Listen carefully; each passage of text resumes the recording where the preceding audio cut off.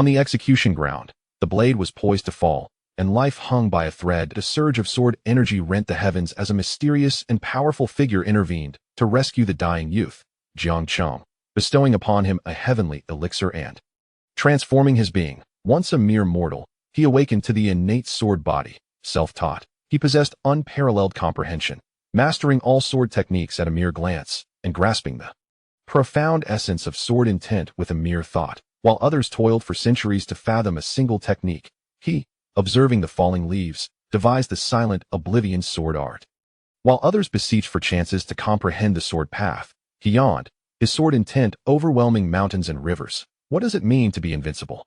A single sword strike, and gods and demons are extinguished. While I exist, eternity bows before me. From a condemned prisoner on the execution ground to a figure who suppresses the heavens with his sword, he neither competed nor contended, yet made the 9 realms tremble. He exhibited neither rage nor fury, yet forced the celestial emperor to kneel beneath his blade. The world knew only this. The day Jiang Cheng drew his sword marked the arrival of invincibility. Chapter 1. The Execution Ground Incident. Father, Mother.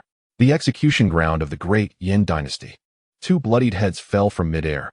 Jiang Cheng, dressed in tattered clothes, had eyes wide with rage. He was being held captive, and despite his desperate struggles, he couldn't break free of his shackles. His throat was hoarse from screaming, tears streaming down his face, but he could only helplessly watch as the executioner kicked the 2 heads aside. Sir, of Jiang Yang's family, only that little beast remains. A sycophantic lackey with a pointed snout and monkey-like face fawned beside the executioner. Oh, what are you waiting for? Execute him. The executioner, a portly middle-aged man, casually tossed another execution warrant to the ground. The executioner raised his executioner's blade, but he felt the chill on the back of his neck. Jiang Cheng gave a bitter laugh. Father, Mother, your son is unfilial. I cannot avenge you.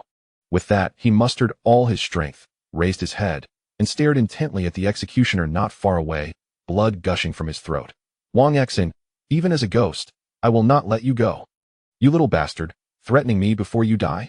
How dare you? The executioner roared in fury, shoving all the execution tokens on the table in front of him onto the ground. What are you waiting for? Execute him. Execute him now. Seeing Wang Xin's rage, the executioner didn't say a word and swung his blade down. Jiang Cheng felt a pang of desolation and resignedly closed his eyes that he wasn't a fool. The Jiang family held considerable influence in the great Yin dynasty. Although they had a grudge against Wang Xin, he didn't believe that Wang Xin alone would dare to attack the Jiang family. There must be someone behind this, but now that he's fallen to such a state, he has no chance to find the mastermind. A few breaths later, the expected pain didn't occur. Jiang Cheng looked up in astonishment. He saw a figure wearing a half-silver mask standing before him. A wisp of silver light slowly emanated from above the figure's head. The decapitation blade, over a meter long, was pressed against that silver light, unable to penetrate further. You are? Jiang Cheng asked, somewhat bewildered. The laws of the great Yin dynasty were strict. Breaking into an execution ground was a capital offense. Is he a former member of the Jiang family? He doesn't seem like it. The masked figure didn't answer. Wang Xin flew into a rage. Who goes there? How dare you cause trouble at the execution ground of my great Yin dynasty? Upon hearing Wang Xin's words, a disdainful sneer appeared on the lips behind the mask. A mere dynasty dares to threaten me? As the masked figure finished speaking, a powerful aura emanated from him. The ground beneath his feet shattered instantly. The executioner was sent flying more than 10 meters away. Wang Xin's face paled instantly on the platform. This masked figure was actually a cultivator, and an extraordinary one at that. Today, this brat may die, but he will certainly not die by your hand, the masked figure said mockingly, looking at Wang Xin. Wang Xin was restless. Being stared at so intently by such a powerful cultivator, he was afraid to even sit down. But what did this person mean by that? Was he not here to rescue Jiang Cheng? Senior, please help me kill him. Jiang Cheng mustered all his strength, raising his hand and pointing at Wang Xin. Wang Xin's eyelids twitched wildly, terrified that this powerful cultivator would actually believe Jiang Cheng and kill him. The masked figure glanced at Jiang Cheng. I won't help you kill anyone. If you want revenge, you'll have to rely on yourself. With that, he took out a white jade bottle. In this bottle is a pill called the Heavenly Pill, which I obtained during my travels. It's said to have been passed down from the upper realm. For ordinary people, taking it means almost certain death. But if they survive, they will have many opportunities. Seeing your proud spirit, I don't want to see you die a miserable death. I myself am reluctant to consume this pill. If you're willing, take it. As long as you don't die on the spot, I will take you as my disciple." Jiang Cheng immediately understood that while the masked figure had saved him, he was also using him as a guinea pig. But right now, he had no other choice. "Senior, I'll take it." "Good." The masked figure's eyes lit up. He knew the origin of this pill all too well. Those capable of absorbing it in this world were extremely rare. Just now, he had sensed the murderous intent and hatred emanating from Jiang Cheng. A thought struck him. Jiang Cheng possessed an inherent pride, and coupled with his current hatred, perhaps he could suppress the pill's effects. Furthermore, he had also detected a trace of unusual bloodline power within Jiang Cheng. Soon, the bottle opened, and a white pill, glowing with a halo, slowly floated to Jiang Cheng's lips. "Open your mouth," the masked figure said calmly. Jiang Cheng obediently complied. The white pill, like a warm current, flowed directly into Jiang Cheng's mouth. Instantly, Jiang Cheng felt an indescribable, powerful force erupt within him. It felt as if it were tearing his body apart. "Ah!" Jiang Cheng let out a piercing scream. "Kid, hold on." The masked figure, who had been so calm just moments before, now clenched his fists in uncontrollable tension. The ropes binding Jiang Cheng snapped completely. Along with them, inch by inch of Jiang Cheng's skin broke. "Roar!" Jiang Cheng roared softly, venting his unbearable pain. The crowd around the execution ground had already retreated far away. In their eyes, Jiang Cheng looked like a blood-soaked monster. Wang Xian, on the platform, couldn't help but swallow hard. "I said cough, I said. Even as a ghost, I won't let you go." Jiang Cheng's neck cracked. He spat out a mouthful of blood, and with difficulty, fixed his gaze on Wang Xian, then stomped his foot on the ground. In Wang Xian's eyes, Jiang Cheng was like a human cannonball, hurtling closer and closer. Bang! Jiang Cheng made no fancy moves, directly slamming into Wang Xian. With this impact, half of Wang Xian's body exploded into a bloody mist. His eyes were wide open. He was clearly lifeless. At the same moment, Jiang Cheng's life force began to rapidly weaken and fade. The masked figure arrived beside Jiang Cheng, his brows furrowed slightly. "Failed again." He sighed and shook his head, preparing to leave. Just then, a soft voice came from behind. "Cough, cough, senior. Didn't you say that if I were lucky enough to survive, you would take me as your disciple?" The masked figure turned around, just in time to see Jiang Cheng, covered in blood, forcing a shrill, bitter laugh at him. "Good lad." Chapter 2. The sword sect. The masked figure let out a hearty laugh, about to speak when he noticed Jiang Cheng's head tilt, and he fainted. He hurriedly approached to assess Jiang Cheng's condition. After confirming that there was still a faint breath left in him, he effortlessly lifted Jiang Cheng with one arm. His gaze swept across the execution ground, and not a single person dared to meet his eyes. Having already taken Jiang Cheng as his disciple, he resolved to handle this minor inconvenience on his behalf. With a gentle upward motion of his right hand, ripples began to form in the sky. At the center of these ripples, a long sword, forged from condensed spiritual energy, suddenly materialized. Adjusting the silver mask upon his face, the next moment, the masked figure vanished from the sight of the crowd, carrying Jiang Cheng with him. As they disappeared, the sword of spiritual energy plummeted straight down to the center of the execution ground. Like an indomitable divine weapon, it effortlessly embedded itself into the ground. In that instant, the entire earth began to tremble violently. A terrifying pressure emanated from the location of the spiritual sword, radiating outward. Boom! For a distance of 10 miles. Everything visible was engulfed by this oppressive force, reduced to mere ashes. With a series of thuds, several figures plummeted from the void above, landing awkwardly amidst the desolation of the execution ground. Could these be the legendary super-strong beings of the Nirvana realm? Their faces were ashen, and their eyes were filled with terror. Even the faintest trace of the masked figure's aura sent chills down their spines. Not to mention the destructive power unleashed by the spiritual sword. In the Great Yin Dynasty, they were among the strongest of warriors. Yet, having been some distance away from the execution ground, they had nearly succumbed to the residual force of that spiritual sword. Observing the chaos of the execution ground, the figures furrowed their brows tightly. 3 days later, Jiang Cheng's eyelashes fluttered slightly. Beside him, the masked figure chuckled lightly. "Awake? Senior, where's this place?" Jiang Cheng asked as he climbed out of bed, surveying his surroundings. "The sword sect." "The sword sect?" Jiang Cheng looked perplexed. "The sword sect is a sect in your barbarian state. I have taken care of everything for you. From now on, you shall be a disciple of the sword sect." Jiang Cheng frowned slightly. "But senior, you said if I did not perish after taking the heavenly pill, you would accept me as your disciple. I have some matters to attend to, so for the time being, you must cultivate here in the sword sect. Furthermore, after consuming that heavenly pill, you are now a practitioner at the initial stage of the Qi refinement realm. Jiang Cheng was momentarily taken aback, sensing a flow of spiritual energy within him. The masked figure pushed his hand forward, and a silver ring appeared beside Jiang Cheng. This storage ring, like the heavenly pill, comes from the same source. It contains surprises I have left for you. You can activate it by infusing it with spiritual energy.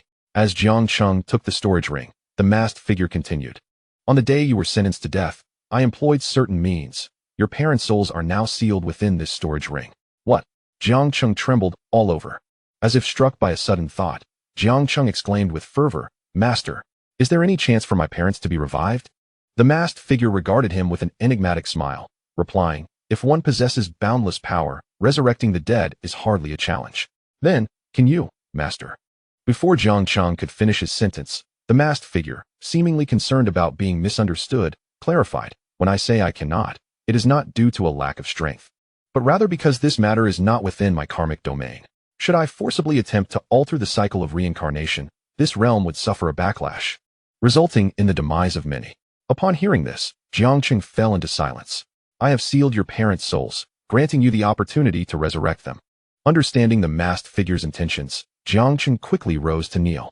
However, with a gentle gesture, the masked figure halted him, lifting him back to his feet with a soft, comforting force. Do you comprehend why I placed you in the sword sect? Jiang Cheng shook his head. My martial techniques are beyond your current grasp. Although the sword sect is not the most formidable sect in the barbarian continent, it is the optimal place for you to learn the art of the sword. Furthermore, within the sword sect lies a soul sword capable of devouring and restoring souls. Is it your wish for me to obtain that soul sword?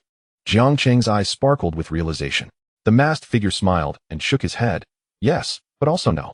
The sword sect was once a pinnacle force across the entire nether continent thousands of years ago, yet it has gradually declined. Now merely a first-rate power in the barbarian continent, with a significant gap in its disciples. That soul sword is a reward for the chief disciple of the sword sect, a position that has remained vacant for centuries. Do you desire for me to vie for that chief position? Jiang Cheng, not lacking in intelligence, discerned the masked figure's implication. The masked figure nodded. You have only 1 year. After a year, I shall seek you out. If you have not become the chief disciple of the sword sect by then, I will depart alone. After a moment's hesitation, Jiang Cheng asked, Master, may I know your name? The masked figure's gaze turned towards the window. Someone has come to seek you. If, upon my return in a year, you have achieved the position of chief disciple, I will reveal my name to you. With that, his figure gradually faded from view. In the midst of Jiang Cheng's astonishment, the door to the room swung open, revealing 2 young men clad in the attire of the sect. Jiang Cheng examined them closely, and the young man on the left smiled. You need not be anxious. We are both outer disciples of the sword sect. I am Mingyue, and he is Qingfeng. Elder Luo has already informed us that you will be one of us from now on. Consider us your junior brothers. Here, take your disciple token. Jiang Cheng accepted the disciple token from Mingyue, remaining silent. Mingyue continued, I see your injuries have nearly healed.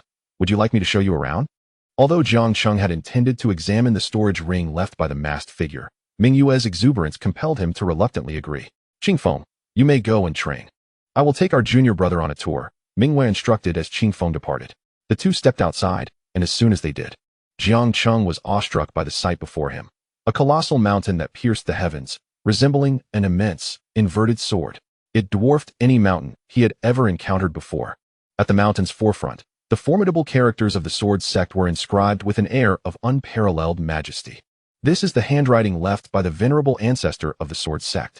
It embodies an infinite sword intent, and the outer disciples often come here to comprehend its essence. I, too, have indulged in this endeavor, yet after all these years, I have merely scratched the surface. As you embark on your journey of cultivation, you may find yourself somewhat perplexed regarding the path of training. Cultivators ascend from weakness to strength, traversing realms such as Qi refinement, spirit gathering, foundation establishment, core formation, nascent soul, sea covering, wool turning, spirit transformation, and finally, nirvana. As Mingyue spoke, a smile graced his features as he turned back. However, upon turning, he was taken aback. Chapter 3, Sword Intent. Jiang Cheng, who was initially marveling at the exquisite craftsmanship of the sword sect's ancestor, suddenly perceived the words sword sect on the mountain before him flicker with electric brilliance, transforming into a sword that lunged toward him. Jiang Cheng's pupils constricted in shock. In that instant, everything around him seemed to freeze. He could even hear the rhythmic thumping of his own heart. Though the sword moved with an astonishing slowness, Jiang Cheng felt as if it could cleave the very heavens and the earth. His heart trembled. Was this the sword intent left by the ancestor of the sword sect? A single sword strike wielded the supreme sword intent that could render the world void. As he beheld the approaching blade, an inexplicable thrill surged within him. Far from feeling fear, he boldly advanced toward the sword. The blade pierced directly into his brow. Ha ha, I am not alone on this path. In the distance, Jiang Cheng seemed to hear the boisterous laughter of an elder, as if countless swords resonated in unison around him. Boom! A terrifying aura erupted from within Jiang Cheng. Mingyue staggered back 100 paces before he could finally steady himself. He gazed at Jiang Cheng, who stood 100 steps away in disbelief. At that moment, the ground within 100 paces around Jiang Cheng was desolate, with sword marks spreading like a web in all directions. The elder's laughter resonated in Mingyue's ears, explaining his astonishment. For that laughter was none other than the laughter of the ancestor. Furthermore, as that overwhelming aura surged forth, Mingyue's own sword at his waist began to tremble slightly. If not for Mingyue gripping it tightly, the sword would have soared toward Jiang Cheng. Was this the manifestation of perfected sword intent? Mingyue was astounded. He had been at the sword sect for a decade. Yet his understanding of sword intent was merely superficial. But what of Jiang Cheng? Indeed, he had only been at the sword sect for a few days. Yet during that time, he had been in a state of delirium. Awakening just now, he had comprehended his own sword intent from the legacy of the ancestor. How terrifying was this? Let alone him. Even the entire sword sect had never heard of anyone grasping sword intent in a single day. Moreover, it was perfected sword intent. As far as Mingyue knew, many of the inner sect's prodigies had yet to fully comprehend sword intent. Whoosh, whoosh, whoosh. Just as Mingyue sank into shock and self-doubt, dozens of formidable auras emerged around him. These auras emanated from the esteemed figures of the inner sect. The least among them were of elder status. At that moment, they were all drawn to Jiang Cheng. Who was this young man? How could he comprehend the sword intent of the ancestor? The speaker, clad in a gray robe, revealed a look of astonishment. Beside him, another voice, equally shocked, exclaimed, "No. This young lad has comprehended a new sword intent from the ancestor's sword will. It is a sword intent that truly belongs to him." The moment this declaration was uttered, nearly all the formidable members of the sword sect's inner circle were left dumbfounded. How could Jiang Cheng, merely in the early stages of qi refinement, grasp his own sword intent? This left these venerable beings, who had lived for hundreds of years, utterly bewildered. It is worth noting that even among them, most had inherited the sword intents of their predecessors. The ability to comprehend and create one's own sword intent is an exceedingly rare phenomenon. Am I merely blind? Why do I perceive this youth as possessing only ordinary aptitude? At this moment, a late-arriving figure clad in blue robes expressed his astonishment. He was Lian Sheng, the deputy sect master of the sword sect, a formidable individual who had already reached the transformation stage. With the sect master absent, the authority within the sect lay firmly in his hands. Moreover, at under a century old, Lian Sheng was remarkably youthful, with the potential to eventually step into the legendary realm of nirvana. Yet, even he could not discern any exceptional quality in Jiang Cheng. The surrounding sword sect experts wore expressions of confusion. Logically speaking, if Jiang Cheng could indeed derive his own sword intent from the ancestor's lingering will, he would undoubtedly be a prodigious genius, a being of monstrous potential. However, even if one were to randomly select an individual from the sword sect, their qualifications would likely surpass those of Jiang Cheng by a considerable margin. Could it be that the ancestor has erred? Among those present, Lian Sheng held the highest status. Thus, all eyes turned to him, and he forced a wry smile as he uttered a clumsy explanation he scarcely believed himself. A profound silence enveloped the crowd. They had come from the inner sect specifically to witness this individual recognized by the ancestor. If he were indeed a genius, he would certainly be welcomed into the inner sect for meticulous cultivation. Yet the pressing question remained. With such ordinary qualifications, Jiang Cheng's future seemed all but predetermined. Even if he possessed formidable sword intent, what use would it be if his cultivation failed to advance? At this moment, Jiang Cheng remained oblivious to the external commotion. After the long sword embedded itself in his forehead, he found himself immersed in a peculiar state. It felt as though, at that instant, if he held a sword in his hand, he could cleave through the heavens and the earth. The sword intent left behind by the ancestor was that of a powerful warrior. As the name suggests, he hoped for his descendants to tread the path of strength. Yet, Jiang Cheng misinterpreted this, for it was akin to his first encounter with practitioners and sword intent. Thus, he perceived an invincible aura from the ancestor's sword will. Consequently, his sword intent became that of invincibility. What does invincibility mean? It signifies, before I draw my sword, we are both dark horses. But once I unsheath my sword, I apologize, for I am invincible, and you are at my mercy. With a sudden blink, Jiang Cheng opened his eyes to discover countless long swords trembling and piled around him.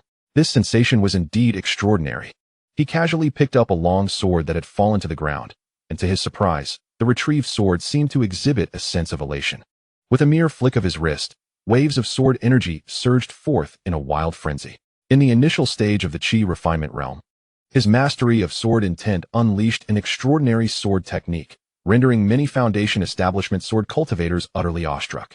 Jiang Cheng swallowed hard, his gaze drawn to a group of sword sect disciples, who had been repelled several dozen meters by the sword waves he had released. Junior brother Jiang Cheng, have you truly achieved mastery in your sword intent? Mingyue, who had previously been wary of potential harm, approached only after Jiang Cheng sheathed his sword. Mastery? Jiang Cheng was taken aback. Sword intent is classified into various stages: minor achievement, major achievement, pinnacle, perfection, and great perfection.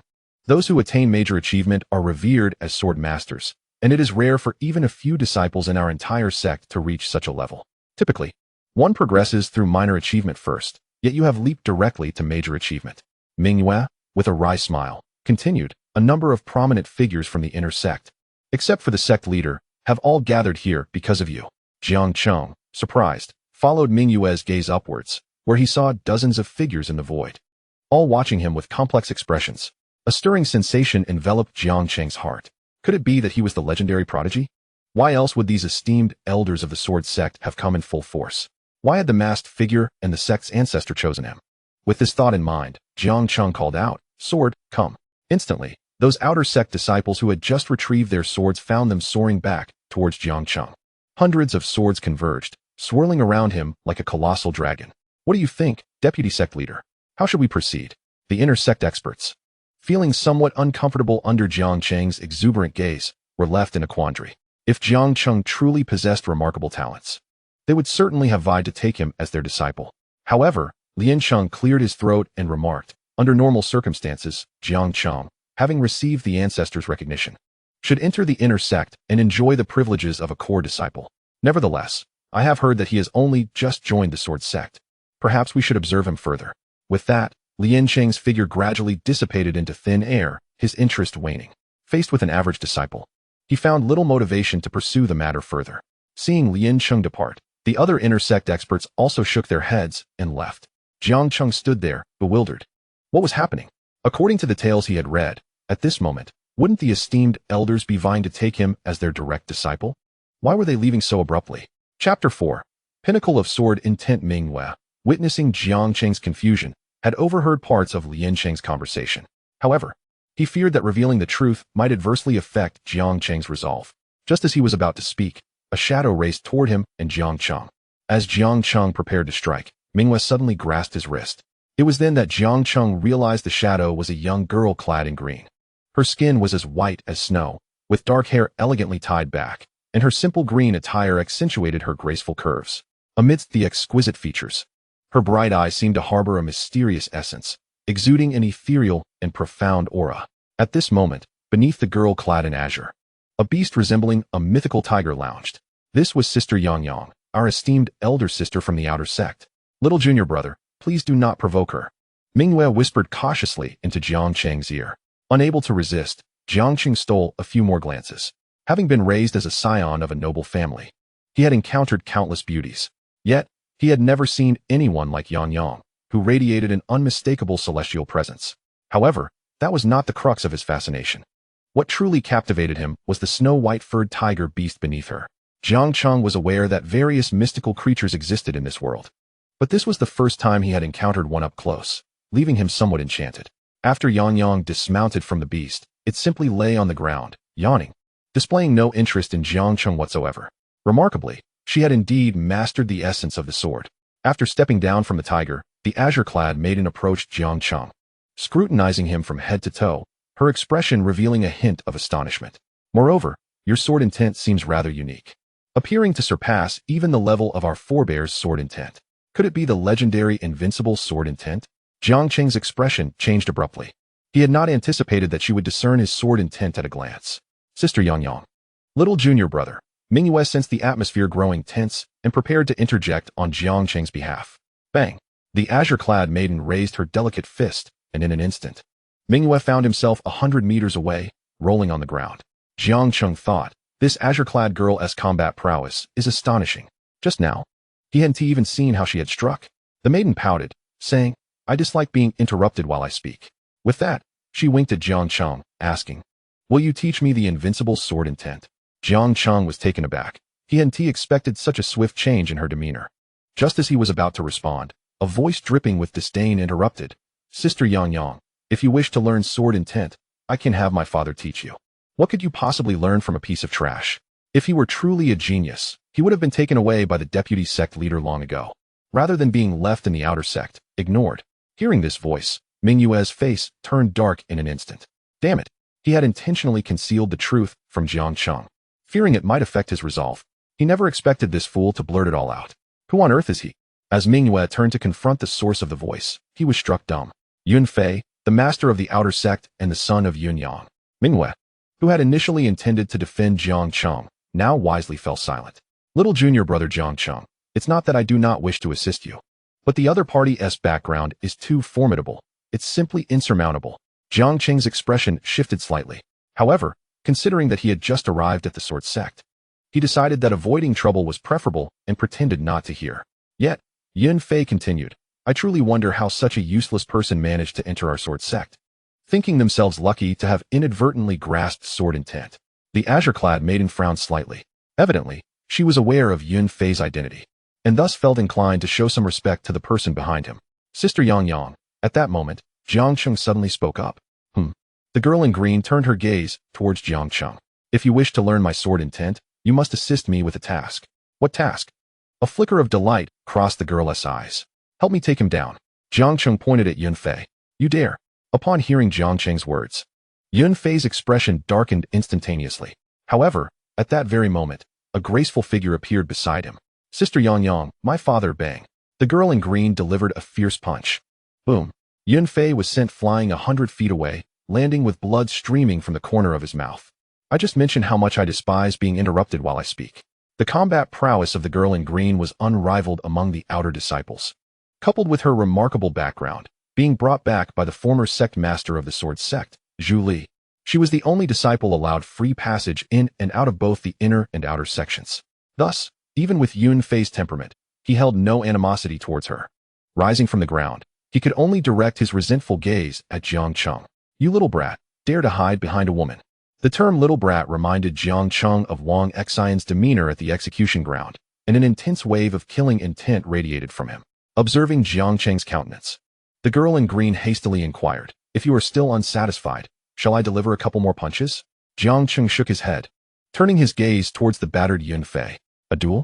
Hearing Jiang Cheng's words, the girl's expression transformed abruptly. You are merely at the initial stage of qi refinement. While he is at the initial stage of foundation establishment, there is a significant disparity in your realms. You are no match for him. Before Jiang Cheng could respond, Yun Fei burst into laughter. You dare to propose a duel, kid?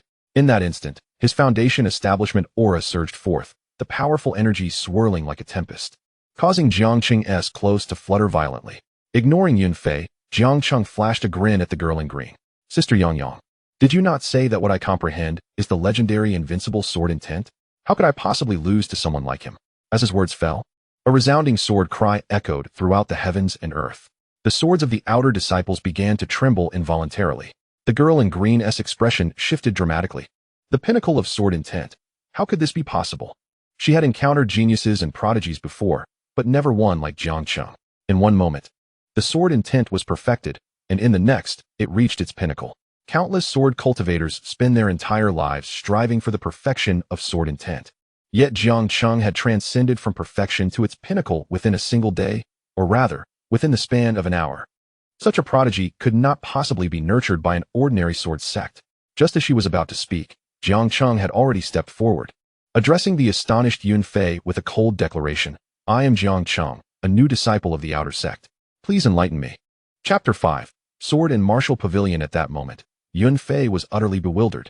Jiang Cheng, merely 18 or 19 years of age, had already mastered the essence of sword intent, which could be deemed as genius.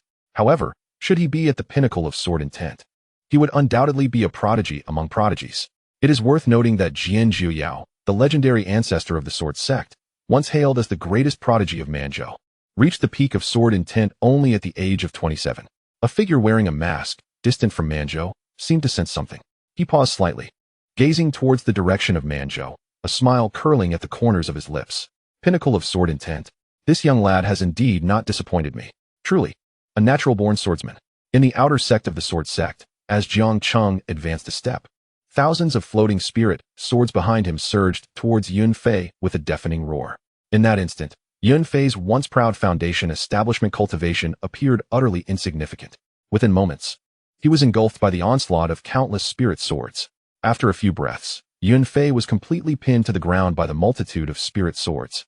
Lifeless and breathless, everyone around was left in a state of shock. Did he just kill him? Jiang Cheng, who had just arrived at the sword sect, had actually slain the son of the outer sect's master, Yin Yang. Oh no, little junior brother, you've caused a great disaster. Not far away, witnessing the normally arrogant Yun Fei being subdued, Mingyu felt a thrill of satisfaction, but the seriousness of the situation left him in a state of panic. The girl in the green dress looked at Jiang Cheng, concern flickering in her eyes.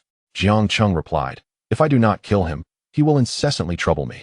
Moreover, if I do not eliminate him, my sword intent will struggle to progress further." The girl in green nodded, "But now you have landed yourself in big trouble." At that moment, a roar echoed from the outer sect. "Who has slain my son?" The instant the voice resonated, Jiang Cheng felt a surge of blood and chi churning within him, and he spat out a mouthful of blood. "I will take you to a place," the girl in green said, seizing Jiang Cheng's wrist. In the next moment, Jiang Cheng felt the scenery before him blur. Just as the two vanished, a figure clad in a brown robe appeared at their previous location. Upon seeing Yun Fei, impaled by thousands of spirit swords, he was overcome with grief. Grabbing a nearby disciple who was still in shock, he demanded, "Where is the culprit?" His voice was akin to a chilling echo from the depths of the abyss. Filled with terror, the disciple, trembling with fear, stammered, "Master, the person has been taken away by Sister Xianyuan." Xianyuan. His eyes widened in rage, and the next moment, he vanished from his spot once more. Meanwhile, Jiang Cheng and the girl in green had arrived in a secluded pavilion. Jiang Cheng was uncertain why the girl had brought him here, as she offered no explanation. As soon as they entered, she called out loudly, "Old man, come out quickly." At her summons, a figure in gray robes emerged, visibly displeased. "What is it now, girl? Did I not tell you?"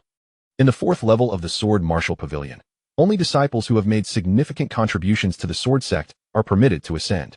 Though you are a person brought back by the sect leader, this rule was established by our ancestors. The girl in the green attire rolled her eyes, exclaiming, "Enough with the pleasantries. I am not here to have you grant me special access. What is the reason for this?" The old man in the gray robe sighed in relief upon hearing her words. He had been quite tormented by her insistence during this time. He had committed murder outside the sect. The girl in the green attire pointed at Jiang Cheng. "Murder?" The gray-robed elder's face turned ashen. "You should have taken him to the law enforcement hall. The ancestors decreed that while disciples of the sword sect may spar, they must not take lives." "He killed Yun Fei," the girl in green added. The gray-robed elder was struck dumb by this revelation. "Then he must certainly be sent to the law enforcement hall. With Yun Yang's protective nature, if you bring him here, he will surely cause chaos. However, he is someone favored by your sword sect's ancestors," the girl in green insisted. The gray-robed elder fell silent for a moment, then grimaced.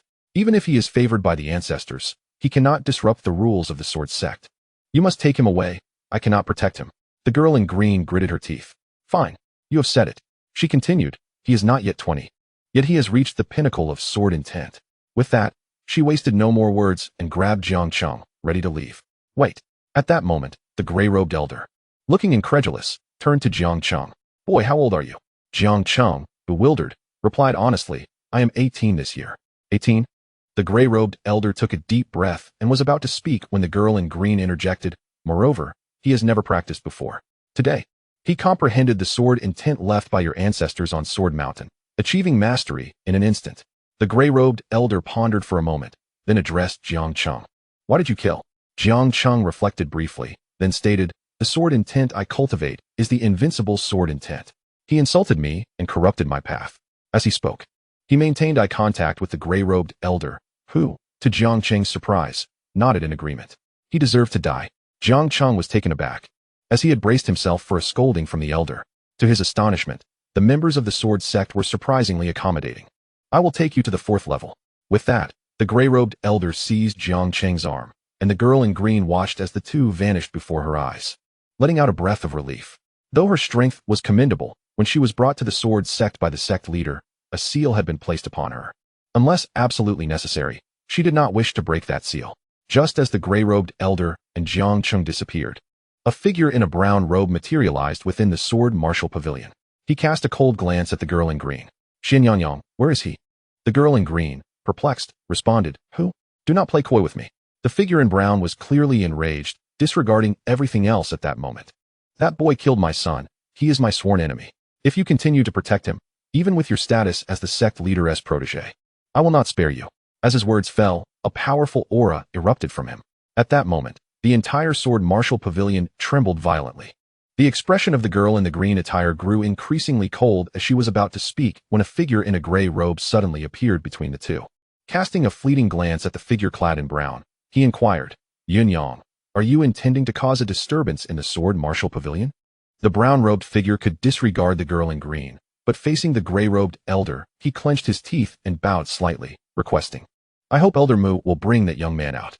The gray-robed elder shook his head, replying, You have arrived too late. I have already delivered him to the sword steel left by the ancestor on the 4th floor. At this moment, he is receiving the ancestor's legacy. Upon hearing the elder's words, the brown-robed figure's countenance darkened. Elder Mu, to my knowledge, only disciples who have made significant contributions to the sect are permitted to observe and learn on the 4th floor of the sword martial pavilion. Would you not consider this an abuse of power? Chapter 6. What does it mean to be invincible? Abuse of power? The gray-robed elder sneered coldly at the weighty accusation placed upon him. The ancestor once stated, In this sword martial pavilion, my word is law. What are you in comparison? How dare you challenge me? You. The brown-robed figure gritted his teeth. Truthfully, had this been anyone else, he would have acted without hesitation. However, the identity of Elder Mu was exceptionally unique. He was the sword servant of the ancestor of the sword sect. Despite being merely a sword servant, his mastery of swordsmanship ranked among the top 3 within the entire sect. The brown-robed figure recognized that he was not a match for the elder. Thus, despite his fury, he maintained his composure, forcing a smile as he spoke. Ha! What a fine sword martial pavilion where you hold absolute sway. Elder Mu, I stand corrected. However, I assure you, Yin will not let this matter rest. I will convey your exact words to the inner sect, and then, the truth shall be determined by Vice Sect Master Lian. At that moment, the sword sect was without its leader, Zhu Li, and all matters, large and small, were under Lian Cheng's authority. Jiang Cheng had attained a profound understanding of sword intent, and although Lian Cheng had visited the outer sect, he had since departed, indicating that he held Jiang Cheng in low regard. Therefore, Yunyang believed that Lian Cheng would make the correct choice between himself and Jiang Cheng. Without further words, Yunyang waved his sleeve and departed. Watching his retreating figure, the girl in green narrowed her eyes. Elder, why didn't you strike him just now? The gray-robed elder sighed in resignation. This matter, after all, is not in our favor. Seeing him so arrogantly reckless earlier, I truly wish to break the seal and teach him a lesson. The girl in green huffed in response. The elder's expression changed abruptly as he quickly admonished. Please don't. Young ancestor, do not act recklessly. If that seal is broken, it could bring catastrophic consequences to the sword sect. With sect master Zhu absent and the ancestor nowhere to be found, if those individuals were to truly come to the sword sect, I fear no one could stop them. The girl in green stuck out her tongue. I know my limits. I was merely impulsively thinking that way for a moment. I won't entertain such thoughts in the future. The gray-robed elder rolled his eyes. Understood. By the way, how long will it take for him to emerge from that sword steel? The girl in green inquired curiously. I don't know. If he doesn't encounter the ancestor, it will probably take about an hour. If he does, perhaps around a day. Why do you ask? The young girl in green shook her head. It's nothing. He said he would teach me his sword intent. The elder in gray was taken aback. You actually believe that? Sword intent is something one must comprehend on their own. It cannot be taught by another. What? The young girl was momentarily stunned, her expression shifting dramatically. Meanwhile, within the sword steel, Jiang Cheng was blissfully unaware of the situation outside. He gazed at a statue of a swordsman in green robes not far from him. Feeling somewhat vexed, there was only this single statue within the sword steel. The problem was that no matter how he called out, the statue refused to acknowledge him. Resigned, Jiang Cheng sat down cross-legged. The spiritual energy within the sword steel was significantly more abundant than that of the outside world. So cultivating here wouldn't be a misfortune after all. He began to channel his invincible sword intent. Jiang Cheng was so focused on cultivating his sword intent that he failed to notice the statue of the green-robed swordsman slowly turning its head towards him. Invincible sword intent? A sudden voice echoed. Jiang Cheng responded with a sound of acknowledgement. What does it mean to be invincible? The voice inquired again. Jiang Cheng rolled his eyes. Naturally. If I wield a sword, who can I not slay? As soon as he spoke, he froze. Wait. It seemed that apart from himself and this broken statue, there was no one else here. He abruptly turned his head and was just in time to see that the statue had come to life. At this moment, the green-robed swordsman was gazing at him. Greetings, ancestor. Jiang Cheng instinctively bowed to the swordsman. The green-robed swordsman waved his hand dismissively. No need for such formalities. Speaking of which, today you have imparted a lesson to me. If I wield a sword, who can I not slay? That is the true state of invincibility. The swordsman sighed, reflecting thoughtfully. What a pity, my sword intent is that of a strong warrior, unworthy of this invincible heart. At this juncture, he turned his gaze to Jiang Cheng. Are you a disciple of the sword sect? Jiang Cheng nodded. At the pinnacle of sword intent? Furthermore, it is a sword intent you have comprehended yourself. You must have been practicing for quite some time, correct? The green-robed swordsman inquired with a smile. Jiang Cheng pondered for a moment. To be precise, it has been less than an hour. The green-robed swordsman suddenly realized that communication with Jiang Cheng was proving to be quite challenging. He had lowered his posture to engage with Jiang Cheng on equal footing. Yet the latter kept trying to show off. How could one endure such a situation? Never mind. Regardless of whether it has been an hour, a month, or a year, achieving the pinnacle of sword intent at your age marks you as an extraordinary talent, far surpassing my former self. It is no wonder that Mu Qin allowed you to enter the sword steel. So, what sword techniques do you wish to learn? This incarnation of mine can only linger for a single day and night. How much you can learn in this time depends solely on you. Instantly, Jiang Cheng's eyes sparkled with excitement. Initially, when Xinyang brought him to the sword martial pavilion, he was completely oblivious. However, when Elder Mu took him to the 4th floor and implanted some information into his mind, everything became clear. Entering this sword steel, with a stroke of luck, could grant him the inheritance of the sword sect's ancestors and immense fortune. It appeared that he was indeed that fortunate individual. Please, esteemed ancestor, do take a look and discern which sword technique would be most suitable for me, Jiang Cheng said with a mischievous grin. You are quite the clever one. The azure-clad sword cultivator chuckled. In the next moment, with a delicate gesture, he imparted a sword technique that materialized in Jiang Cheng's mind. This was the stellar sword technique, comprising 3 fundamental moves. The first, starless trace. The second, starfall obliteration. And the third, eternal star. It was a creation born from my travels among the stars, possessing extraordinary power. However, to fully comprehend and master it, you may require some time. Before the azure-clad sword cultivator could finish his words, he witnessed Jiang Cheng skillfully executing the entire set of stellar sword techniques using merely a branch in front of him. The azure-clad sword cultivator had encountered numerous prodigies after his rise to fame, yet none compared to Jiang Cheng.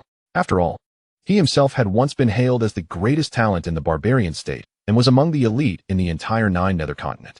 But today, he found himself in the presence of Jiang Cheng. Observing Jiang Cheng as he concluded his movements, the sword cultivator took a deep breath. His sword, sheathed at his waist, flew directly to Jiang Cheng. Use my radiant sword and demonstrate the stellar sword technique once more. Previously, Jiang Cheng's execution of the technique with a branch had yielded only a modest effect, merely evoking the illusion of falling meteors.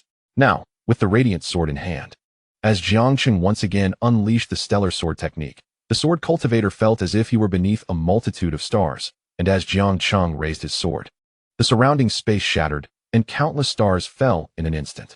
By the heavens, even the azure-clad sword cultivator could not restrain his exclamation. Chapter 7. Is there more? Esteemed ancestor? An hour later, the azure-clad sword cultivator gazed at Jiang Cheng before him, now devoid of his earlier nonchalance. You, young man, are an innate sword cultivator. Jiang Cheng chuckled, for anyone would relish praise, especially when it came from the venerable ancestor of the sword sect. At this moment, he felt a surge of pride. He cleared his throat and addressed the azure-clad sword cultivator, esteemed ancestor. Do you have any additional sword techniques to impart to me? The azure-clad sword cultivator's expression stiffened, his eyelids twitching uncontrollably. Just moments before, Jiang Cheng had already learned no fewer than 10 sword techniques from him. Moreover, each technique had been grasped with remarkable swiftness. This left the once celebrated genius of the barbarian state utterly astonished.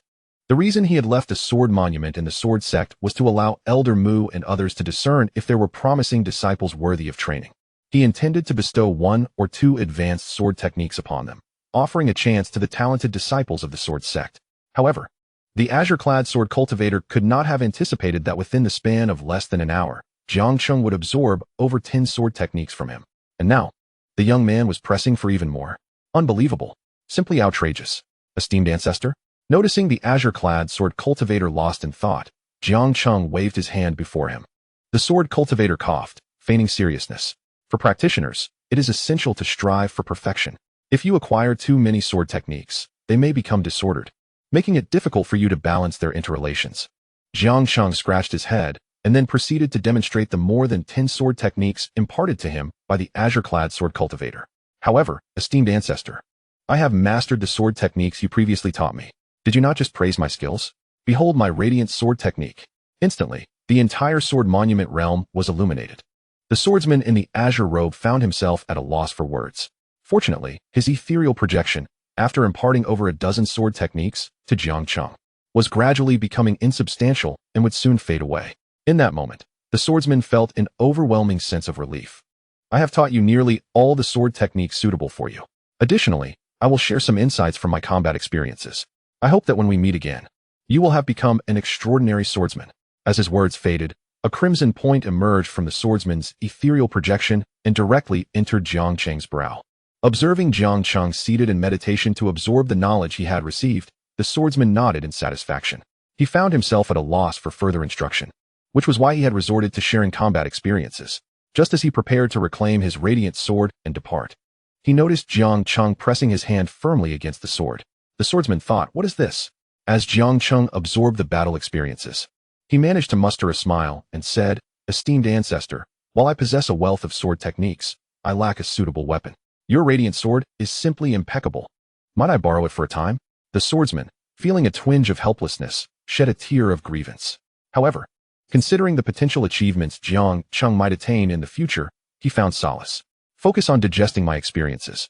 The sword monument will automatically transport you away once you have completed your assimilation. I do not seek for you to elevate our sword sect, but only that you do not tarnish the indomitable sword intent. With those words, the swordsman's form became even more insubstantial. Jiang Cheng, suddenly recalling something, hurriedly asked, esteemed ancestor, if we encounter obstacles on our path to mastering the sword, what should we do?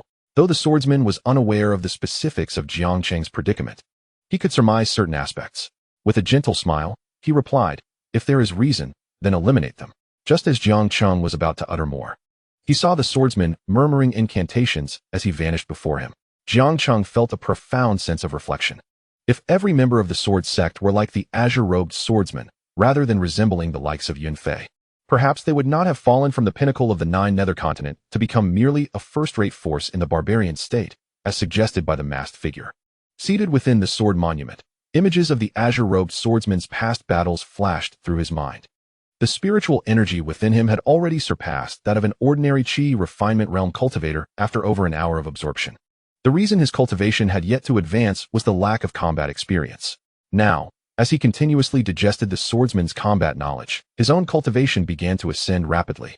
Without any hindrance, in a most exhilarating manner, outside the sword sect, in the sword martial pavilion, Xianyang glared irritably at the stairway. Is that fellow not yet emerged?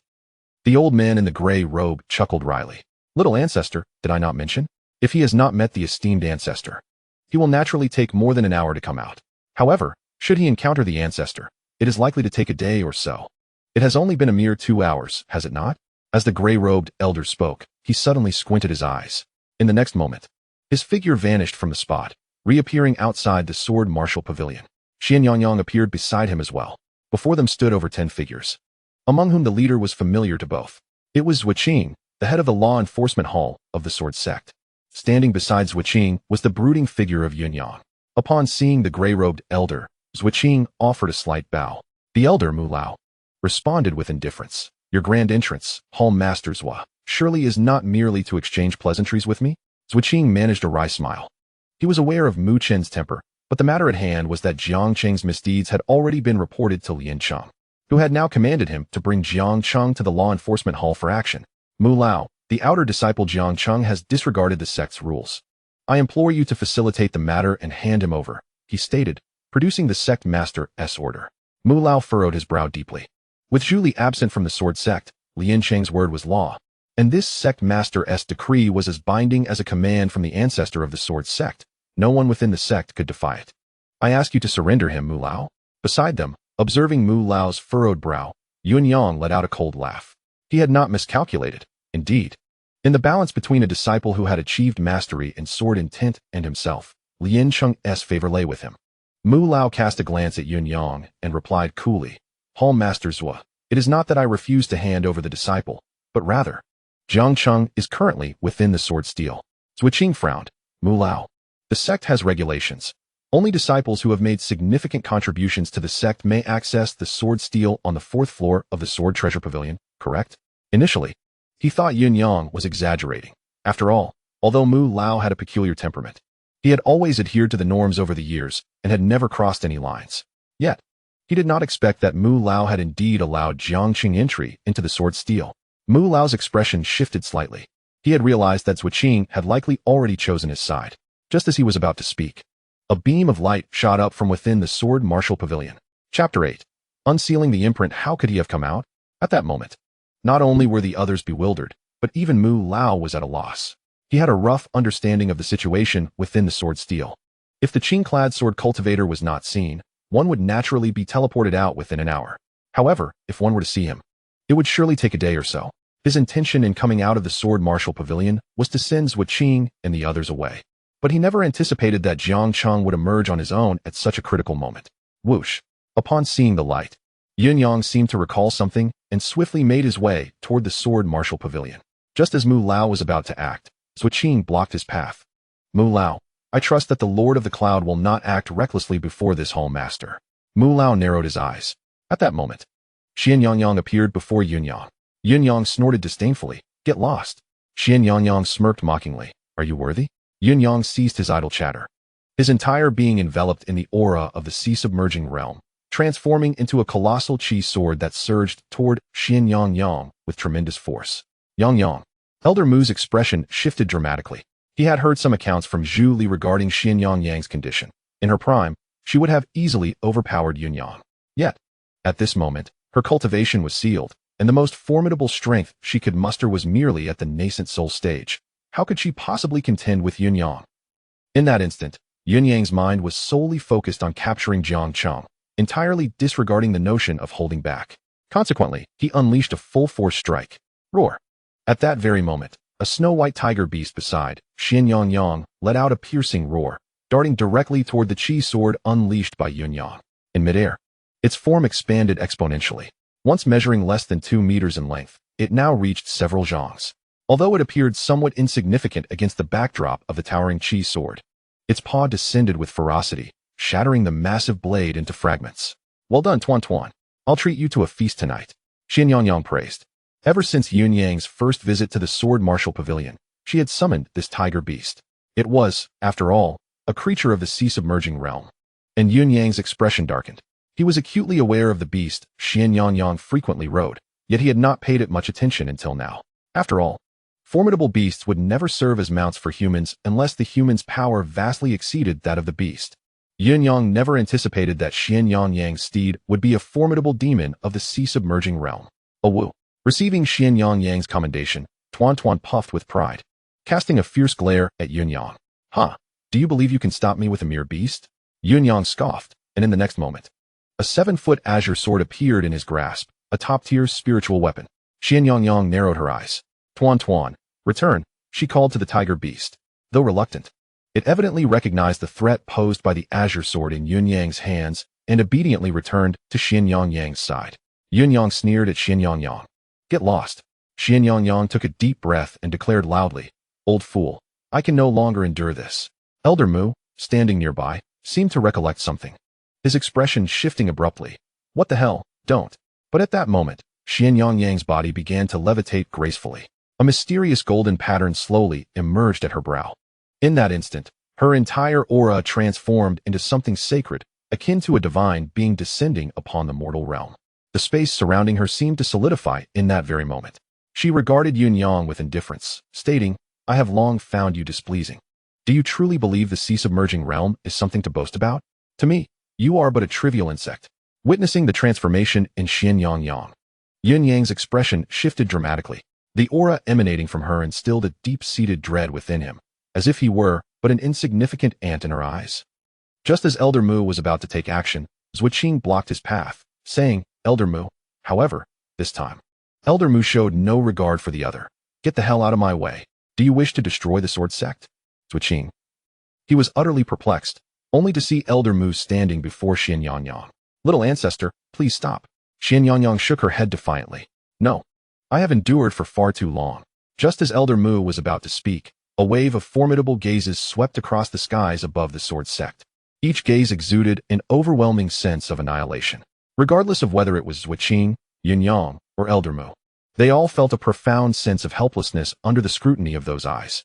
"You must stop. They have noticed you." Elder Mu's complexion changed drastically, and he urged her urgently. Xianyang gritted her teeth. Although she harbored resentment towards Yun-yang, she knew that if she persisted stubbornly, those individuals would soon come knocking. At that moment, the entire sword sect could face utter destruction.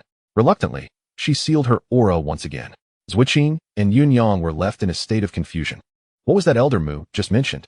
Zhuqing recalled the powerful auras that had swept through the void moments ago, a wave of dread washing over him. Meanwhile, Yun-yang, eager to capture Jiang Cheng, decided to bide his time, curious about the origins of Xianyang. Elder Mu gave a bitter smile. "This matter I shall discuss with Deputy Sect Master Lian later."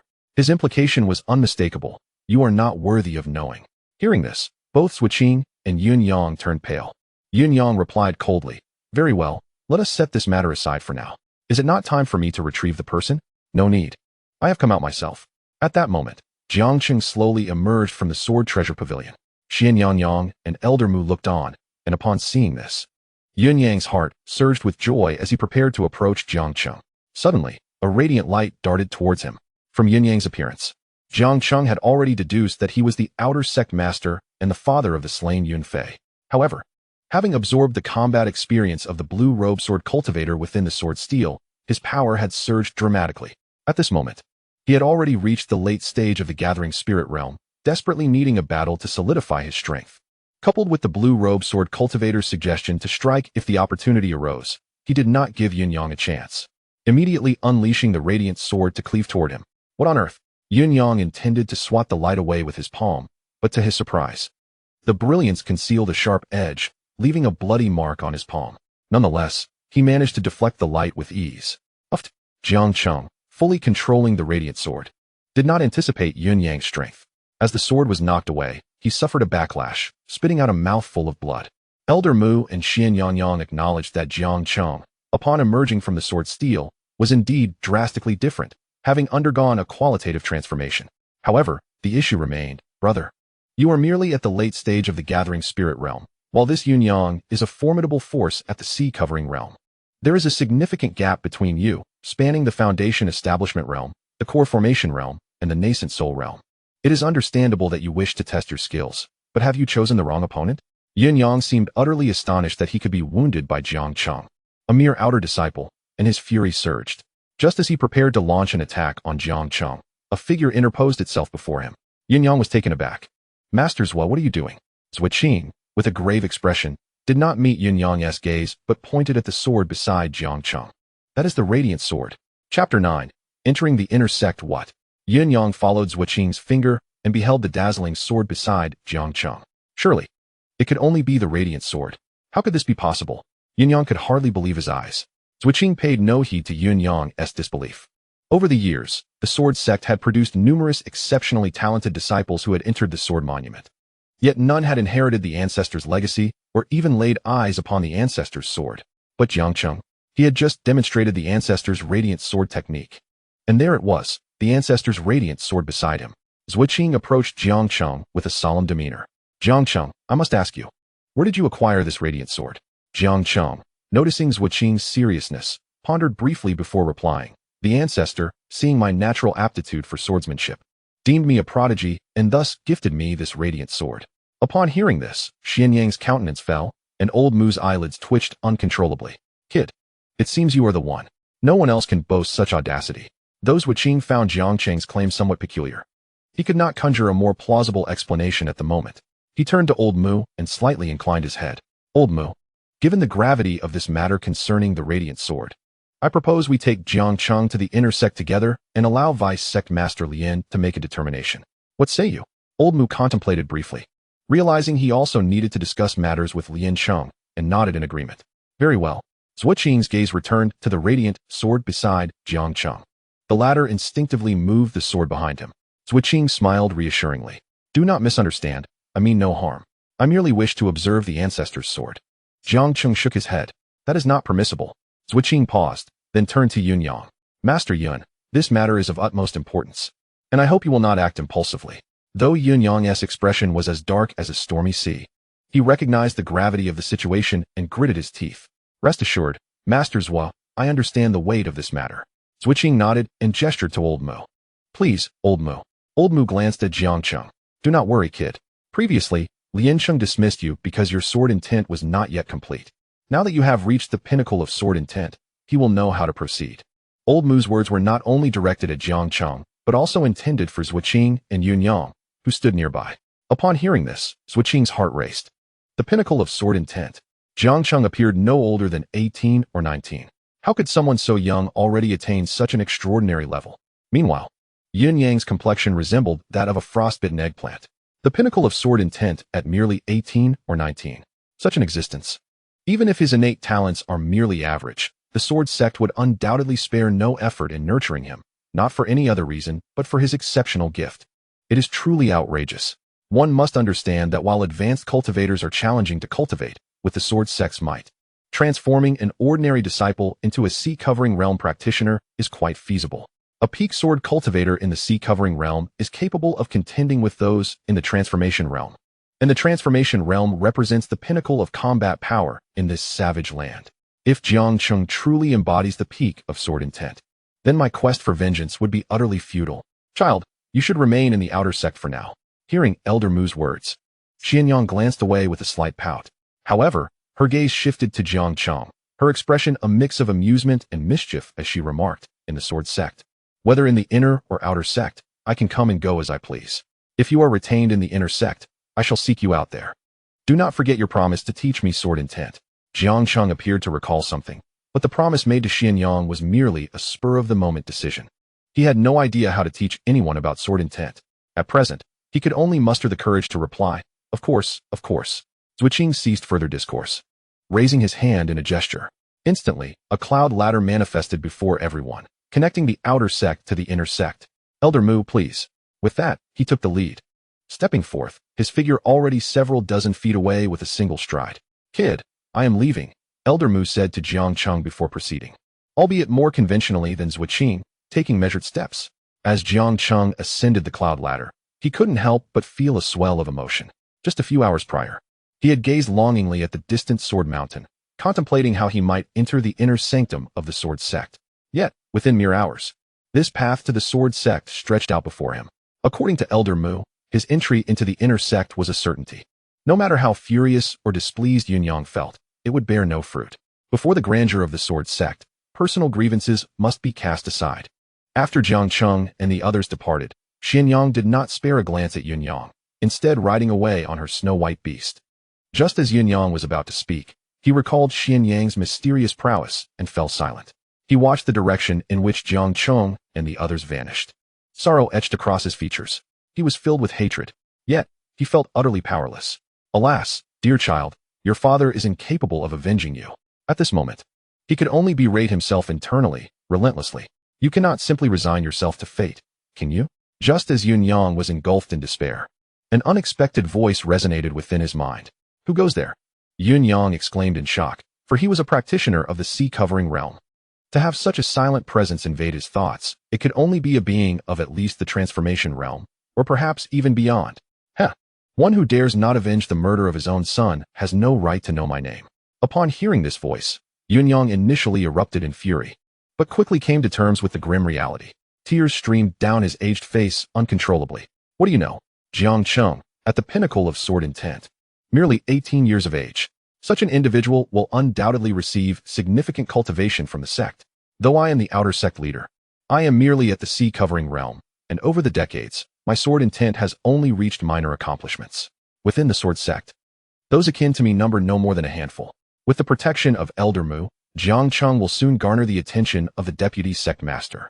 How can I possibly seek vengeance? Within my mind, after hearing Yun Yang's roar, a voice sighed. Your vision is still too narrow. What is a mere sword sect that warrants fear? If you truly wish to avenge yourself, simply heed my words, and I shall assist you in your quest for retribution. How does that sound? Upon hearing this, Yun Yang felt as though he had been doused with icy water. No one in the entirety of Manzhou would dare to utter such words regarding a mere sword sect. Yet, the owner of the voice in his mind spoke so boldly. Unable to contain himself, he exclaimed, Predecessor, you cannot possibly be from the Nine Nether Continent? The voice's owner paused, then coughed lightly, saying, Why not take a bolder guess? Chapter 10. The Ancestor commands my blade in the inner sanctum of the sword sect. As Jiang Cheng gazed at the disciples soaring through the air on their swords, he was filled with profound emotion. While there were indeed outer sect disciples capable of flying, they were but a minority. In the inner sect, nearly everyone could command a sword. Moreover, the cultivation levels of those inner disciples were formidable, the weakest among them having reached the nascent soul realm. Truly, they embody the essence of the sword sect. Even though the sword sect has now receded to Manzhou, its deep-rooted heritage remains unmatched by ordinary sects. Curiously, who is that person? Despite only possessing the cultivation of the spirit-gathering realm, how did he come to be in the presence of Master Zhua and Elder Mu? The disciples looked at Jiang Cheng with expressions of perplexity. His cultivation was a far cry from theirs, and this was not a time for the inner sect to recruit new members. Could it be that this young man is some kind of prodigy? While they were filled with curiosity, Jiang Cheng had already followed Zuoqing and Elder Mu into the great hall of the inner sect. Lian Sheng had received Zuoqing's message and was waiting there in advance. Alongside him were numerous elders of the sword sect, all seated within the hall. As Jiang Cheng stepped inside, he felt an overwhelming pressure descend upon him like a tidal wave. Humph! Elder Mu let out a cold snort, instantly dispelling the oppressive force that surrounded Jiang Cheng. How shameless for these old fellows to flaunt their authority before a younger generation. Elder Mu's gaze swept across the hall, compelling the elders of the sword sect to lower their heads in embarrassment. They had indeed intended to intimidate Jiang Cheng, but they had not anticipated Elder Mu bringing the matter to light. Had it been anyone else, they would have certainly been enraged. But who was he? He was the sword servant of Jian Jiuyao. In the face of such a figure, these elders dared not express their indignation. Lian Cheng cleared his throat and spoke. Elder Mu, the elders merely wish to ascertain whether this Jiang Cheng possesses true capability. Afterward, he shifted his gaze toward Jiang Cheng. Just hours earlier, he had scrutinized this new outer sect disciple, but found himself utterly uninterested in Jiang Cheng at the time. Even though Jiang Cheng had mastered the essence of swordsmanship, his innate talent and physical constitution destined him for limited accomplishments in the future. However, the present circumstances are markedly different. Jiang Cheng has managed to elevate his sword intent from nothingness to mastery within a mere day, and from mastery to its pinnacle. The question now arises, can he attain perfection in the future? Perhaps even great perfection? It is worth noting that if Jiang Cheng's sword intent were to advance further, the sword sect would undoubtedly invest all its resources in nurturing him. Even if Jiang Cheng's cultivation ultimately stagnates at the sea-covering realm, a sword intent perfected at that level would undeniably render him a formidable force in this barbaric land. Thus, at this moment, Lian Cheng's gaze toward Jiang Cheng softened considerably. Jiang Cheng, I have heard from Elder Zhua that your sword intent has reached its peak level. Jiang Cheng glanced at Lian Cheng, but remained silent, as Lian Cheng had previously treated him with indifference. Seemingly attuned to Jiang Cheng's thoughts, Elder Mu kicked him in the rear. You rascal. Answer the deputy sect master when he asks you something. Why are you putting on airs? Jiang Cheng muttered under his breath. He could ignore Lian Cheng, but he had to heed Elder Mu's words. After all, he was currently within the sword sect and could not afford to offend all the influential figures. Nevertheless, he chose not to engage Lian Cheng in conversation. With a swift motion, he summoned the radiant sword from his back. With a casual flick, a resonant hum of the sword echoed throughout the heavens and the earth. Outside, the inner disciples gazed in astonishment at the grand hall where Jiang Cheng and the others were gathered. At that moment, a sword mark appeared in the very center of the hall. Almost immediately, the massive structure split in two and collapsed with a thunderous roar. Sunlight suddenly poured into the hall, bathing everyone in its glow, rendering them momentarily speechless. Elder Mu, with a dark expression, advanced, and unceremoniously kicked Jiang Cheng to the ground. What in the world? I asked you to respond, not to wield your sword. Lian Cheng and the other elders remained silent for a considerable time before he waved his hand dismissively. Elder Mu need not take offense if the hall has collapsed. We can simply have it rebuilt. However, this young man, Lian Cheng, could distinctly sense that Jiang Cheng's sword intent had indeed reached an exceptional level. It is crucial to note that Jiang Cheng is still under 20 years of age. What he had contemplated was Jiang Cheng's potential breakthrough in sword intent. Yet, even if Jiang Cheng's sword intent were to plateau at its peak level, once the sword sect nurtured him to the sea-covering realm, he would still be invincible beneath the divine transformation. It was the deputy sect master who had initially misjudged him. Just as Lian Cheng finished speaking, an elder from the sword sect cleared his throat and interjected, "Deputy sect master Lian, there is no doubt regarding Jiang Cheng's sword intent level. However, the pressing issue is that he has harmed his fellow disciples within the sect. While Yin Yang has chosen not to pursue the matter, if word gets out, it may jeopardize the very rules of our sword sect." The elder's words echoed Lian Cheng's own inner turmoil. The traditions of the sword sect had remained unbroken for countless millennia. Once a precedent was set, it would be challenging to impose discipline on the other disciples. Jiang Cheng toyed with the radiant sword in his hand. "Deputy sect master Lian, I previously inquired of the ancestors within the sword steel. If someone impedes my path of righteousness, what should be done?" The ancestors replied, "If justified, then eliminate them. I had no prior connection with Yunfei, yet he repeatedly mocked and provoked me. As cultivators of the sword, we adhere to the principle of integrity. How could I indulge him?" Upon hearing Jiang Cheng's words, Elder Mu's eyes brightened. Initially, he believed Jiang Cheng was merely acting out of bravado, but to his surprise, Jiang Cheng had already devised a strategy within the sword steel. Indeed, Jiang Cheng's act of slaying Yunfei violated the rules of the sword sect. However, those rules were established by our ancestor. Now, the ancestor has informed Jiang Cheng that if someone disrupts your path, you may justifiably eliminate them. Thus, within the entire sword sect, no one would dare to voice dissent. Lian Cheng evidently did not anticipate Jiang Cheng's bold move. Though he harbored some doubts, for countless millennia, the ancestor's avatar had imparted sword techniques to many, yet this radiant sword had been bestowed solely upon Jiang Cheng. At that moment, Lian Cheng grasped how to proceed. He nodded, acknowledging the ancestor's words. Thus, this matter would be laid to rest. Although Jiang Cheng's actions remained contentious, with the ancestor's name invoked, none present would dare to raise an objection. Lian Cheng regarded Jiang Cheng. "This radiant sword, a treasured blade of our ancestor, is of at least imperial artifact caliber. Although your sword intent is at its zenith, your cultivation remains somewhat lacking. Excessive usage may lead to self-harm." Upon hearing this, Jiang Cheng mistakenly thought Lian Cheng coveted the radiant sword and promptly concealed it behind him. Lian Cheng chuckled heartily. "Fear not. I would not dare to covet a sword granted by the ancestor." Extending his hand, a sword sheath materialized before Jiang Cheng. This sheath, previously acquired by the sect in the Nine Nether Continent, was said to be a relic from the higher realms. Merely the sheath itself had already reached the level of a sacred artifact. "I have no use for it, so I shall bestow it upon you." As he spoke, Lian Cheng seemed to recall something and addressed Jiang Cheng. "If there is nothing pressing, it would be wise not to draw your sword lightly. Look at this grand hall. See what you have done to it." Jiang Cheng offered a sheepish smile, ready to speak. Chapter 11. Did you hear everything? Lian Cheng continued. Everyone is aware of Jiang Cheng's situation. Thus, which elder is willing to take him under their wing? Lian Cheng's gaze swept across the assembly. The elders all lowered their heads in unison. What a jest! Jiang Cheng had already learned sword techniques from the ancestor and possessed peak sword intent. Did he truly lack a teacher? What he lacked were resources for cultivation. Whoever took Jiang Cheng in would essentially acquire a veritable fountain of wealth. Observing the elder's silence, Lian Cheng was about to speak when Elder Mu interjected. "Since none of the esteemed elders are willing to instruct Jiang Cheng, I shall take it upon myself. However, I must forewarn you all, should Jiang Cheng soar to great heights in the future, do not lament your missed opportunity." The elders exchanged knowing smiles. Lian Cheng hesitated briefly. It would indeed be best if Elder Mu were to teach him. However, the Sword Martial Pavilion must not be left unattended. Currently, it is merely a repository of artifacts. It matters not who guards it. Once Jiang Cheng emerged from the sword steel, the avatar of the blue-clad sword cultivator dissipated.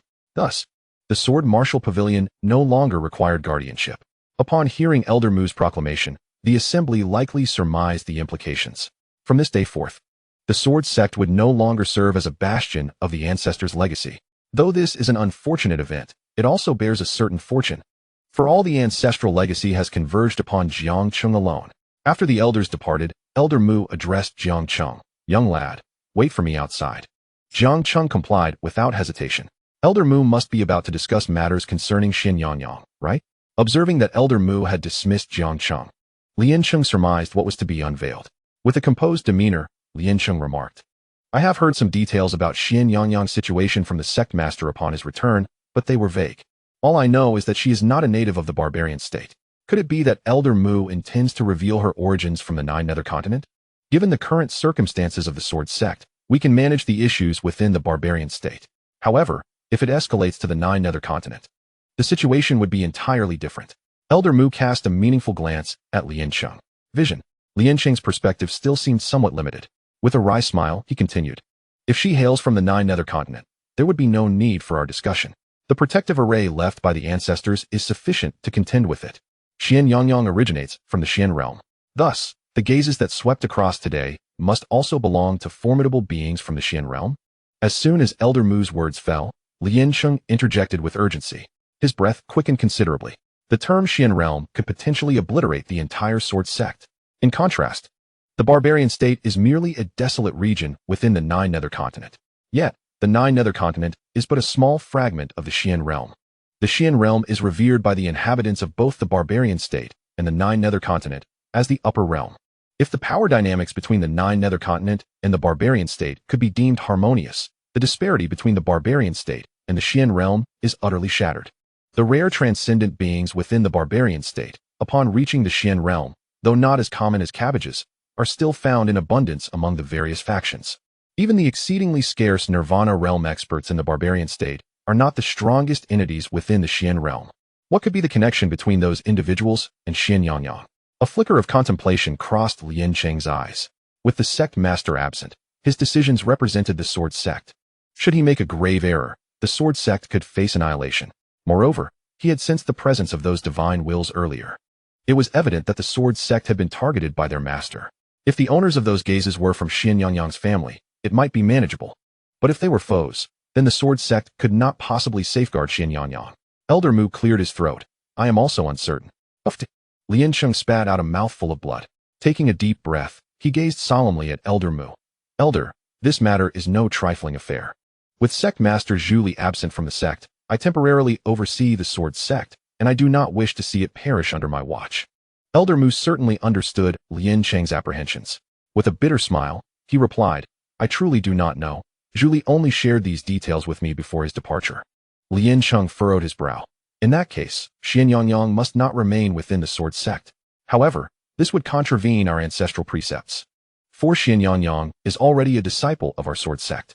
Since Zhu Li brought her back to the Sword Sect, it signifies that returning to the Xian realm is highly unlikely for her. If we expel her, where would Xin Yangyang go? Elder Mu. Lian Cheng interrupted Elder Mu, stating, I am aware that my actions contradict our ancestral teachings, yet I must consider the well-being of the entire Sword Sect and its myriad disciples. I shall seek out Xin Yuan and explain everything to her. If necessary, I shall bear the burden of confronting this villain myself. With resolve, Lian Cheng stepped forward, intent on departing. At that moment, Elder Mu reached out, grasping Lian Cheng's wrist firmly. Lian Cheng frowned. Elder Mu, this is not the time for impulsive decisions. Since you have chosen to speak with me, I trust you understand the dire consequences should those gazes belong to foes rather than allies. What fate awaits our Sword Sect? Elder Mu remained silent for a considerable time before finally responding. I previously heard from Zhu Li that he is heading to the Wanyao mountain range to retrieve something for Xin Yuan. The distance from the Sword Sect to Wanyao mountain is not insurmountable. I shall take a chance and see if I can bring Zhu Li back. Ultimately, it will depend on his words whether Xin Yuan stays or leaves. What if you cannot find him? Lian Cheng fixed his gaze on Elder Mu. If he cannot be found, then the decision of Xuan Yuan's fate shall rest with you. Lian Cheng forced a smile. Elder Mu, it seems you harbor considerable dissatisfaction with my actions. But you must understand that I act for the sake of the Sword Sect's disciples. Elder Mu shook his head. I comprehend your intentions. Yet you must grasp this. The sword is an instrument of the noble, a weapon of integrity, and a blade that refuses to bend or break. Although my disciples of the Sword Sect have languished for millennia, each one possesses a proud spirit. If we were to expel our disciples due to our lack of strength, how would the others perceive the Sword Sect? How could they ever elevate their own swordsmanship? To banish Xin Yuan would not only chill her heart, but also the hearts of countless disciples within our sect. At this point, Elder Mu added with a calm demeanor, "Let us not dwell on this matter further. We shall proceed as I suggested. Everything shall be addressed upon my return." With a wave of his sleeve, Elder Mu exited the grand hall, which lacked even a cover. At the entrance, he encountered Jiang Cheng, whose expression was clouded with worry. "Did you hear everything?" Chapter 12. Yunyang, the Fall Elder Mu, the Vice Sect Master cannot truly intend to expel Sister Xianyuan from the Sword Sect, can he? Jiang Cheng asked, visibly anxious. To speak candidly, since arriving at the Sword Sect, despite various unpleasant experiences, he had found care and protection here, truly considering this place as his home. However, if this home were to cast out its own disciples due to impending threats, Jiang Cheng would undoubtedly feel a deep sense of betrayal. Elder Mu chuckled softly. "Do not fret. Did I not assure you that the Vice Sect Master cannot expel Xianyuan before my return?" Jiang Cheng hesitated for a moment before speaking. "Elder Mu, Sister Xianyuan has safeguarded me. If she is in peril, I cannot remain idle." Elder Mu was taken aback by Jiang Cheng's earnestness, ready to commend him when he heard Jiang Cheng continue. "Yet, my cultivation is currently insufficient. Therefore, Elder Mu, do you possess any rare materials or treasures that could aid me in enhancing my strength?" Elder Mu's expression darkened. It seemed that Jiang Cheng had been calculating his own advantage all along. He rolled his eyes, although he felt somewhat displeased. The words of Jiang Cheng echoed in his mind, prompting him to speak. At present, the Sword Sect, whether it be disciples or elders, even including Lianqing, lacks the integrity that one like you possesses. If every member of the Sword Sect were like you, it would not have diminished to this mere barbarian state. A swordsman possesses a proud spirit. How can one cultivate their sword intent if they are timid? Thousands of years ago, the Sword Sect stood at the pinnacle of the 9 nether continent, not solely due to the efforts of one ancestor, but rather through the blood and sacrifice of countless disciples. Jiang Cheng, intrigued, inquired, "Old Mu, was the Sword Sect truly that formidable in the past?" The azure-clad swordsman could be regarded as the most powerful being Jiang Cheng had ever encountered. While the masked master was indeed impressive, the azure-clad swordsman, being a figure from millennia prior, left Jiang Cheng with the impression that he surpassed all others. This included the glorious sword gifted to him, which, albeit a weapon from the azure-clad swordsman's early days, possessed the quality of an imperial grade, not only in the barbarian state, but throughout the entire 9 nether continent. It would be nearly impossible to find a second sword of its caliber. Indeed, upon reminiscing about the days spent following Jianjiu Yao, Old Mu could not help but straighten his posture, not just in the 9 nether continent, but even in the upper realms. The name of the Sword Sect would cause those lofty beings to change countenance. Jiang Cheng gave a thumbs up, exclaiming, "Impressive." "Enough." Old Mu rolled his eyes. "Why are you flattering me? Are you not simply seeking resources for your cultivation? Though I have lived a life of poverty, the items in my spatial ring are more than sufficient for your training." Old Mu removed the spatial ring from his hand. "Within this ring, you will find the pills and spirit stones you need for cultivation. I will return as soon as possible." Jiang Cheng accepted the ring from him. Old Mu continued, "As for Xianyang, I hope you can keep this from her for a while.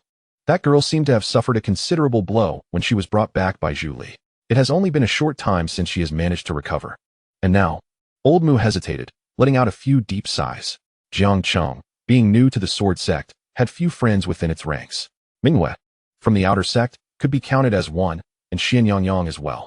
He nodded at Old Mu, assuring, "Rest assured, Old Mu, I will take good care of Sister Yanyang." Old Mu glanced at Jiang Cheng. In truth, he held high hopes for both Xianyang and Jiang Cheng. However, the current Sword Sect was not what it was millennia ago, and could not provide the same level of protection for both of them without concerns.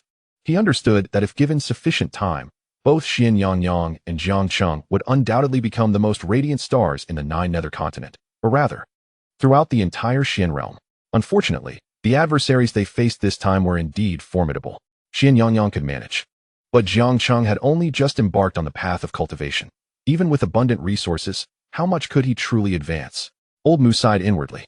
There was another reason for his urgency in finding Zhu Li. Zhu Li had already reached the pinnacle of the god transformation realm, with so many years having passed. If all had gone smoothly, he would likely have ascended to the Nirvana realm by now. Moreover, there are still some hidden cards in hand. Even in the upper realm, Zhu Li can still be considered a formidable force, as long as the individuals from the upper realm are not excessively powerful. The Sword Sect still has a chance to withstand their onslaught. Jiang Cheng weighed the storage ring in his hand. Suddenly, he recalled the masked figure's words upon departure, indicating that a surprise awaited him within the ring. With this thought, he hastily returned to his residence. infused the ring with spiritual energy, and entered the consciousness within. Meanwhile, a figure clad in brown robes appeared before the inverted colossal sword. At this moment, his expression was somewhat conflicted. "Surely, you do not still harbor illusions about the sword sect?" A voice unexpectedly echoed in his mind. The brown-robed figure let out a wry smile. He was none other than Yun Yang, the outer sect leader of the sword sect. Previously, the voice in his mind had found him, promising that if he followed its instructions, he would be able to avenge Yun Fei. However, just as Yun Yang was about to act, he hesitated. After all, this was the place that nurtured him. Did the sword sect ever consider that while allowing others to kill your son, you too are a member of the sect? Moreover, the entity did not require much from him. He simply needed to destroy the sect as protective formation. To be honest, upon learning that the other party hailed from the upper realm, Yun Yang was filled with trepidation. Yet, upon discovering that the other was merely a fragment of consciousness, Yun Yang's thoughts began to shift. Furthermore, if he truly followed the instructions given, in a few days, powerful beings from the Xian realm would assemble outside the sword sect. Why would such formidable entities from the upper realm be so wary of a mere sect's protective formation in the barbarian state? Was the sword sect not as weak as he had imagined, or was the upper realm not as strong as he had envisioned? For a moment, a wave of uncertainty surged within Yun Yang. Yet, he forgot that the mysterious figure resided within him at that very moment. All his thoughts would be laid bare before the entity. Cackling, "I initially intended to spare your life, but it seems unnecessary now." Upon hearing these words, Yun Yang instinctively sensed impending doom. Just then, an overwhelming surge of spiritual power erupted within him, and before such formidable soul energy, Yun Yang had no means of defense. In an instant, the spark of life in his eyes flickered out. The outer sect leader of the sword sect, Yun Yang, had fallen. After a brief silence, his fingers twitched slightly, and soon after, an eerie purple hue gradually surfaced in his eyes. As he stirred, a voice emanating from within him spoke ominously. "This wretched ant possesses such a feeble body." His shadowy gaze slowly shifted toward the colossal inverted sword before him. That was the very heart of the sword sect, the source of its protective formation. Without a moment's hesitation, Yun Yang darted towards the base of the giant sword. Simultaneously, Chapter 13, The Pursuit of Wealth. Jiang Cheng's consciousness entered the storage ring bestowed upon him by his masked master. To Jiang Cheng's astonishment, the space within this ring was astonishingly vast. It felt as though he had been placed within an endless expanse of starry skies. Jiang Cheng had previously heard Mingwen mention that a typical storage ring contained a space of merely a few cubic feet. A superior storage ring can vary in size from dozens to hundreds of units, while the finest ones may encompass thousands. Yet, as Jiang Cheng gazed at the expanse before him, he pondered how his own storage ring must measure over 10,000 acres.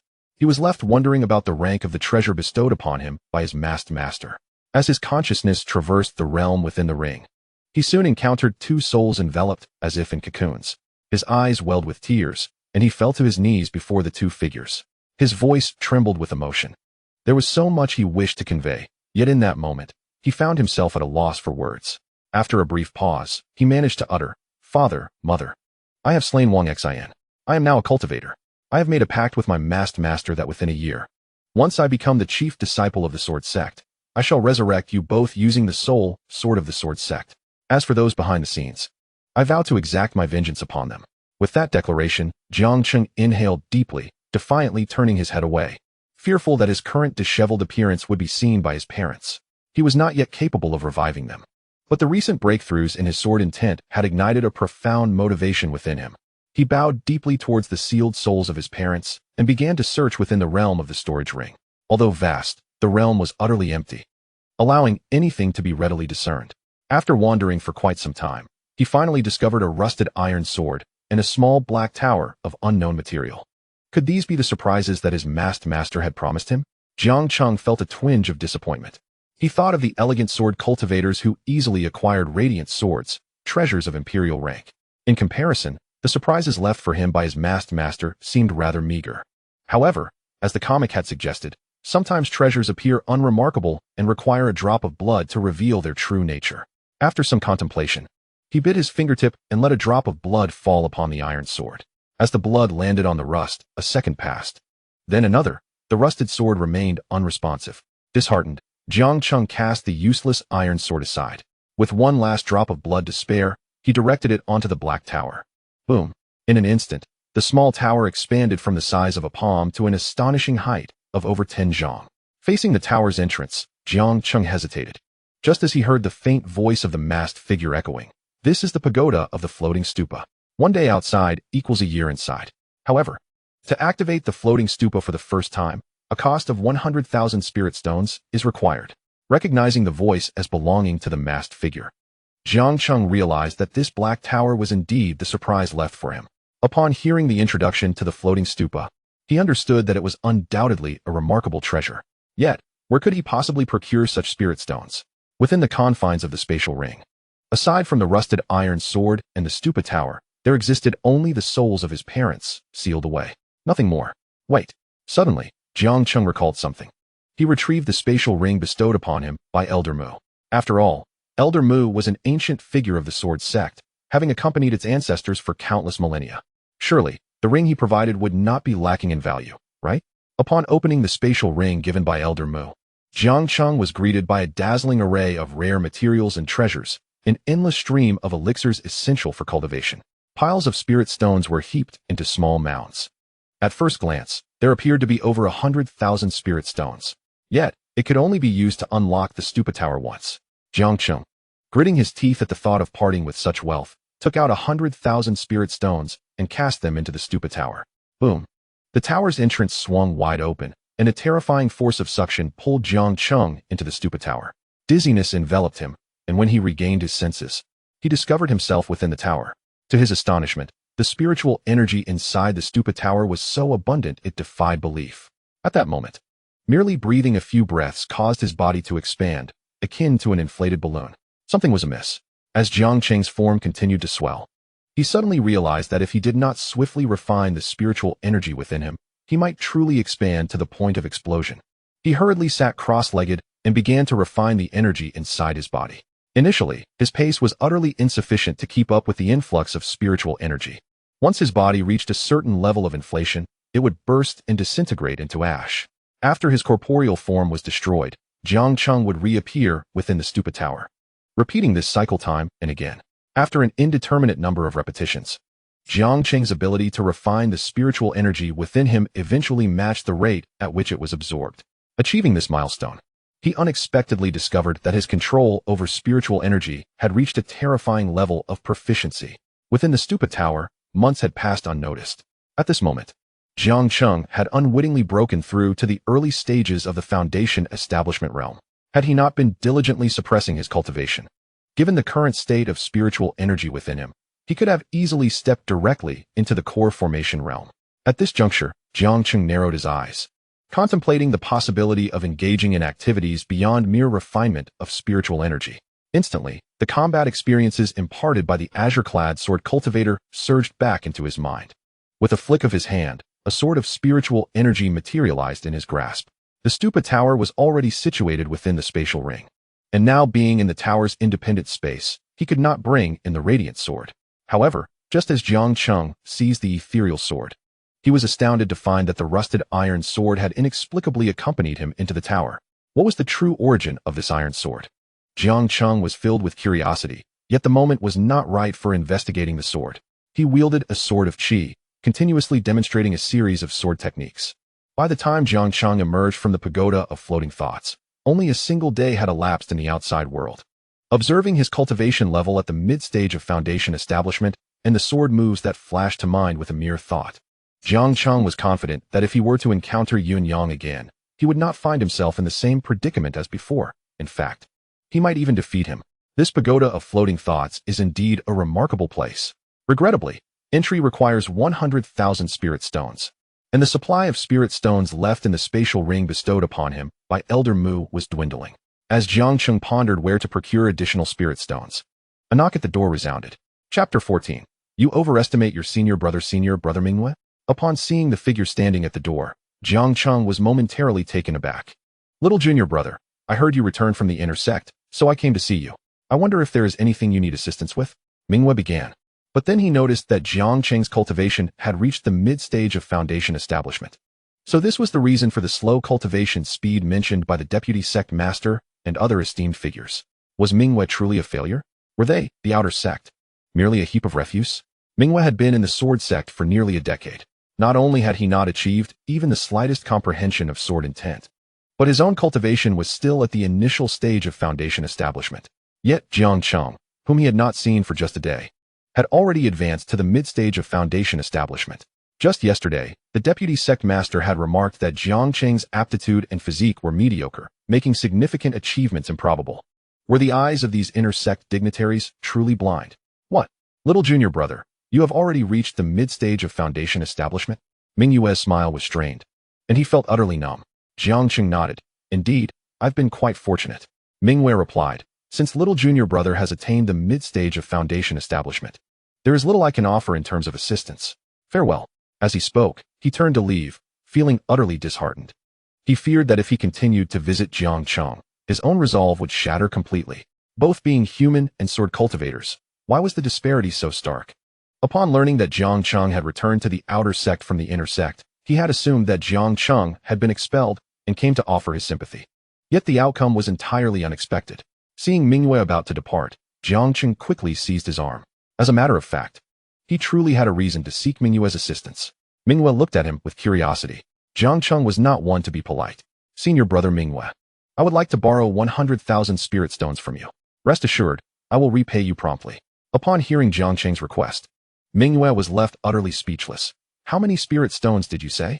Jiang Cheng had previously gleaned from the conversation between Elder Mu and Lian Cheng that individuals from the Xian realm were likely to arrive at the sword sect in the near future. Thus, enhancing his strength in a short period had become imperative. However, with his current balance insufficient, he could only devise ways to acquire funds from others. Within the sword sect, the only individuals with whom he could converse were Xian Yangyang and Mingyue, and now Mingyue had come to him willingly. Yet, observing Mingyue's reaction, Jiang Cheng pondered for a moment and earnestly reassured him. Senior brother Mingyue, you can rest assured that I will repay you. The bright moon's eyelids twitched. Huh? Is this truly a matter of repayment? You certainly hold me in high regard. 100,000 spirit stones? Even if you were to sell me, I would scarcely be worth a mere fraction of that. Jiang Cheng, bewildered, realized that his understanding of the quantity and value of spirit stones was rather superficial. As an ordinary outer disciple, Mingyue did not even possess a spatial ring. He withdrew his own pouch from his waist and turned it upside down, spilling its contents onto the ground. Clang, clang, clang. More than a dozen spirit stones tumbled out. This is all I have, he declared. Jiang Cheng exclaimed, Brother Mingyue, how can you be so impoverished? In that moment, Jiang Cheng grasped the terrifying cost of activating the pagoda. Junior brother Jiang, it's not that I am unwilling to assist you, but the figure you mentioned is truly daunting. If the amount were lesser, I might have devised some means for you. What means? Jiang Cheng inquired hastily. If there are no means, then we must find one. Surely, there are more solutions in this world than problems. Mingyue was puzzled by Jiang Cheng's sudden need for such a substantial sum of spirit stones, yet he refrained from probing further, explaining, you see, within our sword sect's inner gate, there exists a sword tower. It comprises 30 levels, each presided over by a talented disciple. Should you manage to ascend the tower, each level you conquer will yield corresponding rewards. It is said that the rewards are significant. However, I have never ventured into the inner gate myself, merely hearing tales from brothers who have returned. At this juncture, Mingyue cleared his throat. If you could enter the inner gate, you would surely witness it. Yet, I have heard that while there are rewards for each level conquered, the difficulty is exceedingly high. After all, the Sword Pavilion houses the top 30 geniuses from our sect over millennia. Jiang Cheng gleaned the essence of Mingyue's words. This sword tower offered rewards for each successful challenge. And ultimately, the challenger's avatar would remain within the tower, available for others to contend with. Contemplating his current need for funds, Jiang Cheng concluded that his only recourse was to explore this sword tower. He certainly could not solicit funds from Lian Cheng or Xian Yangyang. Based on his understanding of spirit stones, even Master Mu had accumulated merely a few 100,000 over countless years. It was unlikely that Lian Cheng and Xian Yangyang possessed any substantial amount either. With this thought, Jiang Cheng promptly set off towards the inner gate. However, lacking the cloud ladder that Luo Qing had, he could only fly on his sword to reach the inner gate. Fortunately, he possessed the radiant sword bestowed by the ancestor. And thus, with a leap, he stood atop the gleaming blade. Brother Mingyue, I shall proceed to the inner gate now. Upon his words, the radiant sword transformed into a streak of light, vanishing before Mingyue's eyes. Mingyue exclaimed, wait, as he watched Jiang Cheng's disappearing figure. He couldn't help but feel a twinge of envy. In just a few days since Jiang Cheng's arrival at the sword sect, he had already mastered sword flight, while he, after more than a decade of arduous training, felt like a mere mortal among giants. Only after Jiang Cheng was completely out of sight did Mingyue come to his senses. Wait, junior brother, Sister Yang mentioned for you to find her, he called out, but realized too late that his voice had reached ears that could no longer hear him. In this moment, Jiang Cheng was enveloped by the howling winds. Generally speaking, a sword cultivator achieves the ability to fly upon reaching the foundation establishment stage. However, this flight is typically limited to short distances. Jiang Cheng's ability to soar freely was entirely due to a year of cultivation within the pagoda, which had significantly enhanced his internal spiritual energy, far surpassing that of an ordinary foundation establishment or even core formation cultivator. He seemed to hear Mingyue calling out to him from behind, yet he paid it no heed. At that moment, his spirit soared. Standing atop the cloud ladder and gazing down at the earth felt entirely different from standing on the radiant sword with a similar view. Jiang Cheng felt akin to the sword immortal depicted in an enchanting story he had once read, graceful and ethereal. Just then, a figure in a brown robe caught his eye. Chapter 15, Challenge of the Sword Tower. Was that not? Jiang Cheng frowned as he recognized Yun Yang, making his way toward the towering sword. To be candid, although Yin Cheng had assured him that Yun Yang would no longer trouble him, Jiang Cheng harbored doubts. After all, he had slain Yun Yang's son. It was inconceivable that Yun Yang bore no desire for vengeance. Yet, Yun Yang appeared remarkably subdued at present, leaving Jiang Cheng with little justification to confront him. Sighing, he decided to act as if he had not seen him. Shaking his head, he swiftly entered the inner gate. Unlike his previous visit, when most of the disciples were unfamiliar with him, Jiang Cheng had now gained notoriety following his remarkable feat of cleaving the assembly hall with a single strike. Whispers circulated among the inner disciples, some of whom speculated that Jiang Cheng had resonated with the ancestors' sword intent upon his arrival at the sword sect, awakening his own sword intent and ascending from a novice to the pinnacle of sword intent within a single day. Furthermore, he had even visited the sword treasure pavilion and acquired a wealth of teachings from the ancestor, along with the ancestor's treasured sword. As Jiang Cheng approached the inner gate this time, he noticed the gaze of his fellow disciples had shifted considerably. Junior brother Jiang. Just as he steadied himself after dismounting from the radiant sword, several senior sisters approached him, their eyes sparkling with intrigue. Being sword cultivators, these sisters exuded a liveliness that surpassed the maidens Jiang Cheng had encountered in the Dian dynasty. For reasons unknown, however, upon seeing them, his thoughts drifted back to Xian Yangyang. Compared to her, these inner gate sisters seemed as inconsequential as straw. Could you share the key to understanding sword intent, junior brother? The sisters implored, tugging at Jiang Cheng's hands. Jiang Cheng, having subconsciously compared them to Xian Yangyang, remained unfazed. He forced a smile. I apologize, sisters, but I must first make a trip to the sword tower. I promise to teach you when I return. With that, he hastily departed. TSK. Such an unromantic lad. The sisters rolled their eyes in playful discontent. The sword tower was not difficult to locate, situated atop the inner gate's majestic peak. In the entire inner sect, there stood only this solitary tower, granting it a remarkable distinctiveness. Soon, Jiang Cheng arrived before the sword tower, which was also guarded by a sentinel. From this individual, Jiang Cheng discerned the rules for challenging the tower. A challenger was required to pay 1,000 contribution points, with each level offering varying rewards in contribution points. However, each 1,000 contribution points permitted only a single attempt. Thus, exiting midway would render the attempt null and void. The ratio of contribution points to spirit stones within the sword sect was 1-to-1, implying that if one lacked sufficient contribution points during the challenge, spirit stones could be utilized as a substitute. Contemplating the fact that entry to the sword pavilion cost 1,000 spirit stones, while Mingyue possessed barely a dozen or 20 spirit stones in total, Jiang Cheng could not help but feel a sense of awe.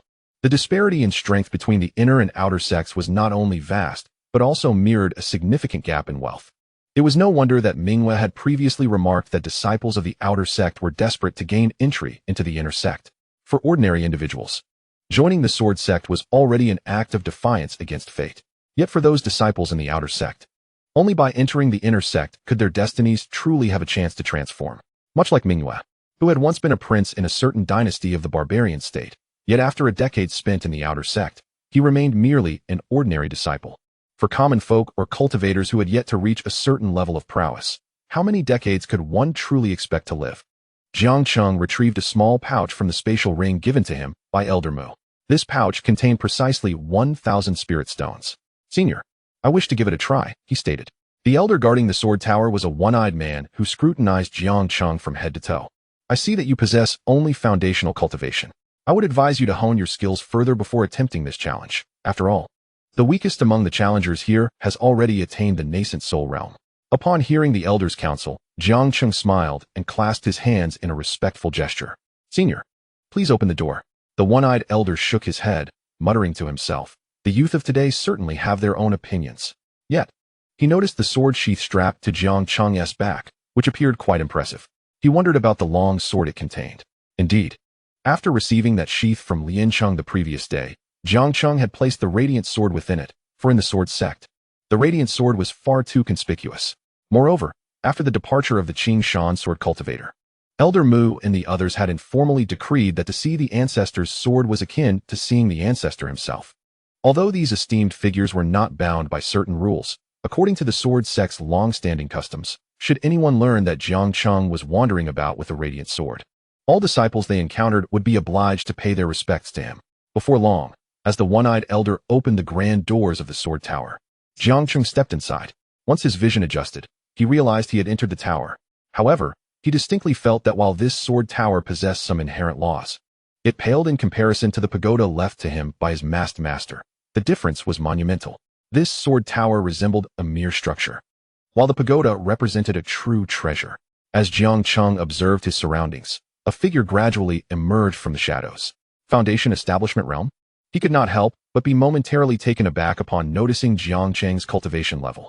Is there truly no one left in our sword sect? How could someone from the Foundation Establishment Realm infiltrate the sword tower? Just as he pondered this, a sword, materialized from spiritual energy, appeared before him. Without a moment's pause, the blade swiftly severed his throat.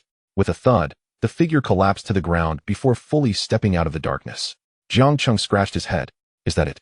He had anticipated that the talented disciples of the sword sect within the tower would prove formidable, yet they turned out to be so easily vanquished. Sigh. Perhaps I should see what rewards await. Jiang Cheng had lost hope regarding the sword tower's value. He retrieved his disciple token. According to the one-eyed Elder, upon clearing a layer, corresponding contribution points would be added to his disciple token. These contribution points could later be exchanged for spiritual stones at the sect. Soon, after a brief flicker of white light, a number materialized before Jiang Cheng's eyes.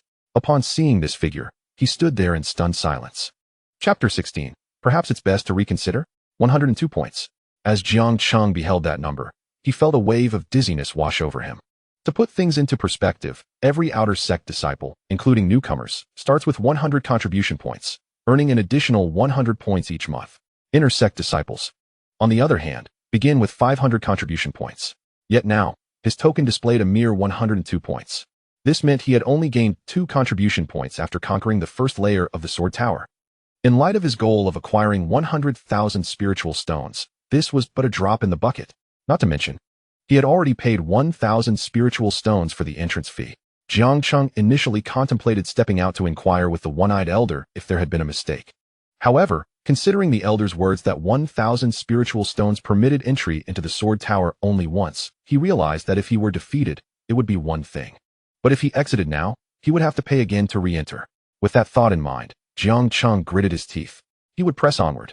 Ascending to the second layer of the sword tower, Jiang Cheng beheld a sword cultivator clad in white, engraving something upon a stone tablet with his sword. The combination of his white attire and sword exuded an aura of sanctity and purity. However, Jiang Cheng had no time to indulge in such thoughts. Offending a senior brother, the white-clad swordsman turned to face Jiang Cheng with a smile, yet before he could utter a word, a sword energy swiftly sliced across his neck. You dare to ambush me. You cannot play this game. Clutching his throat desperately, he succumbed to the ground, unwilling to accept his fate. Jiang Cheng rolled his eyes. He held no regard for the so-called martial ethics. The reason he could so brazenly take lives was that the sword tower did not house their true forms. These guarding geniuses were merely replicas, created by the tower to remain here upon their departure. The figure of the white-clad swordsman gradually dissipated before Jiang Cheng. He pulled out his disciple token to take a glance. 106 contribution points. Jiang Cheng momentarily froze. Does this mean that with each ascending level, the contribution points will double? However, it seems that reaching a total of 100,000 points is still a distant goal. The Da-Yin dynasty may lack advanced mathematics, but akin to ancient Shenzhou, it also adheres to the concept of the 6 arts. Thus, Jiang Cheng conducted a simple estimation in his mind. He realized that if his conjecture held true, although his initial acquisition of contribution points was minuscule, Upon reaching the 14th level, should he succeed in his challenges, the points he would garner would be in the tens of thousands. At that moment, Jiang Cheng's eyes glimmered with fervor. He was resolute. He charged directly to the 3rd floor. As before, in these lower levels, the sword geniuses he encountered were predominantly of the nascent soul realm. Faced with these prodigies, Jiang Cheng wasted no breath and allowed no opportunity for them to utter a single incantation. He struck with lethal precision. Eventually, Jiang Cheng arrived at the 10th level of the sword tower. There, he beheld a black-clad swordsman seated before him, and he narrowed his eyes. The aura emanating from the opponent gave him an unsettling sense of danger. Jiang Cheng glanced at his disciple token. After breezing through 9 levels, the contribution points within had accumulated to 1,122. Once he surpassed this 10th level, he would earn over 1,000 additional points.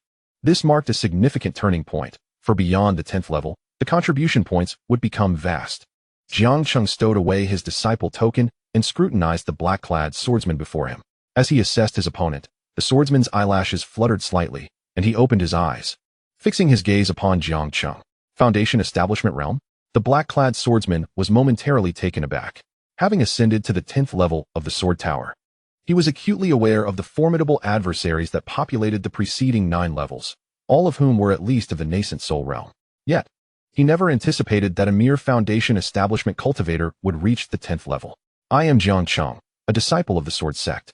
I seek guidance from my senior brother. Jiang Cheng's expression was grave, despite the black-clad swordsman's aura being merely half a step into the overseas realm. Jiang Cheng could distinctly sense that this individual's sword intent had reached a level of remarkable mastery. A swordsman with perfected sword intent at the half-step overseas realm. This was intriguing. The black-clad swordsman licked his lips. In the next moment, a dragon's roar echoed throughout the sword tower. The very space of the 10th level trembled as if it might shatter under the sound. However, the laws within the tower swiftly mended the disturbance. In the swordsman's hand appeared a jade-green sword inscribed with the image of a soaring dragon. So, it is the sword's cry. Jiang Cheng blinked in surprise. For a fleeting moment, he had been under the impression that an actual dragon dwelled within the tower. The black-clad swordsman rose to his feet. Jiang Cheng's presence at this level was testament to his extraordinary capabilities. Junior brother, be cautious. I shall not hold back. With that, he vanished in an instant. Jiang Cheng suddenly found himself confronted by dozens of shadowy figures clad in black, each brandishing the soaring dragon's azure edge sword high above their heads. It appeared that he was completely encircled, with no escape in sight. However, Jiang Cheng unsheathed the radiant sword, Xing Wuhan, from his waist. He refrained from drawing it completely, for a simple reason. The unsheathed radiant sword was a sacred artifact, while the drawn sword transformed into an imperial weapon. This radiant sword was one of Jiang Cheng's trump cards, who would reveal their ultimate technique right at the onset of a confrontation. The black-clad youth, taken aback, felt a flash of sword light, and in an instant, Jiang Cheng's figure vanished from his view. Upon recollecting the name Xing Wuhan, his expression shifted drastically. This was the celestial sword technique of the ancestral master. You have inherited the master's legacy. Originally, the black-clad youth intended to hold back slightly, but now he realized that if he continued to underestimate his opponent, he would be the one facing defeat. Thus, he refrained from arrogance. Junior brother, I shall be serious now. Do proceed with caution. As the words left his lips, the numerous figures coalesced once more, their dragon's azure edge sword trembling violently. In the next moment, a chorus of dragon roars resounded, and at that instant, dark crimson light surged forth from the sword's tip. Where the crimson light pointed, the ground was violently torn asunder, creating deep chasms. What manner of attack is this? Jiang Cheng was momentarily stunned. Just then, a red beam was aimed at him. Reacting swiftly, he evaded just in time. The very space he had occupied erupted with a thunderous crash. Had it not been for the sword tower's self-repairing properties, that area would have been utterly annihilated. At the moment of Jiang Cheng's astonishment, a profound sword intent gradually emanated from the black-clad swordsman. Having fought against a mere Foundation Establishment junior for so long, he felt a slight loss of face, prompting him to conclude the battle swiftly. Jiang Cheng regarded the black figure with utmost gravity.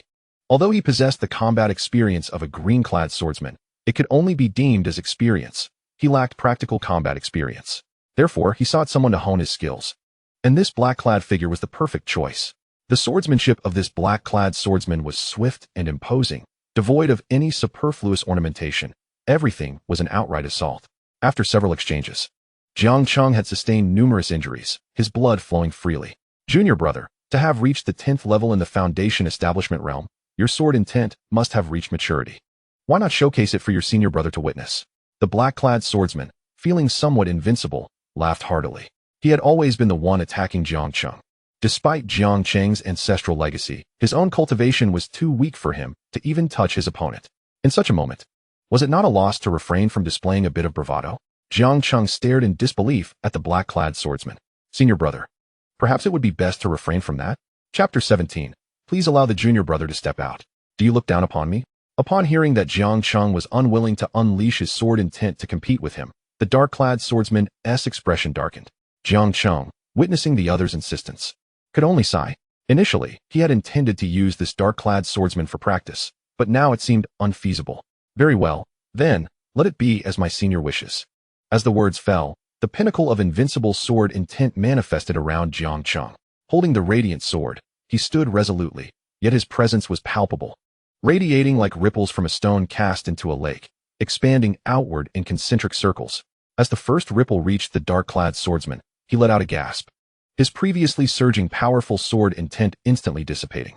When the second ripple approached, the dark-clad swordsman's azure dragon sword trembled violently in his grasp. In the next moment, he could barely steady the azure dragon sword, staggering to one knee, blood trickling from the corner of his mouth. He gazed incredulously at his azure dragon sword, which danced around Jiang Cheng in a jubilant spiral. Sword intent at its pinnacle. My junior brother, you are indeed a swordsman of unparalleled sword intent. No wonder you were reluctant to display your sword intent. What kind of sword intent is this? It has completely shattered my sovereign sword intent. Jiang Cheng coughed lightly. Senior brother, my sword intent is known as the invincible sword intent. Upon hearing this, the dark-clad swordsman's eyes sparkled with intrigue. Invincible sword intent. What an extraordinary sword intent. Boom. As Jiang Cheng relinquished his grip on the nearly unmanageable radiant sword, it flickered and pierced through the dark-clad swordsman's brow. The dark-clad swordsman slowly dissipated before Jiang Cheng. Initially intending to seize the azure dragon sword, Jiang Cheng was taken aback when it vanished along with its master. Sighing, he realized that within this sword tower, once the guardians fell, everything associated with them would likewise vanish. Shaking his head, he acknowledged that he was already compelled to manifest his sword intent on the 10th level. It seemed that Mingyue was right. The final 10 levels were not meant for just anyone to challenge. Meanwhile, as Jiang Cheng pressed onward to the 11th level of the sword tower, far away amidst a sea of stars, the body of a dark-clad swordsman, previously in meditation, trembled slightly. To think that the fragment of my essence left in the sword sect was actually challenged successfully. He slowly opened his eyes, noticing that the azure dragon sword beside him had shattered at some unknown point. However, he paid it little mind. The entirety of the battle and conversation with Jiang Cheng flooded into his consciousness. Upon hearing that Jiang Cheng's sword intent was called invincible sword intent, his eyes widened with excitement. Invincible sword intent. This is precisely the sword intent I have relentlessly pursued. In comparison, my sovereign sword intent seems to lack a certain ferocity. If only I could wield that invincible sword intent. As he pondered this, the sound of a sword resonated around him. Stars within 1,000 zhang radius began to fall and extinguish. He stared in astonishment at his own hands. What in the world? Lost in his thoughts, he never expected that his sword intent, which had stagnated for millennia, would suddenly reach its zenith. The peak of sword intent. The black-clad swordsman's eyes gleamed with unrestrained joy. No, I must return to the sword sect. That young man has just broken through my barrier, and he should still be within the sect. With such a talent, our sect shall undoubtedly ascend to greater heights. If I could learn the invincible sword intent from him, with my cultivation and sword intent combined, wouldn't I traverse the spirit realm unimpeded? With this thought, the black-clad swordsman could no longer remain seated. Now, he had already attained the pinnacle of the nirvana realm, yet further advancement was dauntingly difficult. If I cannot enhance my cultivation, I must seek a breakthrough in sword intent. Although he had reached the peak of sword intent, he yearned to innovate. Who says it cannot be altered? In his mind, the image of Jiang Cheng wielding his sword with unmatched grace replayed incessantly. I cannot endure this any longer. He abruptly stood, and with a swift motion, his figure vanished from the starry expanse. Sword sect. The invincible sword intent. I, Wan Jiangu, am coming. Meanwhile, Jiang Cheng was oblivious to the fact that Wan Jiangu, the black-clad swordsman on the 10th floor below, had become enchanted by his invincible sword intent and was racing toward the sect. At this moment, Jiang Cheng stood on the 16th floor of the sword tower. Having reached this point, he felt as though he had approached his limits. The figure before him regarded Jiang Cheng with curiosity. A foundation-building cultivator who has made it this far. Impressive, truly impressive. However, encountering me signifies the end of your journey. The figure smiled, and in the next moment, the perfected sword intent gradually unfurled. Seeing this, Jiang Cheng couldn't help but curse. No wonder when he awakened his perfected sword intent in the outer sect. The esteemed inner sect elders came rushing but did not treat him as a prized jewel. After all, it turned out that every swordsman beyond the 10th floor of this sword tower was a master of perfected sword intent. This implied that throughout the millennia, the sword sect had nurtured many exceptional talents, yet most of them had departed after hitting their cultivation bottlenecks.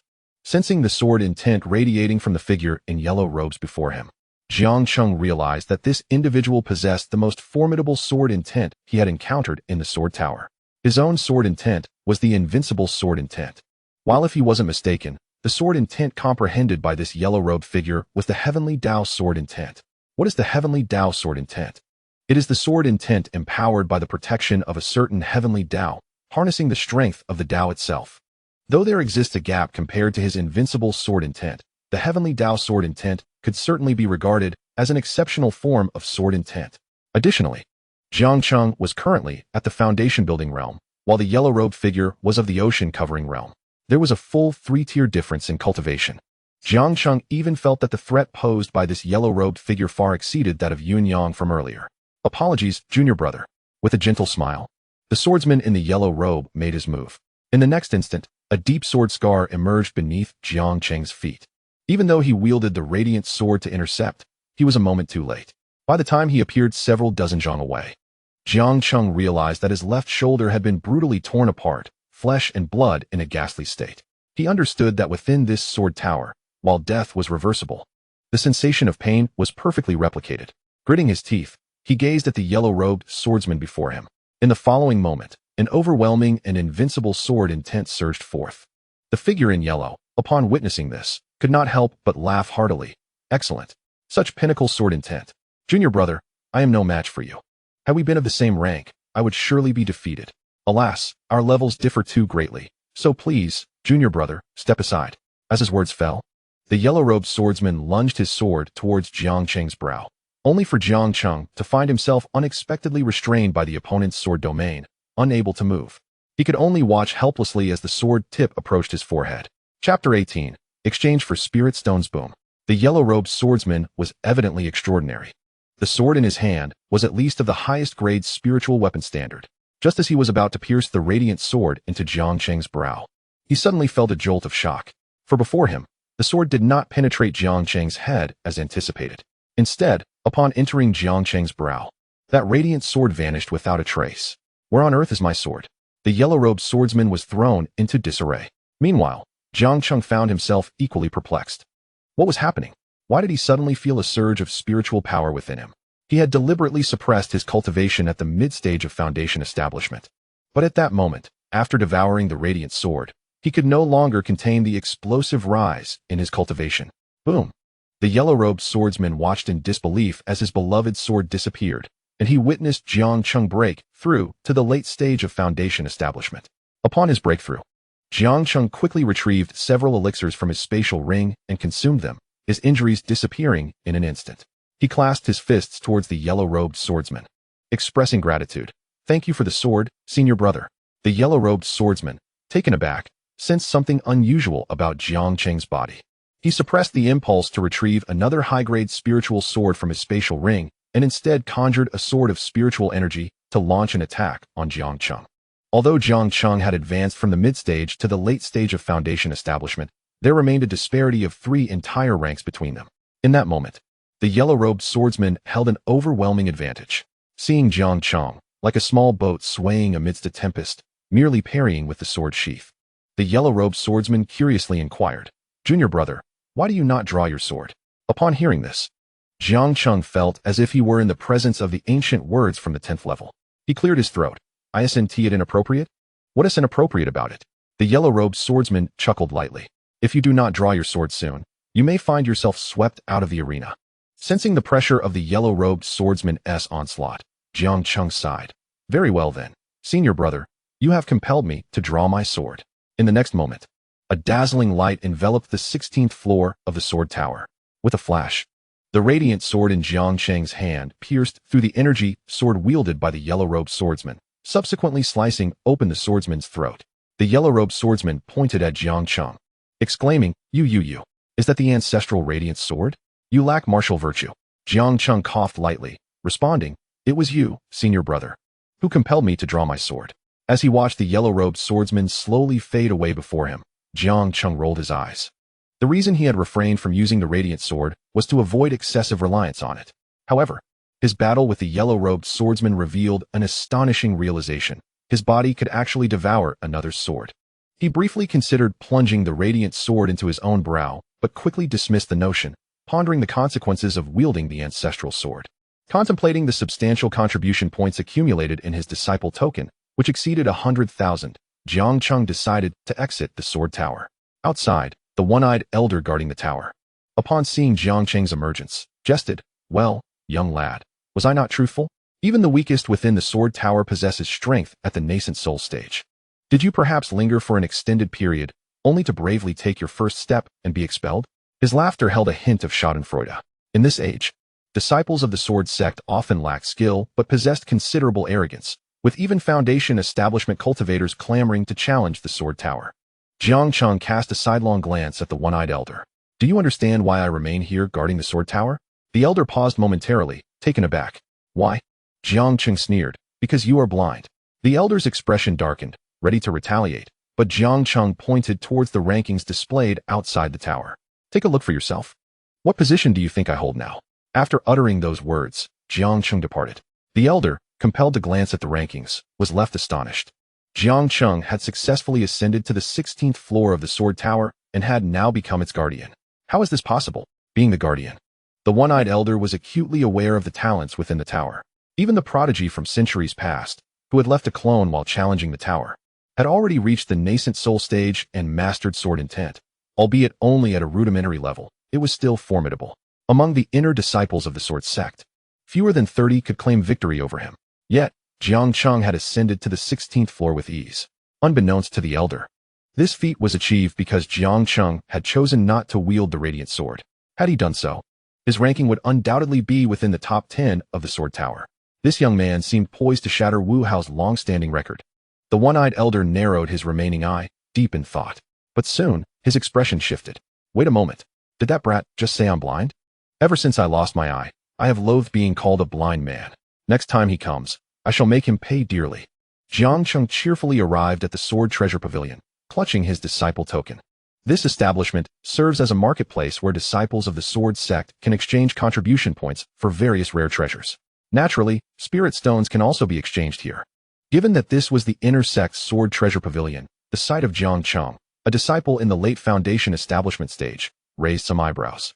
Wasn't the entry to the inner sect typically reserved for those at least at the core formation stage? When had the standards been lowered? However, the crowd quickly dismissed their curiosity. After all, the least among them were core formation disciples, who would concern themselves with the intentions of a mere foundation establishment disciple. Just as they were about to shift their attention, Jiang Cheng spoke up. Please exchange for me 100,000 spirit stones. Thank you. Buzz.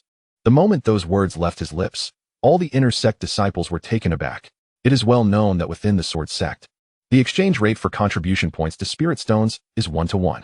This implies that 100,000 spirit stones necessitates 100,000 contribution points. Considering that inner sect disciples typically receive a monthly stipend of only 500 contribution points, amassing such a substantial sum would require 200 months of abstaining from all consumption, a span of over 10 years. Yet, Jiang Cheng appeared to be merely 17 or 18 years old. Was he serious? The disciple responsible for the spirit stone exchange was equally stunned. While there are tasks within the sword sect that yield contribution points, to amass 100,000 points in one go suggests that this young disciple must have slain a demon beast of the transformation realm. Chapter 19. Better to err on the side of caution. Cough. Are you serious? The disciple at the exchange stared at Jiang Cheng in disbelief. Jiang Cheng rolled his eyes and placed his disciple token in front of the exchange officer. He glanced at the various spirit swords displayed in the cabinet, each priced from several hundred to 1,000 contribution points. And I'll take all of these spirit swords, please. At this declaration, the surrounding inner sect disciples were momentarily speechless. What was happening? Was this a joke? Was this young disciple here to flaunt his wealth? Surely, He couldn't be from a top-tier family in the 9 underworlds, here to experience life as a commoner, could he? Yet, that didn't add up. If that were the case, he would have no need to exchange contribution points for spirit stones. The inner sect disciples, who had initially been disinterested and ready to depart, now turned their attention to Jiang Cheng, eager to witness the unfolding spectacle. At that moment, the disciple handling the spirit stone exchange hesitated before scanning Jiang Cheng's disciple token with his magical artifact. To his astonishment, he discovered that over 100,000 contribution points had indeed been deducted from it. Dumbfounded, he reflected on his 5 to 6 years of service at the Sword Treasure Pavilion and his more than 10 years in the inner sect. With his own cultivation at the nascent soul stage, how could it be that he was outdone in wealth by a mere foundation establishment disciple? After gathering all the items into Jiang Cheng's spatial ring and completing the exchange for 100,000 spirit stones, the disciple curiously inquired, "Junior brother, where did you acquire all these contribution points?" Ignoring the question, Jiang Cheng approached a top-tier spirit sword priced at 50,000 contribution points. "I'll take this sword as well." The disciple hesitated momentarily. "Junior brother, this sword has already been reserved by senior brother Wu Hao." "Reserved?" Jiang Cheng paused, taken aback. "Why are you selling something you have reserved?" The disciple coughed and replied, "Because senior brother Wu Hao is currently on a mission and has yet to return.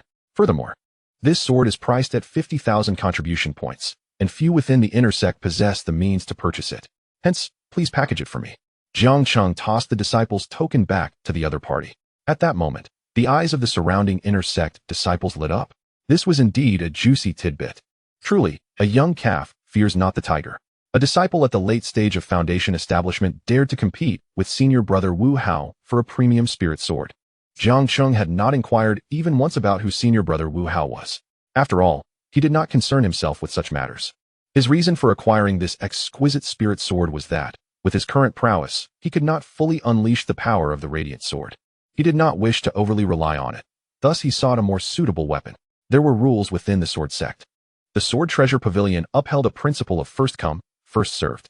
Although Wu Hao had reserved the blazing flame sword, his absence rendered the verbal reservation ineffectual. The disciple in charge of the Sword Treasure Pavilion reluctantly retrieved the blazing flame sword and handed it to Jiang Cheng. "Junior brother, have you reconsidered? Senior brother Wu Hao has quite a fiery temper. How is that my concern?" Jiang Cheng retorted, accepting the blazing flame sword along with his disciple token. Once he exited the Sword Treasure Pavilion, he focused his mind and summoned the blazing flame sword to appear beneath his feet. Steering the sword, Jiang Cheng set off towards the outer sect. Those disciples who had chased out from the Sword Treasure Pavilion were left stunned by his display. "Did you say this fellow is here to stock up?" "No, wait. I remember now. Goodness. This guy is Jiang Cheng, the one who killed the outer sect master Yun Yang's son and faced no punishment. It is said he has inherited the ancestors' legacy and comprehended the pinnacle of sword intent." It was only upon hearing such comments that the surrounding inner sect disciples nodded in understanding. No wonder he was so audacious. Yet soon, others found the situation troubling. After all, Yun Fei was but a waste. How could he possibly compare to senior brother Wu Hao? One must understand that senior brother Wu Hao was the designated chief disciple. He had even ventured to the 28th level of the Sword Tower. Moreover, senior brother Wu Hao was a direct disciple of the Vice Sect Master. I have heard that the Vice Sect Master previously stated that upon senior brother Wu Hao's return from this mission, he would be appointed as the chief disciple of the Sword Sect. Considering the timeline, senior brother Wu Hao might return in just a few days. Upon hearing this, everyone found it quite reasonable. It seemed that Jiang Cheng had indeed run into a brick wall. As Jiang Cheng rode his sword back to the outer sect, he instinctively glanced toward the location where he had previously seen Yun Yang. To his surprise, he found Yun Yang still lurking there. What was this fellow up to? Jiang Cheng narrowed his eyes. Originally intending to head directly back to the outer sect, he now altered his course, flying toward Yun Yang. He believed that since he could defeat that yellow-robed sword cultivator, whose strength surpassed that of Yun Yang, he was certainly capable of overcoming Yun Yang as well. At this moment, Yun Yang sat cross-legged before the grand formation of the sword sect. According to his memories, this place was indeed the heart of the sword sect's array. However, he had lingered here for several hours without devising a method to dismantle the formation. Just as Yun Yang was engulfed in contemplation, a curious voice echoed from behind him. Turning around, he was startled to find Jiang Cheng, who had unexpectedly appeared behind him. With the knowledge of Yun Yang's memories, he recognized Jiang Cheng as the one who had slain Yun Fei. Yet, at this moment, he had not yet breached the sword sect's formation, and thus could not afford to reveal his identity. Quickly, He mimicked Yun Yang's demeanor and coldly retorted, "What I do here is of no concern to you." Jiang Cheng furrowed his brow. Something felt amiss, very amiss. Although Yun Yang's speech was nearly identical to before, Jiang Cheng sensed a distinct absence of something vital. The murderous aura. Indeed, logically, after having killed Yun Fei, Yun Yang should be brimming with murderous intent upon seeing him, even if he could not act against him due to the sword sect's edict. Yet, the Yun Yang before him exuded not a trace of killing intent. In that instant, Jiang Cheng grew vigilant. Haha, if that is the case, then I shall take my leave, Master Yun Yang. With a respectful clasp of his fists, Jiang Cheng turned to depart. He had discerned Yun Yang's anomaly and felt compelled to inform Lian Xing immediately. However, just as he turned, he caught a glimpse of a chilling glint in Yun Yang's eyes. Uncertain whether Jiang Cheng had sensed anything, he knew the task at hand was critical. If Jiang Cheng truly uncovered something, it would be too late for regrets. Therefore, Yun Yang resolved to act decisively. Better to err on the side of aggression than to let him escape. As Jiang Cheng stepped onto the flame sword, he sensed a terrifying force surging towards him from behind. Without a moment's thought, he swiftly retrieved the radiant sword, which had only recently been stored in his spatial ring, and hurled it back. Upon observing the radiant sword hurtling towards him, Yun Yang frowned. He recognized this weapon as the one wielded by Jian Zhuyao, having reached the pinnacle of the imperial tier. Thus, he did not dare to be careless. A formidable sword intent erupted from within him like a torrent. In his hand, a 7-foot Qingfeng long sword materialized. Very well, let me test the prowess of this sword cultivator. Yun Yang licked his lips. With that, he thrust the long sword towards the oncoming radiant sword. Though it was but a simple motion, the surrounding air evaporated entirely, and within dozens of yards, the space shattered with a resounding crash. The 7-foot Qingfeng long sword, a superior spiritual weapon, produced a crisp sound upon colliding with the radiant sword. And in the next moment, it shattered into countless fragments. Truly a treasure of the pinnacle of the imperial tier. Such artifacts were scarcely found even in the depths of the Xian realm. Awe filled Yun Yang's eyes, and although the 7-foot Qingfeng long sword lay in ruins, the radiant sword was redirected by Yun Yang's strike. A fissure suddenly appeared, slicing through the statue of the sword cultivator clad in green garments. With a series of cracking sounds, more and more fractures emerged upon the statue, until it ultimately shattered into countless pieces. Yun Yang was momentarily taken aback, for he sensed that the sword sect had lost a crucial force, a force that upheld its stability. Had the formation been breached? Was the statue indeed the formation eye? Yun Yang wore a look of bewilderment. Upon his arrival, he had attempted to destroy the statue of the green-clad sword cultivator, only to find it seemingly indestructible, crafted from an unknown material that defied all efforts. His own Qingfeng sword had left several deep nicks upon its surface, prompting him to redirect his focus elsewhere. After all, he could not dismantle the statue. It was wiser to explore the possibility that the formation eye lay elsewhere. Yet now, that seemingly unbreakable statue had met the invincible radiant sword and had disintegrated into fragments. Ha! Yun Yang, after a brief pause, erupted into wild laughter. His gaze turned towards Jiang Cheng, laced with mockery.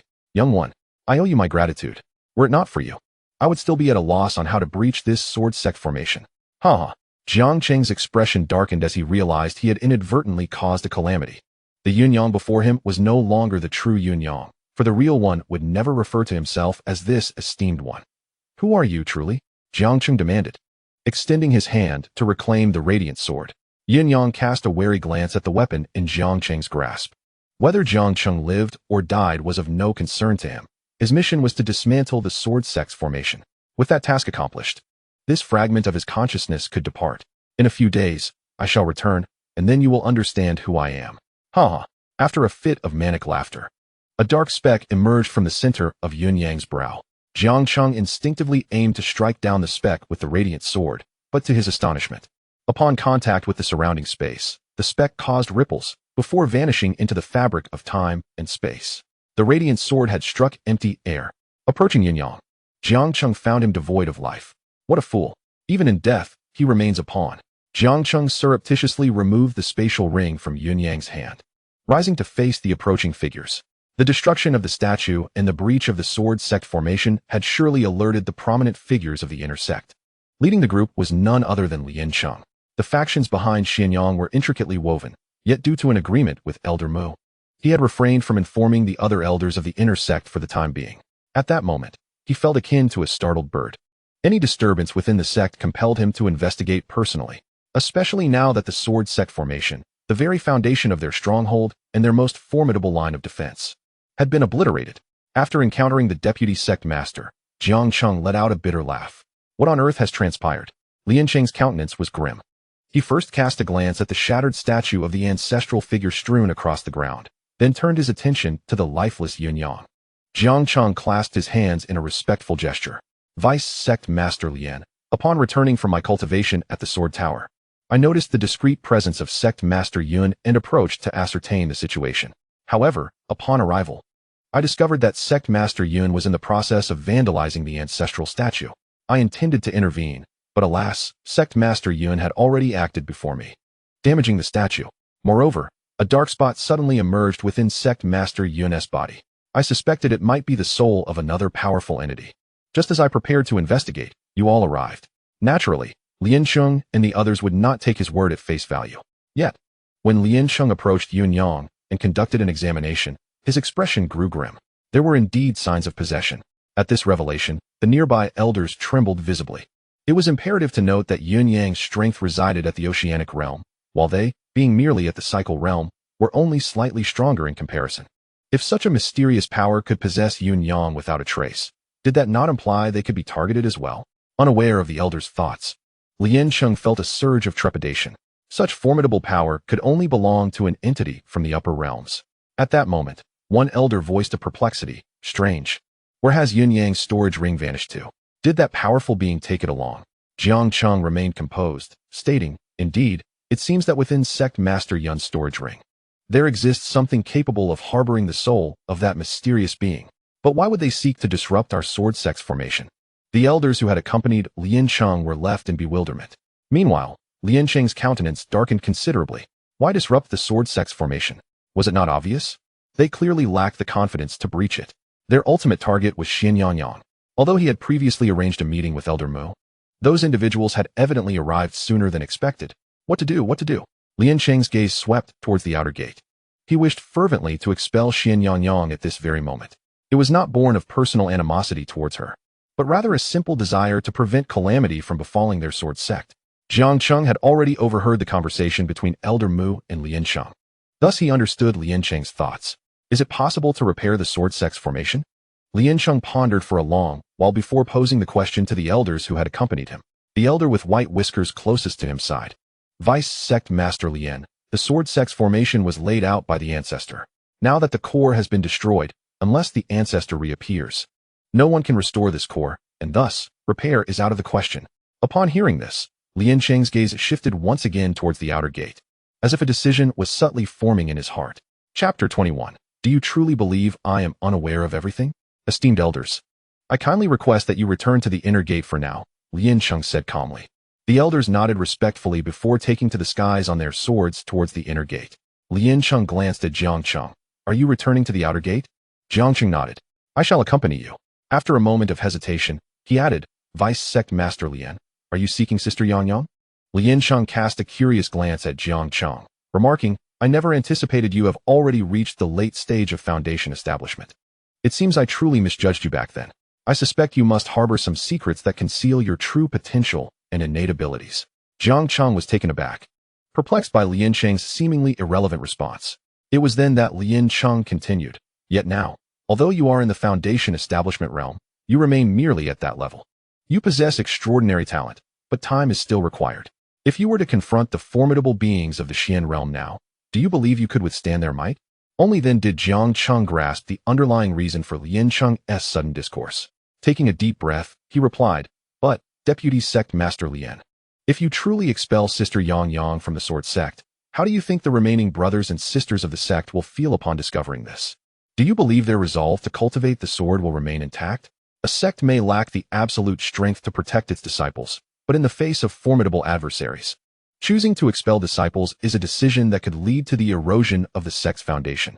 Jiang Cheng's voice grew increasingly fervent as he spoke. How many disciples do you think the sword sect would retain under such circumstances? As he voiced these concerns, Lian Cheng cast another glance at Jiang Cheng. And it was in that moment that Jiang Cheng noticed the bloodshot hue of Lian Cheng's eyes. Lian Cheng offered a bitter smile. How could I not be aware of what you speak? Yet today, the sword sect has 36,742 disciples. They are all flesh and blood. Do you comprehend the outcome if beings from the Xian realm descend? It would be a massacre, and not a single one of our disciples would stand a chance. Even if they were to perish in battle, who would remember them? Who would erect a monument in their honor? I am the deputy sect master of the Sword Sect. And with the sect master absent, I am merely acting in their stead. How could I allow such a bloodbath to occur within the Sword Sect? If the sect were to perish under my watch, what face would I have to confront the ancestors of the Sword Sect? Jiang Cheng's expression darkened as he reached the end of his statement. Hearing this, Jiang Cheng opened his mouth, but ultimately found himself at a loss for words. Viewing the same situation from different perspectives indeed leads to varied courses of action. Perhaps Jiang Cheng could muster the courage to suggest that Deputy Sect Master Lien consult the opinions of the brothers and sisters within the sect. After all, they might be willing to uphold the dignity of the Sword Sect. As Jiang Cheng's words hung in the air, Lien Cheng stood in stunned silence. Indeed, the world of cultivation is infinitely more merciless than that of the mundane realm. The most formidable beings who have ascended to greatness have all waded through blood and hardship. The Sword Sect's repeated retreats stem from a lack of an unwavering resolve to fight.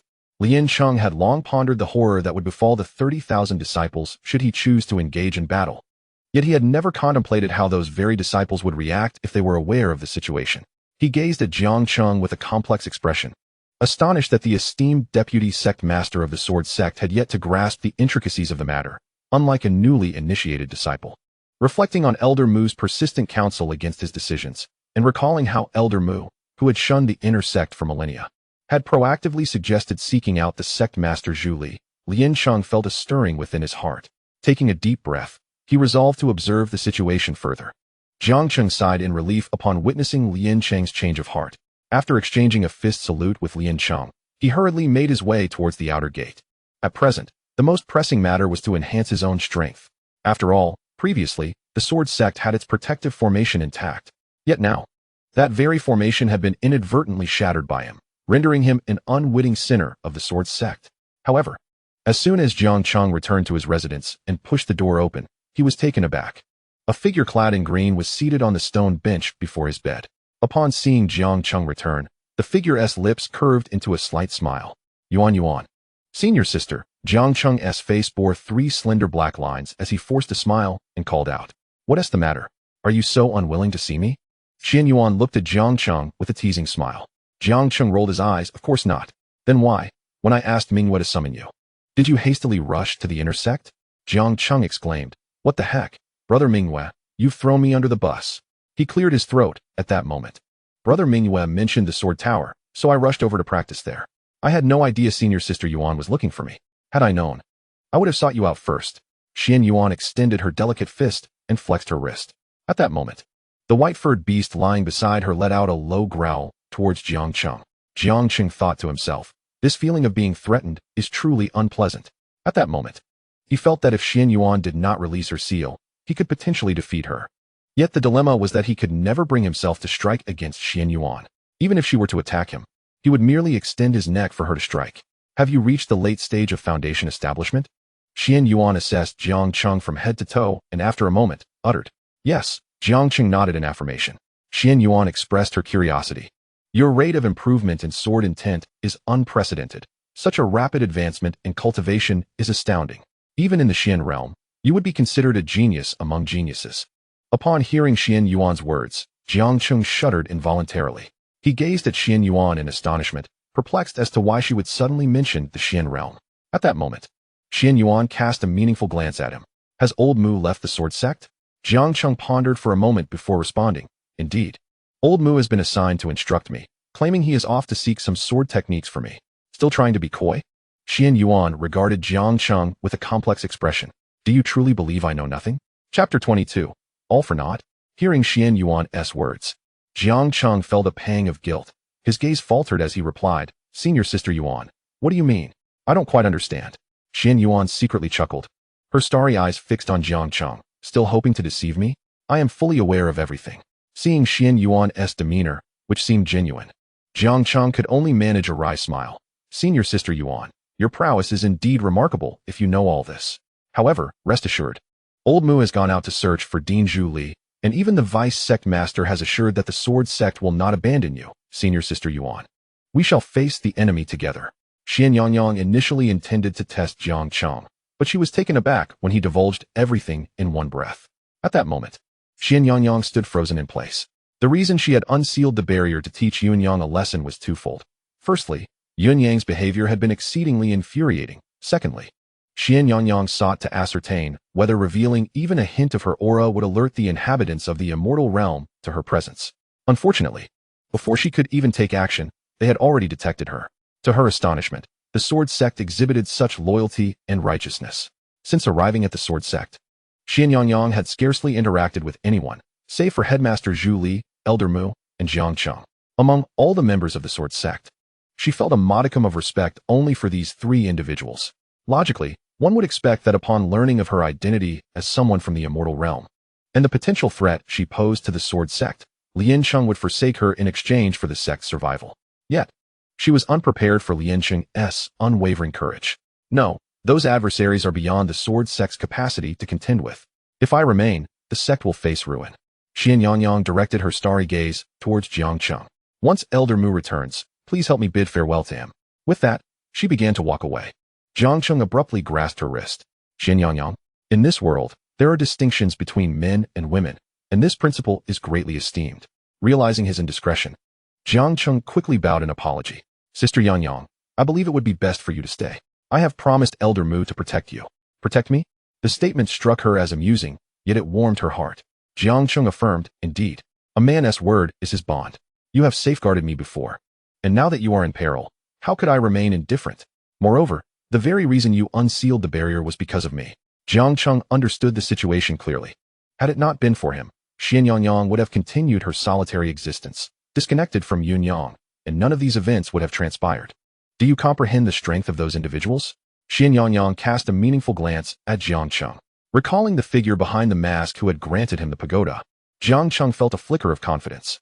Regardless of their strength, if they wish to lay a hand on you, they must first step over my corpse. He contemplated investing another 100,000 spirit stones to cultivate within the pagoda for a year, hoping to achieve the core formation or nascent soul stage upon his return. Coupled with his peak sword intent, he believed that, at the very least, he would be invincible below the nirvana realm and transformation stage. Xian Yangyang was touched. Yet the harshness of reality loomed. She offered a bitter smile. Those individuals possess strength at the very least at the transformation stage, and those at the nirvana realm are as numerous as the stars. Jiang Cheng's expression turned peculiar. Who are they? Where are they? Can we retract what was just said? Noticing the oddity in Jiang Cheng's demeanor, Xian Yangyang chuckled. Thus, my departure to divert their attention from the Sword Sect is the most prudent course of action. Jiang Cheng fell into silence. He has now come to realize just how terrifying this mysterious realm truly is. Jiang Cheng initially thought that despite the multitude of formidable beings at the transformation and nirvana stages within this realm, it was unlikely that the enemies Sister Yang would provoke were of such a superlative caliber. However, it seems he was overly idealistic. According to Yang Yang's assertions, these individuals appear to be the weakest foes lurking in the shadows, and there might be even more formidable adversaries. Noticing Jiang Cheng's silence, Yang Yang sighed. Had she known this would be the case, why had she come to this savage land with Zhu Li? It had also brought calamity to the Sword Sect. With a self-deprecating smile, Yang Yang contemplated departing from the Sword Sect. Yet, at that moment, smack, Jiang Cheng once again grasped her wrist. Yang Yang. Bang. She raised her delicate fist and sent Jiang Cheng flying with a single blow.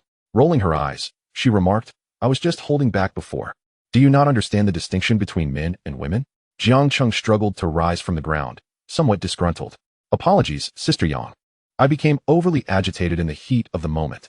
But I wish to inquire, if you leave, will the Sword Sect be left unscathed? Yang Yang paused, puzzled. What do you mean? Jiang Cheng elaborated. According to your words, the enemies you face in the mysterious realm are exceedingly powerful. If that is the case, then the Sword Sect would be viewed as mere ants in their eyes. Yet, why would they spare the ants? I just came from the inner sect. The Lord of Yuanyang has already been possessed, disrupting the Sword Sect's great formation. This indicates that the formidable beings you speak of harbor some trepidation towards the Sword Sect. Of course, I understand that their concern is not for the current Sword Sect, but rather for its esteemed ancestors. Yang Yang gazed at Jiang Cheng. He continued, surely they would not recklessly destroy the Sword Sect's great formation without reason? Moreover, as you mentioned, it was Dean Zhu Li who rescued you, suggesting that Dean Zhu Li has likely crossed paths with these individuals. In light of this, Jiang Cheng narrowed his eyes. How could they possibly let the Sword Sect off the hook? Yang had initially resolved to leave the sword sect regardless of Jiang Cheng's words. But now his arguments doused her with a cold splash of reality. Indeed, those beings hail from the mysterious realm. Whatever they are capable of doing, they will undoubtedly execute with utmost precision. Previously, a mere mortal from a lower realm, Zhu Li, had rescued someone from their clutches. Regardless of whether they find Zhu Li, they will surely vent their fury upon the sword sect behind her. You mentioned that the sword sect's formation has been destroyed? Yang recalled hearing about this from Zhu Li when she was brought back to the sword sect. The sword sect's formation, bequeathed by its ancestors, is exceedingly formidable. Not to mention the 9 nether continent. Even across the entire spirit realm, few possess the power to dismantle it. That is why he had brazenly brought Yang back to the sword sect. Hence, she had dared to tentatively loosen a portion of the seal. But now, the sword sect's formation is in ruins? Indeed, all thanks to that scoundrel Yunyang. Jiang Cheng maintained a calm demeanor, deflecting all responsibility onto Yunyang. Dean Zhu Li had previously asserted that as long as the sword sect's great formation remained intact, it would ensure the safety of its disciples for a lifetime. However, with the formation now gone, should he choose to depart, those remaining might not all be pressed upon, and inevitably, among the tens of thousands of disciples, a few would escape the net. He felt compelled to leave, despite his reservations. Jiang Cheng looked at Xian Yang, who was about to turn away, utterly bewildered. Had his lengthy discourse been in vain? Gritting his teeth, he resolved to take a chance. Sister Yang, do you possess a sword? Chapter 23. Quite sudden what? Xian Yang, who was prepared to leave, was momentarily taken aback by Jiang Cheng's abrupt and uncontextualized question.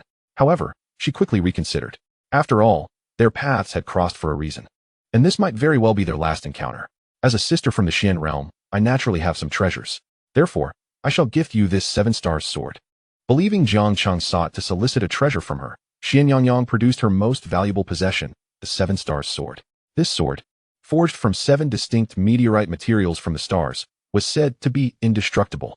When she retrieved it from her spatial ring, it radiated a brilliant light.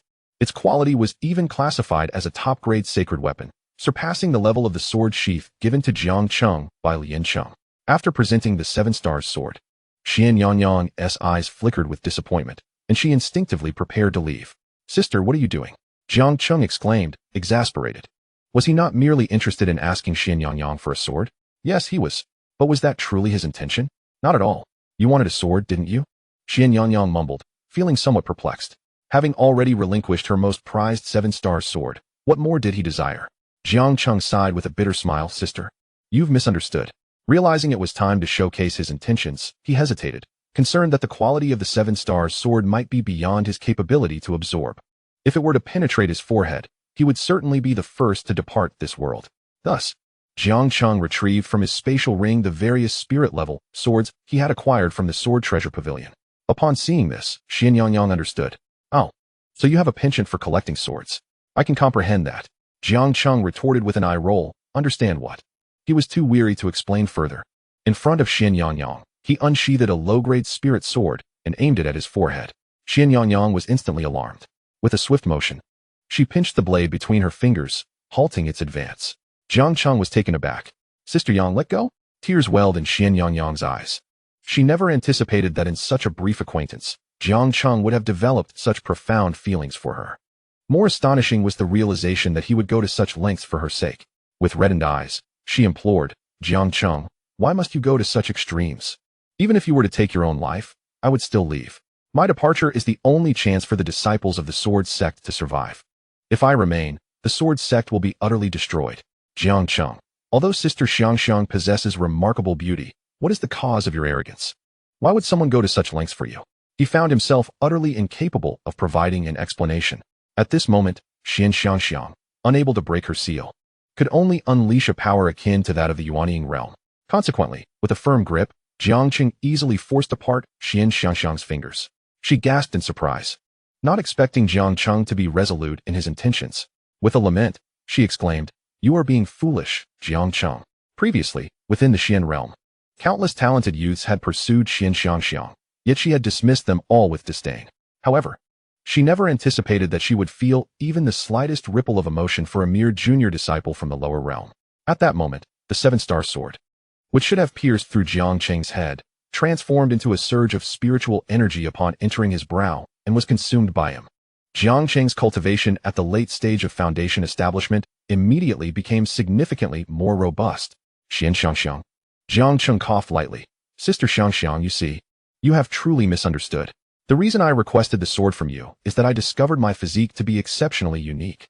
I can actually devour these swords, transforming them into spiritual energy for absorption. I have now inherited the sword techniques of my ancestor, along with their treasured sword.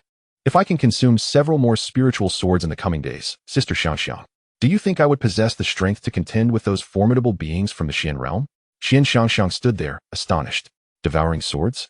This absurd claim was something she had never encountered before, even in the Xian realm. Such a peculiar phenomenon was unheard of. Yet, she had just witnessed it firsthand. Is it due to your sword intent? Xian Xiangxiang inquired curiously. Jiang Cheng shook his head. I am not entirely certain. Although he claimed ignorance, he harbored a small secret that he had not divulged. When he was 7 years old, an assassin had come to the Jiang family. This assassin was sent to take Jiang Cheng's life. That night, under the cover of darkness and howling winds, the assassin stealthily entered Jiang Cheng's room and lunged at the sleeping boy with a sword. It was only when the sound of the sword piercing through the bedboards echoed that the assassin felt assured enough to depart. However, upon returning to report the completion of the task, he was brutally killed by his employer. How could Jiang Cheng, who was merely bouncing about, be said to have completed the task? Was this not utter nonsense? At the age of 7, no one in the Jiang family was aware of this incident. Although Jiang Cheng had an inkling, he did not take it seriously. After all, he had been asleep, and upon waking, he only noticed a sword hilt resting upon his abdomen. It was only after recently engaging in cultivation that he recalled this event. Therefore, it should not be related to sword intent, but rather to his own physique. Moreover, on that day at the execution ground of the Dian dynasty, there were over 100 members of the Jiang family. He was not the only young person present. Many had spoken boldly against Wang Xian. Yet, the masked master had chosen solely him. This was enough to suggest that the other party had recognized something unique within him. How many swords can you devour? Just as Jiang Cheng was lost in reminiscence, Xian Xiangxiang suddenly posed the question. Jiang Cheng pondered for a moment. How many swords do you possess? Xian Xiangxiang shook her head. I only have that one 7-star sword. Jiang Cheng's face fell. Sister Yuan, are you jesting with me? Xian Yuan coughed lightly. Though I lack swords, I possess wealth. She revealed her spatial ring, and with a casual flourish, a mountain of spirit stones filled Jiang Cheng's residence. Jiang Cheng exclaimed. How many spirit stones are these? Surely, it must be in the millions. Do you think these spirit stones will suffice to purchase spirit swords? Absolutely. Jiang Cheng replied. The crux of the matter is, I am uncertain of your potential for advancement. If you consume thousands of swords and remain at your current level, or if your absorption of spirit swords only elevates you to the nascent soul stage or the sea overturning stage, wouldn't we be exerting ourselves for naught? Rolling his eyes, Jiang Cheng continued, but Sister Yuan, aren't we left with no choice but to gamble on this desperate strategy? You know as well as I do that if you depart from the sword sect, it may very well lead to its downfall, and your demise could follow. Rather than wallowing in despair, why not take a risk? What of realms above? Let us confront them head on. Xian Yuan trembled slightly. Upon hearing Jiang Cheng's words, an inexplicable surge of battle spirit welled up within her, igniting her fervor. Buzz! Jiang Cheng suddenly heard a resounding sword cry emanating from within Xian Yuan, reverberating through the heavens and earth. Dumbfounded, Jiang Cheng exclaimed, "Ah, is that even possible? This is rather unexpected." He looked at Xian Yuan, who had achieved mastery over her sword intent. Chapter 24. The Golden Core Realm. Congratulations, Sister Yuan. Heartfelt congratulations on mastering your sword intent. Jiang Cheng pondered for a moment before opting to flatter her. Xian Yuan cast a complex glance at Jiang Cheng.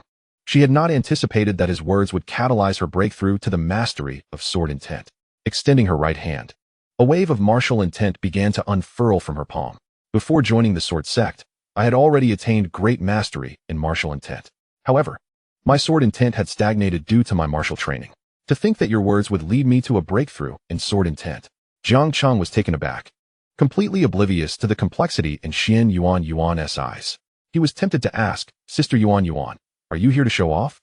With both martial intent and sword intent achieved, and considering Xian Yuan's age, her talent was on par with his pinnacle of sword intent. After all, he specialized solely in sword intent, while she excelled in both. Unfortunately, he currently had no suitable sword at his disposal. Upon hearing Xian Yuan's proclamation, Jiang Cheng's eyelids twitched uncontrollably. Without a second thought, he returned her 7-star sword. Xian Yuan coughed. I truly did not intend to reclaim this sword. Jiang Cheng, wearing a smile, replied, I understand. Let's focus on your affairs first. I will gather all the spirit swords from the inner and outer sect's sword treasure pavilion and see how much you can enhance. Although my sword intent has reached mastery, this slight increase will scarcely suffice for the challenges we face. We must place our hopes in Jiang Cheng and see if he holds the key to breaking through. Well then, I shall trouble you, Sister Xianyuan. Jiang Cheng's eyes brightened. In life, one must inevitably retain a few aces up their sleeve. He refrained from disclosing the matter of the pagoda within the storage ring to Xianyuan.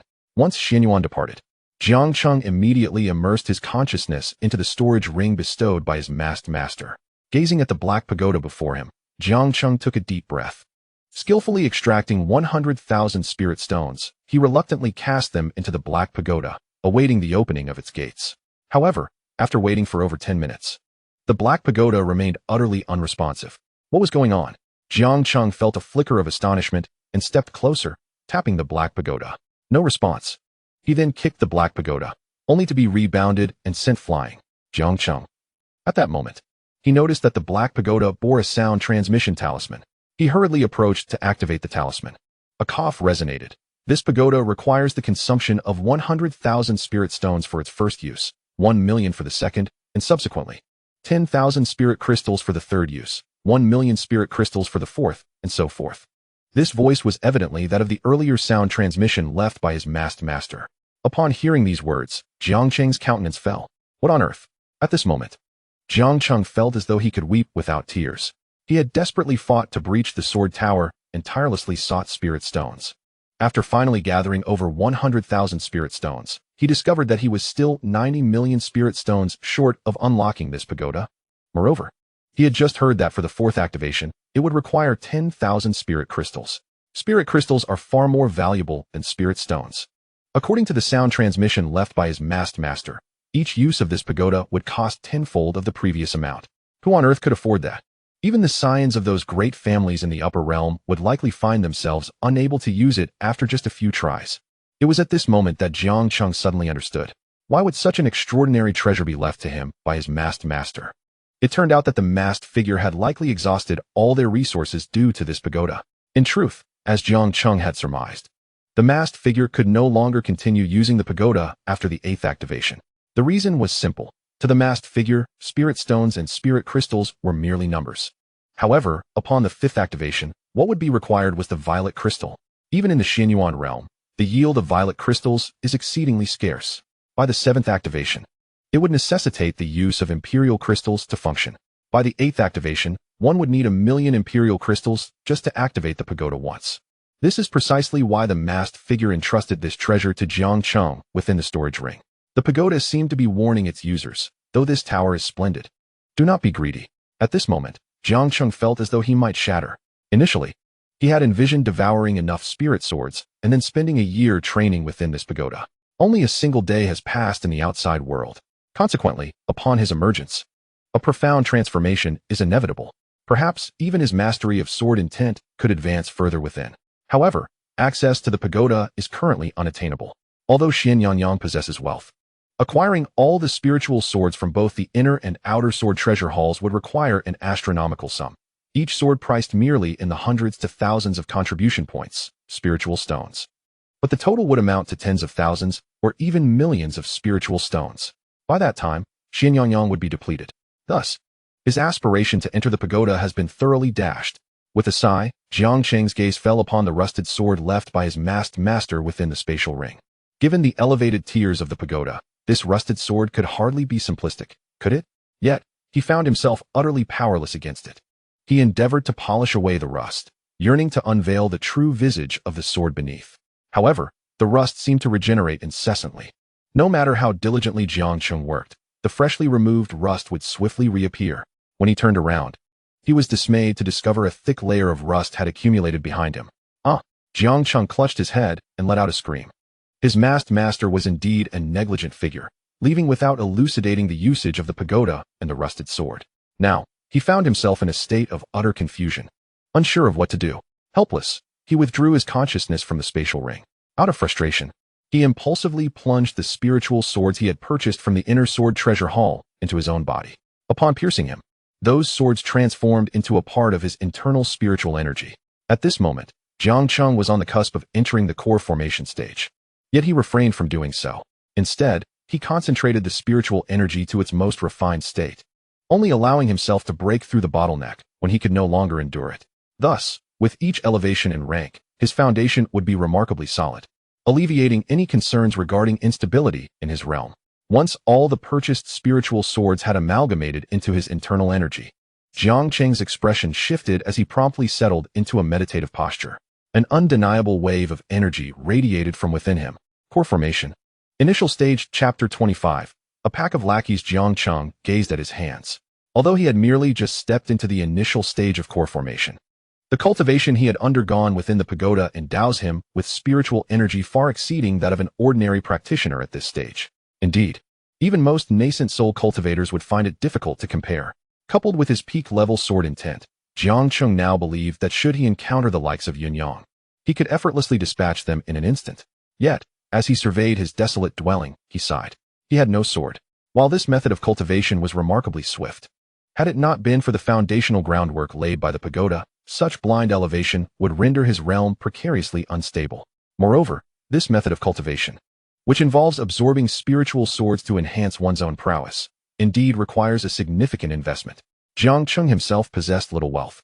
The spiritual stones he had acquired during his last venture into the floating pagoda were borrowed from Elder Mu. Speaking of storage rings, a sudden spark of inspiration illuminated Jiang Cheng's mind. With his right hand outstretched, a jet-black storage ring materialized in his palm. This was a ring he had previously obtained from Yun as the master of the outer sect.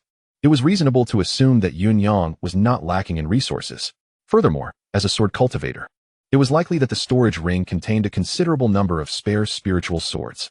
The spiritual swords Jiang Cheng had previously devoured, aside from the one wielded by the yellow-robed swordsman in the sword tower, which was of the highest quality, were mostly of low to mid-tier quality. Surely, as the master of the sword sect's outer sect, Yun Yang's spiritual swords could not be inferior. With excitement coursing through him, Jiang Cheng eagerly opened Yun Yang's storage ring. To his astonishment, he discovered nearly 300,000 spiritual stones within. Alongside these, there were various martial techniques of both earth and heaven ranks. However, Jiang Cheng felt no particular affinity towards these techniques, as all the sword arts he practiced were derived from the azure-clad swordsman. According to the azure-clad swordsman, the sword techniques he had created were at least of imperial grade. Beyond these discoveries, Jiang Cheng also found what he had been seeking. Within Yun Yang's storage ring, he unearthed 6 superior spiritual swords. Truly, as the master of the outer sect, wealth abounded. Jiang Cheng licked his lips, and without further ado, he extracted the 6 superior spiritual swords from the storage ring to absorb their essence. Meanwhile, as Jiang Cheng diligently absorbed and elevated his own cultivation, another scene unfolded elsewhere. Within the inner sect of the sword sect, at the sword treasure pavilion, a confrontation was brewing. Xianyang, do you not think you have gone too far? So what if you possess wealth? Does having money grant you the license to act however you please? You have purchased all the spiritual swords from both the inner and outer sects. What are your fellow disciples to use? Bamboo as swords. Xianyang, having just concluded her acquisition of all the spiritual swords from the outer sect, had rushed to the inner sect's sword treasure pavilion. However, word of her actions had somehow leaked, and by the time she arrived, a considerable number of inner sect disciples had already gathered. Upon seeing Xianyang intent on acquiring spiritual swords, their expressions shifted dramatically. The leader of the group, pointing an accusatory finger at Xianyang, launched into a tirade. Unlike the outer sect disciples who feared her, these inner sect disciples were unyielding. Take, for instance, the disciple who dared to point at Xianyang. His cultivation had already reached the threshold of the half-step, sea-covering realm. Alas, his grasp of sword intent was lacking, and despite the time that had passed, he had yet to comprehend even the basics of sword intent. Xianyang cast a sidelong glance at this disciple. If you cannot even comprehend sword intent, what use do you have for a sword? You might as well find a bamboo stick to practice with. Perhaps then you could even grasp the intent of a pig. The disciple's expression darkened immediately, feeling as though Xianyang was subtly mocking him. It was important to note that his cultivation ranked among the top 10 within the inner disciples of the sword sect. Yet now, he found himself subjected to such humiliation from Xianyang. At present, he pointed at Xianyang and declared, I challenge you to a duel. Within the sword sect, disciples are permitted to spar with one another. Xianyang furrowed her brow. Had it been her former self, she might have accepted the challenge. However, She was pressed for time now. Thus, she coldly replied, I have no time. The disciple, who was at the threshold of the sea-overturning realm, misinterpreted her words as fear. After all, in terms of cultivation, she was merely at the nascent soul stage, while he was on the brink of the sea-overturning realm. Consequently, he boasted, If you're afraid, just put down those spirit swords. President Zhu Li kindly brought you to the sword sect, and yet you attempt to monopolize it? A glimmer of coldness crossed Xuanyang's eyes. This person was truly tiresome. No longer inclined to show mercy, she raised her hand and struck with her fist. Bang! The disciple was sent flying. Gasps of astonishment filled the air. What just happened? Wasn't Brother Zhu Yi a formidable figure in the sea-overturning realm? How could he be dispatched by a mere punch from someone at the nascent soul stage? It was martial intent. Xuanyang had achieved mastery of martial intent. Observant inner disciples quickly discerned this fact. Accompanied by their exclamations, confusion spread among the onlookers. Zhu Li had brought Xuanyang to the sword sect for sword training, only for her to develop such profound martial intent in just half a day. Was this a jest? Zhu Yi's face darkened significantly. If Xuanyang employed her martial intent against him, he would undoubtedly be no match for her. In a fit of rage, he bellowed, Xuanyang, if you still consider yourself a disciple of the sword sect, then fight me with your sword. What does it mean to use martial intent? Xuanyang couldn't help but chuckle inwardly. Had she not sought out Jiang Cheng today, Zhu Yi's words would have left her utterly at a loss. But now, things were different. Oh, Xuanyang replied coldly with a single word. In the next moment, she retrieved the 7 stars sword from her storage ring. With a hum, the sound of the sword resonated throughout the heavens and the earth. The 7 stars sword, crafted from 7 distinct meteorite segments, emanated 7 dazzling hues. While it may not have shaken the very foundations of the world, the sword's presence instilled a tremor of fear among all the inner disciples present. Even the spirit swords they bore began to quiver in response. Zhu Yi was utterly bewildered. Mastery of sword intent. This Xuanyang was not only proficient in martial intent, but also a prodigious sword cultivator with mastery of sword intent. In that moment, Zhu Yi felt akin to a jester. If he struggled against Xuanyang's martial intent, how could he possibly contend with her sword intent? Yet, even if she possessed mastery of sword intent, she could not possibly acquire all the spirit swords of the sword sect, could she? If she continued this way, when senior brother Wu Hao returns, you will be in trouble. Zhu Yi had previously been Wu Hao's lackey, but since Wu Hao had embarked on a mission without him, Zhu Yi had no choice but to invoke Wu Hao in his defense against Xuanyang. Xuanyang cast a glance at Zhu Yi. The sword sect was rife with disciples like Zhu Yi and Yun Fei, which was precisely why she had harbored no fondness for the sword sect previously. Were it not for Zhu Li and Elder Mu, she would have long since slipped away from the sword sect. Upon hearing Zhu Yi's words, Xuanyang's expression turned frigid once more. To be candid, had she not been concerned about the potential repercussions for the sword sect, Zhu Yi would have already faced the harshest of repercussions. Even with Wu Hao present, the outcome would have been the same. Xuanyang chose not to engage in further trivialities, instead urging the disciple of the Sword Treasure Pavilion with a mere glance to settle the payment. The disciple, feeling helpless, complied and began to package all the spiritual swords from the inner pavilion for Xuanyang.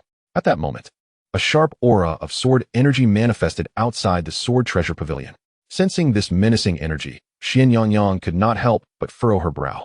Outside, a cacophony of jubilant voices rang out. Senior Brother Wu Hao, you have finally returned. Senior Brother Wu Hao, you must take charge for us.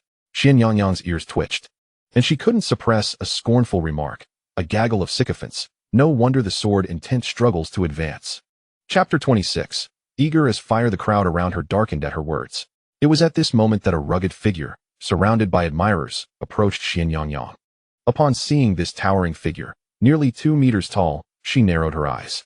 Wu Hao, the inner sect's senior brother and the personal disciple of Lien Sheng. Mastery of sword intent. At the pinnacle of the sea-covering realm. What Xuanyang did not expect was that upon returning from his mission, Wu Hao seemed on the verge of a breakthrough to the wheel-turning realm, having already reached the threshold of half-step wheel-turning realm. As a denizen of the lower realms, Wu Hao could indeed be considered an extraordinary prodigy. Had it not been for Jiang Cheng, Wu Hao would undoubtedly rank first in talent within the sword sect. Of course, Xuanyang did not include herself in this assessment. If she did, the rankings would certainly need to be revised. After all, her current peak of the nascent soul realm was merely a facade. No one knew the true extent of her power. Wu Hao approached Xuanyang, and Zhu Yi, who had previously fallen silent upon witnessing Xuanyang's mastery of sword intent, once more began to prattle. Senior brother, you must take charge for us. Xuanyang is far too arrogant. relying on her status as the sect leader's returee. She is utterly unrestrained. Now she intends to purchase all the spiritual swords of the sword sect. What will we have left to use? Upon hearing Zhu Yi's lament, Wu Hao gradually turned his gaze towards Xian Yangyang. Before his mission, he had already heard of her reputation. However, at that time, Xian Yangyang seldom visited the inner sect.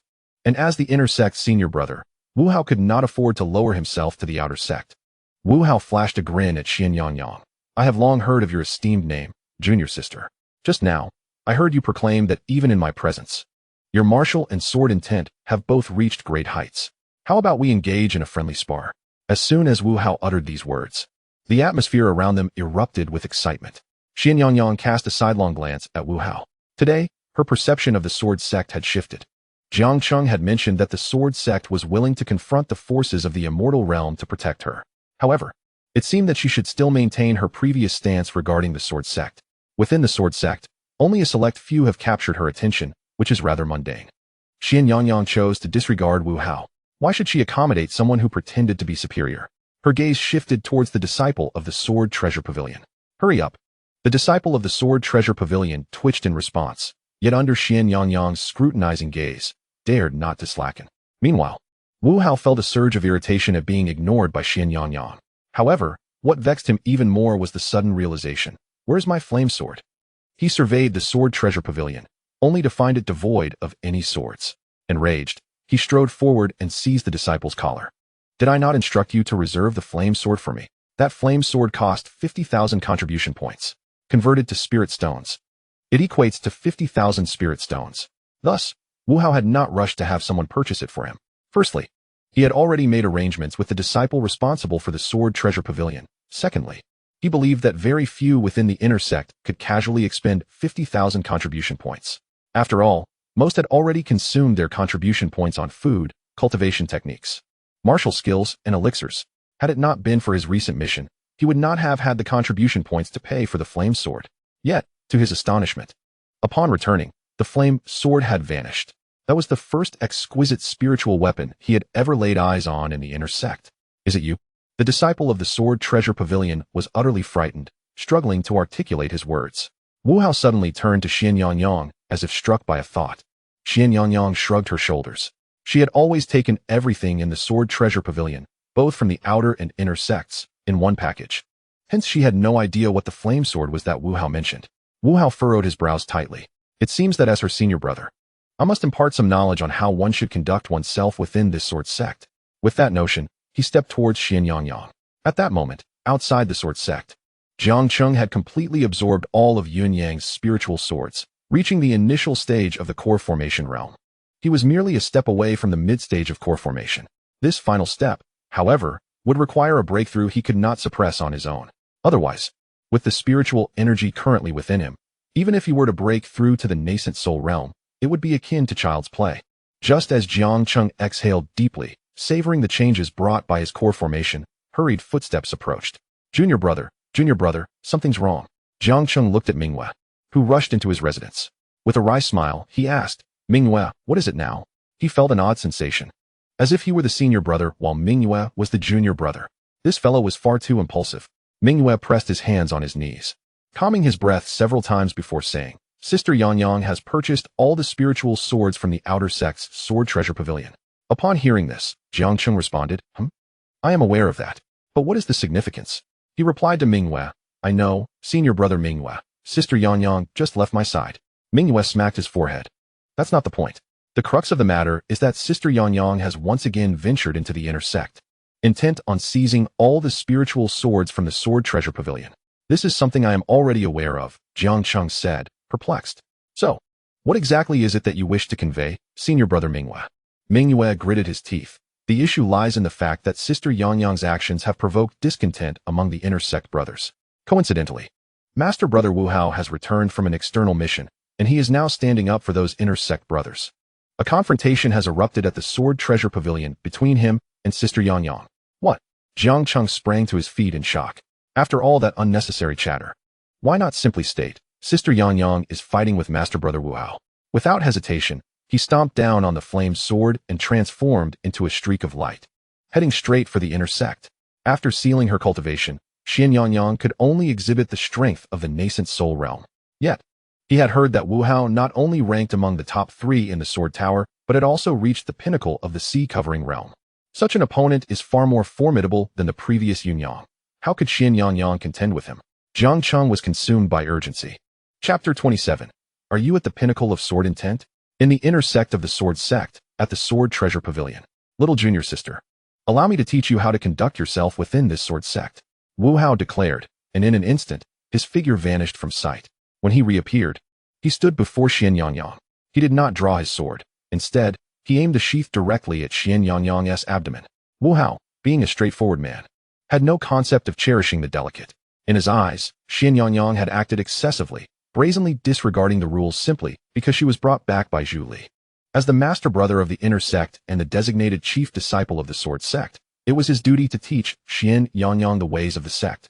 Thus, although he did not unsheath his sword, the fierce sword aura emanated from the sheath. Boom. Coupled with his half-step rotation realm cultivation, the space within 100 feet of Xian Yangyang began to collapse and gradually vanish. Xian Yangyang's expression turned cold. In this sword sect, she had always been the one to strike first. Never did she expect to encounter someone who would take the initiative against her today.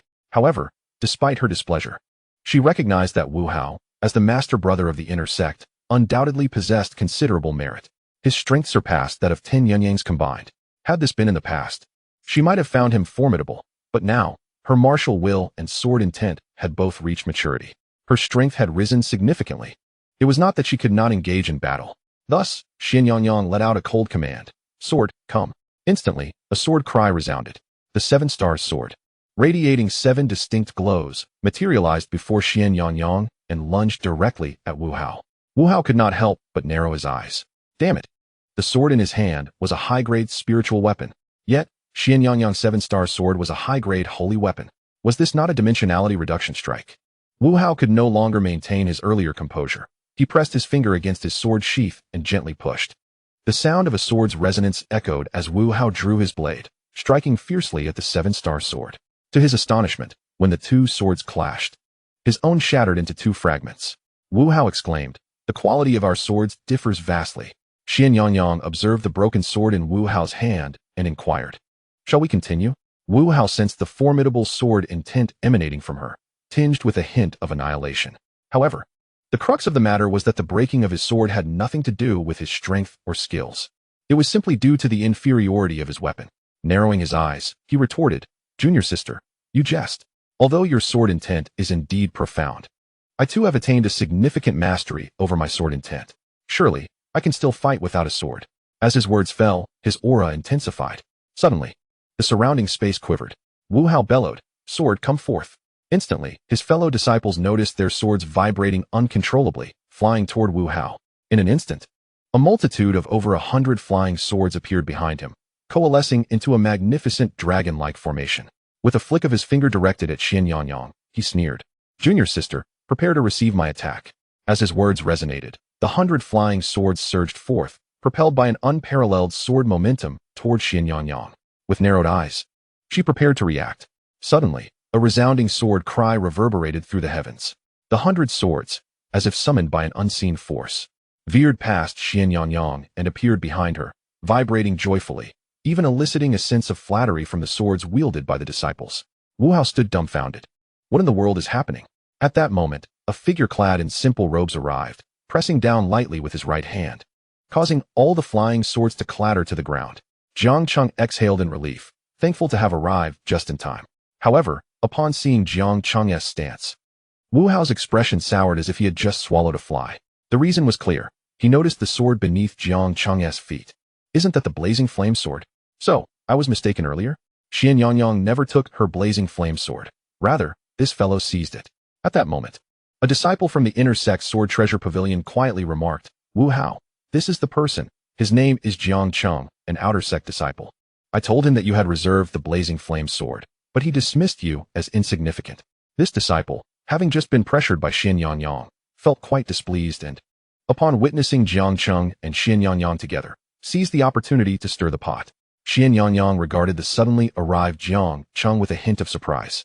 "Have you reached the core formation stage?" Upon uttering these words, all the inner disciples present were rendered speechless. The reason was simple. When they first encountered Jiang Cheng today, he was at the mid-stage of foundation establishment. Later, when he came to purchase a sword, he had reached the late stage, perfecting his foundation establishment. Now, he stood at the initial stage of core formation, having achieved great perfection. How could it be that one's cultivation could ascend so effortlessly? All the inner disciples were left in a state of confusion. They had toiled for many years within the sword sect, and every advancement had been fraught with difficulty. Yet, Jiang Cheng had ascended 3 minor stages in a single day. Moreover, if their memories served them correctly, when Jiang Cheng had first perfected his sword intent, he had only recently joined the sword sect. At that time, he was still at the early stage of qi refinement, and this had only occurred a few days prior. Wu Hao had been absent from the sect in recent days and was thus unaware of Jiang Cheng's circumstances. Upon glancing at Jiang Cheng, he noted that the lad had indeed reached the core formation stage. Unable to suppress his furrowed brow, he reflected on his own cultivation, which was at the cusp of the transcendence realm, and his own sword intent had reached great perfection.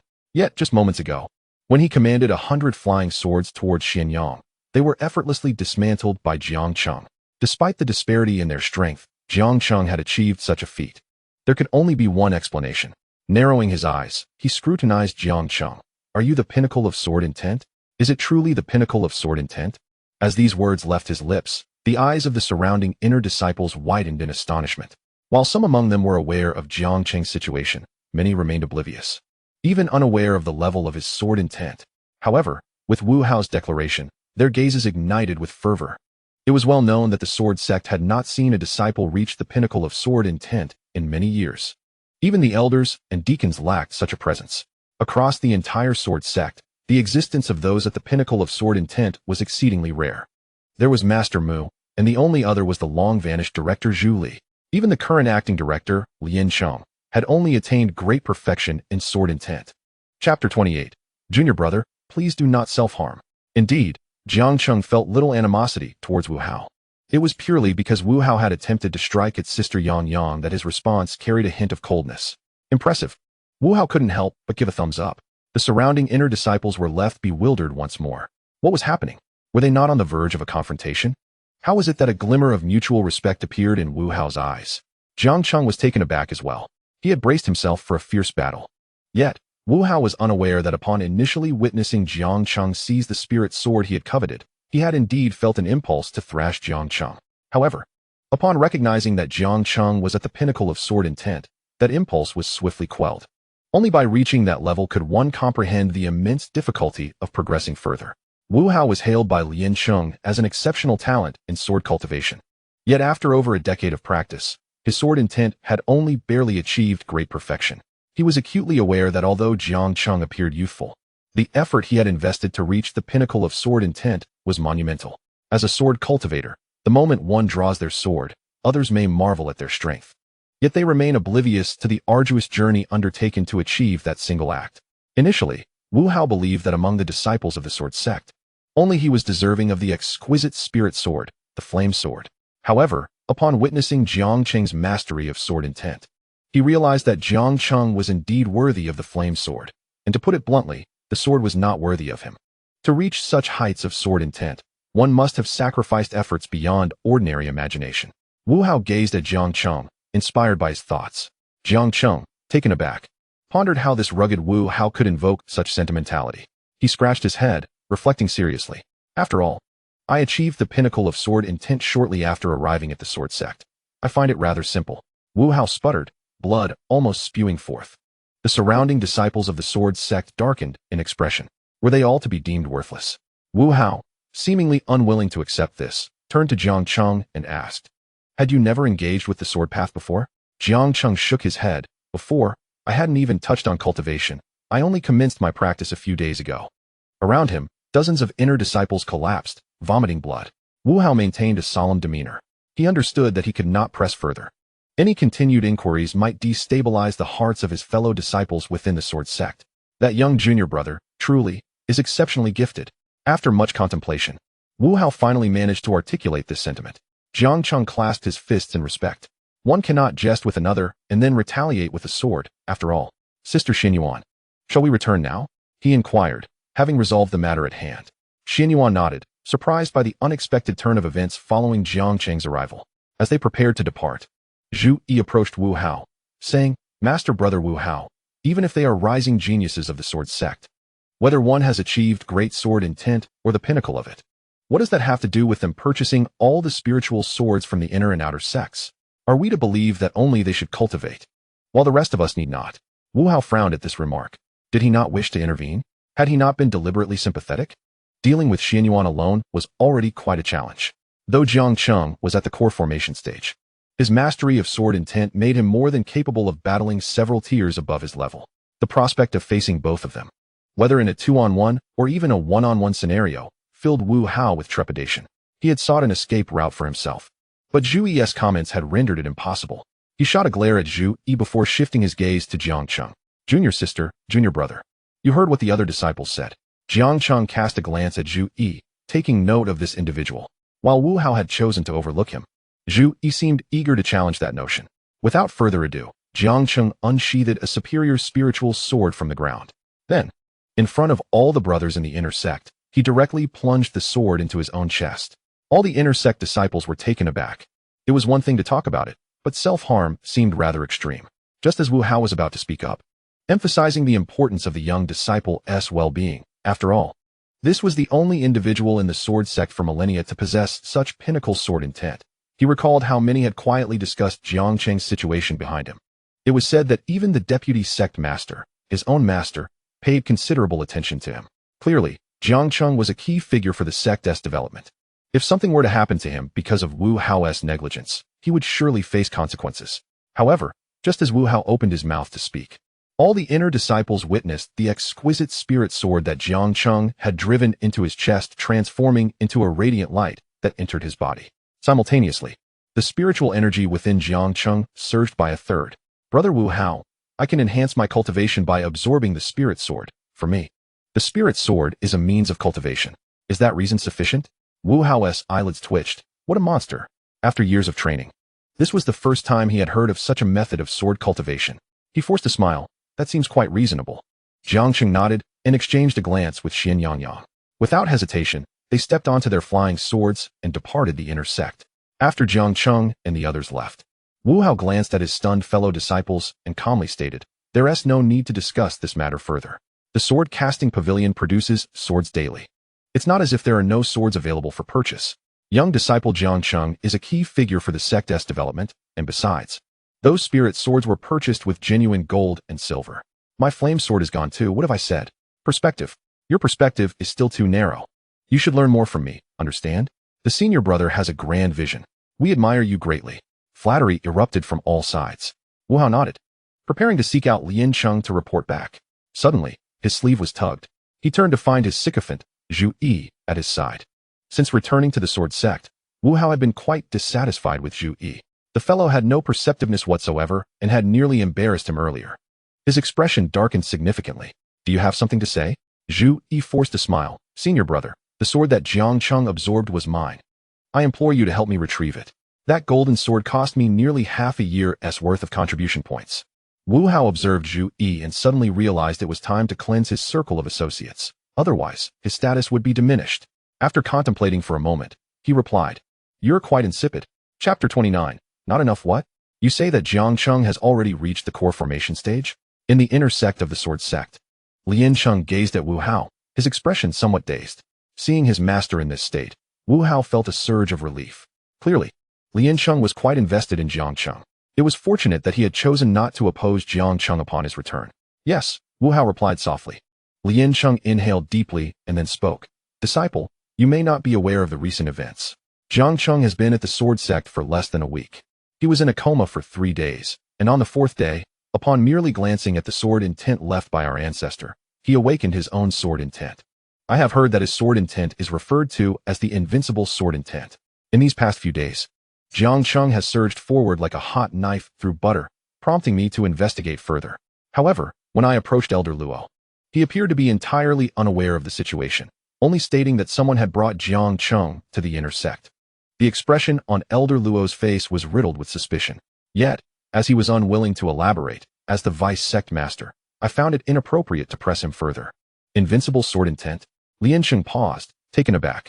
What a formidable name. His sword intent is a powerful legacy from the sword sect's ancestor. one of the most distinguished among countless sword intents. However, when I clashed with Xianyuanyang today, it was evident that her sword intent far surpassed my own. Just the name of Jiang Cheng's invincible sword intent seems to eclipse my own strong sword intent. Initially, I had perceived Jiang Cheng's aptitude as unremarkable, akin to that of an ordinary person, which is why I did not bring him into the inner sect. Yet, it now appears he must possess some hidden fortune that concealed his true talents and abilities. As Lian Cheng reflected on this, he felt a pang of regret. Had he brought Jiang Cheng into the inner sect from the outset, perhaps the subsequent events would have unfolded differently, and Xianyuanyang would not have broken the seal due to her actions against Yin-Yang. Nevertheless, he understood that it was too late for regrets now. Wu Hao hesitated for a moment before speaking. Master, Jiang Cheng's constitution seems rather unique. He can devour spiritual swords and transform them into part of his own cultivation. Upon hearing Wu Hao's words, Liancheng nodded. So, that's why Xianyuanyang cleared out all the spiritual swords from the treasure pavilion of both the inner and outer sects? Wu Hao was taken aback. So, Master, you are aware of everything. Liancheng gave a wry smile. Actually, there is another matter, he continued, recounting the situation regarding Xianyuanyang in detail. After listening to Liancheng's account, Wu Hao fell into a contemplative silence. Liancheng observed him and said, Disciple, I have a question for you. What do you think I should choose now? Exiling Xianyuanyang might grant our sword sect some breathing space, but before Liancheng could finish his thought, he noticed Wu Hao, who had been deep in thought, suddenly raise his head. Master, though I am not from the barbarian state, I take great pride in being a member of the sword sect.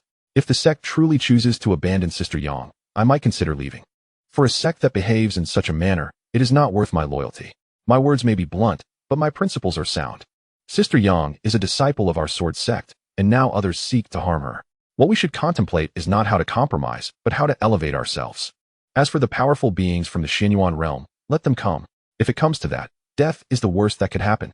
But we must not forsake the dignity of our sword sect, which has endured for millennia. Even though we may appear to mere ants in the eyes of the formidable beings of the profound realm, what of it? Ants still harbor the ambitions of swans. Even if we are to be annihilated by those individuals, we shall still bite off a piece of their flesh. Let them know that our sword sect is not merely molded from clay. Otherwise, any random figure from the profound realm could easily ride atop our sword sect. In that moment, Liancheng's heart was once again stirred. It felt as if a long-sealed part of him had been awakened. He gazed in astonishment at Wu Hao. At that instant, a harmonious resonance of sword cries echoed from within both of them. These two sword cries pierced through the clouds, shattered the heavens, and resonated throughout the entire barbarian province.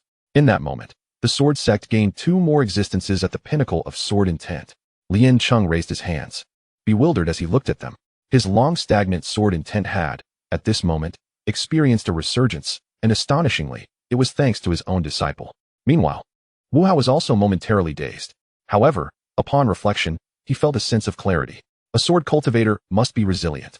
The essence of a powerful sword intent lies here. A strong individual may not bow their head, yet in the face of right and wrong, even if their knees are shattered, they must not kneel. Master, I wish to visit the sword tower. I believe I am now capable of challenging that individual on the 29th level. Liancheng glanced at Wu Hao and nodded. Go ahead. On the other side, within Jiang Cheng's residence, he watched as Xianyuanyang released hundreds of spirit swords in a chaotic flurry. Jiang Cheng was momentarily stunned. Sit down, I shall bind you, Xianyuanyang instructed. Jiang Cheng, feeling quite awkward, replied, Sister Yang, this isn't quite appropriate. Before he could finish his sentence, a spirit sword pierced into his peepa bone. Jiang Cheng inhaled sharply. Sister Yang, I must request that you notify me beforehand next time, so I may prepare myself. Xianyuanyang shot him a glare. Stop your nonsense and hurry up. Jiang Cheng complied, quickly sitting cross-legged.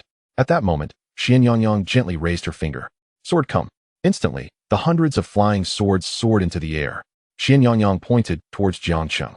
Whoosh, whoosh, whoosh. These countless flying swords surged forth like an unending barrage towards Jiang Cheng. In that moment, Jiang Cheng felt an overwhelming surge of spiritual energy within him. His cultivation was rapidly escalating. The sensation of abundant spiritual energy was even swifter than when he had entered the pagoda of ascension. He quickly focused his breath and diligently absorbed the influx of spiritual qi. At that instant, his own cultivation surged like a tempest. From the initial stage of the Golden Core realm to its peak, then advancing to the mid-stage of the Golden Core realm, from the mid-stage to its peak, and finally to the late stage of the Golden Core realm.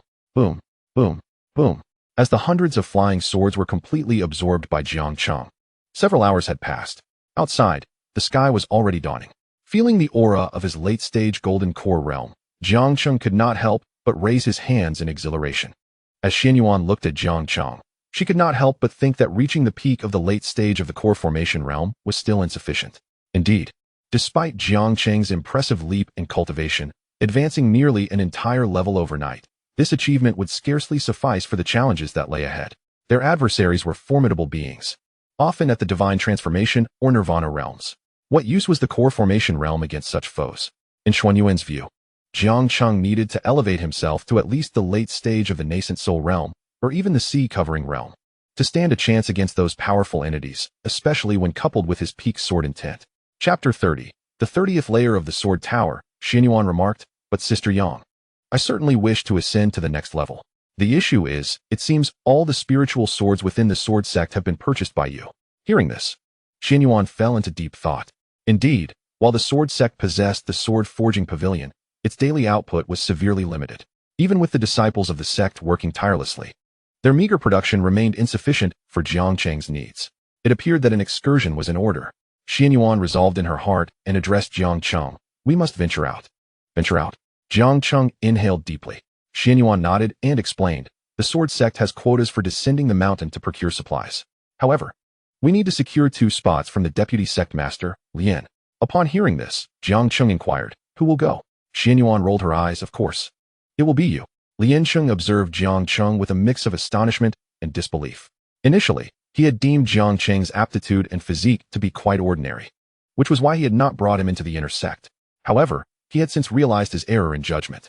Now, witnessing Jiang Cheng's mastery at the late stage of the core formation realm, he could not help but be taken aback. It was utterly astonishing, remarkably exaggerated. After all, Jiang Cheng had only engaged in cultivation for about a week, and yet he had transformed from nothing to a master at the late stage of the core formation realm. Taking a deep breath, Lian Cheng asked, you say you wish to accompany Xianyuan on this excursion? Jiang Cheng affirmed. Sister Yang mentioned that there is a trading association beneath the sword sect where we can procure some spiritual swords. Lian Cheng glanced at Jiang Cheng. Have you exhausted all the spiritual swords purchased by Xianyuan yesterday? Jiang Cheng nodded. Indeed. It was those spiritual swords that enabled my strength to reach the late stage of the core formation realm. Lian Cheng sighed. Your physique is indeed rather extraordinary. Nonetheless, given the imminent threats, it would be prudent for you to enhance your cultivation. As he spoke, he produced his deputy sect master's token. He had never anticipated that Jiang Cheng could fend off the formidable beings from the Xian realm, for the disparity in strength was far too great. He merely hoped that among the disciples of the sword sect, there were a few gifted individuals like Jiang Cheng who could possess even a modicum of self-defense capability. The sword sect might face destruction, but if even 1 or 2 seedlings could survive, there would still be a chance for the revival of the sword sect. Having reached the pinnacle of sword intent, Lian Cheng had entirely discarded the notion of abandoning Xianyuan. Thank you, Deputy Sect Master. Jiang Cheng expressed his gratitude as he accepted the Deputy Sect Master's token from Lian Cheng. Without excessive sentimentality, he turned and departed the inner gate with his sword. Lian Cheng glanced at Jiang Cheng's retreating figure before his gaze drifted towards the nearby sword tower. He hoped that when the powerful beings from the Xian realm truly arrived, the sword sect would possess as many disciples as possible to enhance their chances of survival. Casting a look at his own cultivation level, half a step into the nirvana realm, Lian Cheng narrowed his eyes. It seemed that before those individuals arrived, he must make a journey to the ancestral grounds to elevate his own powers to the nirvana realm, thereby safeguarding more disciples. As his thoughts settled, he vanished from sight in an instant. The entire sword sect was diligently preparing for the impending storm in just a few days. Within the sword tower, Wu Hao observed the white-clad sword cultivator collapsing before him, a barely concealed excitement spreading across his face. The 29th floor. This was a height he had never dared to imagine. Although the difference between the 28th and 29th floors was merely a single level. The individual on the 29th floor possessed cultivation that was a full tier above his own, an existence at the wheel transition realm. Moreover, their sword intent was also of the consummate level, akin to Wu Hao's. Thus, defeating this opponent was no small feat. However, Wu Hao, though still at half a step into the wheel transition realm, had reached the pinnacle of his sword intent. After a fierce battle, Wu Hao ultimately triumphed over the former genius of the sword sect from the 29th floor. He wondered what kind of strength awaited him at the final level. Wu Hao licked his lips and ascended the last step. At that moment, Outside the Sword Tower, the one-eyed elder, witnessing the real-time ranking updates, could not help but take a deep breath. Wu Hao truly deserved the title of genius in this generation of the Sword Sect. Having reached the impressive height of the 29th floor, he was far more formidable than the previous young man. Just as he finished his thoughts, a figure stumbled out of the Sword Tower in disarray. The one-eyed elder was momentarily taken aback and hurried to approach. Wu Hao, what happened to you? Wu Hao stared blankly ahead, a look of astonishment on his face. After a moment, as if recollecting something, he rushed to the Sword Tower's leaderboard. The leaderboard for the Sword Tower displayed the names of opponents only after they had been challenged, and just moments ago, Wu Hao had stepped into the last layer of the tower. Given his current strength, he thought that at the very least, he could engage in a vigorous battle with the last genius of the Sword Sect. However, to his bewilderment, upon entering the 30th floor, he was immediately struck by a green light. Before he could react, he was swiftly defeated and expelled from the Sword Tower. Upon exiting, the first thing Wu Hao did was to discover the identity of the formidable opponent on the 30th floor. It was then that he saw the name of the genius, Jian Zhuoyao. Wu Hao could not help but curse aloud. The one-eyed elder, clearly recalling something, glanced at Wu Hao's darkened expression with a hint of regret. Within the Sword Tower, the final entity is none other than the avatar left behind by the venerable ancestor of the Sword Sect himself. According to Jian Zhuoyao's assertions, those who could surpass the talents that emerged subsequently within the Sword Sect were deemed unworthy of the title genius. Only those capable of defeating him would earn his acknowledgement as a true prodigy of the Sword Sect. Thus, the final level of this Sword Tower houses Jian Zhuoyao himself. Naturally, Jian Zhuoyao would not resort to a lower dimension of combat.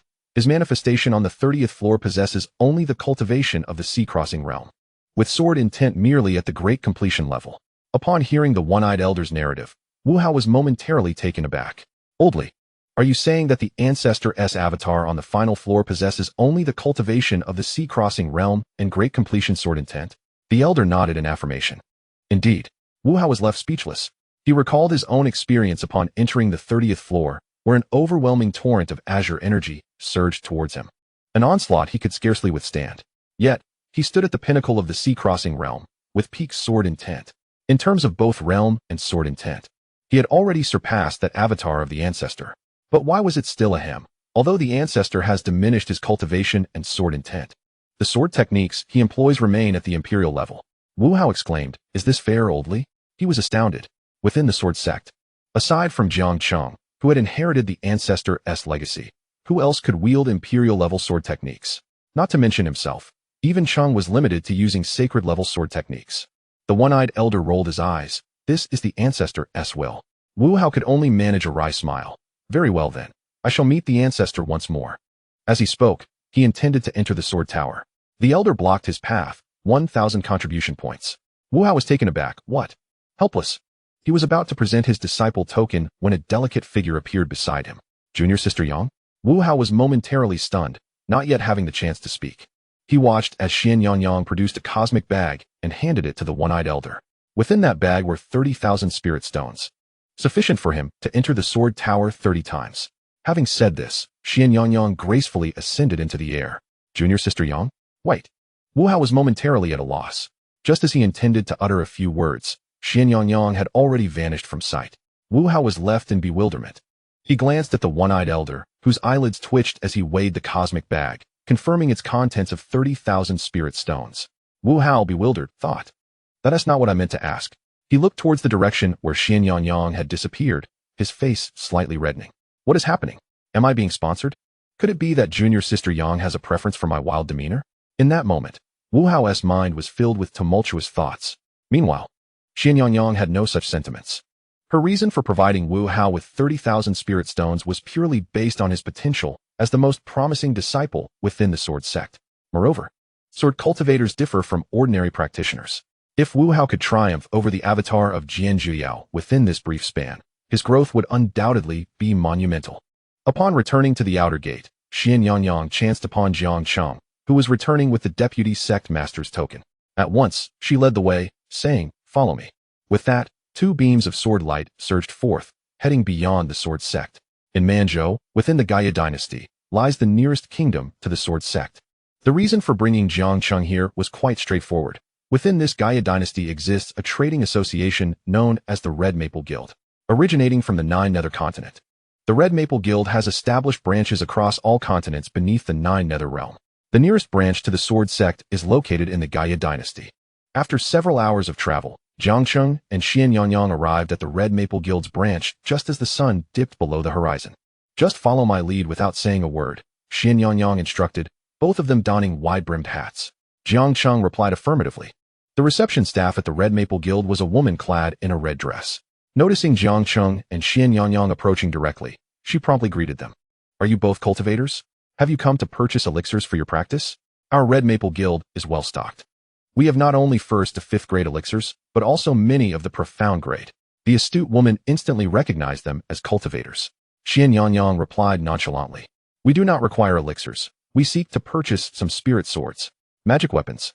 The woman's eyes sparkled with excitement.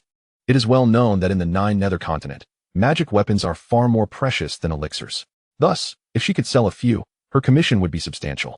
Are you disciples of the Sword Sect? Given that the Sword Sect is the closest sword-fighting sect to the Gaia Dynasty, it was not surprising that she would make this conjecture.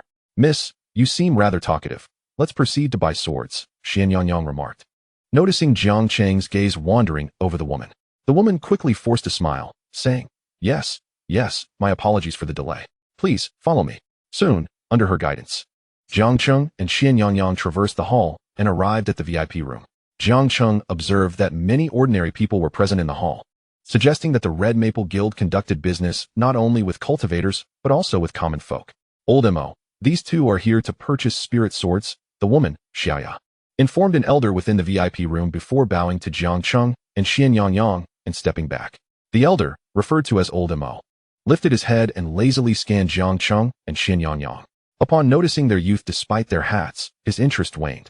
In this era, young individuals of power and influence often receive magic weapons from their families. Only loose cultivators would venture to a guild to buy them. Of course, exceptions exist, such as the Red Maple Guild occasionally offering high-quality magic weapons for sale. However, typically, it is the elders who accompany the younger generation for such purchases. He then spoke in a detached manner. May I inquire what kind of magic weapons you two wish to acquire? Two individuals may be unaware that although our Gaia Dynasty's Red Maple Chamber of Commerce is merely a branch, the price of this treasure is quite substantial. His utterance was merely an attempt to gauge the financial standing of Jiang Cheng and Xian Yangyang. However, no sooner had he spoken than bang. Before him, a pile of spirit stones materialized upon the 8 immortals table. The sheer weight caused the table to collapse with a resounding crash. Xian Yangyang gazed coolly at the astonished elder Mo, whose mouth hung agape in disbelief. We wish to purchase spirit swords. Whatever quantity you have, we shall take it all. Upon witnessing the more than 1 million spirit stones that had appeared before him, Elder Mo lost his composure. Although he held the esteemed title of director within the Red Maple Chamber of Commerce, it was merely that of a branch, which accepted not only cultivators, but also ordinary folk. The monthly sales totaled a mere 1,000,000 gold coins and a little over 100,000 spirit stones. Yet now, Xian Yangyang had casually produced over 1,000,000 spirit stones. How could this not astonish him? He attempted to rise, but his legs weakened, stumbling as he nearly fell to the ground. Clearing his throat, he stammered, "Two young heroes, I shall arrange this at once." Once Elder Mo departed, Jiang Cheng whispered, "Sister Yangyang, did we not agree that money should not be flaunted? Are we not being a tad too ostentatious?" Xian Yangyang smiled gently. "Did not the woman who led us here tacitly acknowledge us as disciples of the Sword Sect? Within this barbarian province, the Sword Sect still holds a certain reputation. Generally, few would dare to act against us.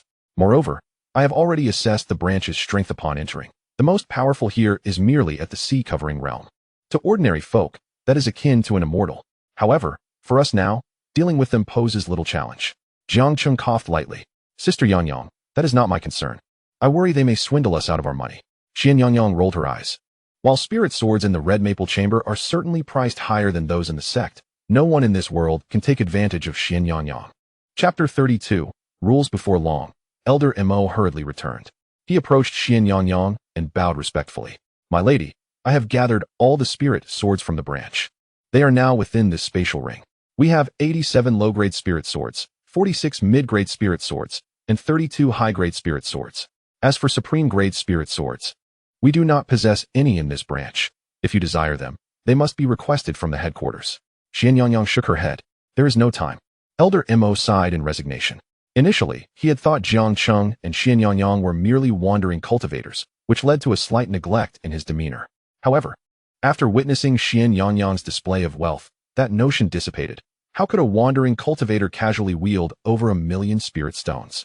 Now, hearing Xian Yangyang's words, he feared that his earlier lax attitude had displeased her regarding their branch. Give me the spatial ring. I shall take the spirit stones myself, Xian Yangyang said, her tone remaining indifferent. Elder Mo could only smile wryly as he handed the spatial ring to Xian Yangyang. Subsequently, he carefully gathered the spirit stones from the ground. Murmuring softly, "My lady, these spirit swords amount to a total of 760,000 spirit stones after the discount. Allow me to take the liberty of rounding down on behalf of the branch. The total comes to 700,000 spirit stones." Upon concluding his statement, he collected the sum from the pile of spirit stones. Jiang Cheng, upon hearing this, could not help but feel a sense of bewilderment. Within the sword sect, such spirit swords would barely fetch over 200,000 spirit stones at most. Yet, out here, the price had remarkably multiplied several times. However, noticing that Xian Yangyang exhibited no reaction, he deduced that such a price was not considered exorbitant in these parts. Xian Yangyang meticulously secured the remaining spirit stones and departed with Jiang Cheng. Old Mo had initially intended to cultivate a rapport, but, after calling out a couple of times, he realized that neither Xian Yangyang nor Jiang Cheng had any intention of turning back, and thus he reluctantly gave up. Such a significant client, it seemed, he had unintentionally offended. Old Mo understood that although he had completed this transaction, his standing within the red maple commerce would not endure for long. He could only watch the departing figures of the two, sighing silently. Xian Yangyang and Jiang Cheng emerged from the red maple commerce and, without pause, swept through several surrounding establishments. However, none of these businesses matched the scale of the red maple commerce, and even combined, they managed to procure only a little over 100 spirit swords. Narrowing her eyes, Xian Yangyang suggested, "Let us make another trip to the Great Yin Dynasty." Upon hearing Xian Yangyang's words, a glimmer of coldness flashed in Jiang Cheng's eyes. Noticing his reaction, Xian Yangyang was momentarily taken aback before realizing, "I seem to have forgotten. You hail from the Great Yin Dynasty, don't you? Do you have enemies there?" At her inquiry, Jiang Cheng nodded. The adversaries of the Jiang family, at this juncture, no longer posed a significant threat to him. Seeing Jiang Cheng's affirmation, Xian Yangyang grinned. "Isn't that fortuitous? The Great Yin Dynasty houses a considerably larger commerce. After acquiring spirit swords from there, we can conveniently resolve your troubles." The Gaia Dynasty and the Great Yin Dynasty coexisted in Barbarian Prefecture, with less than 1,000 miles separating them. Given the current prowess of Jiang Cheng and Xian Yangyang, they traversed the distance from the Gaia Dynasty to the Great Yin Dynasty in under 2 hours. Upon returning to the Great Yin Dynasty, Jiang Cheng trembled with anticipation, not from fear, but from exhilaration. While facing the guillotine, he had vowed to haunt Wang Exine even in death, a testament to his prior belief that revenge would forever be beyond his grasp. Yet, he had not anticipated that within a mere few days, he would experience such a profound transformation after the appearance of that masked figure. Now, if he were to encounter Wang Exine again, a mere thought would suffice to erase Wang Exine from existence. However, the matters concerning the Jiang family were extensive. He was reluctant to wrong an innocent, while also wishing to ensure no enemy escaped justice. To genuinely investigate, it would likely take more than half a month to uncover the truth. With the urgent affairs of the sword sect pressing upon him, he found himself in a state of hesitation. The immediate and profound enmity lay before him, juxtaposed against the survival of the sword sect. Which should take precedence? As they approached, the land of the Great Yin Dynasty gradually unfolded beneath their feet. Jiang Cheng pondered for a moment and addressed Xian Yangyang, "Senior Sister Yangyang, let us acquire some swords. I wish to discuss my matters at a later time." Xian Yangyang cast a curious glance at Jiang Cheng. "But have you considered that upon returning to the sword sect, encountering those from the Xian realm, you might find that you will never have another chance for vengeance?" Upon hearing her words, Jiang Cheng's body trembled slightly. He understood that Xian Yangyang was referring to the worst-case scenario. Yet, Jiang Cheng smiled and shook his head. "When I stood on the guillotine, I was already a dead man. The fact that I am alive now is a stroke of fortune. Therefore, even if I never have the opportunity for revenge, I shall not harbor regrets." He continued, "Now that the sword sect teeters on the brink of life and death, my allegiance to the sect must take precedence. Moreover, this concerns you, Senior Sister Yangyang." Xian Yangyang could not help but gaze at Jiang Cheng with renewed interest. "Very well. I respect your decision. After we gather the spiritual swords from the Misty Rain Tower of the Great Yin Dynasty, I will take you to a suitable place. Once you have absorbed all those spiritual swords, we shall return to the sect." Before long, they arrived at the Misty Rain Tower. However, as they entered the hall, Jiang Cheng's legs stiffened. Observing Jiang Cheng's reaction, Xianyang followed his gaze. There stood several noble figures adorned in fine garments. Xianyang whispered, "Do you recognize them?" Jiang Cheng squinted his eyes. Indeed, he recognized them. They were the heirs of several other prominent families within the Great Yin dynasty. Although they were ordinary individuals like Jiang Cheng, their status made their presence in the Misty Rain Tower unsurprising. When the Jiang family was in power, these individuals, along with their families, had eagerly aligned themselves with Jiang's interests. Yet, once the Jiang family fell from grace, they were quick to sever ties. In fact, when the Jiang family faced their demise at the guillotine, these individuals had merely spectated from the sidelines, reveling in the spectacle. Jiang Cheng's expression gradually turned cold. Not only did he recognize them, but he also bore a grudge against them. Having spoken these words, Jiang Cheng strode towards the heirs. The attendant responsible for receiving Jiang Cheng and Xianyang changed his expression. "You two seem to be disregarding the rules of our Misty Rain Tower." Xianyang smiled at him. "Wherever I go, there are no rules. If there must be, then they are my rules." Chapter 33. Instant kill. Upon hearing Xianyang's statement, the attendant's countenance shifted. Just as he was about to speak, a sword was already poised at his throat. "Do not utter a word, merely observe." Xianyang maintained her smile. However, with her hat obscuring her face, the attendant could not discern her expression. Despite being an ordinary person after many years in the Misty Rain Tower, he could still sense the murderous intent in the air. He had no doubt that should he make a move, Xianyang would not hesitate to pierce his throat with her sword. At that moment, the heirs also noticed Jiang Cheng, who wore a hat. However, they paid him no mind, for the Misty Rain Tower was filled with individuals of peculiar attire. Additionally, although they were heirs, they were not inclined to provoke powerful practitioners. Thus, they merely cast a fleeting glance before turning back to their conversation. "Brother Liu, you are indeed correct. In these times, without personal strength, anyone can ascend above you with ease. Take the Jiang family for instance. In the past, they wielded immense power within the Great Yin dynasty, even eliciting fear from those within the royal palace. Yet, what transpired later? Some formidable practitioners from the cultivation realm arrived at the palace, and the Jiang family was swiftly uprooted. Indeed, I have heard that the head of the Jiang family was also a practitioner, but he was suppressed to such an extent that he could not summon even a trace of spiritual energy. Eventually, like an ordinary person, he was executed before the gaze of the multitude. Alas, let us not dwell on the past. The Jiang family has already perished. Let us turn our attention to you. Have you made your decision? Shall each of us contribute 100,000 gold coins to procure the cultivation technique and 3 qi refining pills? With our talents, should we become practitioners, we are destined to soar to great heights." They spoke among themselves, entirely oblivious to the figure nearby, whose fists were clenched tightly. At this moment, Jiang Cheng's countenance was exceedingly grim. He had heard a new version of events from their mouths. So his father was also a practitioner? Thus, it was the figure from the royal palace of the Great Yin dynasty who dealt with the Jiang family? Jiang Cheng found himself momentarily disoriented, for he recalled that the individual from the royal palace appeared to have a close relationship with the Jiang family. How could this be? Jiang Cheng shook his head and walked directly to the 3 young lords. The one referred to as Brother Liu turned, and upon seeing Jiang Cheng approach, cupped his fists in greeting and politely inquired, "Does this esteemed elder have business with us?" Jiang Cheng wasted no words and removed his hat. The 3 instantly trembled in shock. Jiang Cheng, the last remnant of the Jiang family. Remembering what they had done to the Jiang family, the 3 young lords instinctively considered fleeing. Yet, they halted in their tracks. "Do not run. We are in the Misty Rain Pavilion. He dares not harm us." "Is that so?" A chilling voice echoed from behind them. Jiang Cheng had indeed told Xianyang that matters of revenge could wait. But now that these individuals were before him, surely it was permissible to collect some interest. A long sword, manifested from ethereal energy, pierced through the head of the speaker, pinning him beside Lu Shizhi.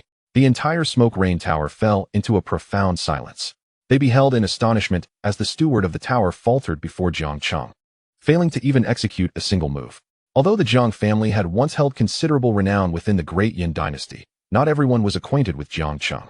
They merely perceived him as a formidable cultivator, oblivious to the connection between Jiang Cheng and the Great Yin dynasty. "Spare me, young Master Jiang. We were once disloyal, but had we not acted thus, our respective clans would have met the same fate as the Jiang family." Before the heir of the Guan family could finish his plea, he too was swiftly dispatched, pinned beside Lu Shizhi. Zhang Shizi's eyes widened in horror. He found himself utterly alone among the trio. Anxiety gripped him, leaving him at a loss for words that might persuade Jiang Cheng to spare his life. Suddenly, a thought illuminated his mind. Perhaps he could offer to have the Jiang family serve Jiang Cheng as subordinates. Just as he was about to speak, another sword strike silenced him, piercing his skull and nailing him to the wall. Expressionless, Jiang Cheng donned his conical hat once more, for he had no desire to entertain the words of such treacherous individuals. Not a single word. Returning to Xian Yangyang's side, she asked with a smile, feeling relieved. Indeed, Jiang Cheng replied, yet I sense there may be deeper matters at play here. Would you like my assistance in resolving them? She inquired. He shook his head. As I mentioned previously, let us first address the matters of the sect. My personal affairs can wait for another occasion. I had not intended to consider these issues. Yet fortune has unexpectedly smiled upon me. Xian Yangyang chuckled softly. They both turned to the trembling attendant, and Jiang Cheng said coolly, lead the way. The way? What nonsense is this? You openly commit murder in the Hall of Smoke Rain Tower and expect me to guide you? Have you lost your minds? Just then, a cold chuckle echoed through the hall. Since the founding of this Smoke Rain Tower, you are the first to murder within its walls. In an instant, a crimson long sword flew from Jiang Cheng's sleeve towards the source of the voice. The gathered crowd witnessed a gray-robed elder being pierced through the head, pinned alongside the other heirs of the great Yin dynasty. By the time they recognized him, his aura had vanished completely. A profound silence enveloped the room, punctuated only by the sound of countless swallowed breaths. The reason was simple. The master of Smoke Rain Tower was a formidable figure of the oceanic realm.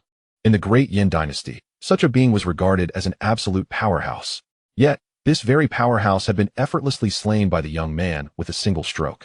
Jiang Cheng's gaze remained indifferent as he opened his mouth to inquire, who is the second in command of Smoke Rain Tower? Soon, a figure stumbled into view before Jiang Cheng, immediately dropping to his knees. Esteemed senior, I beg your forgiveness for any offense I may have caused. Jiang Cheng cast a glance at the supplicant before him. Oh, this fellow certainly knows how to make a scene. At that moment, he spoke lightly. From now on, you shall be the master of the Misty Rain Tower. Chapter 34, Have they arrived? Upon hearing Jiang Cheng's words, the deputy master of the Misty Rain Tower's eyes gleamed with excitement. He hurriedly bowed to Jiang Cheng, exclaiming, Thank you, esteemed senior. Jiang Cheng did not spare him a glance, and continued, We have come this time to purchase some spiritual swords. The deputy master of the Misty Rain Tower immediately replied, Esteemed senior, you flatter us. It is our honor to have you visit the Misty Rain Tower. Your presence brings glory to our establishment. Regardless of purchase or not, please take a seat for a moment while I prepare the spiritual swords for you. Having said this, he hurriedly departed. Around them, several disdainful glances were cast his way, yet he remained oblivious. In a short while, he returned with great enthusiasm. Esteemed senior, we have a total of 76 spiritual swords in the Misty Rain Tower, 51 inferior grade swords, 18 medium grade swords, and 7 superior grade swords. All of them are within this storage ring. He handed the storage ring to Jiang Cheng, who calmly inquired, How much? The deputy master immediately waved his hand. Esteemed senior, you jest. As I mentioned, your visit is a great honor for us. How could we possibly charge you? Jiang Cheng pondered for a moment. Very well, then. Having said this, he turned to Xian Yangyang and said, Sister Yangyang, shall we take our leave? Xian Yangyang nodded in agreement. Just as the two were about to exit, a chilling glimmer surged from behind them. The deputy master of the Misty Rain Tower had, unbeknownst to them, conjured 2 black spheres in his palm, which he hurled towards Jiang Cheng. Xian Yangyang's heart raced, and she was about to speak when she saw Jiang Cheng react as if he had eyes in the back of his head. With a swift sound, a crimson long sword, imbued with the essence of the Misty Rain Tower, suddenly appeared, piercing through the 2 black spheres and directly impaling the deputy master's skull. At that moment, Jiang Cheng and Xian Yangyang stepped out of the Misty Rain Tower. The 2 black spheres, after a brief silence, began to tremble violently, culminating in a thunderous explosion that caused the entire Misty Rain Tower to collapse into ruins, reduced to ash. Jiang Cheng, embodying the pinnacle of his sword intent, shielded Xian Yangyang behind him, absorbing the shockwave of the explosion. It was indeed a thunderbolt. Xian Yangyang's eyes were filled with astonishment. Thunderbolts, while not uncommon in the upper realms, are typically regarded as a sort of concealed weapon, akin to a cannonball, causing immense explosions upon impact. However, the 2 thunderbolts from the Misty Rain Tower were of inferior quality, thus posing little threat to ordinary sea-covering realm practitioners. Yet they were somewhat formidable for their level. Xian Yangyang glanced at Jiang Cheng. So you already suspected that man was problematic? Jiang Cheng shook his head. No. It was only after he presented the items to me that I began to have doubts. Xian Yangyang, intrigued, asked, What do you mean? Jiang Cheng replied, I had already appointed him as the master of the Misty Rain Tower, for a commerce establishment like the Misty Rain Tower. Possessing over 70 spiritual swords is by no means a trivial matter. Originally, he held the position of vice master, working diligently, and it was easy for him to part with the items since they were not his own. However, now that he has ascended to the role of the master, it is inconceivable that he would relinquish anything without compensation. Jiang Cheng remarked with a hint of detachment. I sensed an unusual gaze directed at me earlier. It seems he noticed when I removed my hat. Thus, Jiang Cheng narrowed his eyes. The individuals who had previously targeted the Jiang family were somewhat intertwined with the Misty Rain Tower. It is perplexing. What grand scheme lies behind our Jiang family? Xianyuan looked at Jiang Cheng in silence, aware that had it not been for the sect's affairs, Jiang Cheng could have easily traced the matter back to its roots. Rather than opting for the complete annihilation of the Misty Rain Tower, the choice to eradicate them stemmed from a desire to prevent any warnings from reaching the enemies. Should the opportunity arise again, upon Jiang Cheng's return to the Great Yin dynasty, the truth would undoubtedly emerge. Sister Yang, should we find a place to absorb these spiritual swords first, or return to the sword sect? Let us first consume these spiritual swords. Follow me. Xianyuan had already identified a secluded location on their journey to the Great Yin dynasty. It was a tranquil mountain range, its treacherous terrain ensuring that even the loudest commotion would not attract attention. This time, they had collected over 300 spiritual swords. Xianyuan pondered that Jiang Cheng should at least be able to elevate himself to the pinnacle of the late Yuanying stage.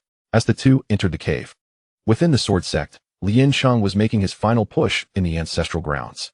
Although Wu Hao was consistently defeated by Jian Zhou, he grew more determined with each setback.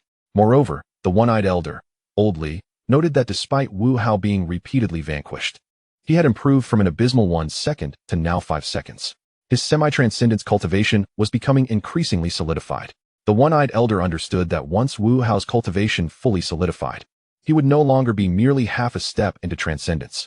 However, as Wu Hao was once again teleported out of the sword tower, the one-eyed elder cleared his throat and approached, saying, Wu Hao, while I acknowledge the progress you've made, you have already exhausted the 30,000 spiritual stones given to you by Sister Yang. From now on, you must provide your own funds. Wu Hao's expression darkened. What? The 30,000 spiritual stones Sister Yang provided have already been spent, and yet I have yet to even grasp a single hair of the ancestor. This realization filled him with fervor.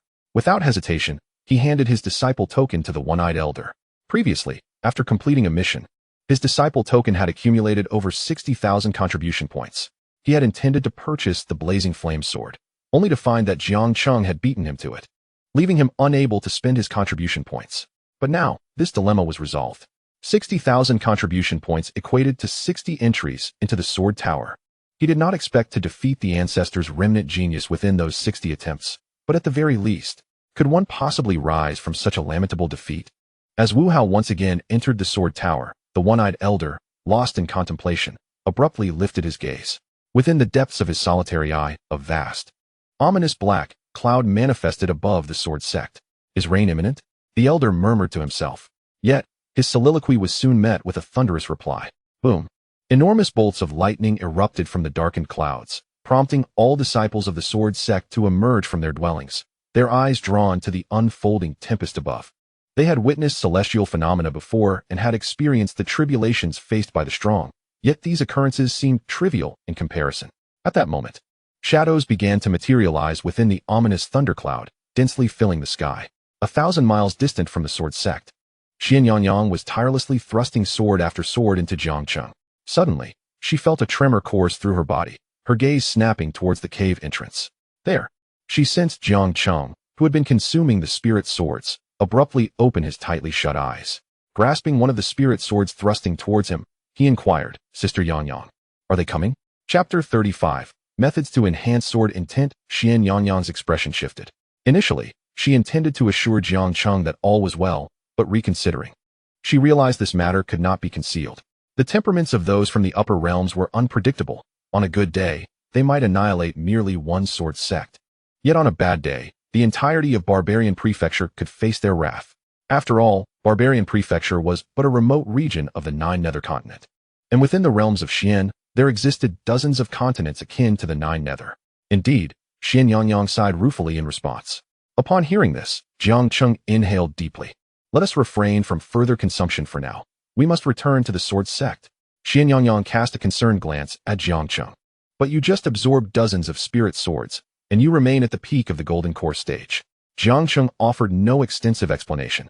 His stagnation in cultivation after absorbing so many spirit swords was not due to an inability to advance, but rather a consequence of having surged too rapidly in power previously. Fearing instability, he had forcibly suppressed his cultivation. Unless he could no longer contain himself, even if he were to consume all 300 spirit swords, he would remain at the pinnacle of the golden core stage. Shall we consume along the way back? Jiang Cheng pondered aloud. Xianyang sighed. It seems we have no choice. With that, she summoned the 7-star sword, which expanded several-fold before them, exceeding 10 feet in length. Xianyang took the lead, wielding the sword, while Jiang Cheng sat cross-legged at the rear of the 7-star sword. As she maneuvered the sword, she continually retrieved spirit swords from her storage ring to insert into Jiang Cheng's body. What is that? Within the sword sect, countless disciples gazed at the thundercloud above, feeling a sense of foreboding. At that moment, inner sect's eldest disciple, Wu Hao, remained within the sword tower. Even the vice sect master has found himself ensnared in the life and death trial. The entire sword sect is now without a leader. Alas, I shall take a look. The elder of the inner sect sighed. At such a moment, it is the duty of the elders of the sword sect to shoulder the burden. Thus, he stamped his foot upon the ground. Whoosh! Instantly, the sound of a sword's cry reverberated through the air. Beneath him, a spirit sword suddenly manifested. This elder of the sword sect, with his hands clasped behind his back, soared effortlessly towards the thunderclouds above. However, just as he was about to reach the same altitude as the storm, rumble, a deafening bolt of lightning shot forth from the clouds.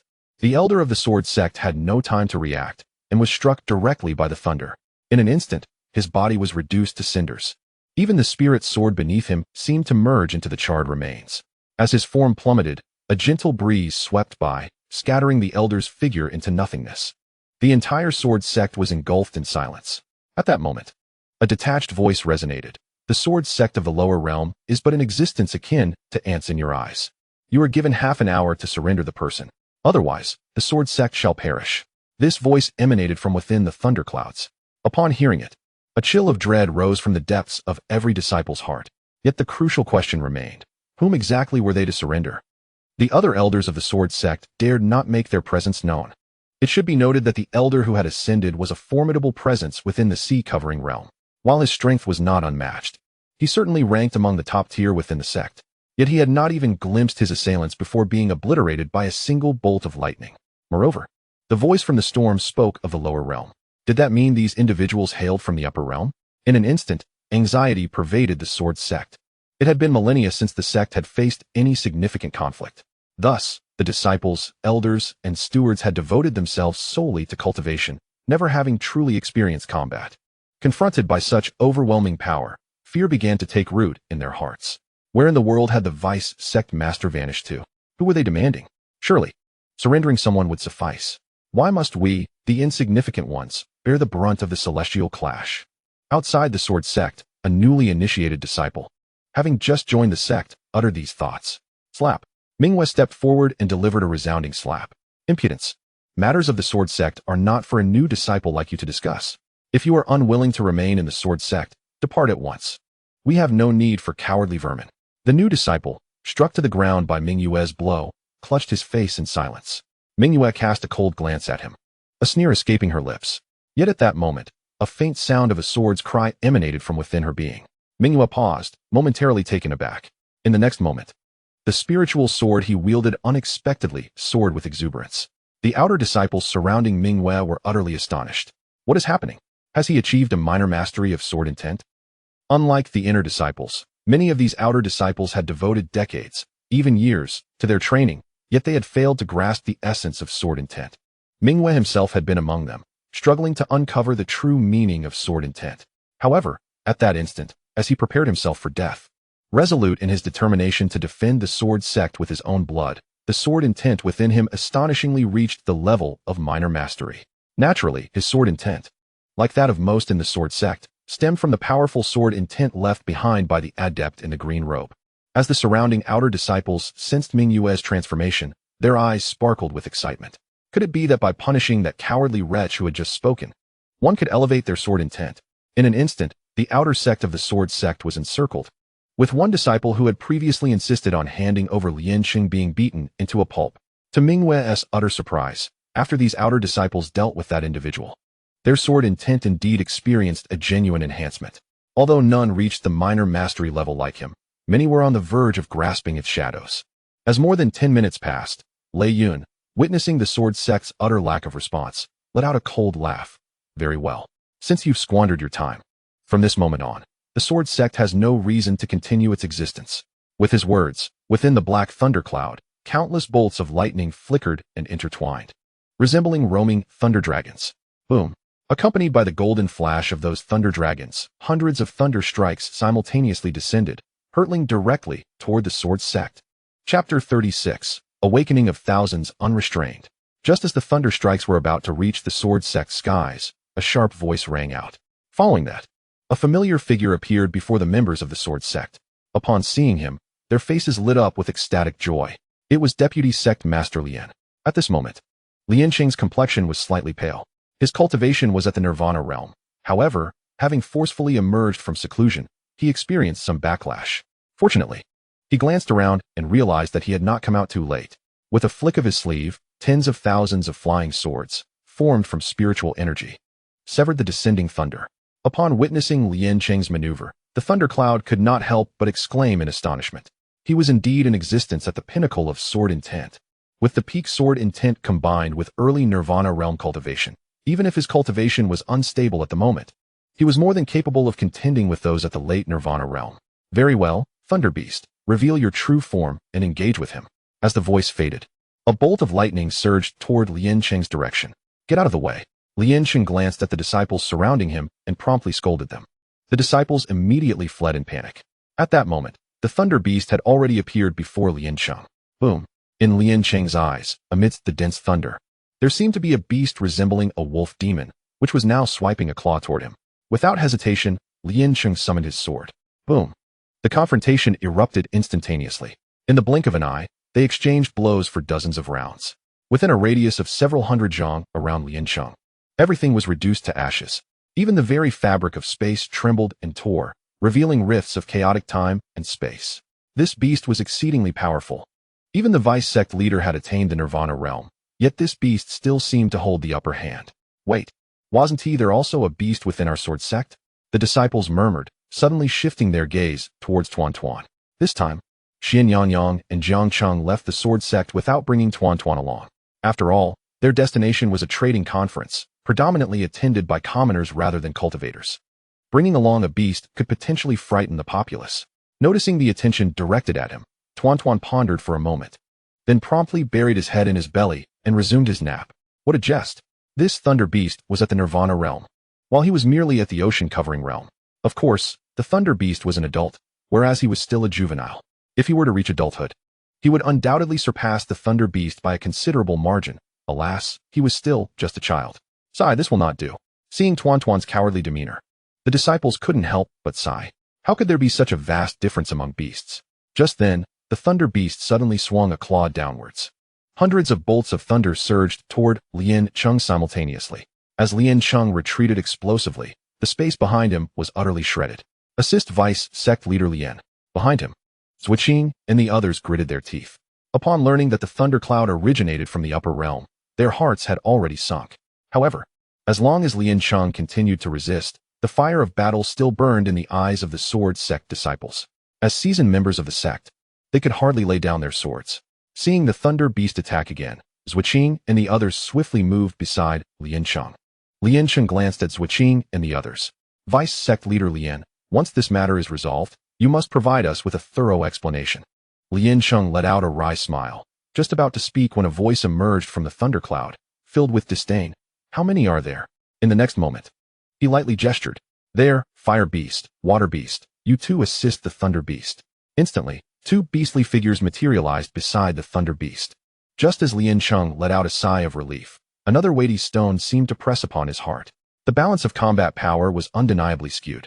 The enemy could casually dispatch a beast at the Nirvana realm, while on his side, he stood alone at that level. How could they possibly fight? Originally, Zhuqing and others had stepped forward to assist Lian Cheng in confronting a formidable beast. Yet, before they could resolve that threat, two more beasts of similar strength emerged. We cannot prevail, sighed an elder from the sword sect, lamenting the situation. In that moment, a sharp sound echoed through the air. Wu Hao appeared beside Lian Cheng. Master, allow me to confront one, he declared. Upon hearing Wu Hao's words, Zhuqing and the others exchanged alarmed glances. Wu Hao, you are one of the most promising disciples of our younger generation. Do not act recklessly. Before they could finish their admonition, Wu Hao revealed his cultivation level. Boom. Observing Wu Hao's initial stage of the wheel-turning realm, Zhuqing and the others fell silent. However, those beasts were at least in the nirvana realm. Boom. Wu Hao unleashed his sword intent once more, reaching its pinnacle. Upon witnessing Wu Hao's mastery, Zhuqing and the others ceased their attempts to dissuade him. It was absurd. Wu Hao's prowess far surpassed theirs, leaving no room for counsel. Moreover, if they failed to fend off the adversaries today, what would it matter to be called a genius when they lay beneath the grass of the grave? At that moment, the voice within the thundercloud seemed to take notice of Wu Hao. Oh, I did not anticipate such a prodigy emerging from this desolate place. At such a tender age, you have already grasped the pinnacle of sword intent. After a brief pause, it continued, I ask you, would you consider returning with me to the Xian realm? Wu Hao scoffed, on the verge of responding when the voice interrupted. Should you accompany me, I promise to guide you to the completion of your sword intent. The notion of reaching the pinnacle of sword intent was an immense temptation for any sword cultivator.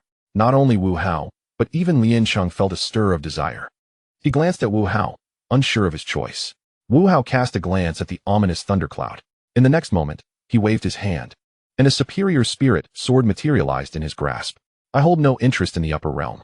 I am a disciple of the sword sect, and I shall remain loyal to it. Should you wish to lay a hand on the sword sect, you must first step over my dead body. We of the sword sect do not yield. We of the sword sect do not cower. If you seek battle, then let it come. With Wu Hao's proclamation, countless disciples within the sword sect raised their heads, their eyes filled with fervor. These individuals had seldom encountered true life and death struggles, but now the time had come. This battle was not merely a matter of their survival. It concerned the very existence of their sect. In that moment, Wu Hao's words ignited the combustible passion within them. Sounds of sword cries resonated from the disciples, for they were not foolish nor incapable of comprehending sword intent. They merely lacked the opportunity. And now, that opportunity had arrived. The figure within the thundercloud paused momentarily. Even he could not remain unmoved. In that instant, within the sword sect, 1,000 disciples awakened their sword intent simultaneously. Though the sword intent may be modest, the simultaneous awakening of sword intent among 10,000 disciples remains profoundly astonishing. Chapter 37. The Celestial Extermination Sword Array. Alas, a voice of lament emerged from the thunderclouds, not only in barbarian state, but even among the sword cultivation sects of their mystic realm. Achieving such a high rate of disciple awakening is inconceivable.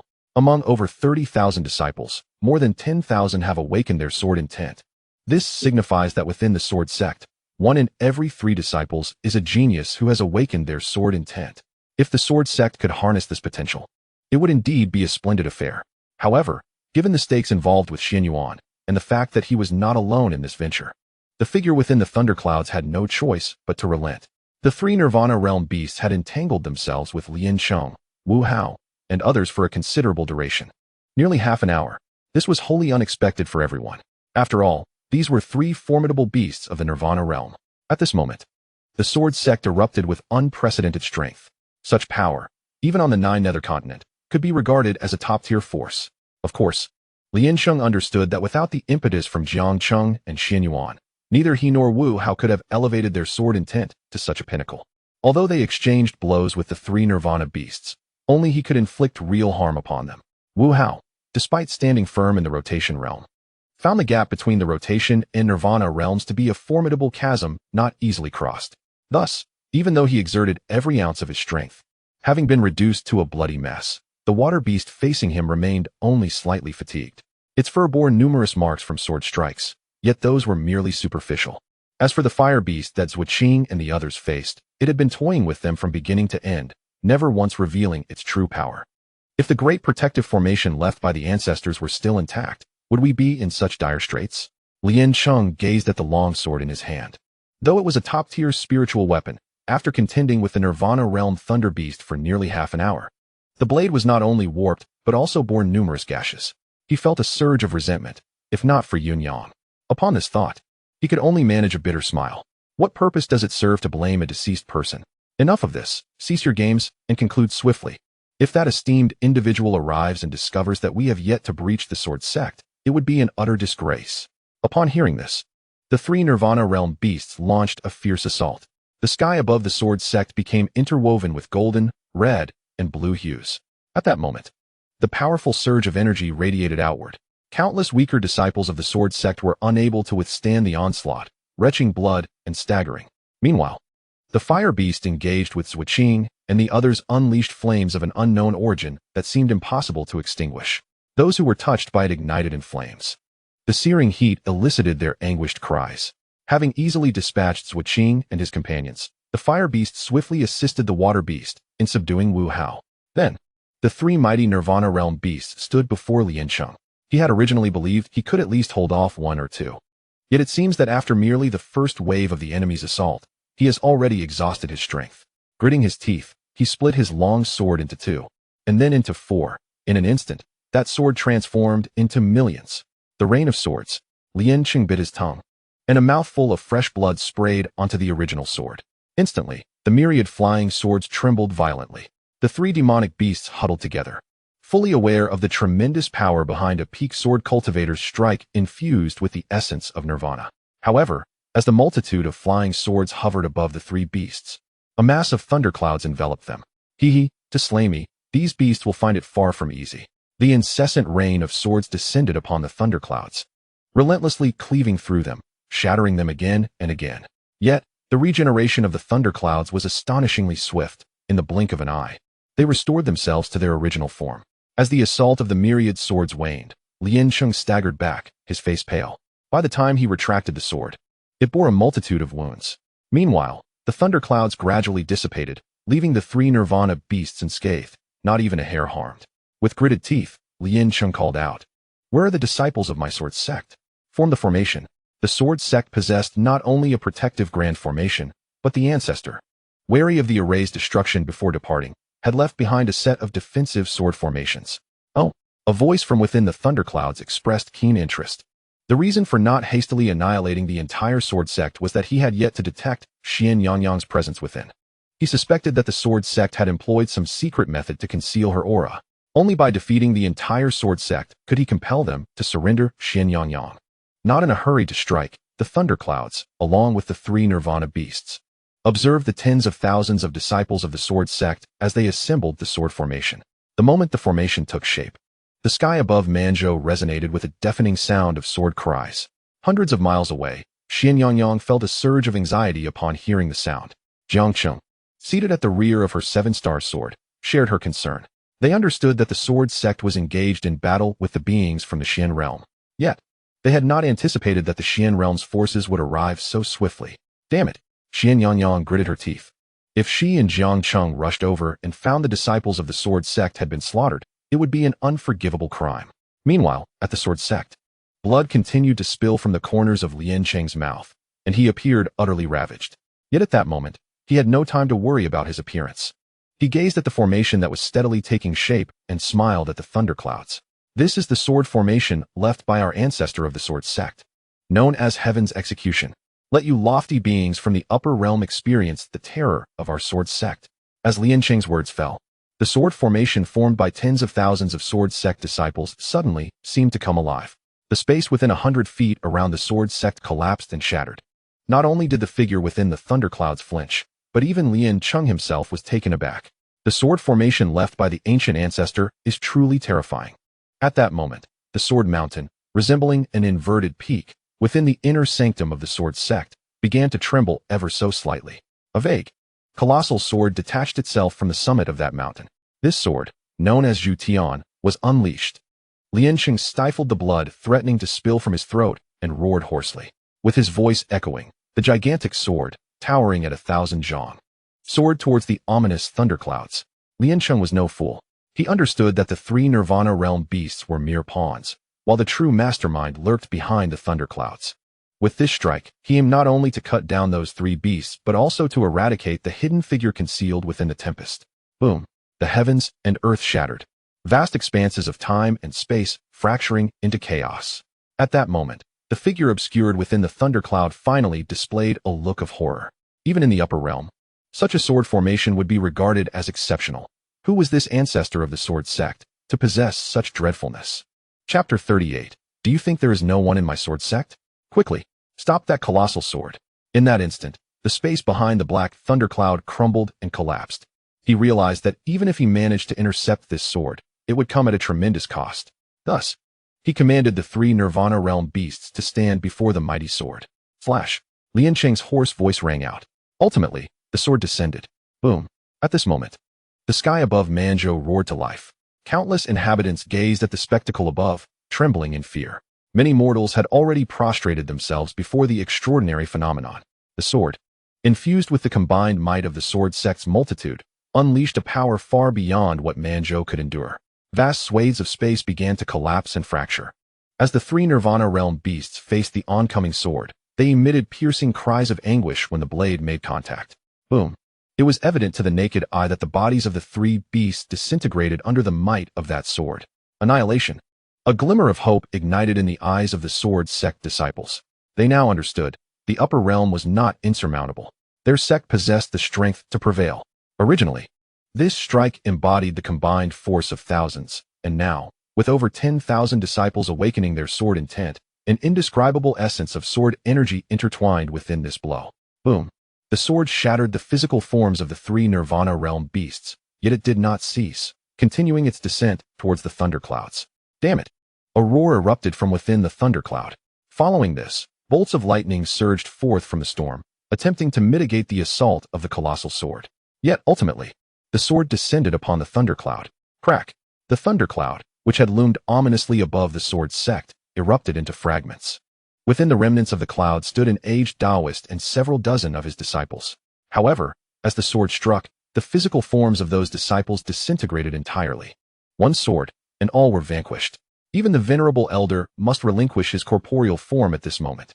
Cursed ants! A roar erupted. The soul power within the elder coalesced into an ethereal figure, appearing not far behind the thunderclouds. At this juncture, the might of that sword finally began to dissipate. After unleashing the celestial severing sword formation, the entire sword sect, comprising tens of thousands of disciples, collapsed to the ground as if their inner spiritual energy had been completely drained. Lian Cheng desperately stuffed medicinal pills into his mouth to heal his injuries. Realizing that the elder's soul had reformed, he understood that this sword had not succeeded in annihilating him completely. With this knowledge, a glint of madness flickered in Lian Cheng's eyes. Where are the disciples of the sword sect? Here, countless voices responded. Lian Cheng gazed at the elder's spectral form and shouted frantically, "Form the array!" Damn it! Upon hearing Lian Cheng's words, a shadow of gloom crossed the elder's face. One sword did not suffice. Must there be another? Are the people of the sword sect mad? He coldly fixed his gaze upon Lian Cheng. Destroying my corporeal form, a mere swarm of ants dares to obliterate me. Unbeknownst to him, a golden banner nearly 2 yards in size had appeared in his hand. Today, let this swarm of ants witness what a true treasure is. The spectral version of himself frantically waved the golden banner. What is that? Wu Hao, having briefly recovered from his injuries, returned to Lian Cheng's side. At that moment, upon seeing the golden banner in the elder's hand, his pupils constricted slightly. He was not from the barbarian state, but his family's domain was not far removed from it. Yet, he had seen that golden banner before. Master, that is the banner of 10,000 beasts. With this banner, one can summon countless creatures. We must stop him. Lian Cheng, upon hearing this, hurriedly urged the disciples of the sword sect to form the array. However, at that very moment, colossal figures emerged from the space behind the elder. It was already too late to arrange the formation. Looking at those beasts, all of which possessed an aura at least at the divine transformation stage, Lian Cheng's face turned ashen. Though the celestial severing sword formation was indeed formidable, it required time, and the first wave of sword sect disciples had already exhausted themselves. To recover would take at least half a day. Given the current number of sword sect disciples, the celestial severing sword formation could be employed at most twice. Is the sword sect doomed? A trace of reluctance flickered in Lian Cheng's eyes. Meanwhile, behind the elder, dozens of divine transformation beasts had already manifested, and among them were even 2 ferocious nirvana beasts. Come, if I do not eradicate your sword sect today, I shall be your grandson. As the elder's voice fell, a sword cry pierced the heavens. Immediately, the onlookers beheld the ethereal figure of the elder's soul dissipating in that instant. The strength of that sword was such that even Lian Cheng could not help but gasp in astonishment. Could it be? Lian Cheng's heart surged with joy. Has the sect master of Zhuli returned? Just then, a cold laugh resounded. You wish to annihilate my sword sect? You think there is no one to stand against you? With just this rabble? This voice sounded somewhat youthful. As the figure emerged, Lian Cheng was momentarily taken aback. For this person was not Zhu Li, but rather Wang Jiangu, a peer from his own cohort. Among the new disciples of that year, both he and Wang Jiangu were deemed to possess the most promising talents. However, Lian Cheng had chosen to remain at the sword sect as a steward, while Wang Jiangu had embarked on a journey of exploration. "Brother Wang," Lian Cheng exclaimed, sensing the formidable aura emanating from Wang Jiangu, his heart swelling with joy. "Oh, it's Lian Cheng," Wang Jiangu replied, casting a quick glance at him, albeit with a hint of disdain in his eyes. "What misfortune has befallen you? Is it possible that you are now the vice-sect leader of the sword sect? Yet your strength seems rather lacking. Did you forcibly enter the Nirvana realm? Such superficiality will not suffice. By the way, who is it that annihilated my clone in the sword tower a few days ago?" Wang Jiangu's character was indeed brash and unrestrained, often uttering shocking remarks. Thus, despite his remarkable talent in swordsmanship, the higher-ups of the sword sect were not particularly fond of him. Hearing Wang Jiangu's words, Lian Cheng could only manage a bitter smile. "Brother Wang, let us first address the immediate trouble at hand." Upon hearing this, Wang Jiangu rolled his eyes. "Phew, fortunately, I arrived just in time, otherwise this grand sword sect would have faced total annihilation." However, he added, glancing at the nearly 100 powerful demonic beasts, "Lian Cheng, it seems you are regressing. This can hardly be called trouble." In the next moment, a sword cleaved through the void, and the anguished cries of the demonic beasts echoed in succession. This is the pinnacle realm that every sword cultivator dreams of. Countless disciples of the sword sect marveled at Wang Jiangu's one-sided slaughter, lost in their reveries. At that moment, Lian Cheng finally exhaled in relief. Thank goodness Wang Jiangu had returned so unexpectedly. With this thought in mind, he turned to the one-eyed elder and asked, "Elderly, who was the person Brother Wang referred to?" The one-eyed elder sighed with a wry smile, "Jiang Cheng." Lian Cheng's expression shifted. Why does every aspect seem to relate back to Jiang Cheng? He rolled his eyes and refrained from speaking further. Before long, Wang Jiangu had obliterated all the formidable demonic beasts that had appeared in the void. He also collected the Wan Yao banner into his storage ring. Glancing at the dilapidated sword in his hand, he thought, "Well, I happen to be in need of a sword. I might sell this Wan Yao banner and perhaps exchange it for a holy great spiritual sword." Wang Jiangu licked his lips in anticipation. His figure vanished from one spot and reappeared beside Lian Cheng. "Brother Wang, you are truly remarkable," Wu Hao exclaimed from the depths of his heart. To his surprise, as soon as the words left his mouth, thousands of disciples from the sword sect, as if receiving a command, began to chant in unison, "Brother Wang is truly remarkable." Lian Cheng's expression changed. While he acknowledged that Wang Jiangu, at the pinnacle of the Nirvana realm and sword intent, was indeed impressive, he could not help but feel discomfort at the entire sect rallying around such a declaration. Facing the ancient path of 10,000 swords, Lian Cheng expressed his gratitude, saying, "Thank you, Brother Wang. Otherwise, this trouble would be exceedingly difficult for us to resolve." "Resolve?" Wang Jiangu glanced towards the horizon, shaking his head. "The troubles of the sword sect have only just begun." Sighing, he added, "Truth be told, I am not here to assist the sword sect. I merely sought someone and inadvertently stumbled upon this mess." Upon hearing Wang Jiangu's words, Lian Cheng's expression darkened. "Brother Wang, you are quite candid." "Candid, my foot." Wang Jiangu rolled his eyes. "Do you comprehend the terrifying prowess of those up above? They have yet to make their move, likely waiting for someone. How about this? I shall randomly summon one for you to observe." As soon as Wang Jiangu finished speaking, he casually hurled his sword into the air. "Ugh! This is my true form." Boom! The vast expanse of the sky cracked and collapsed. A disheveled figure stumbled forth, its aura unmistakably at the pinnacle of the Nirvana realm. Despite its clumsy entrance, it effortlessly shattered the sword that Wang Jiangu had tossed. "Behold, now in the skies above. Anyone we summon is of the pinnacle of the Nirvana realm. I offer you a friendly suggestion. You ought to activate the protective formation of the sword sect. It took me many years to realize the terrifying legacy of our ancestors. Rest assured, once you activate the protective array, even if the opponents are from the Xian realm, they will find us insurmountable." Hearing Wang Jiangu's proclamation, Lian Cheng's eyelids twitched uncontrollably. Wang Jiangu scrutinized him. "What is that expression? Surely, as the deputy sect master, you are not unaware of how to activate the protective formation, are you?" "Alas, truly a waste." "Very well, allow me to instruct you." With that, Wang Jiangu prepared to activate the protective formation of the sword sect.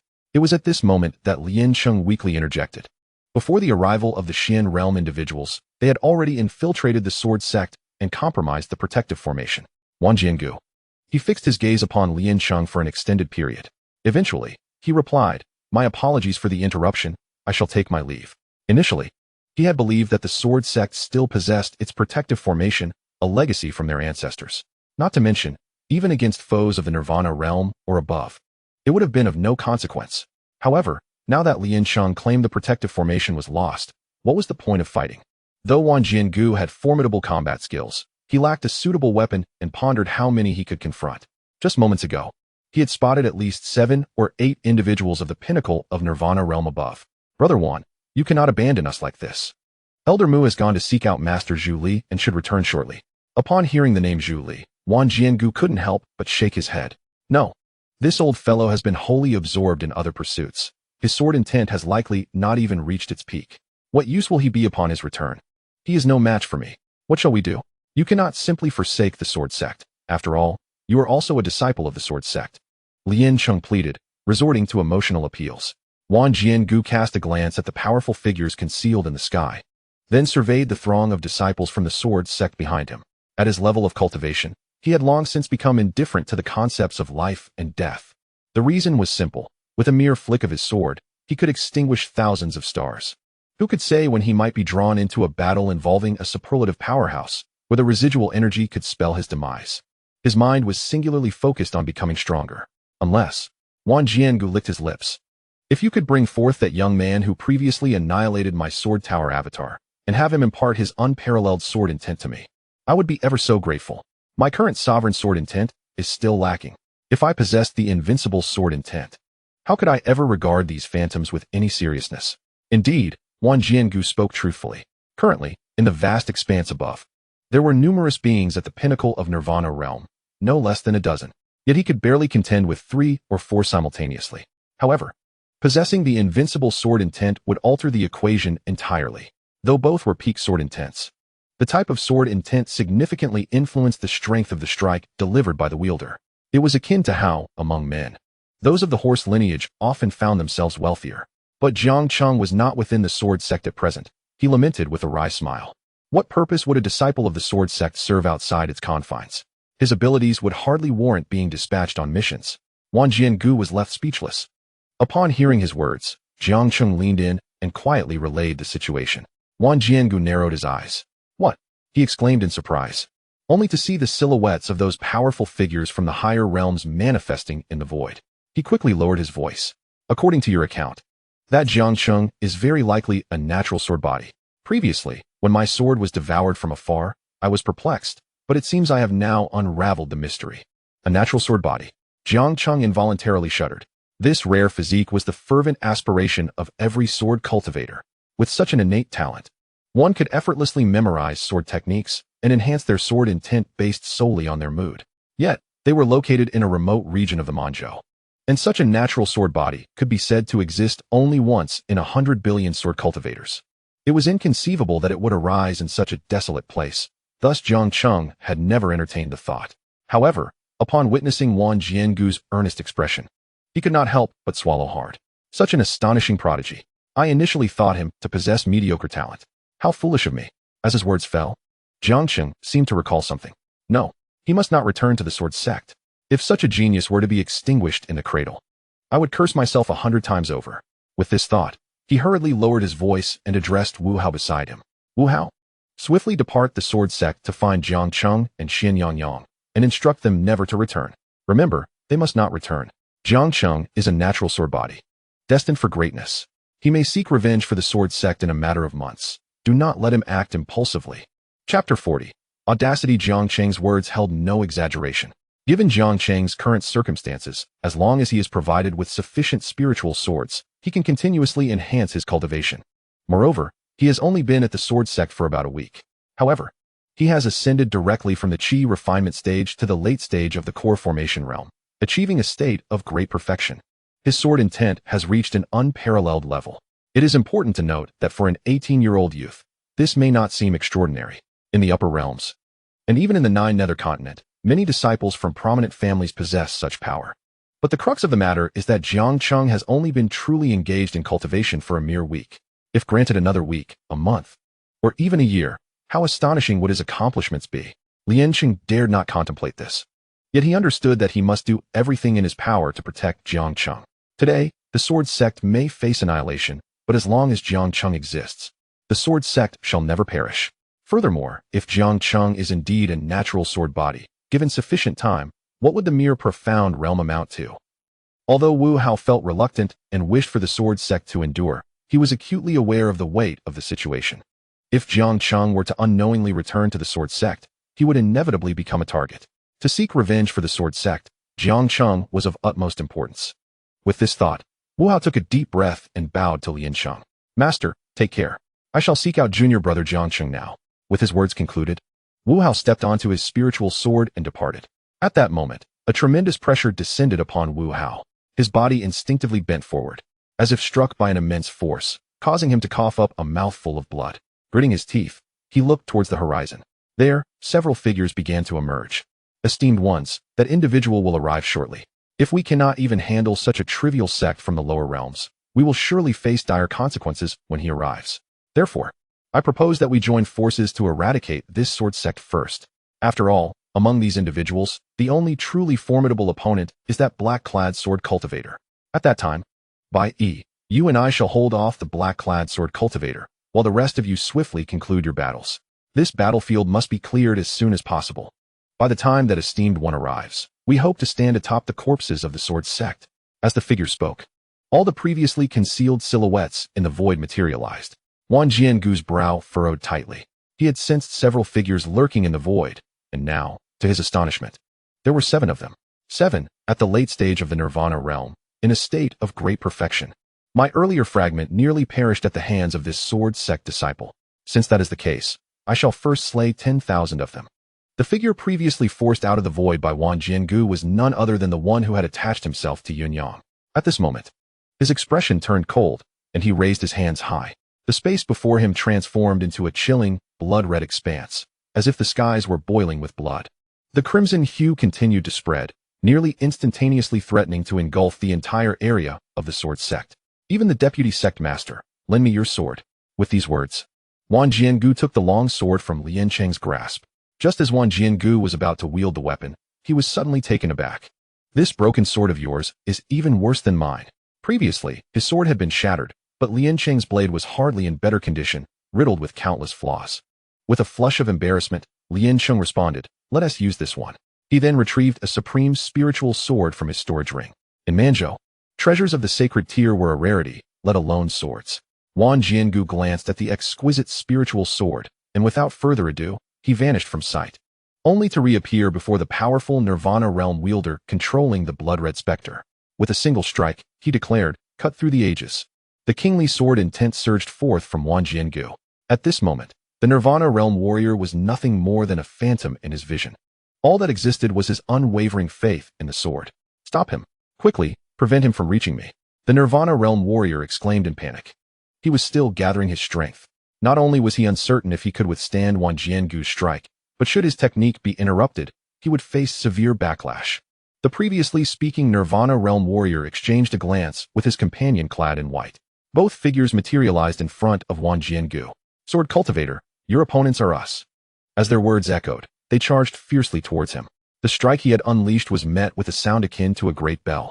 As the white-clad warrior defended against it, clang, a violent tremor ensued. Cracks appeared on the surface of the great bell. The white-clad warrior squinted, realizing that his treasured artifact, the golden bell, of sacred quality, boasted formidable defenses.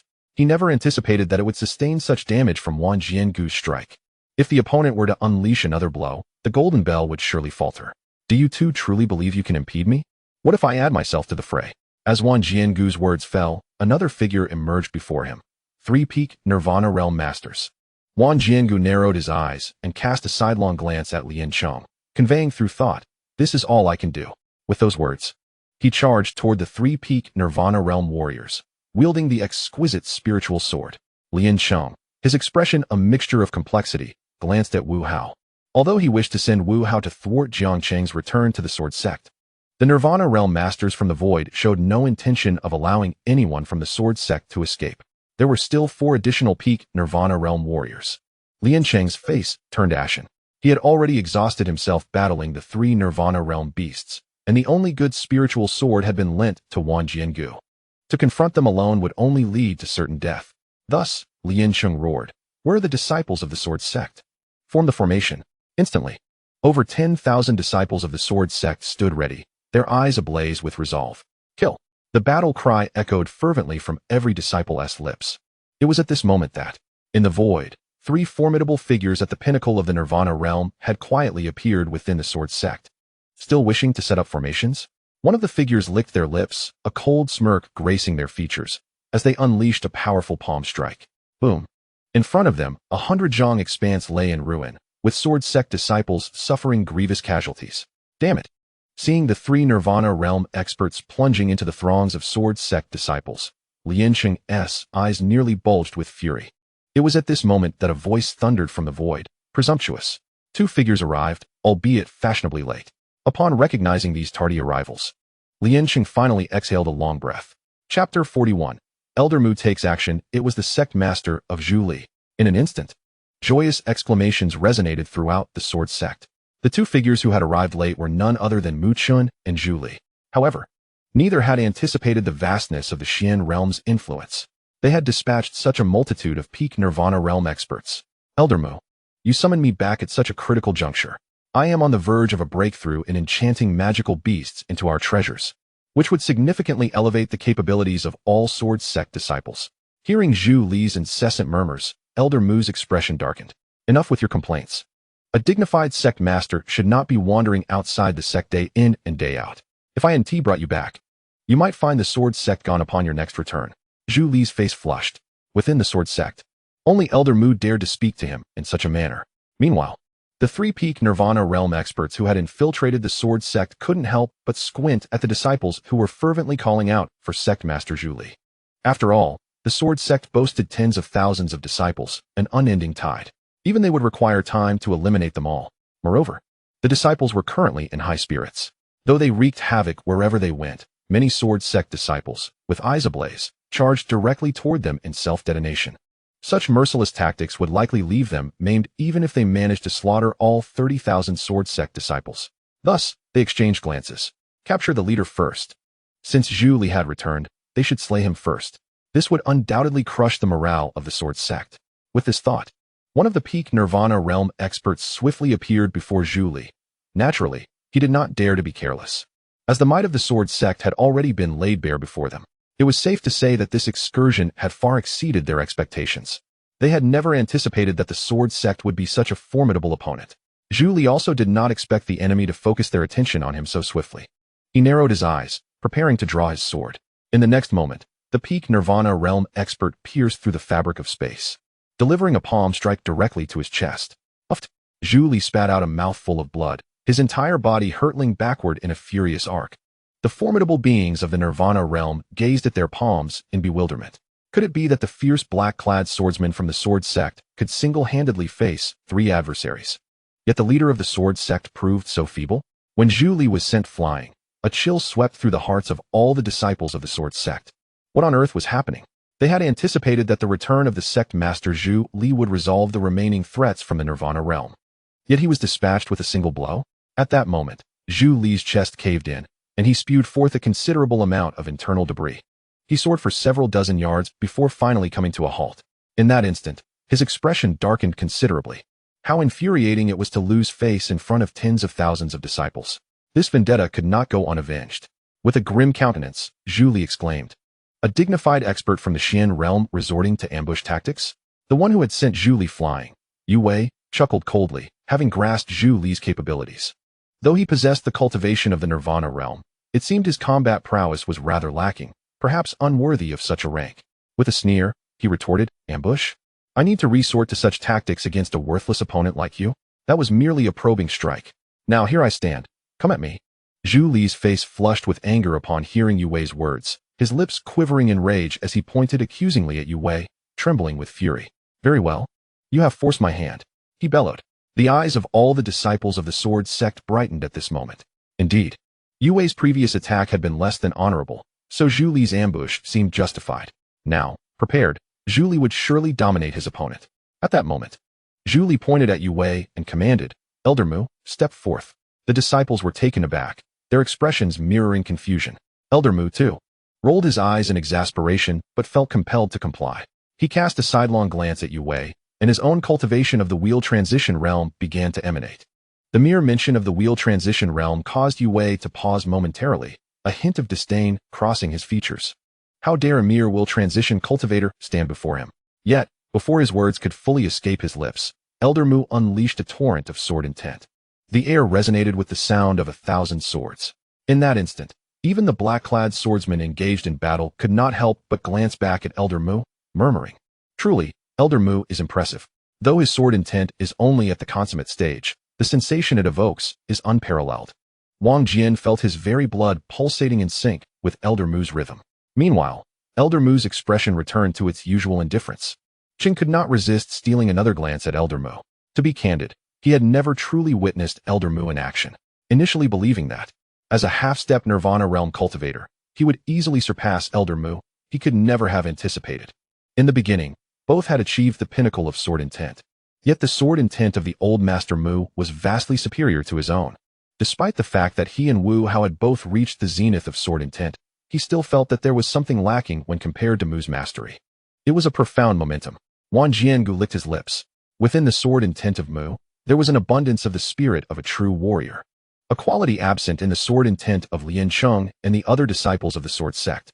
Old Master Mu gazed calmly at Yue Wei. Although he held no sword in his hand, at that moment, he appeared as an infinitely sharp blade in the narrowed eyes of Yue Wei. Mu slightly parted his lips. "I possess a sword that can move mountains, part seas, vanquish demons, subdue evil, command deities, pluck stars, sever rivers, destroy cities, and open the heavens." When Mu's voice lingered on the words, "open the heavens," all the spiritual swords within the sword sect trembled with a profound resonance. Even more so than the commotion caused by Jiang Cheng in the past. It was at this moment that Mu broke into a grin. "Please, enlighten me." In the next instant, the overwhelming sword intent that spread throughout the sword sect, rich beyond measure, aimed directly at Yue Wei. Chapter 42. A forceful collision at that moment. Yue Wei felt as if his eyes were filled with sword shadows. The sword light, the sword momentum, the sword intent, there was no escaping it. He closed his eyes and told himself that all of it was but an illusion. Yet, even with his eyes shut, he could still sense the endless sword intent enveloping him. In that instant, Yue Wei comprehended the formidable strength of the sword cultivator before him in the realm of swordsmanship. Although the opponent's cultivation was not high, merely at the reincarnation stage, Yue Wei understood that he was no match for him. As the first strand of sword momentum pierced into Yue Wei's body, he became rigid, unable to move. Following this, the second strand of sword momentum surged forth, until thousands of strands of sword momentum had entered his being. Only then did Yue Wei slowly lower his head, gazing at his intact corporeal form. In that moment, every organ within him, including his very soul, had been obliterated by Mu's single strike, leaving behind only this flawless shell.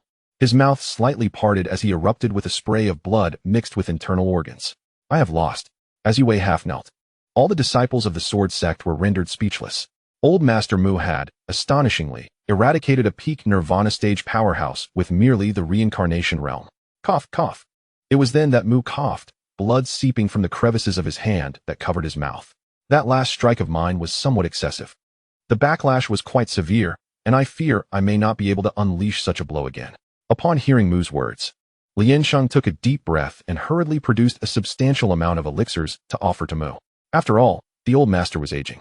To have slain a peak Nirvana stage opponent was already a remarkable feat. He turned to Zhu Li. Zhu Li sighed, realizing that it was time for the sect master to take matters into his own hands. As he spoke, he retrieved a sword from his spatial ring. Upon seeing that sword, Lian Cheng's eyelids twitched uncontrollably. There was no other reason. This sword was named the Ziwei sword. Though merely a spirit sword of the saintly tier, it had previously been showcased by Zhu Li before Lian Cheng. This Ziwei sword was imbued with a trace of true dragon power. It is crucial to understand that the true dragon, a supreme mythical beast, is exceedingly rare not just in the barbarian continent, but even throughout the entire Nine Netherland. And even in the Xian realm, finding one is a daunting task. Even a juvenile true dragon possesses strength surpassing that of the Nirvana realm. The trace of true dragon power that Zhu Li had acquired was merely a shed scale. When Zhu Li previously harnessed the true dragon power within the Ziwei sword, he suffered a backlash that nearly cost him his life. Now, upon seeing Zhu Li once again retrieve the Ziwei sword, Lian Cheng's eyelids twitched uncontrollably. Zhu Li cast a glance at Lian Cheng and reassured him, "Junior brother Lian Cheng, there is no need for concern. I have become exceedingly adept in wielding the ZY sword. That fragment of true dragon power is now entirely at my disposal.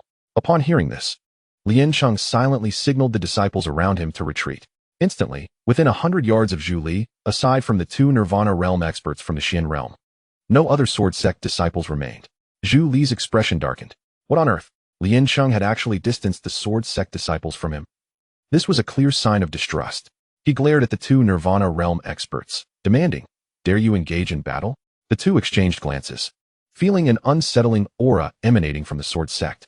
Although the Elder Mu could fight beyond his rank, seemingly unable to unleash that previous strike, such a figure still commanded respect, and the dark-clad swordsman, capable of facing three at once, was indeed formidable. The sword sect's grand formation was even more daunting.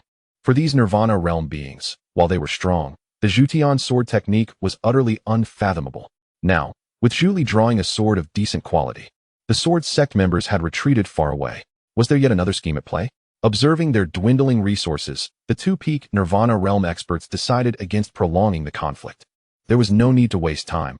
They would unite to eliminate him first. As their words fell, they surged towards Zhu Li. Meanwhile, a fierce determination flickered in Zhu Li's eyes. In the next moment, he channeled all his spiritual power into the ZY sword.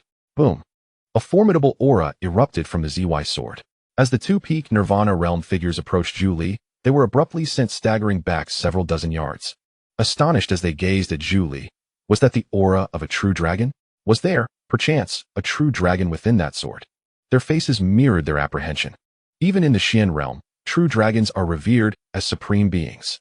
At that moment, they were stunned to witness a true dragon's phantom emerge from the ZY sword. Lunging fiercely towards Zhu Li's expression shifted. Damn, he had been careless. Without uttering another word, he swiftly evaded and charged towards the two peak Nirvana realm experts. Seeing this, their eyelids twitched wildly. This lunatic.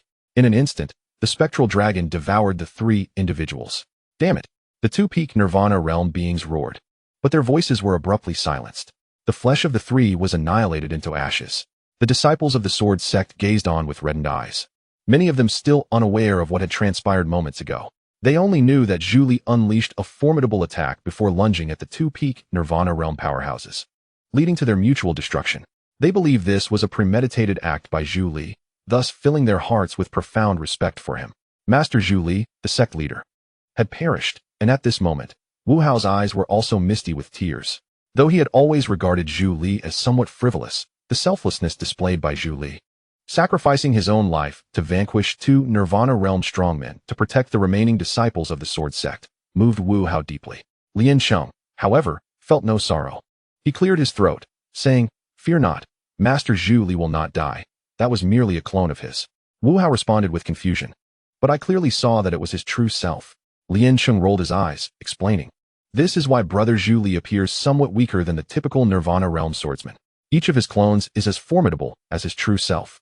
However, once that clone vanishes, it will take some time for him to awaken." Next, Lian Cheng gazed toward the sky.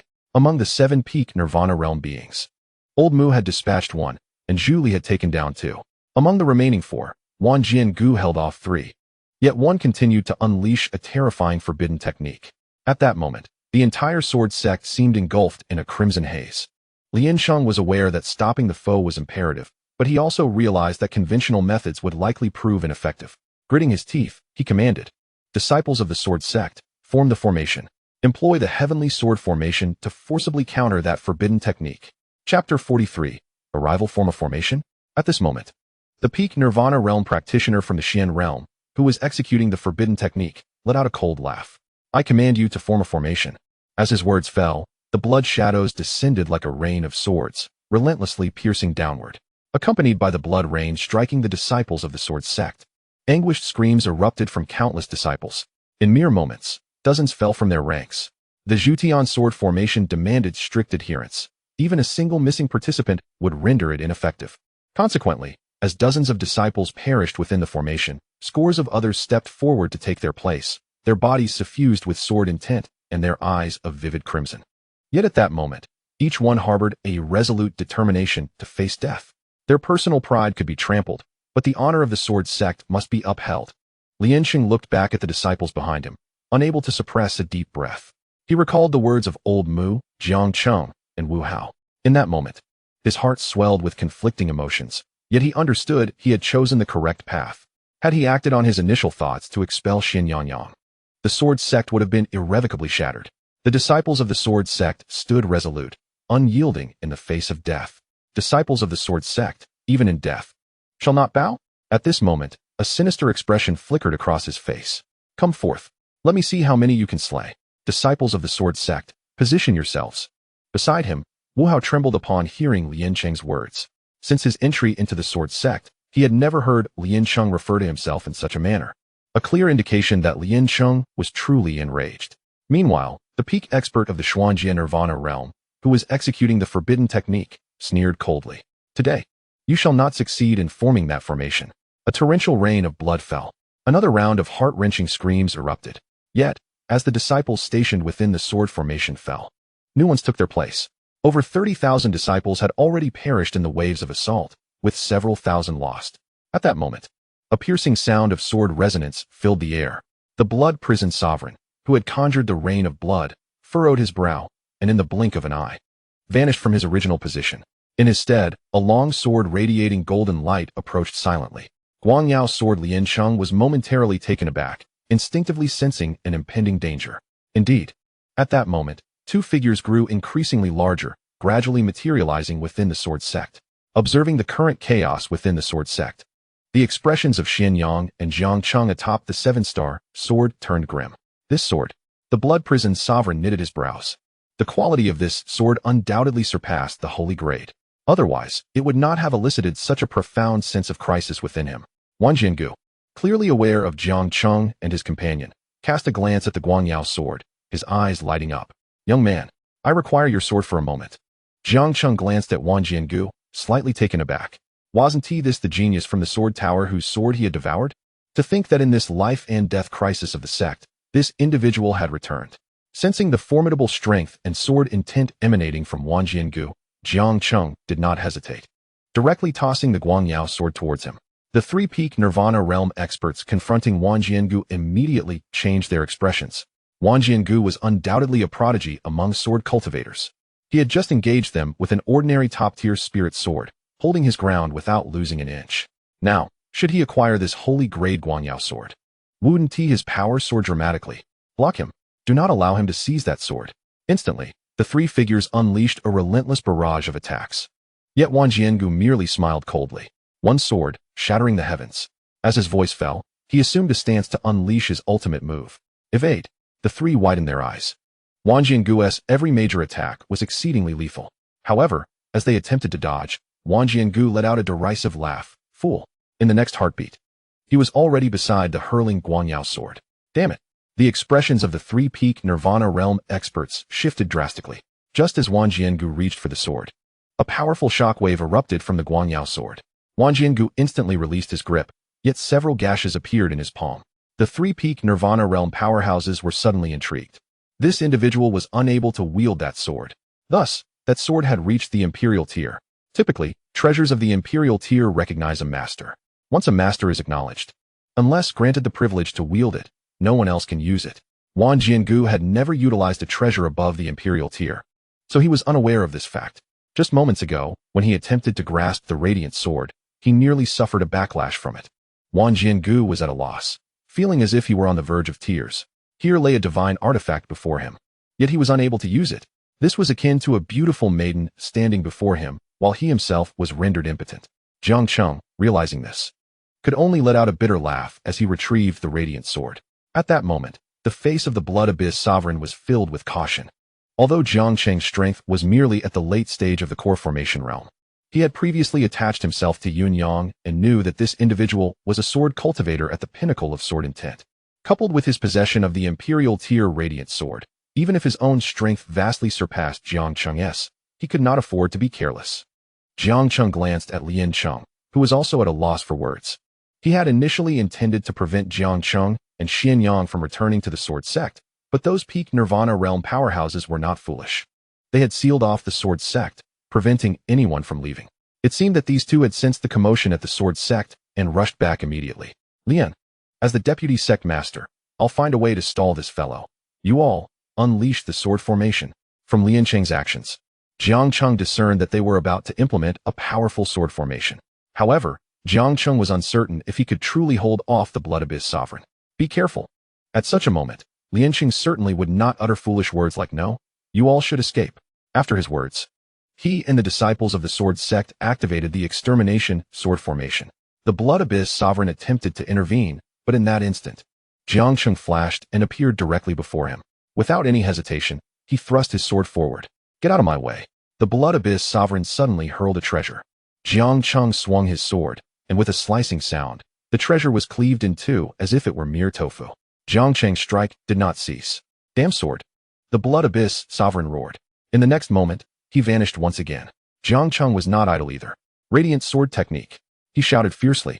The entire area where the Sword Sect was located, previously fragmented, was now illuminated by a brilliant light of extreme noon. Here, Jiang Cheng located the Blood Abyss Sovereign through the spatial rifts and, without a moment's pause, charged forward with his sword. Chapter 44, Battle of Nirvana Boom. Jiang Cheng slashed his sword. The Blood Abyss Sovereign, caught within the spatial rift, was forced back repeatedly. "Damn it!" The Blood Abyss Sovereign roared internally. If Jiang Cheng were unarmed, he could slay him as easily as one would a chicken. However, with the radiant sword in Jiang Cheng's hand, it meant that while he could attack Jiang Cheng, if Jiang Cheng managed to strike him just once with the radiant sword, it would be the end for him. Such was the nature of an imperial tier treasure. Cursed brat. The Blood Prison Sovereign has once again eluded capture. However, under the enhancement of the Radiant Sword Technique, there is nowhere for him to conceal himself. With no alternatives left, the Blood Prison Sovereign is compelled to initiate an attack. He melds into the ground, his right hand suddenly unfurling. Then he lowers himself to the earth. Boom. In an instant, the very ground trembles violently, and terrifying forces converge from the depths of the earth. Simultaneously, the blood rain in the sky coalesces into a singular blood column, piercing into the earth beneath the Blood Prison Sovereign. This rampant energy causes Jiang Cheng's eyelids to twitch uncontrollably. Yet he understands that to restrain the Blood Prison Sovereign, he must launch relentless assaults. He cannot afford to grant him the opportunity to retaliate. Otherwise, with the opponent's pinnacle Nirvana realm strength, a single casual strike could be fatal. Without hesitation, Jiang Cheng once more charges towards the Blood Prison Sovereign. The latter's expression darkens. He had not anticipated that Jiang Cheng would adopt such a life-for-a-life combat style. "You are doomed," the Blood Prison Sovereign declares. From the ground beneath Jiang Cheng, blood columns surge skyward.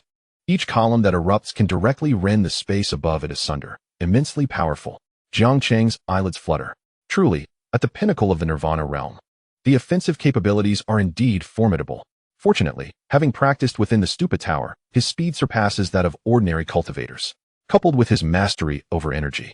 Although he appears to be dodging the blood columns in a most precarious manner, not a single one manages to strike him directly. "Damn it! Are you some sort of rat?" The Blood Prison Sovereign exclaims in disbelief.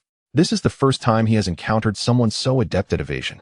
He is confident that even a single one of his blood columns could pierce through Jiang Cheng entirely. After dodging numerous blood columns, while Jiang Cheng has sustained only minor injuries, he bears some scratches. He gazes at the Blood Prison Sovereign, a fierce expression crossing his face. "Did you not say I was doomed? Come on, I am begging for death." With those words, Jiang Cheng recklessly charges towards the Blood Prison Sovereign. The latter's eyes gleam with excitement. Although Jiang Cheng's offensive is astonishing, in this moment, he reveals his vulnerabilities. "You shall perish."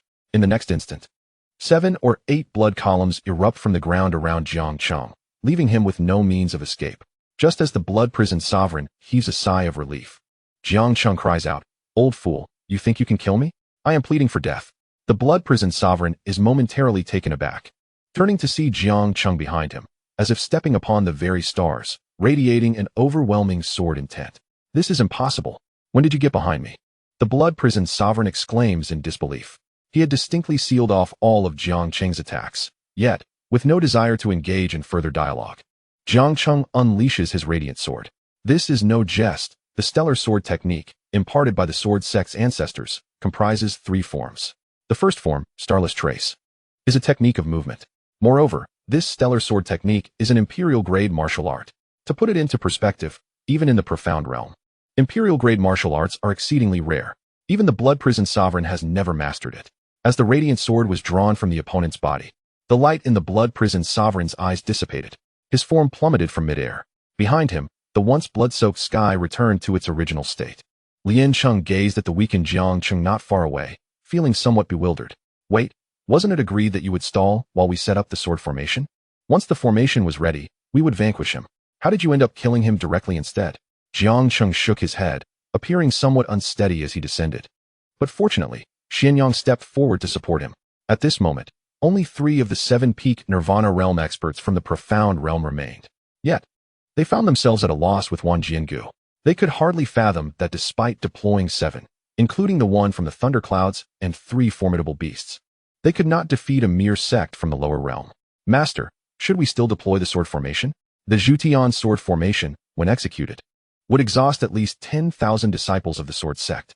Now that the blood prison sovereign had been slain by Jiang Cheng, should they still proceed with the formation? At this moment, they were only 1 step away from completing the Zhutian sword formation. Jiang Cheng thought to take advantage of this moment to assist Wan Jiangu in dealing with the 3 remaining peak Nirvana realm experts. If they could eliminate even 1 or 2, it would make things considerably easier for Wan Jiangu. You rascal, old Mu approached Jiang Cheng, observing the exhausted youth, and shook his head. It was only natural for Jiang Cheng to slay a peak Nirvana realm expert during his travels with the sword sect's ancestors. Such entities were as common as livestock, easily dispatched, had it not been for later injuries. However, Jiang Cheng's ability to kill one left him perplexed, even with the radiant sword. It seemed unreasonable, considering Jiang Cheng's cultivation level was merely at the core formation stage. The disparity between the core formation and Nirvana realm was vast, spanning 4 significant realms: the nascent soul, oceanic realm, reincarnation realm, and spirit transformation realm. Old Mu, your storage ring. Jiang Cheng managed a pale smile as he handed the ring to Old Mu. But I've nearly exhausted the spirit stones. Old Mu rolled his eyes. No matter. I have little use for spirit stones anyway. Who is that cloaked sword cultivator? Jiang Cheng knew that his victory over the blood prison sovereign had been somewhat opportunistic. Had the opponent not held back initially, he would have faced dire consequences. Moreover, the primary reason for his success lay in possessing the extraordinary radiant sword. Old Mu cast a glance at the sky. Ah, that one. His name is Wan Jiangu, considered a small prodigy of the sword sect. How did he return? Jiang Cheng asked curiously. Old Mu rolled his eyes again. I heard from Vice Sect Master Lien that he seems to be looking for you. What? Jiang Cheng was taken aback, wondering if he was being summoned to compensate for a sword. Panic surged within him, prompting a hasty change of subject. Ahem, Elder Mu. What of the Zhu Li sect leader? Did you not say you were going to find him? Elder Mu rolled his eyes. Zhu Li is dead. Jiang Cheng responded. What? Elder Mu chuckled. Rest assured, it was merely a clone that perished. His situation is rather unique. Each time a clone dies, the original must enter a period of slumber before awakening anew. Jiang Cheng exhaled in relief. All right then, I was just wondering how he could die so suddenly. Enough of that, you old fool. Can't you see he is currently weakened? Why not allow him some time to rest? Xianyang shot a glare at both Jiang Cheng and Elder Mu. The two exchanged a knowing glance, sharing a bittersweet smile. At that moment, high above in the void, the battle between Wan Jiangu and the 3 peak Nirvana realm experts from the Xian realm was reaching its conclusion. Chapter 45, Destruction Boom. As Wan Jiangu unleashed the One Sword, breaking the ancients, once more, the 3 peak Nirvana realm experts from the Xian realm finally exhausted their internal spiritual energy, staggering and nearly plummeting from the void. At this juncture, they were all but spent. Although they too were peak Nirvana realm cultivators, Wan Jiangu's prowess, enhanced by his supreme sword intent, was beyond their capacity to contend with. As the 3 displayed expressions of bitter resignation, an overwhelmingly powerful pressure manifested throughout the heavens and earth. Upon witnessing this force, the eyes of the 3 gleamed with a hint of schadenfreude as they turned to gaze at Wan Jiangu. You are finished, kid. Wan Jiangu remained silent. Yet his gaze was drawn to the void above. That pressure instilled a sense of dread, even within him. What could it be? Wan Jiangu inhaled deeply. Despite his years in the Xian realm and having heard of mightier beings beyond the Nirvana realm, he had never encountered one. Throughout the years spent honing his kingly sword intent within the starry domain, he had not faced any formidable adversaries. Yet now, the pressure emanating from the void felt as if it could effortlessly erase him from existence with but a single thought. It is the Lord of the Xian realm. The 3 peak Nirvana realm experts licked their lips, a frenzied expression crossing their faces. You ignorant frogs in a well. Do you truly believe that the Nirvana realm is the pinnacle of power in this world? Ha ha ha. I can assure you, there exists a realm beyond Nirvana, the Transcendence realm. And within the Transcendence realm, there are 9 levels. The Lord of the Xian realm is a superlative being of the 9th level of transcendence.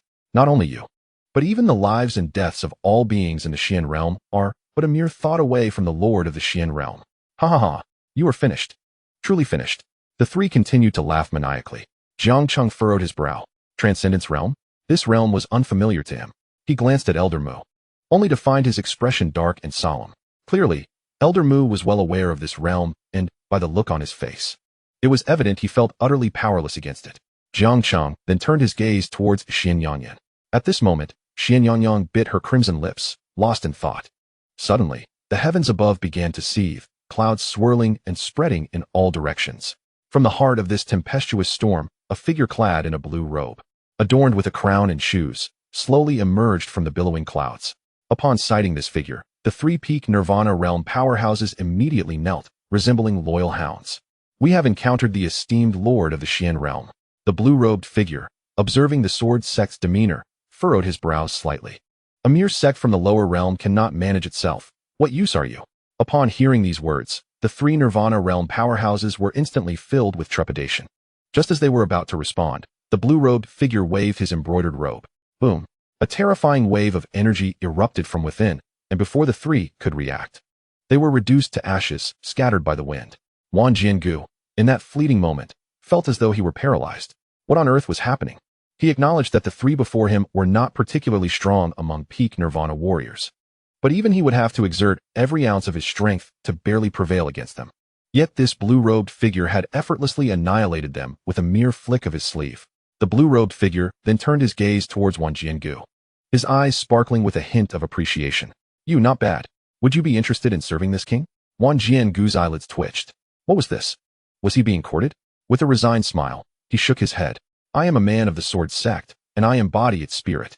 The blue-robed figure regarded Wan Jiangu for a moment before bursting into hearty laughter. Very well, then go and be a spirit. As his voice faded, he waved his embroidered robe once more. Boom! Wan Jiangu felt an overwhelming force materialize before him. He raised the exquisite spirit sword given to him by Lian Cheng to defend himself, but as soon as the sword made contact with the force, it shattered with a resounding crack. In that instant, Wan Jiangu was sent flying hundreds of feet away, blood raining down as he fell. Upon hitting the ground, Wan Jiangu coughed up another mouthful of blood.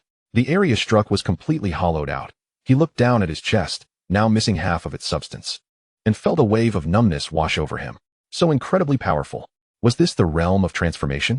Had he not summoned all his strength and unleashed his peak sword intent just moments ago, that casual strike from the blue-robed figure would have sufficed to obliterate him. Oh! Observing Wan Jiangu's ability to withstand his strike, albeit a casual one, a flicker of intrigue crossed the blue-robed figure's eyes. I rarely offer a second chance.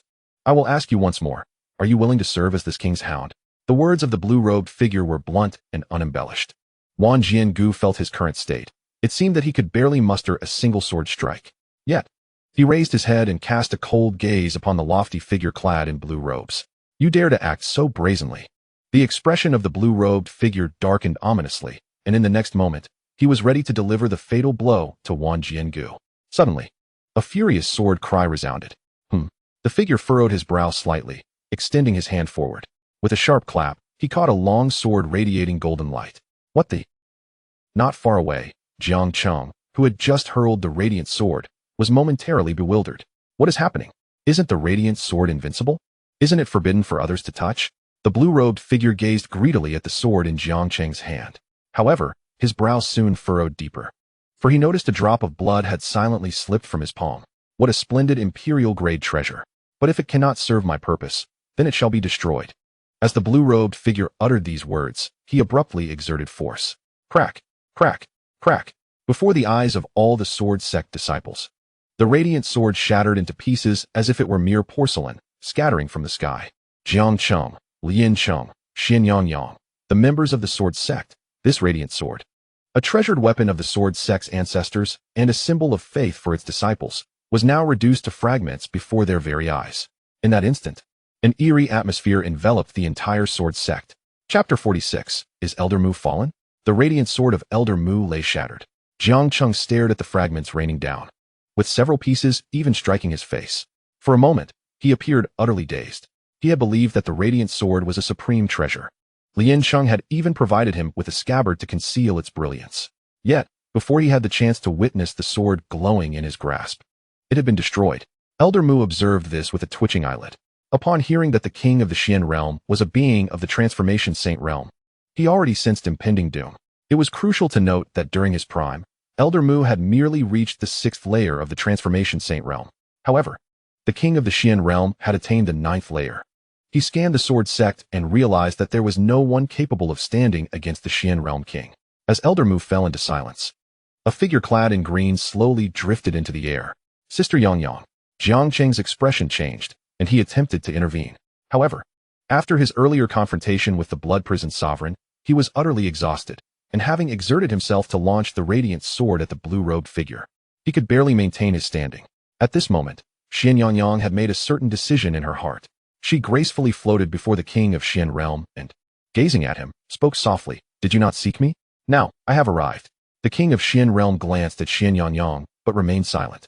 She continued, "I will accompany you if you release the disciples of the sword sect. In your eyes, this sword sect is merely a minor force from the lower realm, posing no real threat to you." Still, the king of Xian realm did not respond. Xian Yang furrowed her brows. "If you refuse my request, I shall have no choice but to end my life before your eyes." As she spoke, her body began to swell gradually. Upon witnessing this, the king of Xian realm smiled sinisterly. Xian Yang felt an ominous premonition as her unease deepened.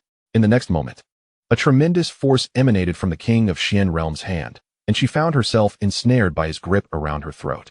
"Xian Yang, your Xian family is doomed," he proclaimed. "When I initially offered to present you to that esteemed figure, had you consented, all would have been resolved. Yet you chose to refuse, even going so far as to slay many of my men.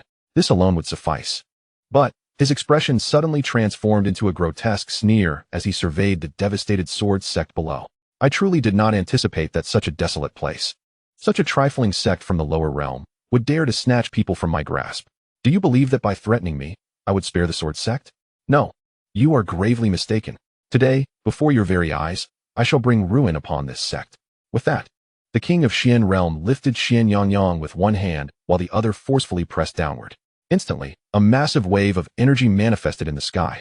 Surrounding this energy, the fabric of space became chaotic, and within 100 zhang, the very essence of reality began to shatter. The colossal energy sphere continued its slow descent. Ordinarily, the disciples of the sword sect would have been able to evade such a threat. However, at that moment, they found themselves immobilized, their bodies rendered powerless by the king of Xian realm's control. They could do nothing but watch helplessly as the enormous energy sphere, spanning hundreds of zhang, descended upon the sword sect, heralding their impending doom. "Jiang Cheng, I shall take you away," Elder Mu exclaimed, his eyes bloodshot at the sight. Yet he understood that preserving life was paramount, and for the sword sect, Jiang Cheng represented that very hope. Therefore, he resolved to act. Boom! His physical form ignited. In that moment, Elder Mu sought to sacrifice his own life force to reclaim the pinnacle of his former self, the 6th level of the Transformation Saint realm, to rescue Jiang Cheng. In the sky, the king of Xian realm observed Elder Mu's actions with a mocking smile. "I have declared that today, not a single soul from this sword sect shall escape." The next instant, he pointed a finger at Elder Mu. Suddenly, from the massive energy sphere, a smaller energy orb, several zhang in size, burst forth, piercing through space and vanishing with a swift whoosh. As the moment of reappearance arrived, it brought him face to face with the venerable Mu. "Get lost." At this moment, Mu had ignited his flesh, trading it for a fleeting strength equivalent to the 6th level of saintly transformation. He clasped the immobile Jiang Cheng tightly, yearning to escape. However, just then, behind him, the energy sphere had manifested. With a roar, Mu unleashed a sword light in a desperate attempt to sever the threat. Yet, the energy sphere effortlessly evaded the blade, crashing directly into Mu's back. Boom! Struck by the energy sphere, Mu was sent hurtling backward for dozens of yards. "Oh!" The king of the mysterious realm licked his lips, his fingertips flicking several times.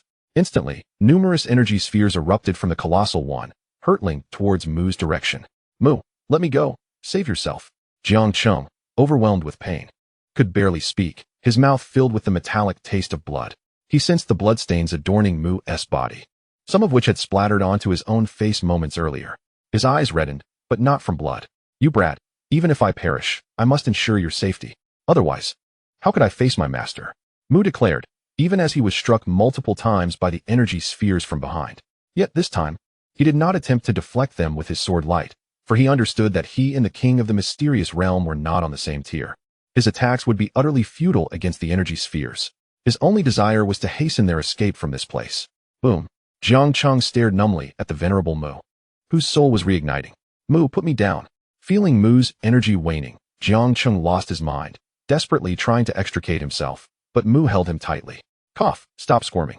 I can still run. Mu rolled his eyes, igniting both his flesh and soul, momentarily surpassing his peak, even reaching the 7th level of saintly transformation. Are all Sword Sect members eccentric? The king of the mysterious realm observed, shaking his head, seemingly done with the game. He extended his right hand towards Mu, gently clenching it. Crack. Jiang Cheng, cradled in Mu's arms, felt as if something had shattered. In the next instant, he witnessed the light in Mu's eyes extinguish completely. With a softening of his legs, Mu collapsed forward. At that moment, Jiang Cheng was rendered speechless. Chapter 47, The Sound of Applause. Ah! In an unexpected surge of strength, Jiang Cheng rose from the ground and embraced Mu in his arms. Though Mu's body trembled slightly, he had already lost his breath. He had burned both his soul and flesh in an effort to send Jiang Cheng away. Yet, upon glancing back, he realized he had barely managed to cover 100 yards. This distance cost Mu his very life. Didn't I tell you to let me go? Huh? Jiang Cheng roared at the frail figure of Master Mu, yet as he bellowed, tears streamed down his face. Having traversed the precipice of life and death, he understood the value of cherishing those dear to him. Since arriving at the Sword Sect, while most of the disciples treated him kindly, it was only Xian Yangyang and Master Mu with whom he truly formed a bond. But now, Master Mu was gone. In that instant, a profound realization ignited within Jiang Cheng's heart. He felt a deep-seated hatred for himself. Why was he so powerless? This had been the case at the execution grounds of the great Yin dynasty, and now at the Sword Sect. Those he cared for were slipping away one by one, while he could only wallow in despair like a mere wretch. Behold the so-called emotions among these insignificant beings. The Xuanjie king held Xian Yangyang captive, rendering her unable to wield her spiritual power, let alone break free from her seal. Even if she could, it would be futile. After all, even at her peak, she had not reached the 9th level of the saint transformation. Observing the tears cascading down Xian Yangyang's cheeks, the Xuanjie king scoffed. You have developed feelings for these ants?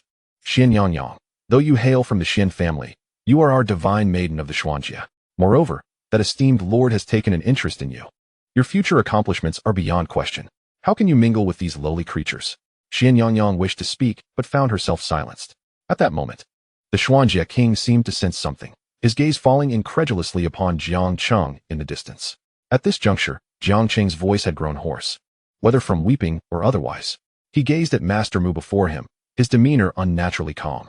A surge of hatred erupted from the depths of his being, akin to a ferocious beast roaring, intent on consuming all. This world should not be this way. In that moment, it felt as though a sword was coalescing within Jiang Cheng. When the blade descended, it resembled a stone cast into the center of a lake, sending ripples outward. Yet, in an instant, those ripples converged once more. Boom! A torrent of sword intent erupted from Jiang Cheng's being. It pierced the heavens like a celestial star, a sight that left even the Xuanjie king momentarily stunned. Meanwhile, not far away, Lin Cheng, overcome with grief at Master Mu's demise, blinked in disbelief. The next moment, he gasped, how is this possible? Beside him, Wu Hao exclaimed in astonishment, Master, that fellow, has he achieved the pinnacle of sword intent? Boom. At that moment, the entire barbarian continent, nay, the entirety of the 9 nether realm, resonated with the sound of a sword cry that echoed through the heavens. Wan Jiangu felt an unsettling tremor in his eyelids. What nonsense was this? Jiang Cheng was but 18 years old, and yet he had attained the pinnacle of sword intent. What does that even signify? This was truly extraordinary, not only in the Xuanjie, but throughout all realms. There seemed to be no one who could achieve such a feat. The Sword Sect was graced with such a prodigy, remarkable indeed. Wan Jiangu sensed that something was amiss. Lin Cheng, was this young man's sword intent not the invincible sword intent? He suddenly posed a question to Lin Cheng, who, at that moment, began to grasp the gravity of the situation. Indeed, the expression on Wan Jiangu's face grew tense as he contemplated the recent losses of the Sword Sect disciples. Old Mu had met a tragic end before Jiang Cheng's eyes. It appeared as though Jiang Cheng's mental state had been affected to some extent, and the original sword intent seemed to have undergone a transformation. The once invincible sword intent had abruptly morphed into the intent of destruction. In that instant, The words of the swordsman in the azure robe echoed once more in Jiang Cheng's mind. What does it mean to be invincible? It is, of course, the belief that with a single sword in hand, no one can escape death. At that moment, a strange voice seemed to resonate within him. Then, what does destruction entail? Jiang Cheng's consciousness sank deep within. After a prolonged silence, he coldly responded. To annihilate is to harbor the desire to extinguish all. Boom. The celestial sphere enveloping Jiang Cheng expanded several-fold. At such a tender age, he had reached the pinnacle of sword intent? No, this force seemed to transcend mere sword intent. In that fleeting moment, the king of the mysterious realm contemplated the notion of recruitment. However, he swiftly dismissed the thought. Jiang Cheng was unlike one Jiangu. The malevolence and killing intent emanating from Jiang Cheng were far too intense. Such an individual could not be swayed. Thus, the king of the mysterious realm shook his head. Such a prodigy, today, could only meet his demise. This was the fault of the sword sect and you, Xian Yangyang. As the king's voice faded, he extended his hand towards Jiang Cheng with a gentle gesture. Suddenly, a surging force rushed towards Jiang Cheng. Faced with that terrifying power approaching him, Jiang Cheng did not wield the flame sword. Even the radiant sword was no match for the king of the mysterious realm. What use could the flame sword possibly have? Just as he prepared to act, a thought struck him. Whoosh! A rusted sword materialized in his right hand. The king of the mysterious realm was momentarily taken aback, then burst into laughter. You dare to confront me with a broken sword? Yet, before he could finish his taunt, Jiang Cheng swung the sword down. Boom! The force unleashed by the king of the mysterious realm vanished without a trace, while the sword energy cleaved through time and space, instantly arriving before the king. Flash! The king of the mysterious realm was cleaved in two. Alongside him, Xian Yangyang fell, clutching her neck in shock as she gazed at Jiang Cheng. Instant kill. He actually annihilated the king of the mysterious realm. What on earth was that sword? Xian Yangyang knew very well that although Jiang Cheng had perfected his sword intent, the disparity in strength between him and the king was insurmountable. The only possible explanation was that the sword in Jiang Cheng's hand was extraordinary. It contained the complete sword intent of destruction, rendering Jiang Cheng virtually invincible, even in the Nirvana realm. However, the king of the mysterious realm was a formidable opponent at the 9th layer of the sacred transformation. Cough, cough, I underestimated you. I never anticipated that the rusted sword you wield was, in fact, a treasure. The king of the mysterious realm, reassembling his divided form, understood the terror of Jiang Cheng's sword. If he were to receive a few more strikes, he might very well face his own demise. Consequently, he shifted his focus, hastening the descent of the enormous energy sphere. However, can you truly save them? Jiang Cheng was momentarily taken aback upon hearing the words of the sovereign of the Xian realm. His gaze shifted, and he finally noticed the energy sphere descending ominously, now hovering above the heads of the disciples of the sword sect. Damn it! Jiang Cheng swiftly appeared beside Lian Cheng and the others. He attempted to obstruct the colossal energy sphere, yet no matter how fiercely he swung his sword, it showed no signs of being impeded. Rather, its descent quickened slightly. The sovereign of the Xian realm laughed maniacally. Damn these ants from the lower realm, await your doom. Jiang Cheng, you should leave. It was then that Lian Cheng spoke calmly. You possess that treasured iron sword. The sovereign would not dare confront you recklessly. We cannot escape. If you truly care, seek revenge for us in the future. Jiang Cheng shot Lian Cheng a glare. Vice sect leader Lian, stop spouting nonsense. Until the last moment. How can you be certain of your demise? As Jiang Cheng's words fell, a sudden round of applause erupted. Ha ha, well said. Until the last moment. How can one be certain of death? In that instant, the entire sword sect trembled. That voice was unmistakably familiar. Lian Cheng trembled uncontrollably, though his body was immobilized. He could still turn his head. With all his strength, he directed his gaze toward the source of the voice. At that moment, Lian Cheng's entire being shuddered violently. The ancestor. Before the disciples of the sword sect stood the very figure Jiang Cheng had seen within the sword steel, the swordsman in the green robe. At this moment, the green-robed swordsman focused solely on one individual, Jiang Cheng. He grinned at Jiang Cheng. You have done well. Moreover, I never anticipated that you would grasp a second sword intent. According to the green-robed swordsman's understanding, there were myriad sword intents in this world, yet a swordsman could only choose one that suited them best. However, Jiang Cheng, after mastering the invincible sword intent, had also acquired the destruction sword intent. This was something even the green-robed swordsman had not achieved. Yet at this moment, Jiang Cheng did not share the same excitement as Lian Cheng and the others. He regarded the green-robed swordsman with a cold stare. Why did you not appear sooner? The green-robed swordsman remained silent, not uttering a word. Jiang Cheng pressed on. Had you appeared earlier, Elder Mu would not have perished. Elder Mu. The green-robed swordsman was momentarily taken aback, then shook his head. Mu Chun is not dead. Within the sword sect lies a soul sword, originally intended for the chief disciple. However, given the current circumstances, you are most suited to assume that role. The soul sword shall be bestowed upon you. You can resurrect Mu Chun. Jiang Cheng was taken aback. Previously, the masked master had also urged him to seize this soul sword. But he never anticipated that the ancestor of the sword sect would designate him as the chief disciple. In that moment, Lian Sheng and Wu Hao exchanged glances. Lian Sheng had been prepared to elevate Wu Hao, but unexpectedly, Jiang Cheng emerged as a contender. Wu Hao shook his head at Lian Sheng. I am not as worthy as junior brother Jiang Cheng. Lian Sheng was momentarily stunned, then a smile broke across his face. A swordsman, unyielding in the face of adversity. However, the sword cultivators are not incapable of recognizing their own weaknesses or acknowledging the strength of others. If Wu Hao were to contend with Jiang Cheng for the position of chief disciple today, it is likely that his swordsmanship would remain stagnant. Yet today, he graciously relinquishes this position, ensuring that his future achievements will not be confined to a mere small realm. The blue-clad sword cultivator cast a sweeping gaze across the sword sect, feeling a profound sense of reflection. Today, the sect has lost numerous disciples. However, he also perceives a wealth of promising potential among them. His gaze fell upon Lian Sheng, who, filled with excitement, attempted to bow but, unable to move his body, could only exclaim, Ancestor, I am Lian Sheng, greeting you. The blue-clad sword cultivator chuckled and nodded. Today, was it your command to endure? Lian Cheng's expression shifted. He feared the blue-clad sword cultivator might reproach him and thus offered a wry smile. Ancestor, Lian Cheng acknowledges his mistake. Mistake? The blue-clad sword cultivator shook his head. You may recognize your error, but I remain in the dark. Lian Cheng looked at him in confusion. The blue-clad sword cultivator continued, millennia ago. The sword sect was immensely powerful, not to mention a mere realm and spiritual domain. Even in the myriad worlds, it held a significant position. However, over these countless years, the sword sect has fallen to its current state. The crux lies in the fact that the sword in your hearts has rusted when faced with formidable foes. You dare not draw your blades. Yet today, as the acting leader of the sword sect, your command brings me great comfort. The sword sect did not bow its head millennia ago, and it shall not do so in the millennia to come. After speaking, the blue-clad sword cultivator glanced at Jiang Cheng. Young one, I have imparted many teachings to you within the sword monument. Today, I shall bestow upon you another move, known as the Sword of Azura Annihilation. Pay close attention. As the blue-clad sword cultivator's words echoed, he raised two fingers gently. Meanwhile, the king of the Xian realm, who had been watching the blue-clad sword cultivator with trepidation, suddenly felt an overwhelming sword intent enveloping him.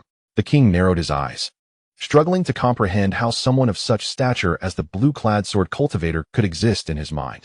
After all, this king had ruled the Xian realm for thousands of years, yet compared to a legendary figure like the blue-clad sword cultivator, who had achieved renown millennia ago, he was vastly outmatched. Moreover, they belonged to different eras. Not remembering or knowing each other was entirely plausible. The blue-clad sword cultivator did not wield a sword. Yet a torrent of sword intent surged forth from his fingers.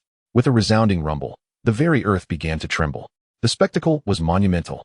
However, Jiang Cheng could clearly see that the area surrounding the blue-clad sword cultivator's fingers remained eerily silent. With an unremarkable gesture, a beam of sword light emerged between his fingers, directly aimed at the king of the Xian realm. As the sword light passed, the previously shattered space began to mend itself. Jiang Cheng was momentarily taken aback. What an extraordinary sword technique. Within the sword light lay boundless killing intent, yet as it traversed its path, it continually restored the surrounding elements. Unbeknownst to him, Jiang Cheng subtly mimicked the movements of the azure-robed sword master behind him, executing sword techniques with grace. Observing the burgeoning aura of sword light emerging behind Jiang Cheng, the azure-robed swordmaster's eyelids twitched uncontrollably. Why must he flaunt his prowess before this young man? This technique, one sword to annihilate the Azura, was one of the few lethal moves he had previously devised. To his astonishment, as soon as he unleashed it, Jiang Cheng stealthily appropriated it. At this moment, the sword light had already reached the face of the king of the Xian realm. No, the king of the Xian realm bellowed in fury. Yet, the sword light pierced directly into his brow. The king of the Xian realm's body gradually ceased all movement. Contrary to expectations, there was no grand explosion. Instead, he fell into a profound silence, his form slowly vanishing before the eyes of the crowd. One sword to annihilate the Azura was indeed exceedingly formidable. Jiang Cheng's eyes sparkled with delight. Impressive, isn't it? The azure-robed sword master rolled his eyes, but before he could voice his thoughts, he heard Jiang Cheng exclaim, "Excellent. From now on, this shall be my sword technique." With that, Jiang Cheng, in the presence of the azure-robed sword master, executed his version of one sword to annihilate the Azura. Naturally, the power he wielded paled in comparison to that of the azure-robed sword master. At that moment, a roar resounded from the void above. "Ah, that cursed sword master. He has destroyed this king's avatar. After some time, this king shall return and ensure that the beings of barbarian state suffer dearly."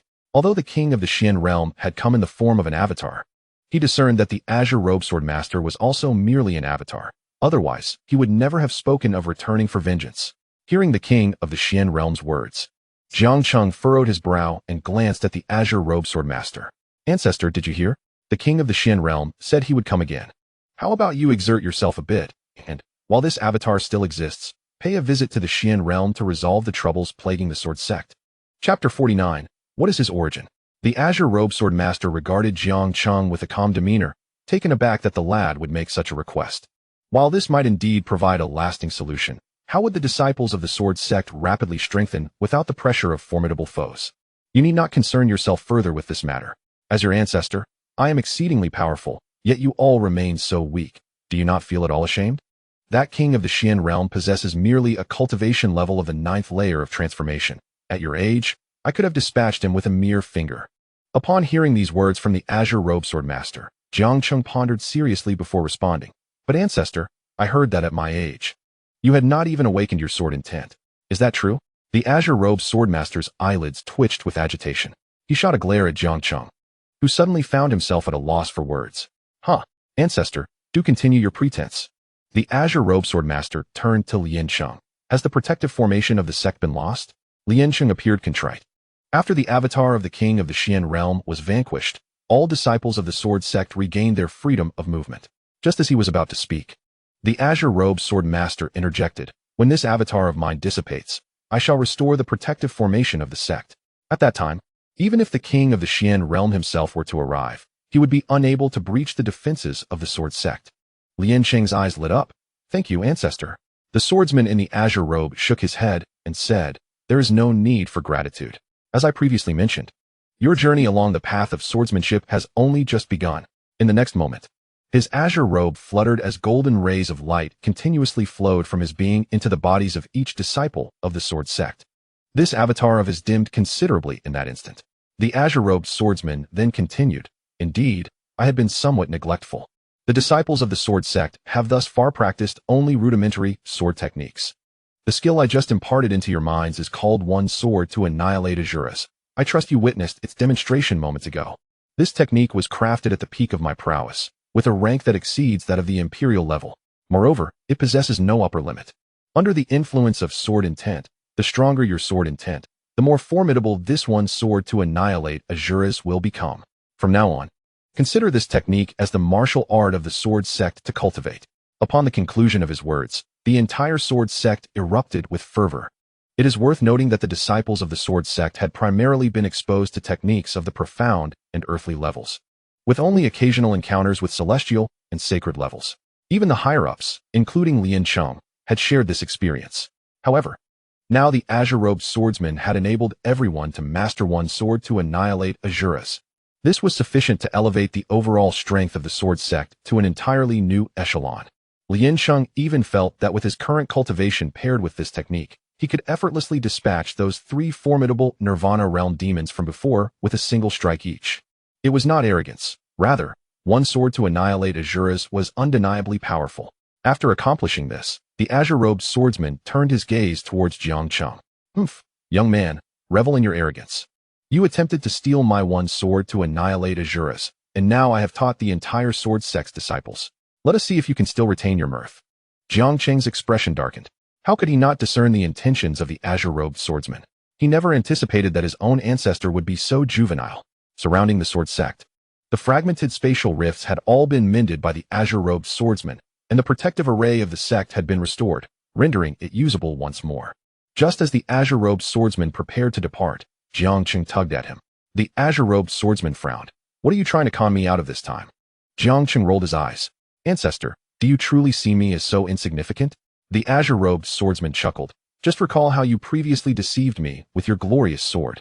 You are not insignificant. You are rather unscrupulous. As their banter unfolded, countless curious gazes were cast upon them. What exactly had Jiang Cheng done to his ancestor? The intrigue was palpable.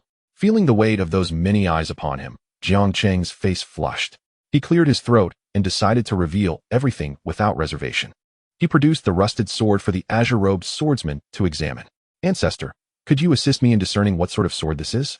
The glorious sword had been destroyed by the king of the mystic realm, yet this rusted sword had nearly slain that very king in a single stroke. This was sufficient evidence that the quality of the rusted sword far surpassed that of the glorious sword. However, Jiang Cheng truly could not ascertain its nature and thus sought the azure-robed swordsman's expertise. The swordsman in the blue robe casually glanced at the object. Ah, this is merely an unremarkable, rusted iron sword. If you were to find a whetstone and sharpen it, perhaps you would uncover the price inscribed on the hilt. I wager. This trinket is worth no more than half a silver coin. With a thunderous crash, Jiang Cheng, upon hearing the swordsman's absurd remarks, swiftly swung his sword downwards. That strike nearly shattered the blue-robed swordsman's avatar. The swordsman stared in astonishment at the might unleashed by the rusted sword. What do you feel when wielding this sword? Jiang Cheng shook his head. It feels as if there is no sensation at all. The swordsman had abandoned his jesting demeanor, now appearing grave. Wield this sword and execute the annihilation of the Azuras. He pointed towards a distant peak. Let that be your target. Jiang Cheng nodded. In the next moment, wielding the rusted sword, he proclaimed, Annihilation of the Azuras. A wave of destructive energy surged forth from him. Boom. The distant peak Jiang Cheng had locked onto was instantly reduced to ashes, along with the entire mountain range, which vanished before the eyes of the onlookers. Even the blue-robed swordsman couldn't help but exclaim in astonishment. He turned to Jiang Cheng, only to find him pale, leaning against the sword. What do you feel now? The swordsman inquired again. Jiang Cheng managed a wry smile. I feel as though my very essence has been siphoned away. The swordsman nodded. Exactly. I cannot discern the sword's rank at this moment, but it is likely more powerful than you imagine. Furthermore, you struggle to control it. Employing it to unleash sword techniques will rapidly deplete your spiritual energy, which accounts for your current weakness. Thus, I advise you to wait until your strength increases before attempting to wield this sword again. Jiang Cheng's eyes darted. But I have no other sword at present. The swordsman, perceiving the implication, let out a cold chuckle and vanished from sight. Jiang Cheng mused. I didn't expect the blue-robed swordsman to become so clever. I had hoped to charm another sword from him. Seeing the swordsman disappear, Lian Cheng and the others exchanged wry smiles. Jiang Cheng, how did you scare off the ancestral master? We had so many more questions to ask. Jiang Cheng scratched his head, revealing a bashful smile. Chapter 50. I cannot provide it to you. Well, at least for now, matters seem to have reached a temporary resolution. Let us focus on restoring the sect to its former state. No sooner had Lian Cheng spoken these words than Jiang Cheng abruptly began to swallow several pills, then mounted the blazing sword to search fervently. Lian Cheng, intrigued, asked, What mischief are you up to now?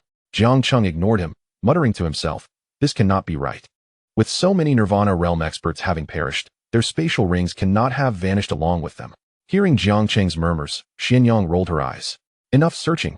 I know your cultivation method differs from others, requiring vast amounts of spiritual stones. Here, I have gathered them all for you. Xianyang extended her hands, palms open, revealing 7 spatial rings laid flat. Hee, Sister Yang, you are the best. Jiang Cheng grinned as he accepted the rings. His cultivation was costly, on one hand. He needed to incessantly devour spirit swords, and on the other, re-entering the pagoda of floating towers for the second time required 100,000 spiritual stones. The third and fourth entries demanded an even greater quantity of spirit crystals. Others merely saw him grow stronger in a short span, yet such power came at a price. Sister Yang, let us split them evenly. The other disciples of the sword sect, including Lian Cheng and Wu Hao, couldn't help but shake their heads upon witnessing Jiang Cheng and Xianyang carelessly dividing the spatial rings of peak Nirvana realm experts. Only one Jiangu, after clearing his throat, discreetly approached the two. You see, there are 7 spatial rings here. It might be troublesome to split them evenly, possibly leading to disputes. Allow me, a kind-hearted person, to take the extra one. Jiang Cheng and Xianyang simultaneously shot Wan Jiangu a glare. Dream on. Wan Jiangu's expression darkened. Damn. You little brat, even swallowed one of my swords. Jiang Cheng rolled his eyes. It's just a top-tier spirit sword, right? I'll help you buy a couple later. He had casually scanned one of the rings with his spiritual power, and the contents left him astounded. spiritual stones in the millions, spirit crystals numbering in the hundreds of thousands. Moreover, various elixirs, magical artifacts, and martial arts manuals were all present. Was this the foundation of a peak Nirvana realm expert? At such a moment, Wang Jiangu's desire to partake in the spoils was utterly futile. Damn it, Wang Jiangu lamented, feeling despondent. Then teach me one of your two sword intents. After a brief moment of sorrow, Wang Jiangu rallied his spirits and shamelessly pleaded with Jiang Cheng. Jiang Cheng regarded him with a puzzled expression. Are you all right? As a sword cultivator, do you not understand that sword intent must be comprehended personally? I know. My sword intent ranks fairly well among the 3,000 sword intents. But your two, the invincible sword intent and the annihilation sword intent, are among the very pinnacle of sword intents. If I could learn even one of them, wouldn't I undergo a complete transformation?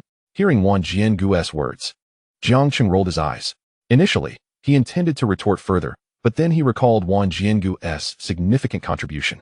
Without him, the sword sect might have been reduced to ruins, and the tens of thousands behind them would have perished long ago.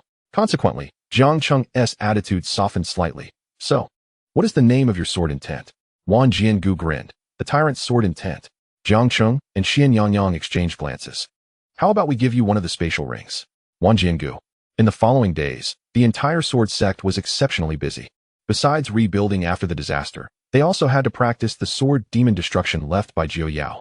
What saddened Jiang Cheng somewhat was the loss of his senior brothers Qing Feng and Mingyue, who had come to find him when he was first brought to the sword sect by his masked master. It was said that Qing Feng had died, allegedly at the hands of the Blood Prison Lord. At that time, he and Mingyue had just comprehended their sword intent. Qing Feng had even mentioned to Mingyue that once this matter concluded, they would celebrate with a hearty drink. However, certain events transpire with alarming abruptness. Shortly after his words, the Blood Prison Sovereign unleashed a massacre among the disciples of the sword sect, targeting Mingyue. In a bid to protect her, Qing Feng was drenched in the crimson rain. For several days, Mingyue's eyes remained perpetually red-rimmed. She understood the harsh realities of the cultivation world. Yet, most of the sword sect had not truly faced life and death, including Mingyue herself. Although he and Qing Feng had only become acquainted after entering the sword sect, their bond was akin to that of brothers. Meanwhile, Jiang Cheng had been visiting Mingyue daily to offer comfort, but to no avail. Suddenly, a thought struck him. He hurried to find Lian Cheng, who was currently instructing the inner disciples on the reconstruction of certain buildings within the inner sect. Upon seeing Jiang Cheng, Lian Cheng inquired curiously, "Have you finished your tasks in the outer sect? I've noticed you've been bustling around these past few days." Jiang Cheng's face flushed. That Wang Jiangu wanted to learn sword intent from me, so I've handed all my work over to him. Lian Cheng's expression turned blank at this revelation. Wang Jiangu was undoubtedly the foremost powerhouse of the sword sect. It was no wonder he had recently seen Wang Jiangu toiling with a massive stone pillar. Rolling his eyes, he addressed Jiang Cheng. "What brings you here?" Jiang Cheng chuckled. "I came to consult with Deputy Sect Master Lian regarding the matter of the soul sword." The soul sword?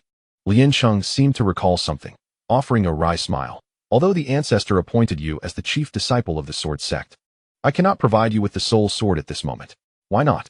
Hearing Lian Cheng's words, Jiang Cheng was momentarily taken aback. Previously, the ancestor's avatar had designated him as the chief disciple of the sword sect, tasked with wielding the soul sword. After recovering from his injuries these past few days, he had been contemplating the resurrection of Master Mu and the others, and perhaps even his parents. Yet now, Lian Cheng claimed he could not grant him the soul sword. Could it be that Lian Cheng harbored ulterior motives? Sensing Jiang Cheng's suspicious gaze, Lian Cheng sighed. "Do not overthink it. The reason I cannot give you the soul sword is not due to reluctance, but because it is a privilege reserved for the chief disciple of the sword sect, requiring the sect master's decree. Furthermore, I am unaware of where Zhu Li has placed the soul sword." At this juncture, he glanced towards the direction of the sword sect's sword god monument. "It appears that Zhu Li will need some time to awaken. You must wait until he stirs to obtain the soul sword." Jiang Cheng had initially suspected Lian Cheng of harboring secret intentions, especially considering that the soul sword was a sacred-grade spiritual weapon. Even the deputy sect master had never possessed such a high-tier spiritual sword. If not, Lian Cheng shot a glare at Jiang Cheng and then, as if struck by a thought, remarked, "By the way, I have sensed that Xian Yangyang has been acting rather oddly these days, but you know, despite being the deputy sect master of the sword sect, she hardly pays me any mind. Thus, I pondered, why not take a look?" "Sister Yangyang?" Jiang Cheng was taken aback. After the fierce battle between the sword sect and the mystic realm, he had spent his time either healing his wounds or visiting Mingyue, inadvertently neglecting Xian Yangyang. Hearing Lian Cheng's words now, he suddenly slapped his thigh in realization and was about to depart when Lian Cheng rolled his eyes. I haven't even told you where Xian Yangyang is yet. Where? Jiang Cheng was momentarily puzzled. The sword god steal. The sword god steal? Upon hearing this, Jiang Cheng was astonished once more. He had been at the sword sect for quite some time, yet he had never heard of such a place. Though referred to as the sword god steal, it was somewhat of a misnomer. This steal was merely the burial site for those who had perished among the sword sect. Zhu Li had buried a coffin for himself there, and his true essence resided within it. Each time a clone fell, his true self would lie dormant for a while before awakening anew. That girl, Xian Yangyang, must have gone to speak with Zhu Li. I suspect. Lian Cheng glanced at Jiang Cheng. I'm merely speculating, because in recent days, I've noticed that Xian Yangyang often gazes longingly towards the outside of the sword sect. I suspect she may well be contemplating leaving the sword sect. Leaving the sword sect? A hint of confusion crossed Jiang Cheng's face. Yet soon after, he replied, rest assured. Deputy Sect Master, I shall investigate. By the way, in which direction is the sword god steal? Following the direction indicated by Lian Cheng, Jiang Cheng quickly located the sword god steal. As Lian Cheng had described, this steal was indeed the graveyard of the sword sect. But its scale exceeded Jiang Cheng's wildest imagination. Upon arrival, he beheld a vast expanse filled with countless tombstones, most of which belonged to individuals he did not recognize. Naturally, a few new stones had been erected in recent days, including one before him inscribed with the words Qingfeng. Jiang Cheng sniffed and continued further in. Before long, he spotted a graceful figure clad in green attire. He approached and called out, Sister Yangyang. Xian Yangyang turned, glancing at Jiang Cheng. Your injuries are all healed, I presume? During his previous battle against the formidable foes of the mystic realm, Jiang Cheng hadn't sustained any severe injuries, but rather had merely exhausted himself significantly. He shook his head. No harm done. Did the deputy sect master inform you of my presence here? Xian Yangyang inquired. Indeed. The deputy sect master mentioned that Sister Yangyang might be contemplating leaving the sword sect? Jiang Cheng intentionally probed. The reason he invoked Lian Cheng was primarily due to Lian Cheng's absence, allowing him to speak freely. Xian Yangyang rolled her eyes, playfully reproaching. You are rather cunning.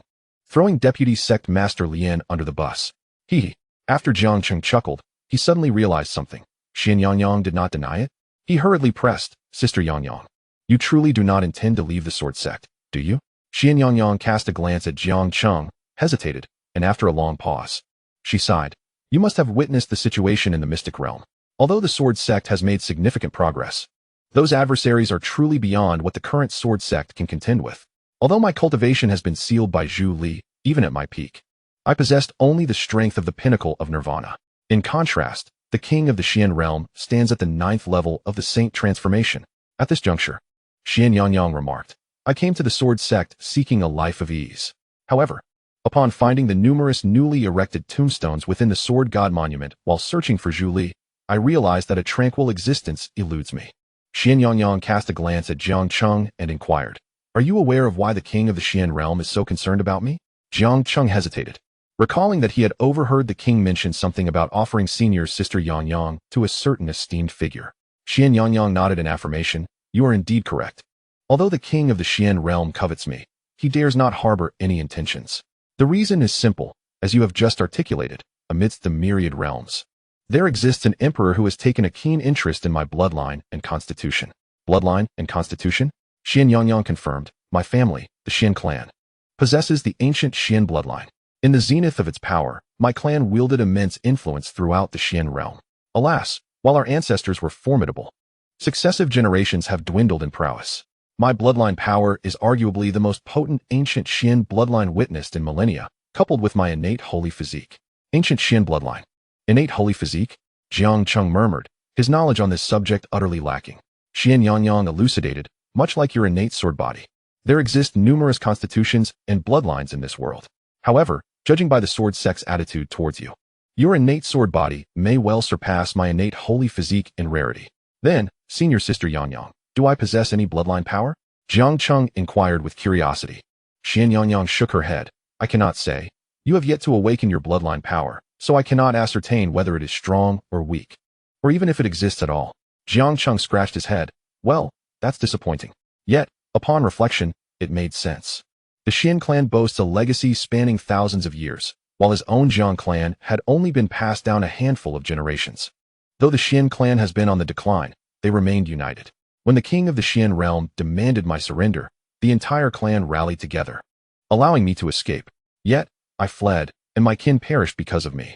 At this point, Xian Yangyang's voice noticeably dropped in tone. Initially, I contemplated ending it all. However, when Zhu Li appeared, he repelled those pursuing me from the Xian realm, sealed my cultivation, and brought me back to the Sword Sect. Yet, I never anticipated that upon arriving at the Sword Sect, so many would perish. Xian Yangyang gazed at the newly erected tombstones and mused, sometimes, I even wonder if I am truly an innate holy physique, but rather a 9-in absolute evil physique. Chapter 52, Beyond the Nirvana Realm 9-in absolute evil physique? Noticing Jiang Cheng's bewilderment, Xian Yangyang could not help but roll her eyes. Is that the crux of the matter? At that moment, she felt a mix of frustration and despair. Jiang Cheng smiled sheepishly. Senior Sister Yangyang, didn't the ancestor mention that he had restored the Sword Sect's grand formation? Even if the king of the Xian realm were to return, the formation would withstand any calamity. Xian Yangyang shook her head. Though the ancestral master of the Sword Sect spoke thus, he also mentioned that it was merely his final fragment of existence. While the protective formation of the Sword Sect could withstand the king of the Profound Realm, it could not necessarily endure the might of the emperor looming behind him. One must remember that an emperor possesses the power to obliterate an entire realm with but a gesture. Moreover, the barbarian prefecture, where the Sword Sect resides, is but a modest region within the 9 Nether Continent, beneath the Profound Realm. Jiang Cheng furrowed his brow. But after leaving the Sword Sect, where will you go? Sister Yang, is it not true that the Xian family has been annihilated? Xian Yangyang cast a glance at him, her expression revealing that he was indeed lacking in consolation. A glimmer of hope flickered in her eyes. Before arriving at the Sword Sect, I had already conceived an idea. I wished to venture into the 9 Nether Continent and seek my fortune. The 9 Nether Continent? Xian Yangyang elaborated. The 9 Nether Continent is the homeland of the free god. Perhaps there are remnants of his presence within. Should fortune smile upon me, with my bloodline and constitution, it is conceivable that one day I might transcend to the realm of the emperor. At this juncture, Xian Yangyang paused. She understood that what she expressed today might be challenging for Jiang Cheng to digest in the short term, but that was of little consequence. As Jiang Cheng delved deeper into the martial world, he would gradually come to comprehend the significance of her words. In that moment, not only could I safeguard the Sword Sect, but I could also avenge those from the Xian family who have perished. As she spoke, a flicker of murderous intent crossed Xian Yangyang's gaze. That king of the Profound Realm and the exalted emperor, with a mere thought, could cause the demise of countless souls. I abhor such lofty arrogance. Thus, I must shatter the rules they hold dear. Jiang Cheng was taken aback by Xian Yangyang's fervent declaration. Upon his arrival at the Sword Sect, the enmity of her family had seemed to dissipate. Yet now, with the deaths of thousands due to the Profound Realm, her inner resentment surged once more. Gazing at Xian Yangyang before him, he felt an inexplicable pang of sympathy. I shall not depart for the time being. I will leave only after bidding farewell to Zhu Li upon his awakening, Xian Yangyang conveyed to Jiang Cheng. He sighed deeply. If her departure was merely a fleeting impulse, he would certainly persuade her to remain. After all, he held a profound trust in the azure-robed sword cultivator. Moreover, if what Xian Yangyang claimed were true, even if the emperor was indeed formidable, the fact that he had not appeared this time did not guarantee his presence in the future. Perhaps he deemed it beneath him to deal with a swarm of ants, or perhaps he was constrained by circumstances that prevented him from descending into the Profound Realm.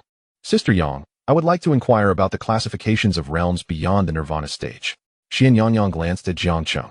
In the barbarian prefecture, most people are only aware of the transformation stage, and the most enlightened among them know that there exists a Nirvana stage thereafter. Even within the Profound Realm, many believe that the Nirvana stage is the terminus for cultivators. Yet, in truth, the Nirvana stage is merely the starting point for practitioners. I may not possess extensive knowledge, but I should have a more comprehensive understanding than you. After the Nirvana realm lies the Transformation Sage realm, which is further divided into 9 tiers, with the first tier being the weakest and the 9th tier the strongest. The monarch of the mysterious realm is an entity of the 9th tier of the Transformation Sage realm. According to conventional wisdom, achieving the Transformation Sage realm signifies one's qualification to traverse the myriad worlds. However, individuals possess varying aspirations. Some, upon attaining a certain level of strength, do not seek to ascend to higher realms, but instead remain content with their current status. The monarch of the mysterious realm is one such individual. Having reached the pinnacle of the Transformation Sage realm, he reigns supreme within this realm. Xian Yang paused momentarily before continuing. Beyond the transformation stage realm lies the human immortal realm and the celestial immortal realm. Those who attain the transformation sage realm are referred to as sages, and with each ascent and tier, one must endure the heavenly Tao's retribution. Only those who can withstand such trials may successfully enter the next realm. At this point, Xianyang cast a glance at Jiang Cheng. As for the mighty emperors I mentioned, they exist beyond the celestial immortal realm. Xianyang sighed. It is said that even among the myriad worlds, these emperors are regarded as the most formidable beings. Jiang Cheng's eyes sparkled with curiosity. Sister Yang, what about the free god you mentioned earlier? Xianyang replied. The free god is the supreme being beneath this expanse of heaven and earth. It was he who initiated the creation of the myriad worlds. Without him, these realms would not exist. However, it has been several eons since his disappearance, and thus, tales of him have become scarce, even to me, as I have only encountered references to him in ancient texts. My journey to the Nine Nether Continent is merely a gamble of fate. What realm does he occupy? Jiang Cheng inquired with intrigue. Xianyang sighed. Unfortunately, I am not well versed in that. I currently only know of the Emperor realm. What lies beyond the Emperor realm remains a mystery to me, perhaps only discernible upon reaching that level. Nonetheless, I sense that to the free god, even the mightiest of emperors may appear as mere ants. For he is the architect of the myriad worlds. When discussing the free god, Xianyang's eyes sparkled with admiration. It was evident that she held great reverence for this figure.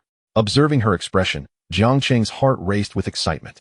If one day he could ascend to the level of the free god, would the youths of the myriad worlds speak of him with the same admiration as Xianyang? Of course, these thoughts pertain to the distant future. In comparison to the prodigies of the myriad worlds, his starting point felt exceedingly humble.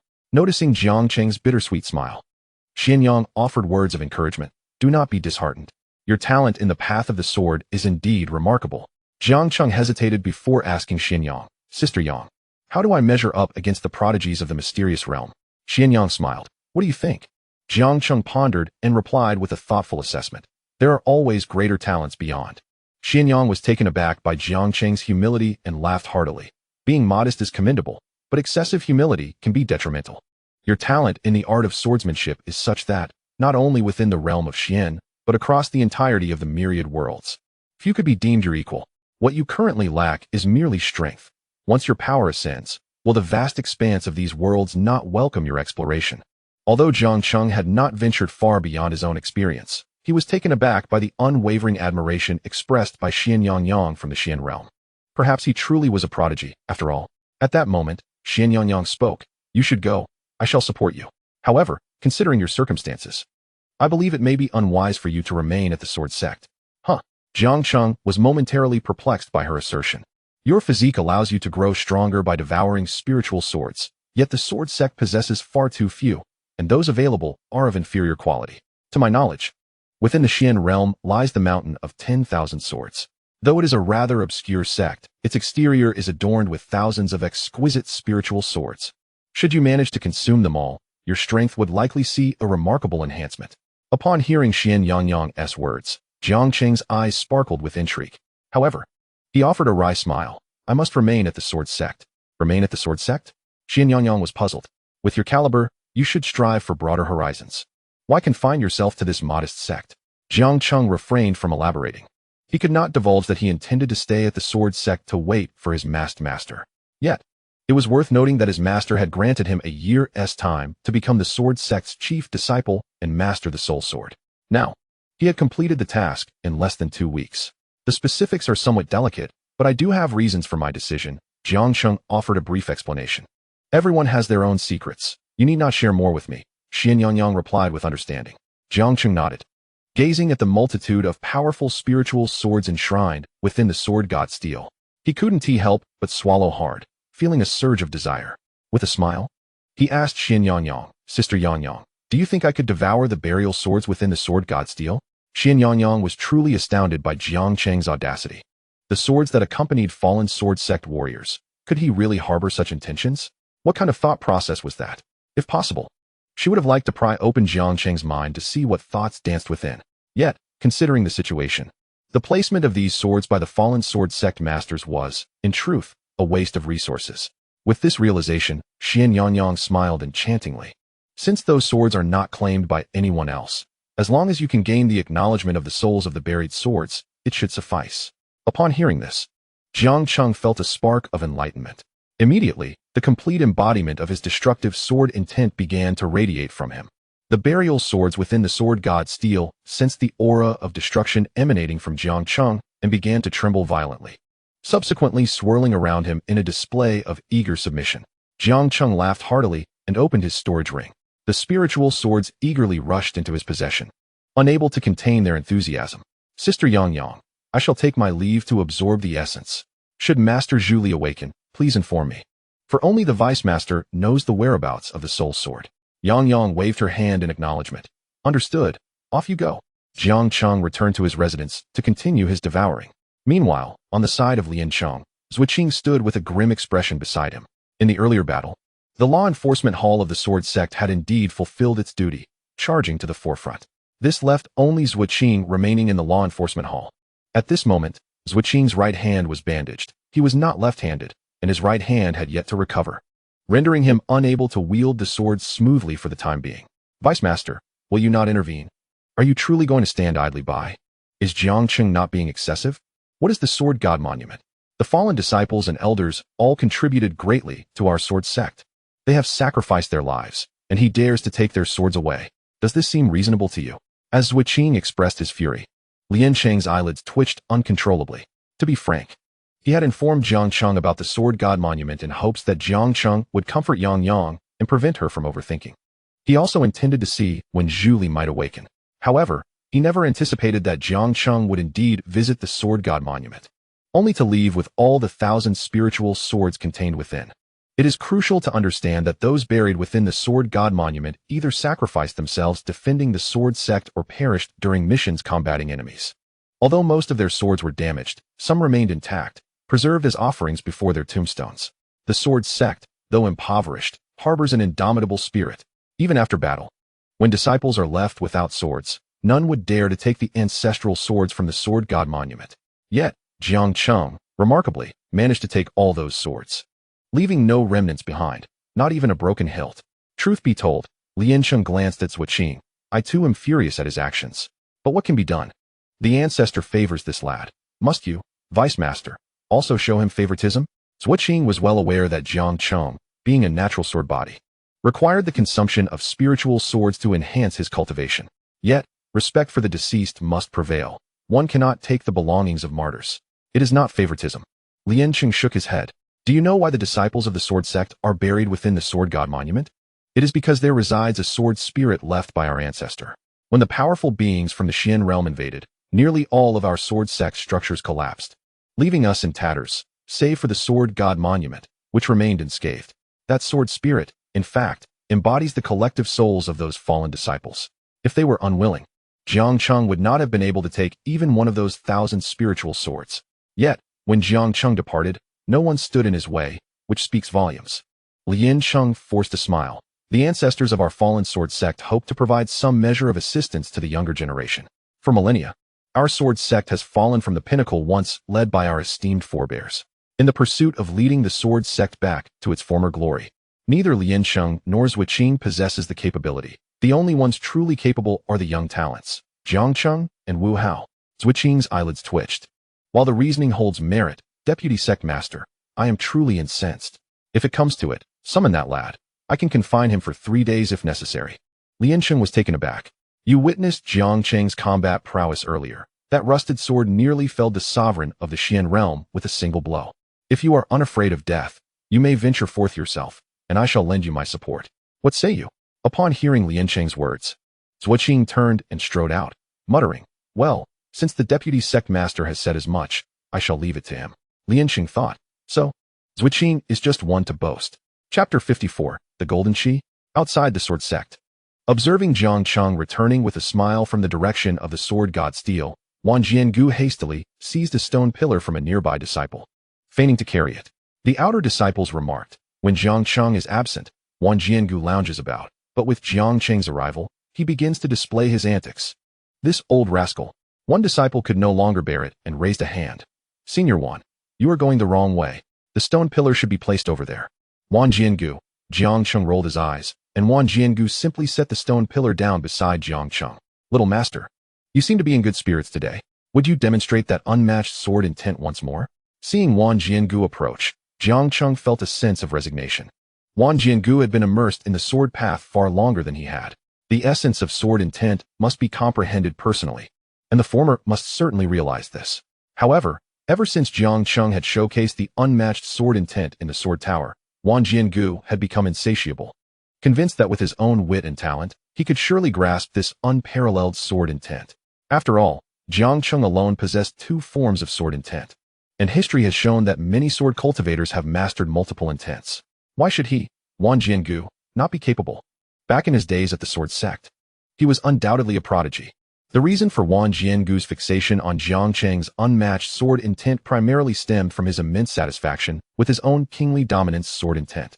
Yet upon encountering Jiang Cheng, both Jiang Cheng's unmatched and Annihilation Sword intents overwhelmed his own, rendering his kingly dominance sword intent trivial by comparison. Perhaps in a couple of days. Jiang Cheng mustered a smile. It was not that he was withholding. Rather, everyone believed he had mastered two forms of sword intent. Yet only he knew that after comprehending the Annihilation Sword intent, he could no longer unleash the unmatched sword intent. How could he display it when Wang Jiangu insisted? At the cost of his life? Wang Jiangu yearned to say more, but Jiang Cheng had already retreated to his quarters in frustration.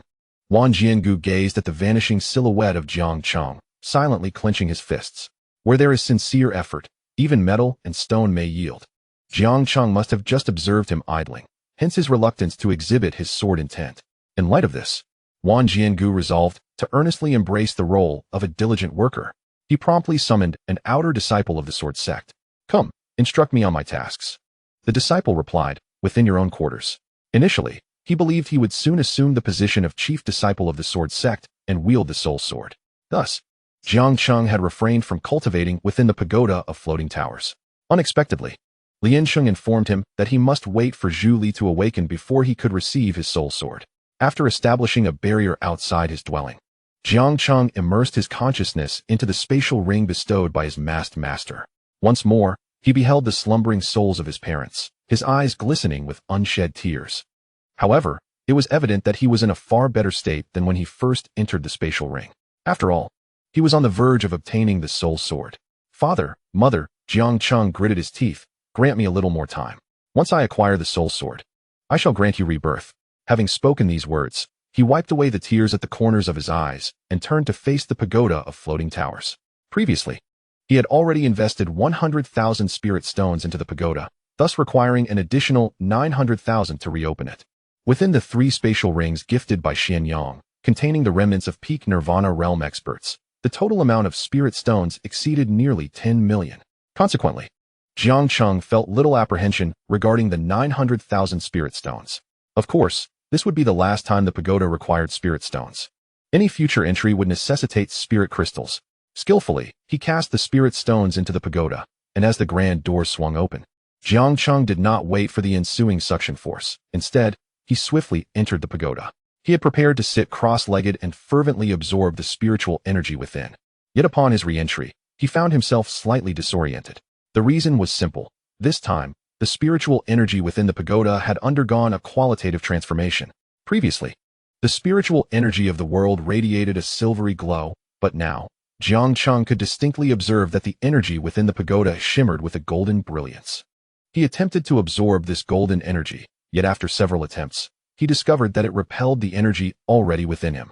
As soon as the golden energy entered his body, it escaped like air from a punctured balloon. Damn it, I just spent 1,000,000 spirit stones. Jiang Cheng was far from willing to concede defeat. After several more attempts, each time the golden energy would seep out from his pores and other openings. Frustration etched across his face. He could now sense that this golden energy was significantly more potent than the ordinary energy within him. If only he could replace his mundane energy with this golden energy, his strength might see a substantial enhancement. But how could such a transformation be achieved? This time, Jiang Cheng refrained from hastily attempting to absorb the golden energy. Conversely, he sat cross-legged upon the ground within the pagoda, his mind relentlessly pondering effective methods.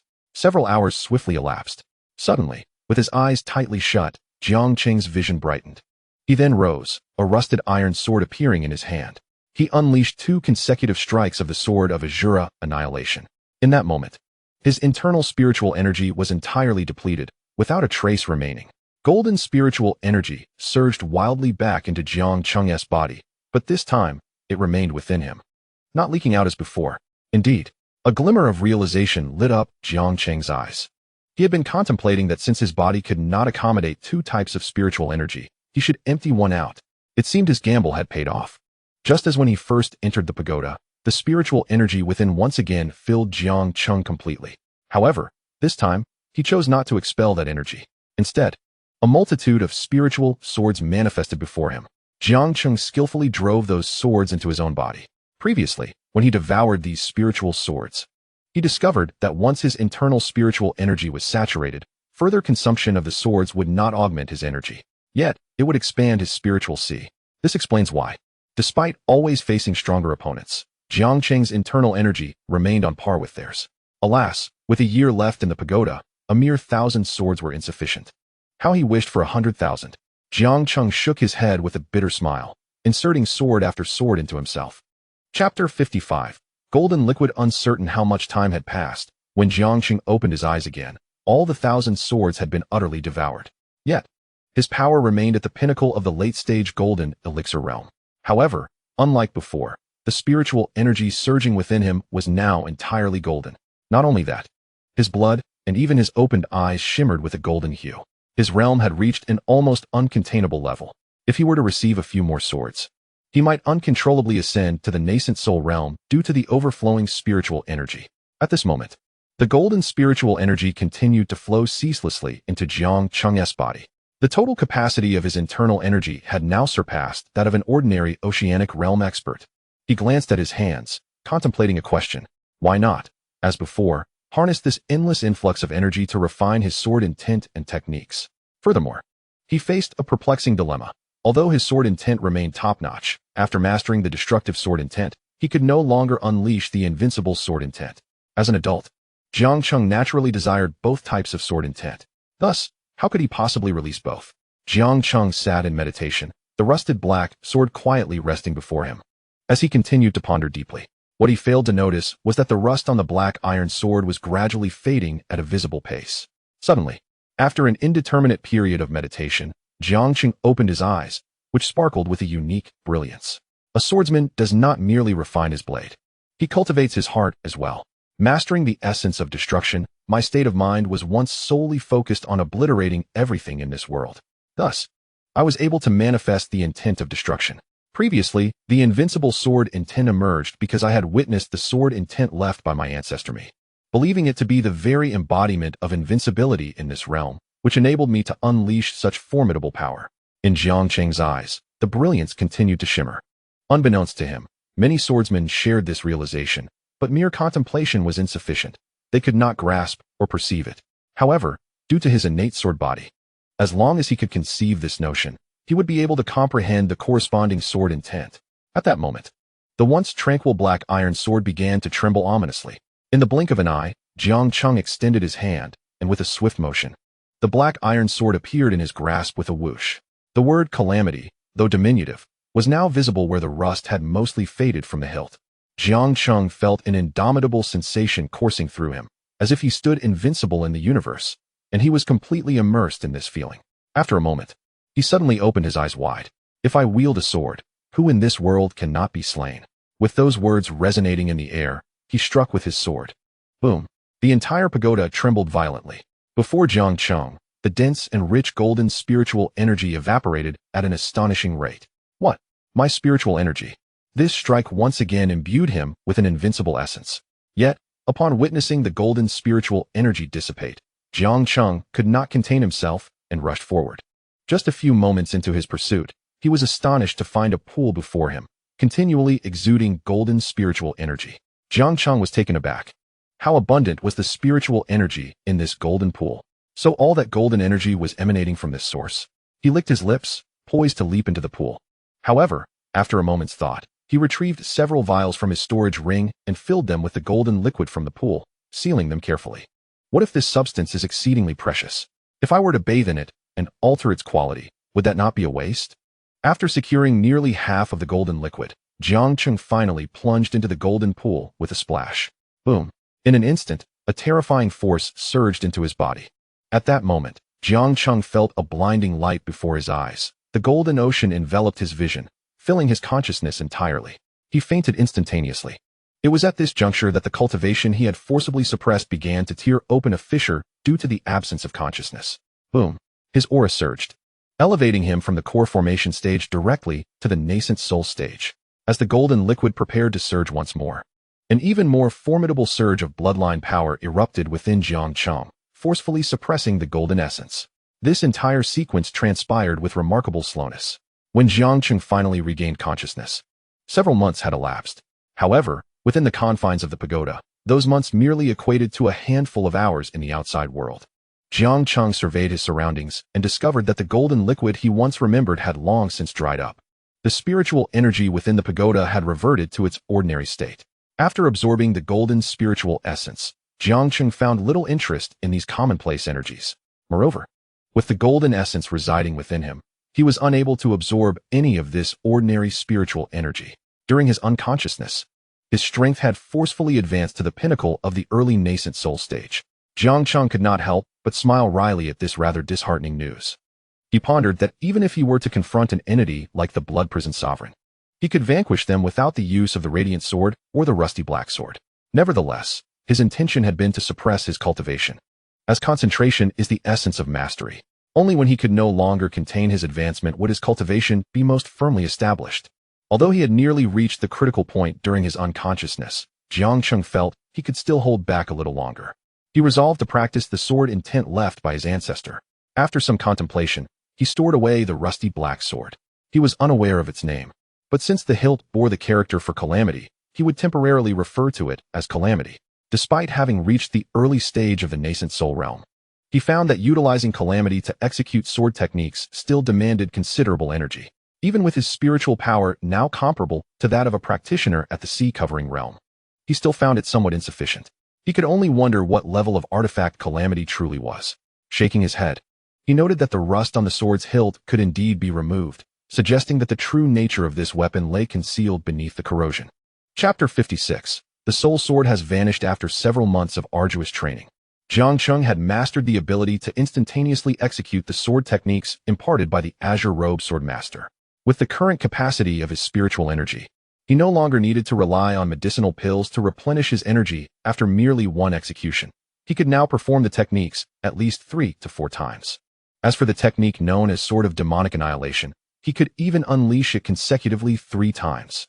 However, when he attempted to modify the technique to merge 3 strikes into one, the time within the pagoda expired. Though he could re-enter the pagoda, Jiang Cheng chose not to. He understood that the pagoda bore a resemblance to the sword tower. Within the sword tower, successful challenges yielded double rewards, whereas the consumption within the pagoda was tenfold. 100,000 spirit crystals are indeed comparable to millions of spirit stones. In fact, those who possess spirit crystals would be quite foolish to exchange them for spirit stones.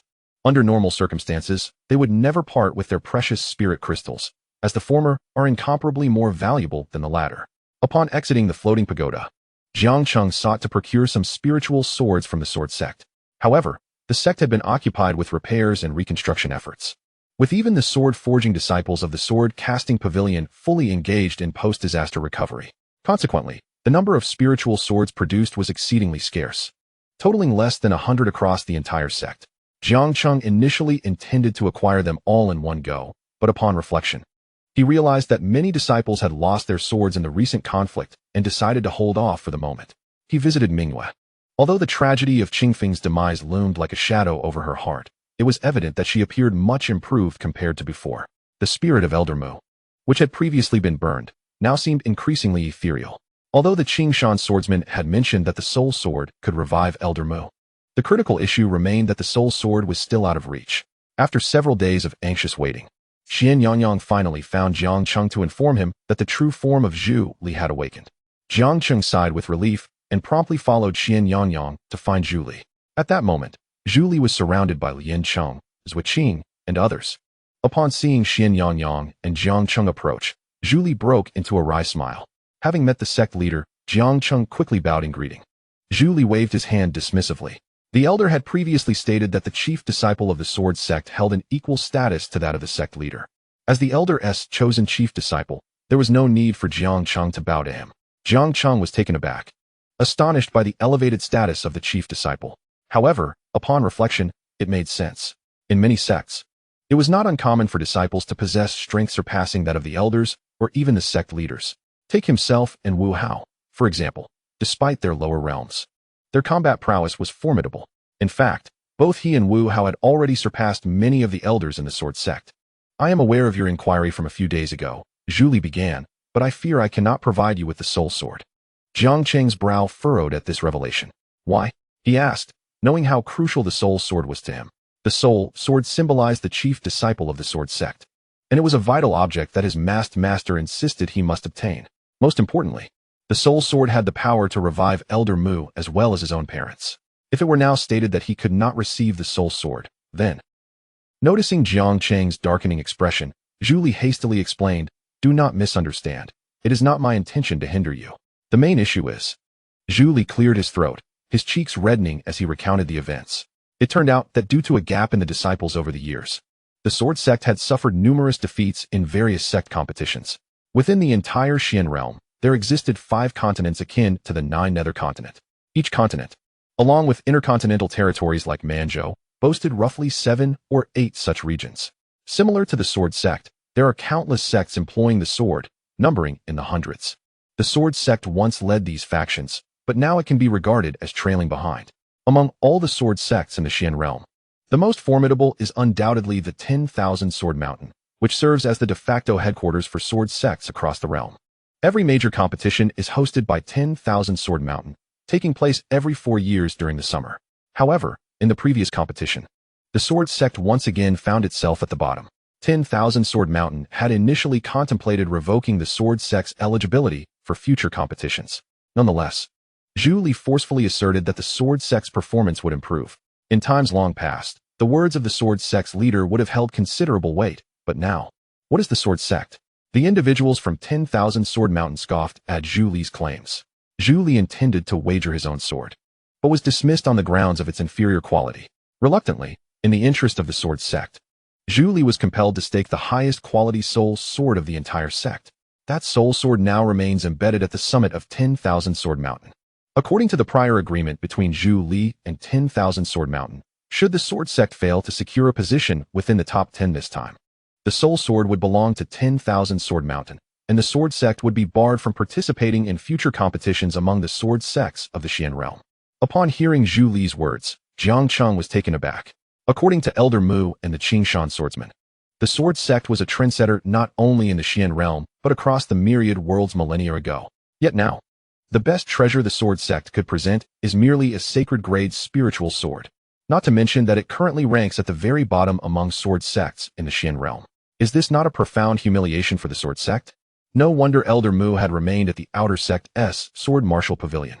Who has the heart to teach disciples of the sword sect when they have lost all faith? When does the competition among the sword sects in the Xian realm commence? Jiang Cheng was uncertain if his guess was correct, but he felt that Zhu Li's statement was a subtle encouragement for them to participate in this competition. Zhu Li cleared his throat. Time is short, it will be soon. Jiang Cheng's expression darkened. Why not notify us sooner? Zhu Li replied with righteous indignation. The sect was on the brink of destruction. Who had the mind to consider this? Now that the sect appears to be recovering, and with you, Wu Hao, and Xian Yangyang on our side, I firmly believe that this time the sword sect will surely distinguish itself. Jiang Cheng was left speechless. He glanced at Xian Yangyang, but she had her own matters to attend to. Xian Yangyang softly spoke. I have promised sect leader Zhu Li that I will leave after this competition. Chapter 57. Departing immediately, Jiang Cheng remained silent. Zhu Li coughed and continued. Fear not, young one. Based on the last competition's circumstances, the talented disciples from those sword sects generally achieve only the completion of sword intent, with at most a few reaching the pinnacle. Among the hundreds, it is likely that only 1 or 2 will sporadically attain the peak of sword intent. In truth, none have reached the perfection of sword intent. Their realm may be slightly superior to yours, yet it matters not. Did you not previously vanquish an entity at the pinnacle of the Nirvana realm? Although those disciples may possess a significantly higher cultivation level, they shall undoubtedly fall short of the Nirvana realm's apex. Therefore, our sword sect not only aims to secure a position within the top 10, but we also harbor a substantial hope of claiming victory. Zhu Li brimmed with confidence, even feeling a tinge of excitement. When he initially made an agreement with Wanjian Mountain, he expressly stated that should the sword sect attain first place, Wanjian Mountain must unconditionally fulfill 3 demands from our sect. At that time, Wanjian Mountain had casually acquiesced, believing Zhu Li's words to be nothing more than fanciful nonsense. After all, how could one who finished at the bottom last time aspire to turn the tide and seize first place? Dream on, since you have made all the arrangements. What more can I say? Jiang Cheng chuckled softly and shrugged. Well, you should take some time to rest. I will have someone summon Wu Hao from the Sword Tower. For this grand competition, each sect is required to dispatch 5 disciples. Besides you, Wu Hao, and Xianyang Yang, we still need to find 2 more individuals. Once we are prepared, we will come to call you to set off. Jiang Cheng was taken aback. Isn't there still a few days left? Why the haste? Zhu Li rolled his eyes. To be precise, we have nearly 2 weeks remaining. However, we need a certain amount of time to travel to the Xian realm. Even with the teleportation array and cloud ships at our disposal, our remote location in Manzhou means the journey alone will take about 10 days. Furthermore, we will need to familiarize you with the circumstances of Wanjian Mountain in the Xian realm. Upon hearing Zhu Li's explanation, Jiang Cheng nodded. Very well, by the way. Can we use our own swords during the competition? Zhu Li had already heard of Jiang Cheng's rather unassuming black rust sword, which had nearly severed the avatar of an ancestor with a single strike. A formidable artifact indeed. Although its exact rank was unknown, it was undoubtedly of a higher caliber than the Radiant Sword, certainly above the Imperial tier. Thus, he nodded. Yes, you may. But it would be best to reserve that divine weapon for a critical moment.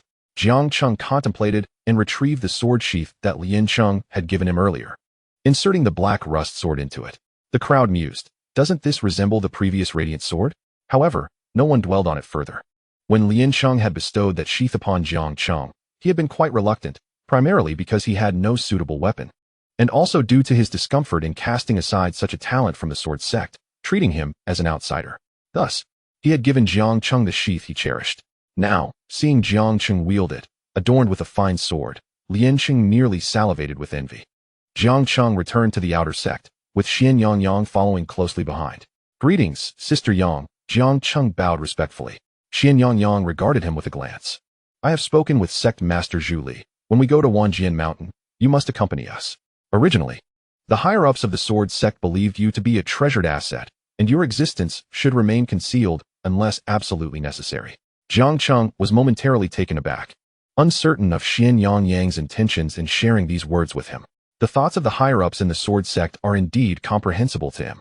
As for what Xianyang Yang is contemplating, Jiang Cheng narrowed his eyes. Is Sister Yang Yang referring to the spiritual swords of Wanjian Mountain?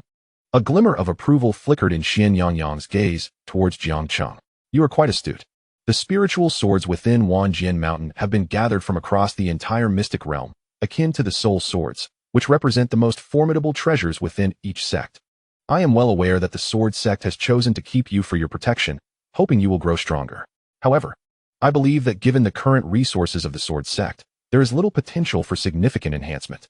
You mentioned your reasons for remaining in the sword sect, and I shall not pry further.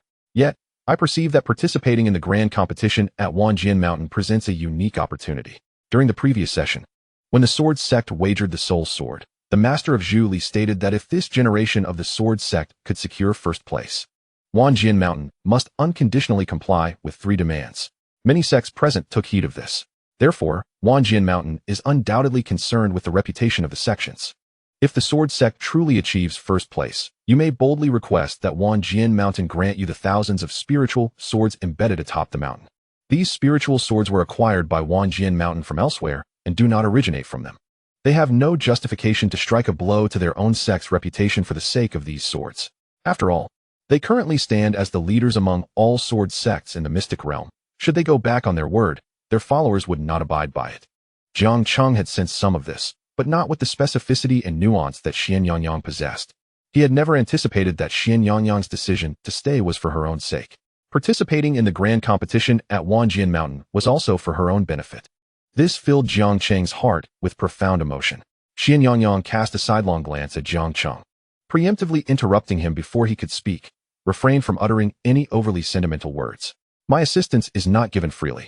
What I value is the potential of your innate sword body.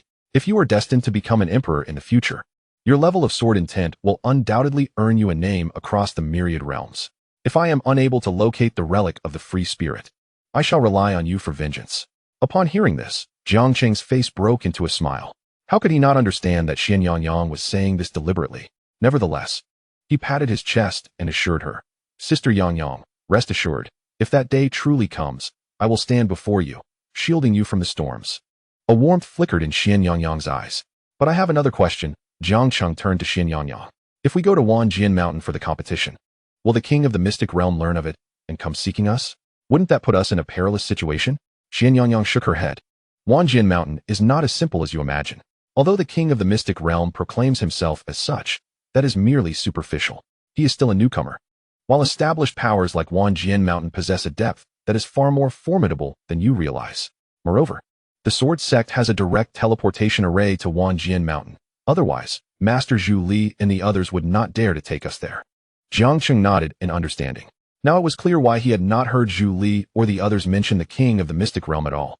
Jiang Cheng had thought they had forgotten such an important matter. However, it appears that everything is proceeding according to plan. Soon, the voice of Zhu Li resonated in the minds of the two. All right, everyone has been selected, and Wu Hao has also arrived. You too. Hurry to the inner gate for assembly. We shall depart immediately. Upon reaching the inner gate, the group boarded the cloud ship heading towards the Xian realm. Jiang Cheng had some reservations regarding Zhu Li and Lian Cheng. After all, such a significant event as the sect competition should have been announced in advance. If Zhu Li had remained in slumber, would that mean he would miss the sect competition entirely? Should they forfeit the soul sword to Wanjian Mountain? Hearing Jiang Cheng's complaints, Zhu Li rolled his eyes. Did you think it was Elder Mu who found me? It was I who remembered that the sect competition was approaching and returned to the sword sect. Elder Mu merely happened to encounter me. Upon hearing Zhu Li's words, everyone was taken aback. So, it was only now that he remembered the imminent competition? Realizing the implications of his statement, Zhu Li's expression darkened, and he turned his head away. Boom. Chapter 58. A sparring session?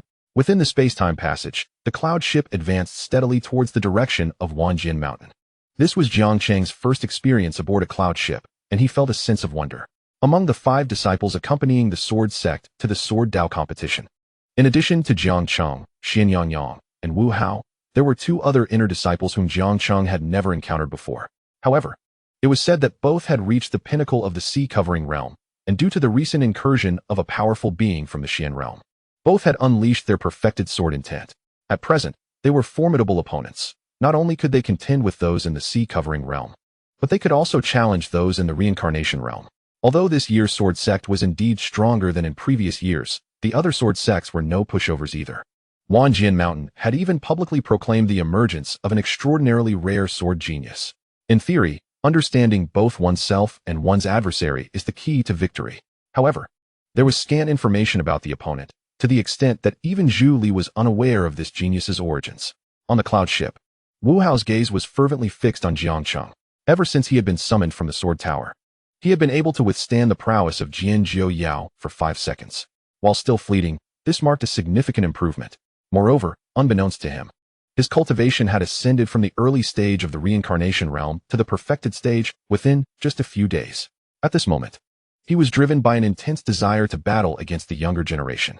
As for the 2 inner disciples, while everyone had shown improvement, Wu Hao was more familiar with them. Presently, he was confident that neither could withstand his might. Though he was aware that Jiang Cheng's sword intent had reached perfection, he still yearned to spar with him. Thus, he licked his lips and addressed Jiang Cheng with his sword in hand, saying, Junior brother, since we have some time on our hands, why don't we engage in a friendly sparring session, just for practice? Jiang Cheng, upon encountering Wu Hao, had no ulterior motives. He merely wished to engage in a friendly spar. Just as he was about to acquiesce, a shadow darted forth. If you wish to spar with my master, you must first defeat me. The onlookers aboard the cloud ship were rendered speechless by the sudden appearance of Wan Jiangu. Wu Hao, on the verge of tears, exclaimed, Senior Wan, please do not jest. You are a peak Nirvana realm powerhouse. How could I possibly contend with you? Beside him, Zhu Li fumed, puffing his cheeks and glaring. Exactly. Wan Jiangu, come over here and stop causing trouble. This matter is between us juniors. It has nothing to do with you. Wan Jiangu, initially intending to showcase his prowess before Jiang Cheng, found himself the target of collective ire. With a huff, he retorted, Fine, Zhu Li, let us have a bout then. Zhu Li rolled his eyes in exasperation. How could he possibly match Wan Jiangu? Over the years, he had been delving into unorthodox methods and was on the brink of a breakthrough, yet he still lacked that final push. Although he was the current leader of the sword sect, his personal strength was somewhat lacking. Do not even think about it. I brought you along to bolster our sword sect's reputation, not to show off in front of me. Zhu Li was seething with frustration. Just as Wang Jiangu was about to speak, Jiang Cheng raised his hand. Senior Wang Jiangu, please refrain from further comments. If you do, I shall have Director Zhu Li send you back to the sword sect. Among all the people aboard the cloud ship, Wang Jiangu could disregard anyone's face. But Jiang Cheng was an exception. The reason was simple. Jiang Cheng was his master, or at least, the one he considered as such. Very well, my little master. Wang Jiangu obediently stepped aside. Jiang Cheng turned to Wu Hao. Senior brother Wu Hao, make your move. Since emerging from the pagoda of the floating tower, he was uncertain how much his own strength had advanced. Wu Hao had been fervently climbing the sword tower, and it was said that he had made significant progress in recent days. Jiang Cheng was eager to witness the current extent of Wu Hao's abilities. All right, but let us agree beforehand. You must not use that sword. Wu Hao's eyes sparkled with excitement, yet he quickly added a caveat. Understood. Jiang Cheng nodded, storing the black rusted sword along with its sheath into his spatial ring, now holding only the flame sword. Upon seeing the flame sword, Wu Hao muttered, damn it. Regardless of which sword Jiang Cheng wielded, his mood was far from pleasant. With a flick of his wrist, a chilling sword appeared in Wu Hao's hand, the Millennium Ice Sword. As the name suggests, it was forged from a millennium's worth of ice. This sword was one of the finest crafted by the swordsmiths at the sword forging pavilion, who had been working overtime in recent days. Like the flame sword, it was also a top-tier spiritual weapon. I apologize, little junior brother, Wu Hao declared as he moved, leaving behind only an afterimage. In the next moment, Wu Hao's voice resonated from behind Jiang Cheng. One sword, Azura's obliteration. Unlike Jiang Cheng, Wu Hao had never entered the sword tablet nor received the inheritance of the blue robe sword master. Thus his most potent strike was the Azura's obliteration imparted by a fragment of the blue robe sword master before its disappearance. Faced with Jiang Cheng, he dared not be careless. Hence he unleashed his strongest attack right from the outset. Upon witnessing the scene, Zhu Li's eyelids twitched uncontrollably. He hurriedly tugged at Wang Jiangu, exclaiming, Old Wan, stop merely observing. Quickly, set up a barrier. If this continues, that cloud ship will be destroyed by the two of them. Zhu Li intended to establish the barrier himself. Yet he was painfully aware that the defenses he conjured would likely be shattered in mere moments by Jiang Cheng and Wu Hao. Wang Jiangu sneered. After having been so fierce with me just now, you now expect my assistance? Zhu Li retorted, what the hell? Why are you still angry? Brother, what time is it? Can't you just accept my apology? Wang Jiangu nodded with satisfaction. Now that's more like it. Just as he prepared to cast the barrier, a figure moved even faster than he. Xian Yangyang swiftly retrieved a small azure umbrella from her spatial ring and tossed it into the air. Upon reaching the heights, the umbrella unleashed a soft green glow that enveloped Jiang Cheng and Wu Hao. There is no need for further trouble. Their onslaught will not impact the outside world now.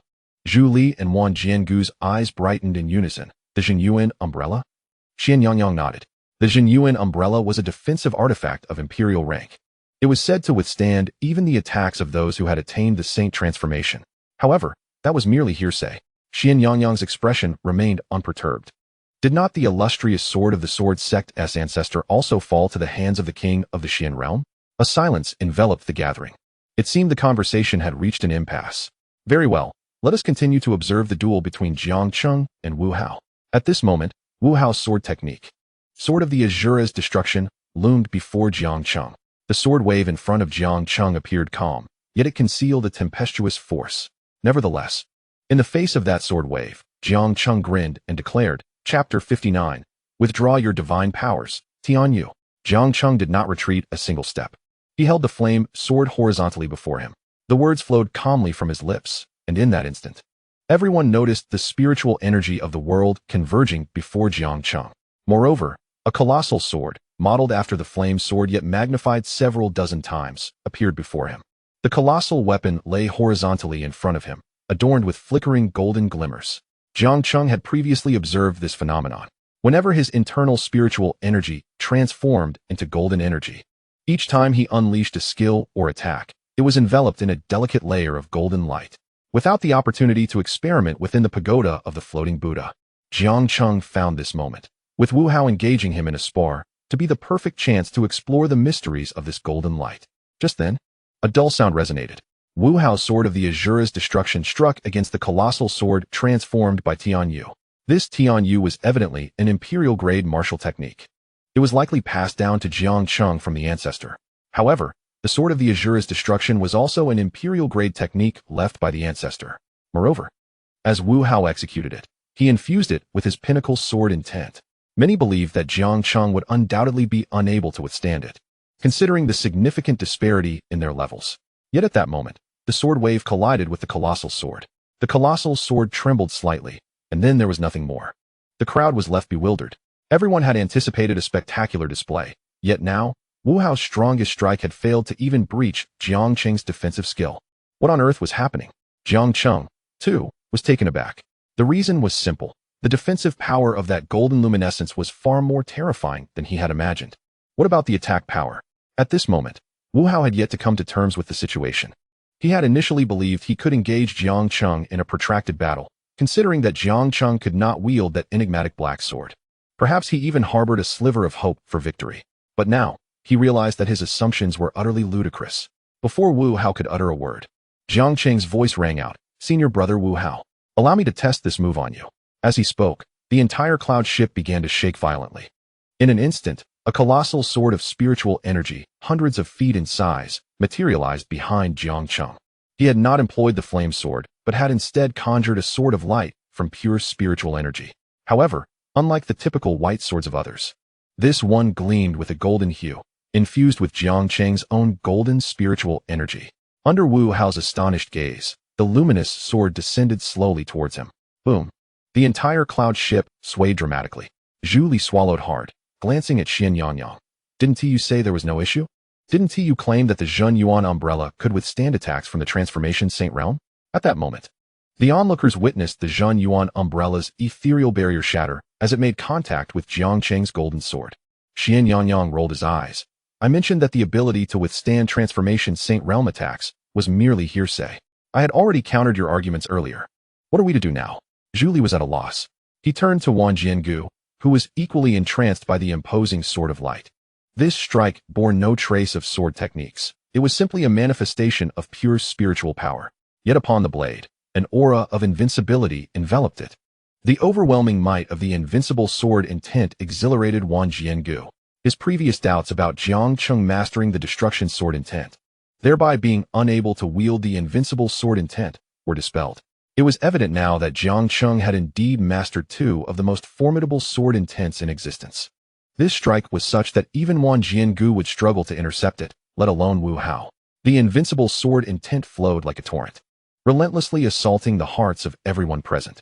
Wu Hao, facing the radiant sword, found himself nearly devoid of the courage to resist. He had once thought his peak sword intent formidable, yet upon witnessing the complete sword intent, he realized the vast chasm that lay between them.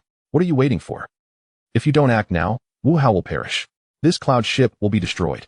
All of us on board might very well meet our doom within this space-time passage. The power of this sword is truly overwhelming. The Zhenyuan umbrella lies in ruins, and the space-time surrounding this radiant sword begins to unravel.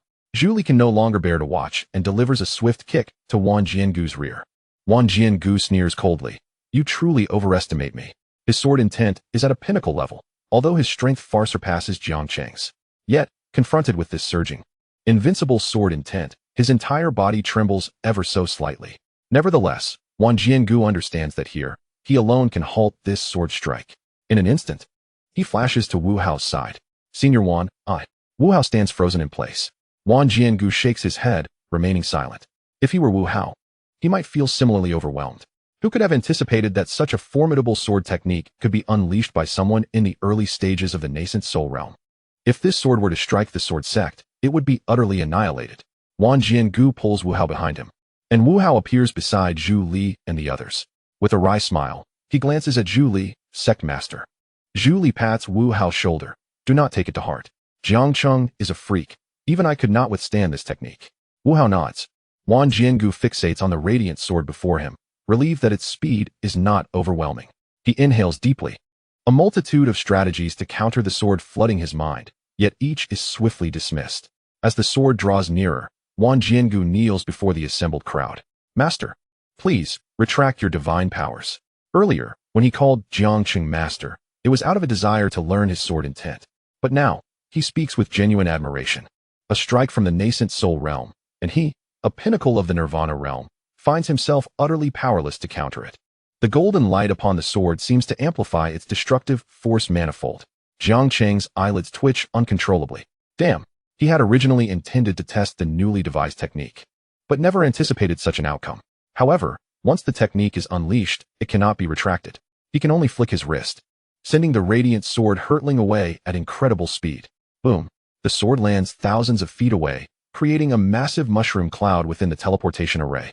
Immediately, the entire cloud ship is struck by a tremendous wave of energy, capsizing it, causing everyone aboard to lose control and be thrown into the air. Jiang Cheng, Zhu Li, will never forgive you. Chapter 60, A Small Mishap. Boom. In the Xian realm, Wanjian Mountain. The teleportation array connecting the Jian sect in the lower realm to Wanjian Mountain suddenly trembles violently. Crack. In the very center of the teleportation array, a minute fissure appears. Following its emergence, the crack rapidly spreads in all directions. What is happening?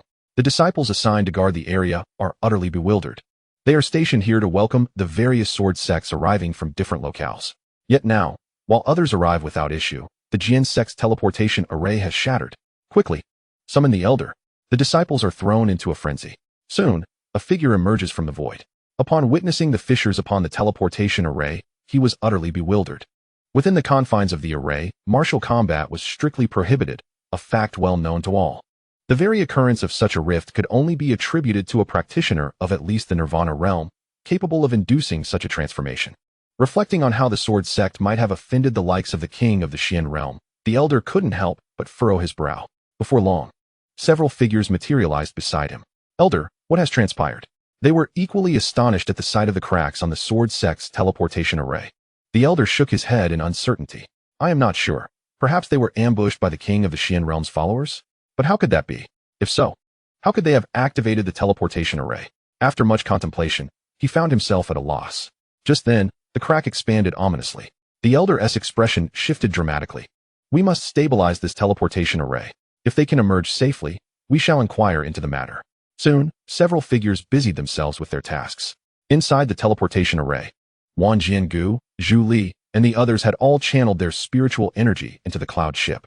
The reason was simple. After enduring several violent collisions, the cloud ship was on the verge of disintegration.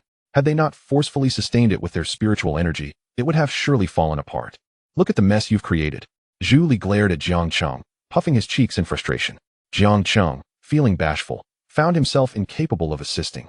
For his spiritual energy could not be compounded with that of Zhu Li and the others. This is the only cloud ship our sword sect possesses. Do you have any idea how precious it is? Zhu Li lamented, tears almost welling in his eyes. It was worth a staggering 2 million spirit stones. Had he known this would happen, he would never have allowed Jiang Cheng and Wu Hao to spar. Who could have foreseen that their friendly exchange would lead to such dire straits for the sword sect? At that moment, Zhu Li's heart swelled with a mixture of anger and joy. His ire stemmed from Jiang Cheng's inadvertent destruction of the cloud ship, despite its current functionality. This was solely due to the efforts of himself and Wan Jiangu, who were sustaining it with their spiritual energy. Conversely, his joy was undeniable. The greater Jiang Cheng's displayed prowess, the brighter the sword sect's prospects in the upcoming swordsmanship competition. Seeing his companions in such disarray due to his actions, Jiang Cheng rolled his eyes and retrieved a spatial ring from his finger. This ring belonged to the previously encountered Blood Prison Sovereign, and although most of its contents had been claimed by Jiang Cheng, it still contained over 1 million spirit stones. Initially, Jiang Cheng had a substantial demand for spirit stones due to his training at the Pagoda of Ascendance. However, now that he needed spirit crystals for further endeavors, his need for spirit stones had diminished. Master, since this cloud ship was damaged by me, allow me to cover the cost of its replacement, Jiang Cheng proposed. As Zhu Li received the spatial ring tossed his way and glanced at the quantity of spirit stones within, his eyes brightened. To be frank, his earlier anger was primarily due to the thought that he would have to bear the financial burden of the ship's destruction. Yet, with Jiang Cheng covering the expenses, his grievances faded. Well then, please take a moment to rest, Zhu Li instructed, to which Jiang Cheng and the others readily nodded in agreement. Seated in a meditative posture upon the cloud vessel, they delved into profound contemplation. Even at their lowest, each of them had attained the realm of nascent soul, and enduring 10 days without sustenance posed no significant peril. Swiftly, the 10 days passed. Before Jiang Cheng and his companion's cloud vessel, a vast portal to a teleportation array materialized. Wan Jiangu and Zhu Li exerted their spiritual power to navigate the vessel, yet after 10 days, Their internal energies were nearly depleted.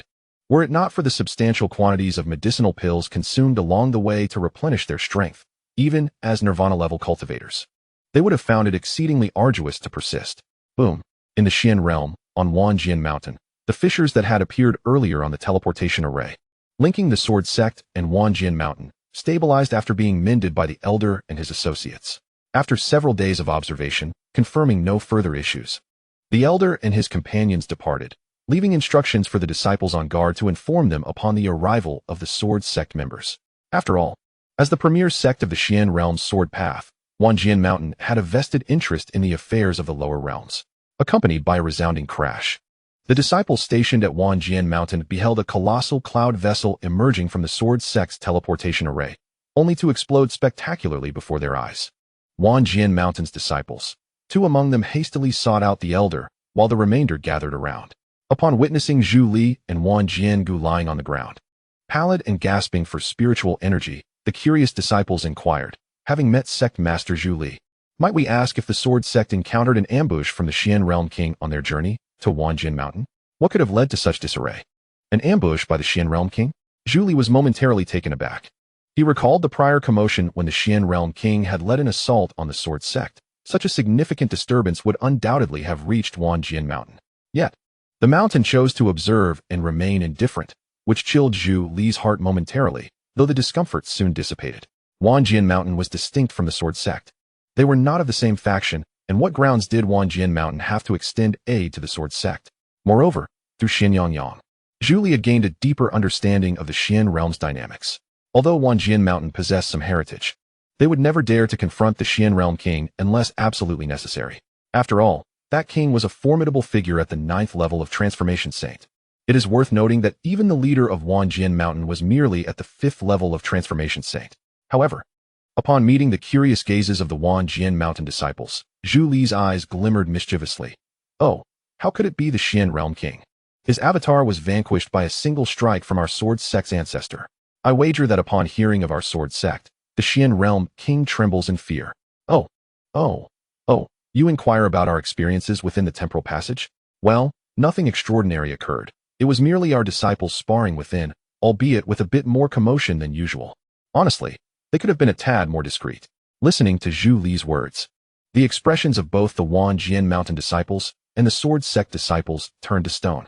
What a true master of Versailles. The disciple of the 10,000 Sword Mountain was momentarily taken aback. What was happening? He had not inquired about the grievances between the Sword Sect and the King of the Mystic Realm, yet Zhi Li had brought it up himself. The disciple managed to smile. Of course, the avatar of the King of the Mystic Realm poses no significant trouble for the Sword Sect. Upon hearing this, Zhi Li's face lit up with joy. See, outsiders still harbor respect for the Sword Sect. Nearby, Jiang Cheng and Xianyang exchanged glances, both reflecting a hint of helplessness. Who could not discern that this disciple of the 10,000 Sword Mountain was merely offering polite remarks? At that moment, the elder from the pavilion approached with his entourage. But upon learning the circumstances, he departed. He had no desire to listen to Zhi Li's boasts. Did they not know the state of the Sword Sect? How many years had it been since the Sword Sect had fallen silent? It was rumored in the outside world that after countless years, the sword of the Sword Sect had grown rusty. In the elder's view, it had not merely rusted. With a leader like Zhi Li, the Sword Sect's sword had become eroded. Once the elder and his company left, the disciple responsible for hosting prepared to escort Jiang Cheng and the others to the Sword Sect's residence. Suddenly, an irate voice echoed, "Damn! Whose broken ship is this? How dare it obstruct our Cloud Sword Sect's teleportation array?" Chapter 61. Are you willing to bet? Jiang Cheng and the others turned to the source of the voice. There, a cloud ship, magnificently larger than the Sword Sect's, was stuck, preventing it from teleporting. This was the Cloud Sword Sect, a faction that had always been at odds with the Sword Sect. However, their strength was undeniable, consistently ranking within the top 10 in the Sword Sect's grand competitions. In contrast, the Sword Sect languished beyond the 3-digit rankings. Wu Hao, noticing the look of confusion on Jiang Cheng's face, whispered in explanation. What strength? It's merely good fortune. I tell you, during this Sword Dao Grand competition, keep an eye on the Cloud Sword Sect members and strike them down. Damn it. A rising star, thinking themselves remarkable. Though Wu Hao spoke in a low voice, Zhi Li caught wind of his words, and a displeased expression crossed his face. Just then, several figures floated down from the Cloud Sword Sect's ship. I wondered who it was. Turns out it's the sword secretary, however. The sword sect of today has retreated time and again. To speak of nothing else, just consider the results of the Sword Dao Grand Competition. This sword sect has not escaped the clutches of three-digit rankings for nearly 10,000 years. Each competition, it remains a mere afterthought, devoid of surprises or innovation. On several occasions, the disciples sent by the sword sect to participate in the competition hadn't even comprehended the essence of sword intent. Such a sword sect is indeed malleable at will. Bamu, what nonsense are you spouting here? Zhu Li glared fiercely at the leader of the Cloud Sword sect. Is it not the truth? The leader of the Cloud Sword sect glanced at Zhu Li, then looked at Jiang Cheng and the others behind him. Upon noticing that Jiang Cheng was merely at the nascent soul stage, he couldn't help but laugh. It is often said that when the upper beam is not straight, the lower beam will be crooked. Your sword sect's leader is preoccupied with trivial pursuits and has only managed to reach the pinnacle of the early nirvana stage. Even the disciples sent to the Sword Dao Grand Competition are merely at the nascent soul stage. As he spoke, Bamu's voice grew louder, tinged with mockery. Good heavens! Even disciples at the nascent soul stage can participate in the Sword Dao Grand Competition at Wan Sword Mountain. Hearing Bamu's words, the disciples of Wan Sword Mountain were taken aback. They turned to look at Jiang Cheng, and indeed, the aura emanating from him confirmed his nascent soul cultivation. Several disciples responsible for reception glanced at their own cultivation levels. Even they were far superior to the disciples sent by the sword sect. Could it be that the sword sect has truly fallen to such a state? Bamu, I see you are courting death. Upon hearing Bamu's incessant mockery, Zhu Li's expression darkened, and in the next moment, the Jiwei sword appeared in his hand. The sight of the Jiwei sword made the eyes of everyone present twitch uncontrollably. The reason is simple. Those who know Zhu Li are well aware that he is a veritable madman. What normal person would dare to impose the essence of the true dragon into their sword? Moreover, Zhu Li has yet to master this power. Every time he unleashes it, he essentially does so with the intent of mutual destruction. Yet, the most absurd part is that Zhu Li's situation is rather unique, despite his true self being present. This is merely a manifestation of his avatar. In other words, if he seeks mutual destruction, you may perish while he remains unharmed, having merely lost an avatar. Upon seeing the Jiwei sword, Bamu's eyelids began to twitch uncontrollably. He indeed looked down upon Zhu Li. If Zhu Li were to engage him in a direct confrontation, he was confident he could effortlessly trample him underfoot. However, the issue is that Zhu Li does not play by the rules. The essence of the true dragon within the Jiwei sword, let alone him, even a powerhouse at the transformation stage would feel a twinge of apprehension upon encountering it. This includes the disciples of Wan Sword Mountain responsible for reception. Before the arrival of these lower realm sects, Wan Sword Mountain had shared the details of each individual. The Jiwei sword of Zhu Li from the sword sect is a terrifying sacred artifact that inflicts 800 points of damage to the enemy, while sacrificing 1,000 to oneself. Upon encountering Zhu Li, he unsheathed the Jiwei sword without uttering a word, prompting the disciples of Wanjian Mountain, tasked with reception, to hastily approach. Ahem, Master Zhu Li. We kindly request that you grant us some leniency. You have come here to partake in the swordsmanship grand tournament. Should a brawl erupt now, you would forfeit your eligibility to compete. Zhu Li's expression fluctuated between stormy and calm at these words. After a prolonged silence, he huffed coldly and sheathed the Jiwei sword. Nevertheless, he remained somewhat displeased. Thus he turned to the leader of Yunjian sect, Bamu, and icily proposed, "Dare you to wager?" "Wager on what?" Bamu inquired.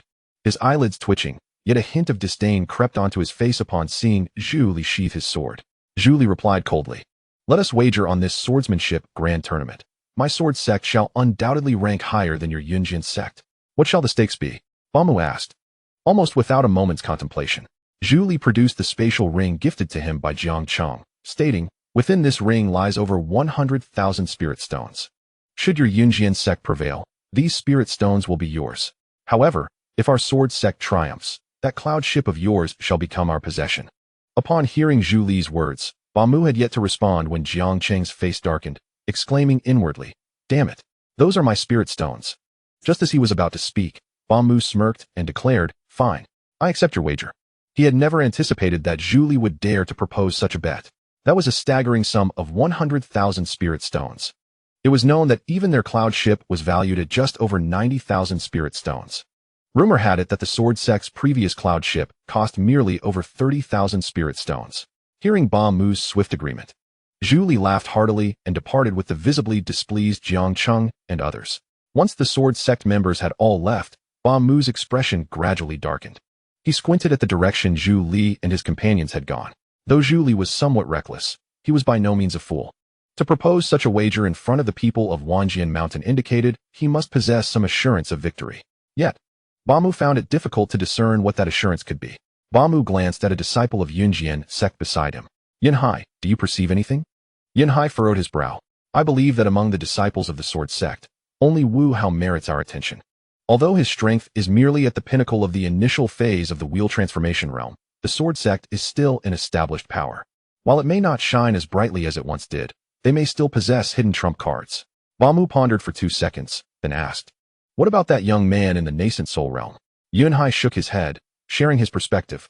Master, I find that fellow to be of little concern. Why so? Ba Mu inquired.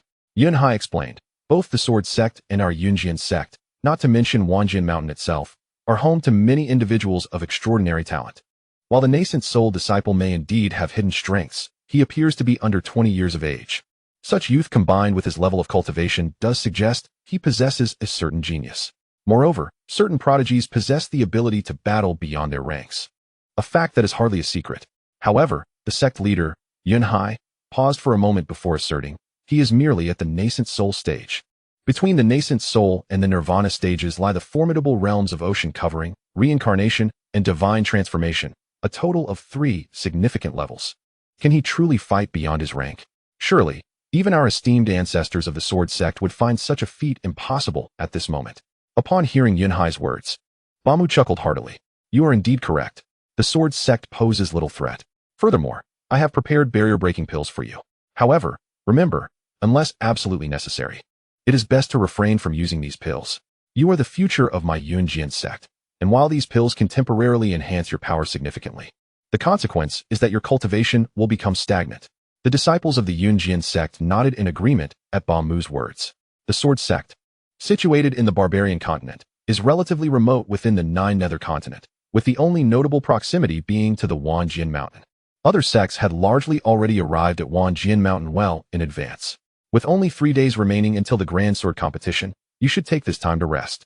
Within Wanjian Mountain, you may come and go freely, but it is advisable to avoid areas guarded by the disciples of Wanjian Mountain or places where entry is prohibited.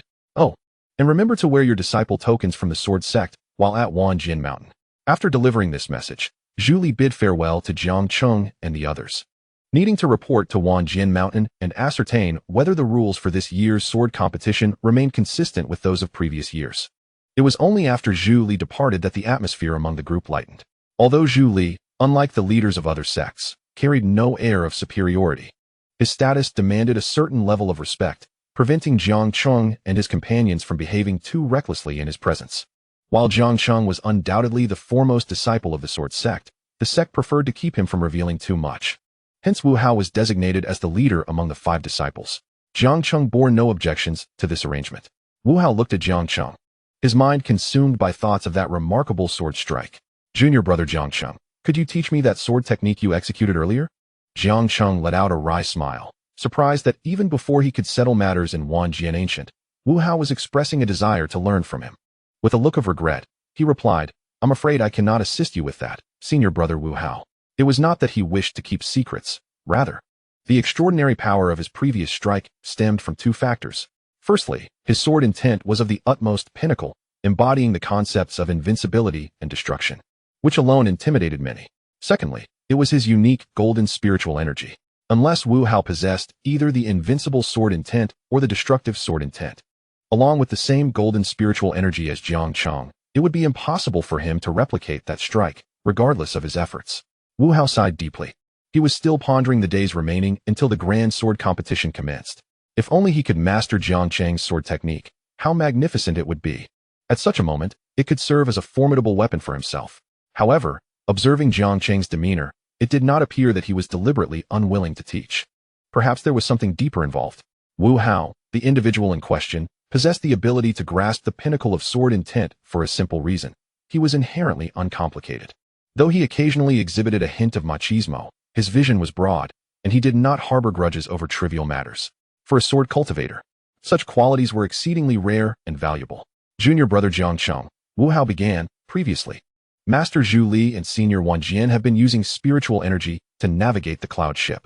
We have rested aboard for quite some time. Master Zhu Li just mentioned that we can freely explore Wanjian Mountain. Why don't we take a stroll? Wu Hao's suggestion was also meant to facilitate more interaction between Jiang Cheng and the other two junior brothers.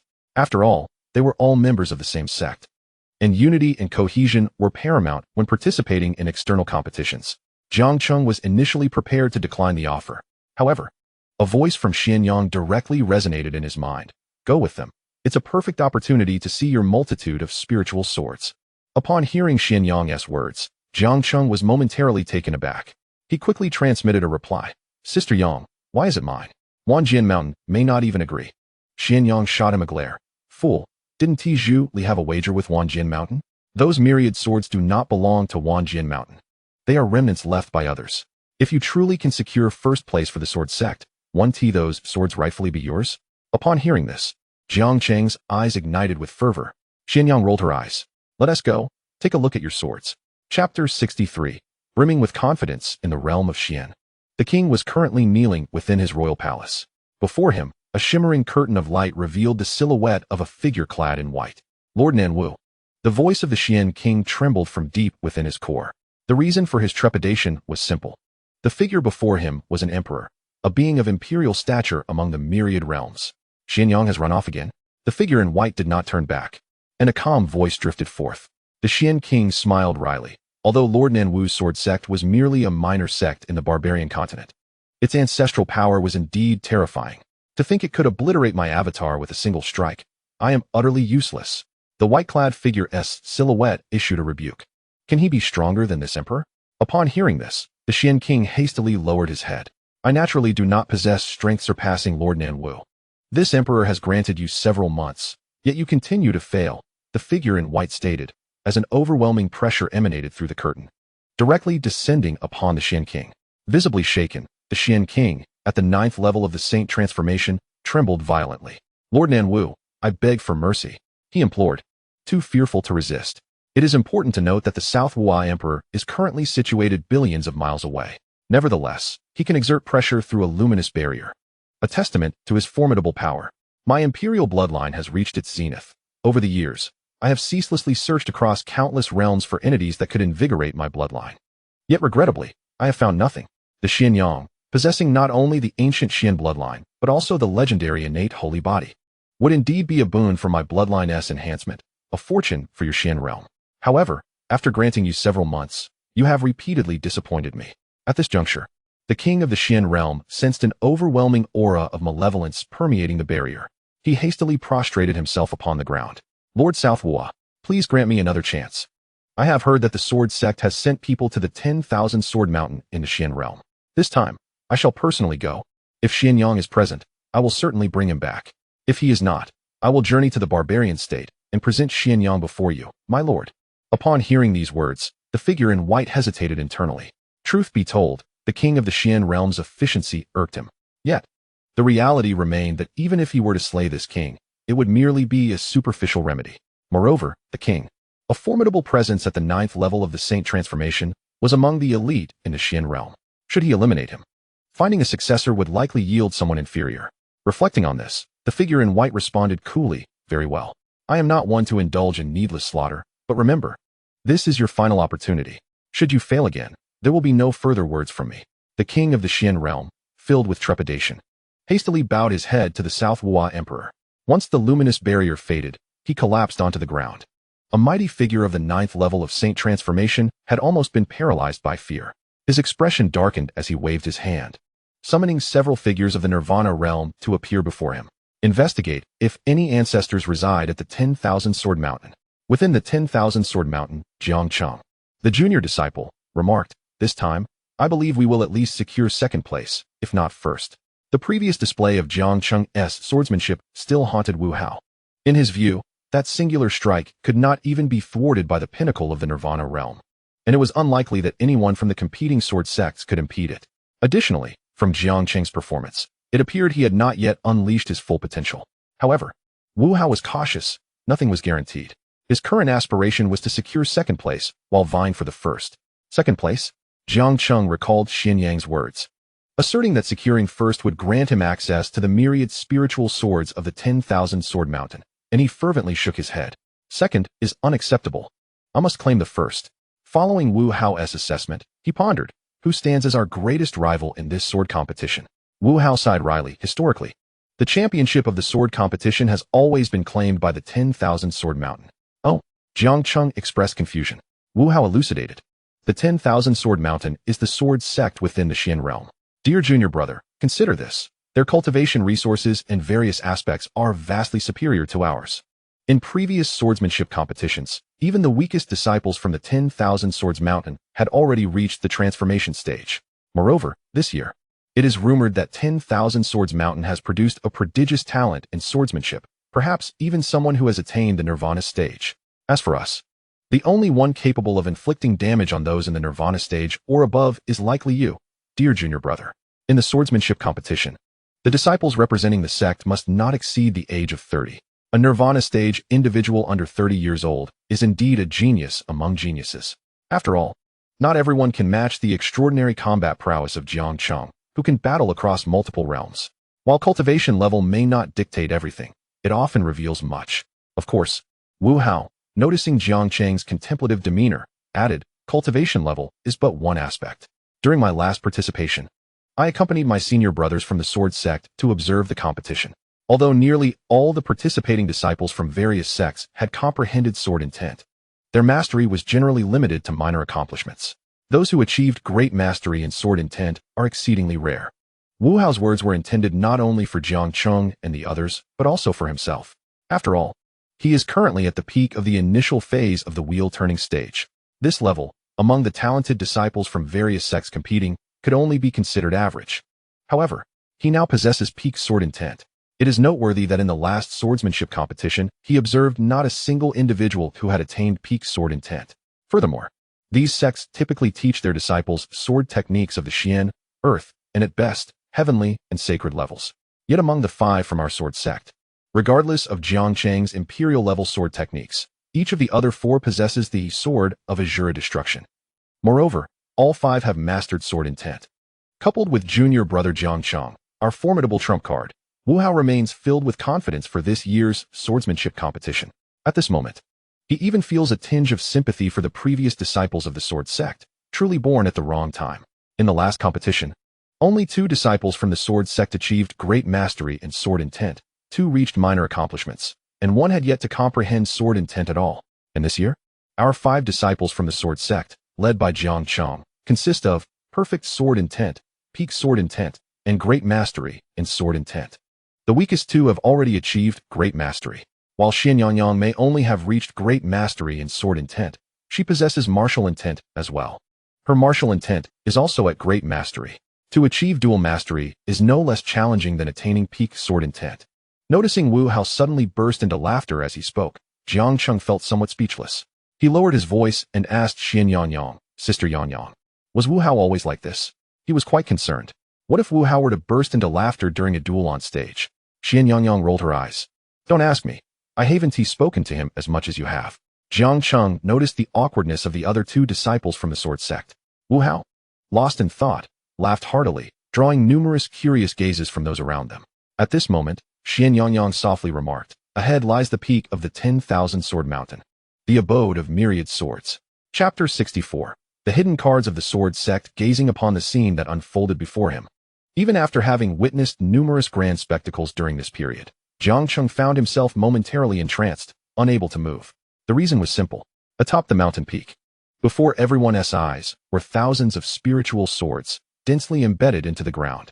These swords, the weakest among them, reached the level of superior spiritual artifacts, while the strongest even attained the status of supreme, sacred weapons. At this sight, Jiang Cheng's eyes glimmered with excitement.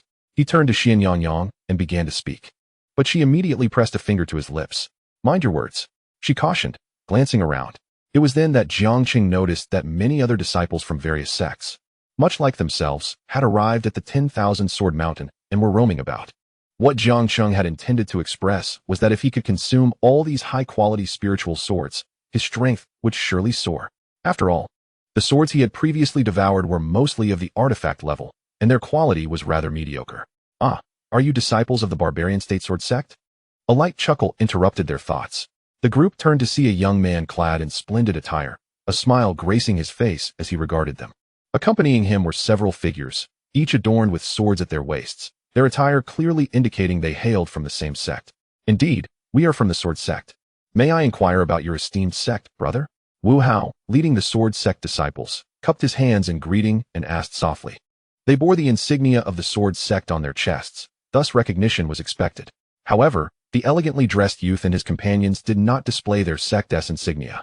Yet, the way others regarded them suggested they were well known. We hail from the Ming Sword Manor. Ming Sword Manor.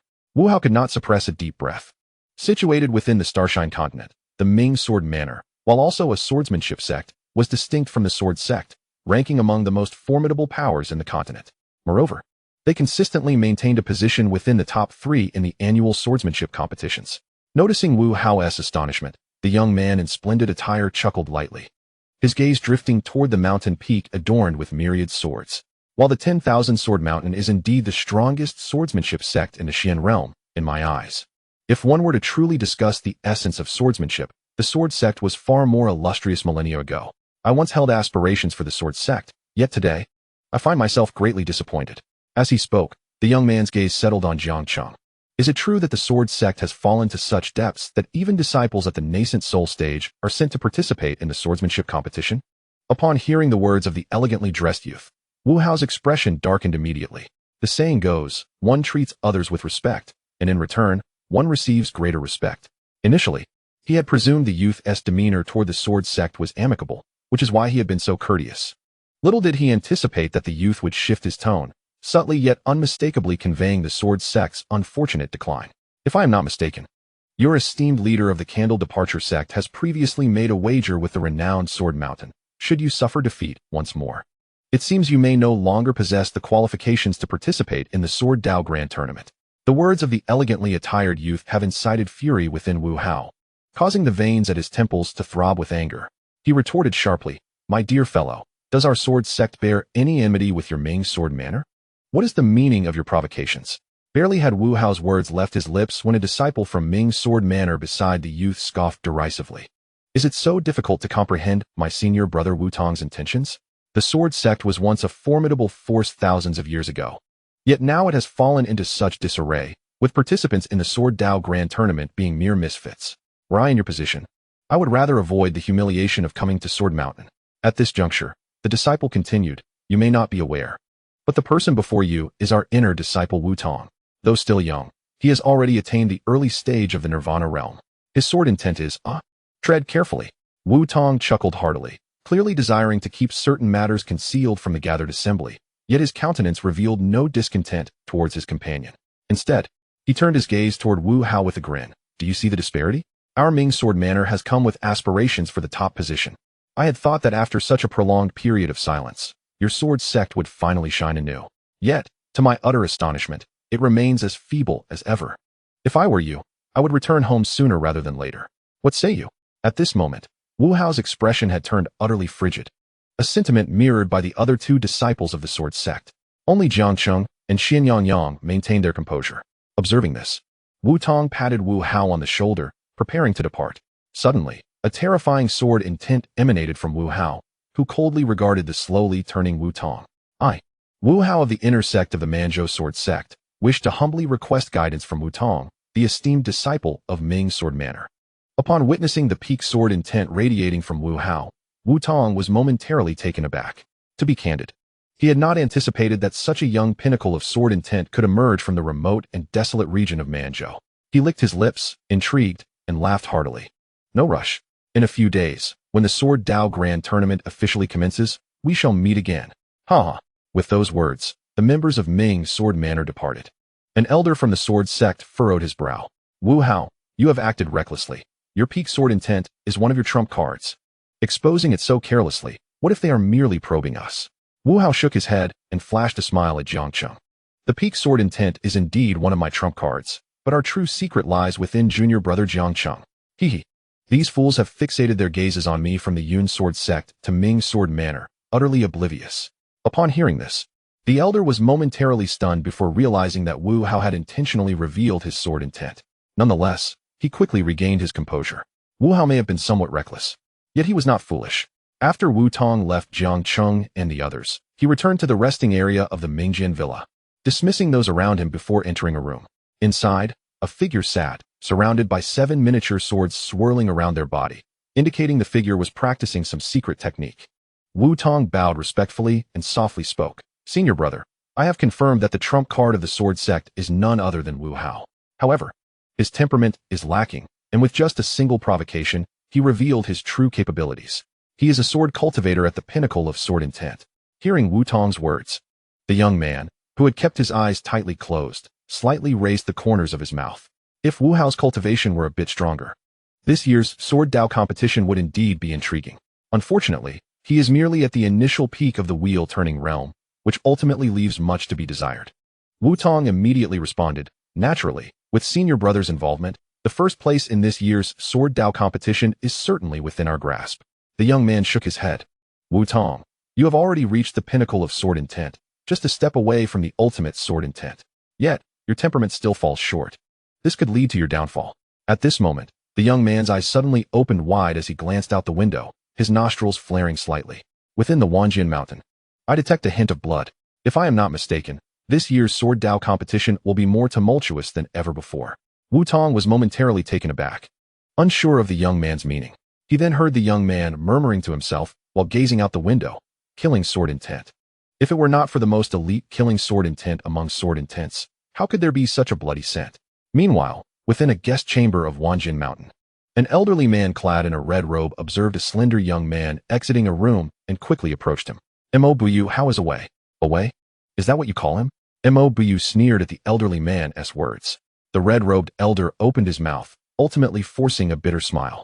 It was then that Mo Buyu spoke coldly. If it weren't for you old fools insisting on infusing that killing sword intent into my brother, would he have become the wretched creature he is today? The red-robed elder sighed with a pained smile. We had no choice.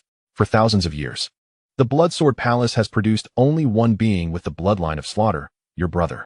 If he were to master the killing sword intent, his strength would undoubtedly surpass that of ordinary cultivators. Moreover, did he not ascend from minor sword intent to its pinnacle after acquiring the killing sword intent? Mo Buyu let out a cold laugh. Old man, do not think I am unaware of your intentions.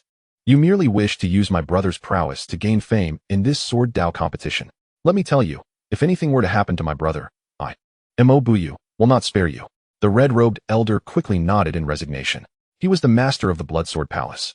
Yet his cultivation was only at the initial stage of the Nirvana realm. This was not due to a lack of diligence like Zhu Li, who was engrossed in esoteric pursuits, but rather because the circumstances surrounding the Blood Sword Palace were exceptionally unique. The ordinary disciples cultivate the sword of murderous intent. However, the ancestral master of the Blood Sword Palace possesses a sword intent of slaughter that no one in the palace has been able to master over the years. The condition of the Blood Sword Palace is not much better than that of the Sword Sect, as their participation in the Sword Dao Grand Competition has been on a downward trajectory for many years. Their current ranking in the competition is scarcely different from that of the Sword Sect. If this continues, they may not even need to participate in the next Sword Dao Grand Competition. Fortunately, at this juncture, a disciple named Mo Buyu emerged within the Blood Sword Palace. This disciple surprisingly bore a bloodline of slaughter. Although this bloodline was not exceptionally pure, it met the prerequisite for grasping the sword intent of slaughter. Under normal circumstances, Mo Buyu would have been expected to comprehend the sword intent of slaughter on his own. However, regrettably, the Sword Dao Grand Competition commenced again. Consequently, the higher-ups of the Blood Sword Palace deliberated and decided to forcibly instill the sword intent of slaughter into Mo Buyu's body. This led to Mo Buyu mastering the sword intent of slaughter, yet he often lost control. Just now, upon the installation of the sword intent, he even slaughtered over 1,000 disciples of the Blood Sword Palace. Had the higher-ups not intervened forcefully to suppress the situation, Mo Buyu would undoubtedly have been expelled from the sect. Although he now exists in a state of confusion, he still recognizes Mo Buyu, which provides the Blood Sword Palace with a means to control him. Furthermore, they did not anticipate that Mo Buyu was also a genius of swordsmanship. In just half a year, Mo Buyu advanced from the nascent soul realm to the late phase of the reincarnation realm. Moreover, his sword intent reached the pinnacle of great accomplishment. Of course, this is largely attributed to the Blood Sword Palace's thorough cultivation efforts. As Mo Buyu returned to the chamber to care for Mo Buyu, the elder in red squinted his eyes. No one would have expected that our Blood Sword Palace would emerge victorious in this Sword Dao Grand Competition, would they? He chuckled softly. 3 days passed in the blink of an eye. Under the guidance of Zhu Li, Jiang Cheng and his group reached the highest peak of Wanjian Mountain. Upon their arrival, they discovered that thousands of disciples from various continents and sects had already gathered there. As they were all sword cultivators, they wore their spiritual swords at their waists. A mere glance from Jiang Cheng revealed numerous swords of exceptional quality, ranging from high-grade spiritual weapons to beginner holy artifacts. It was evident that the sects participating in the Sword Dao Grand Competition at Wanjian Mountain possessed formidable foundations. After returning from a conference at Wanjian Mountain, Zhu Li informed Jiang Cheng and the others that this Sword Dao Grand Competition would be somewhat simpler than the previous ones. The competition is divided into 3 parts. The first part is known as the Great Wave of Sand. It resembles some content Jiang Cheng had previously seen in those illustrated books. In this phase, all disciples participating in the Sword Dao Grand Competition will stand together in the square, where formidable beings from Wanjian Mountain will release their oppressive aura. Those who cannot withstand it will be directly eliminated. In previous swordsmanship competitions, this was the first segment. However, this time, an additional phase has been introduced. Alright, I am not particularly concerned about this initial stage. Please proceed. After guiding the group to the sword sect's position, Zhu Li pointed towards the vast plaza before them, which stretched thousands of feet in both length and width. Jiang Cheng and the others nodded in acknowledgement. The plaza was delineated into distinct areas for each sect. Jiang Cheng and his companions quickly located the sword sect's designated space, only to discover that even if only 1 or 2 participants represented other sects, their allocated areas were significantly larger than theirs. The sword sect had 5 participants, yet their designated space was less than 20 square feet. The 5 of them standing within it appeared exceedingly cramped. The 2 inner disciples expressed some discontent, while Wu Hao maintained a more open perspective. Enough with the complaints. After this competition, the sword sect's designated area will be considerably larger. Look at the space allocated to Wanjian Mountain. Hearing Wu Hao's words, everyone turned their gaze in the direction he indicated. There, several figures occupied an expansive area, engaging in casual conversation. Their designated space was at least several hundred square feet. Countless disciples from various participating sects felt a surge of envy upon witnessing the substantial area occupied by those from Wanjian Mountain. To claim they were not envious would be a falsehood. Yet, they undeniably possessed the strength to warrant such privilege. Although they were competing on their home turf, Wanjian Mountain's swordsmanship competition was relatively fair. The exceptional treatment afforded to these prodigies was indeed a result of their own prowess. In the past, some sects had raised objections regarding Wanjian Mountain's privileges. The sect leader merely stated, "That is the privilege of the first place, not of Wanjian Mountain. If you possess the capability, you too can enjoy this privilege." Since then, such dissenting voices had vanished. For hundreds, even thousands of subsequent swordsmanship competitions, Wanjian Mountain consistently claimed the top position, without exception. Junior brother Jiang Cheng, from the next competition onward, our disciples from the sword sect will also stand there, right? Wu Hao whispered to Jiang Cheng. Jiang Cheng glanced at Wu Hao and the 2 disciples behind him. He noted that not only Wu Hao but also those disciples harbored fervent aspirations in their eyes. He understood that this was the embodiment of the sword sect's sense of honor. Frankly speaking, although the sword sect has experienced decline and its power cannot be compared to that of 1,000,000 years ago, the disciples' spirit and passion for the sword remain undiminished. The primary reasons for their inability to match the glory of 1,000,000 years past lie in resources and fate. After the disappearance of the ancestral figure, Jianzhou Yao, the sect's fortune waned. Surviving for millions of years without falling into obscurity is already commendable for the members of the sword sect. He cast a glance towards the location occupied by the disciples of Wanjian Mountain. According to Zhu Li, in this edition of the Sword Dao competition, an extraordinary swordsman has emerged from the Wanjian Mountain. However, upon glancing at the few individuals present, he did not perceive anyone capable of posing a threat to him. The sword sect will rise, Jiang Cheng mused thoughtfully, articulating his conviction. Upon hearing his words, Wu Hao and the others were immediately moved to tears. Xian Yangyang understood Jiang Cheng's thoughts at this moment and gently remarked, as the host, Wanjian Mountain, being the perennial champion of the Sword Dao competition, possesses the authority to allow certain individuals to bypass the cumbersome formalities and participate directly in the final contest. Jiang Cheng was momentarily taken aback by Xian Yangyang's statement, but then nodded in agreement. This seemed quite reasonable. The individuals currently before him from Wanjian Mountain hardly seemed to qualify as prodigies. In the vicinity of the Yunjian sect, its disciples squinted towards Wanjian Mountain, astonished. How impressive. All of them have broken through the Nirvana realm. Indeed, Wanjian Mountain deserves its reputation as a premier sect of the Xian realm, its foundation far surpassing that of mere continental disciples like ourselves. In the area of the Mingjian Villa, a young man surrounded by several miniature swords narrowed his eyes as he observed the region of Wanjian Mountain. Are they not present? Just as he finished speaking, a realization struck him. Naturally, such trivial matters would not warrant Wanjian Mountain exposing its top talents to the public eye. However, as he contemplated this, he cast a glance towards the Bloodsword Palace's area. The aura of slaughter emanated from there. Only 3 disciples from the Bloodsword Palace were participating in this sword Dao competition. Beside Mo Buyu stood a trembling figure. Not fearful of the assessment itself, but rather apprehensive of the masked youth on the other side of Mo Buyu.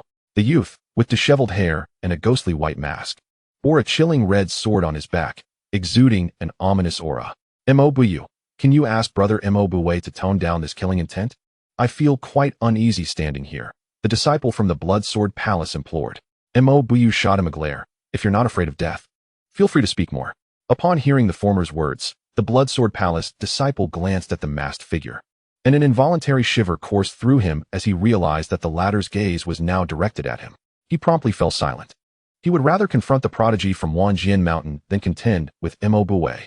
The reason was simple. If Mo Buwei were to lose control, he would become devoid of humanity, akin to a complete madman, driven solely by the thirst for blood. The situation surrounding Mo Buwei had not gone unnoticed by many of the participating sect disciples, including Jiang Cheng. However, Jiang Cheng merely cast a fleeting glance before averting his gaze. It was not that he exaggerated the matter. Rather, the chaotic sword intent of Mo Buwei was apparent. And it was clear that such intent was unstable and of unknown origin, although this killing sword intent ranked high among the myriad of sword intents. In terms of true hierarchy, how could the invincible sword intent and the annihilation sword intent be considered inferior to a mere killing sword intent? Sister Yang and Brother Wu Hao, should you encounter any individuals from the Bloodsword Palace, exercise caution. Jiang Cheng pondered for a moment before addressing those beside him. Xianyang understood Jiang Cheng's intent, and just as Wu Hao was about to speak, an elderly figure gradually materialized before the crowd from the direction of Wanjian Mountain. Casting his gaze across the square, he observed that each sect's designated area was already filled with attendees. He stroked his beard, nodded slightly, and without uttering a word of unnecessary dialogue, declared, I hereby announce that this year's Swordsmanship Grand Tournament officially commences. Boom. As the words left his lips, a formidable pressure surged through the square. Upon its emergence, a pallor washed over the faces of many talented participants gathered for the tournament. This was the oppressive force of the transformation realm. Wu Hao was taken aback, surprised by the intensity of Wanjian Mountain's display. Nonetheless, he felt relatively unfazed, having previously endured the peak pressure of the Nirvana realm at the Sword Sect. Thus, he did not resort to any martial techniques, relying solely on his physical resilience to withstand the overwhelming force. Beside him, Jiang Cheng and Xianyang remained composed, betraying no signs of discomfort. In contrast, the 2 other disciples from the Sword Sect visibly faltered as the pressure intensified. After struggling for over 10 seconds, they exchanged wry smiles and unleashed their respective sword intents. Similarly, many disciples present began to manifest their sword intents to counteract the pressure from the transformation realm.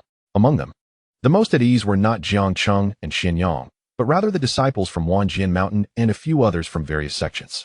The reason was simple. They were all at the Nirvana realm. Faced with the pressure of the transformation realm, they felt nothing at all. Chapter 67. It was Wu Hao who bore the brunt of the transformation realm's pressure, which was merely the beginning.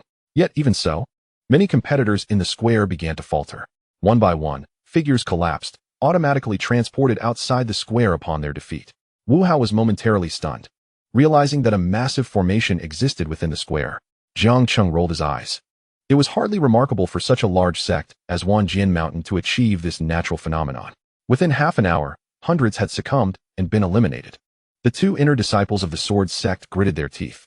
Junior Brother Jiang Cheng, Brother Wu Hao, we can barely hold on any longer. It seems the upcoming matches will rely on you. After speaking, they felt their spiritual energy wane and anticipated being transported away. Boom. A golden aura enveloped the 2. Do not worry, Jiang Cheng smiled reassuringly at them. At that moment, the pressure exerted by the powerful figures of Wanjian Mountain had reached the pinnacle of the transformation realm. Yet, for Jiang Cheng, it posed little challenge. The reason is simple. The golden spiritual energy within him appears to be utterly indifferent to the oppressive force exerted by his opponent. In the square, the sight of the 5 disciples from the sword sect persisting, especially the one at the nascent soul stage who remains unperturbed while conversing with others, causes the trial elder from Wanjian Mountain to furrow his brow slightly. He can't shake the feeling that the nascent soul youth has even separated a portion of his spiritual power to assist the 2 stronger disciples beside him. This is truly beyond comprehension. With this thought, the elder's voice rang out calmly. Disciples from various sects, you must proceed with caution. The oppressive force you are about to face is far beyond the mere realm of the divine transformation stage. With these words, the elder suddenly unleashed a tremendous wave of pressure. Boom. Some disciples were unable to withstand it and spat out blood. Yet, before the blood could touch the ground, they were instantly teleported away. Surrounding them, numerous elders from various sects wore bewildered expressions.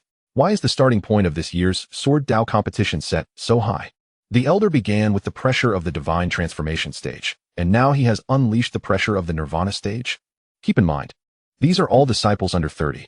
Recalling the previous Sword Dao competition, the pressure had gradually escalated from the sea concealment stage to the divine transformation stage, and then halted.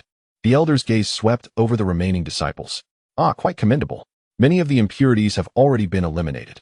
The remaining disciples display commendable strength across the board. Particularly, the elder's eyes gleamed with affection upon seeing the disciples from Wanjian Mountain. It's worth noting that he did not hold back. Most of the pressure he released was directed towards these disciples from Wanjian Mountain. Yet, they remained unflinching. Whether under the pressure of the divine transformation stage or the nirvana stage, they exhibited the same composure. If Jiang Cheng and the others knew what the elder was thinking at this moment, they would likely be spitting blood. Goodness. The individual's cultivation has already reached the nirvana stage. Naturally, the pressure from the nirvana stage would have no effect on him. However, it must be said, the spectators in the stands below were furrowing their brows tightly.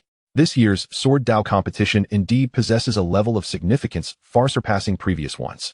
In the past, there were hardly any disciples at the nirvana stage. Even the appearance of 1 or 2 at the divine transformation stage would be noteworthy. Yet now, the disciples at the nirvana stage remaining on that square are not few in number. How peculiar that the 5 from the sword sect still remain on the stage. Not a single one has been eliminated. It was at this moment that some elders from various sects looked at the unperturbed Jiang Cheng and others, feeling utterly flabbergasted. They could understand the calm demeanor of the few from Wanjian Mountain, but now Jiang Cheng and his companions are also unfazed. Goodness. Isn't he merely a low-level cultivator at the nascent soul stage? How can he maintain his composure under the pressure of the nirvana stage? I see it now. At that moment, a gasp echoed from within a sect. It must be that Wu Hao. Wu Hao is indeed a sword cultivator at the pinnacle of sword intent. He must have concealed his true prowess and single-handedly withstood that formidable pressure. Consequently, the disciples from the sword sect at the nascent soul stage would naturally feel no sense of intimidation. Upon hearing this, the crowd nodded in agreement. Indeed, this must be the case. The sword sect has hidden its depth so well. Although the overall strength of its disciples is not particularly formidable, the emergence of a being at the peak of sword intent is remarkable. Unfortunately, the Sword Dao Grand Competition occurs only once every 4 years, and only disciples under the age of 30 may participate. If only Wu Hao were granted another 4 years, the sword sect could truly shine in the upcoming competition. Alas, this will be Wu Hao's final competition, for with his age, he cannot partake in the next one. The spectators cast sympathetic glances toward the sword sect. As the elders from the sword sect heard the surrounding discussions, they couldn't help but chuckle. What? Was it Wu Hao who withstood the pressure from the nirvana stage? Surely this is a jest. Initially, they chose to ignore the chatter. However, when confronted with a barrage of sympathetic gazes directed their way, Zhu Li could no longer restrain himself. For heaven's sake, sympathy for our sword sect. We are the sect destined to claim victory in this iteration of the Sword Dao Grand Competition. Do you not understand? Just as Zhu Li stood up, Wan Jiangu swiftly pulled him back down, covering his mouth. Enough with the boasting. Isn't it more delightful to wait for our master to slap them in the face? Zhu Li rolled his eyes, retorting, addressing a junior as master so readily. How can you even utter that? Wan Jiangu chuckled, rolling up his sleeves. Zhu Li, are you seeking a reprimand? Without my master, do you truly believe our sect stands even a sliver of a chance to win this competition? Zhu Li, with a resigned smile, quickly withdrew his head to watch the contest. Meanwhile, the elder, releasing the pressure, noticing the crowd had gathered sufficiently, prepared to retract his aura. Yet, to his astonishment, the 5 from the sword sect still remained on the field. He surveyed the 5, one at the early pinnacle of the wheel-turning realm, 2 at the late pinnacle of the oversea realm, 1 at the late pinnacle of the nascent soul realm, and another at the early pinnacle of the nascent soul realm. Logically speaking, upon witnessing such a disarrayed formation, the elder's expression darkened. Such a lineup managed to endure his pressure?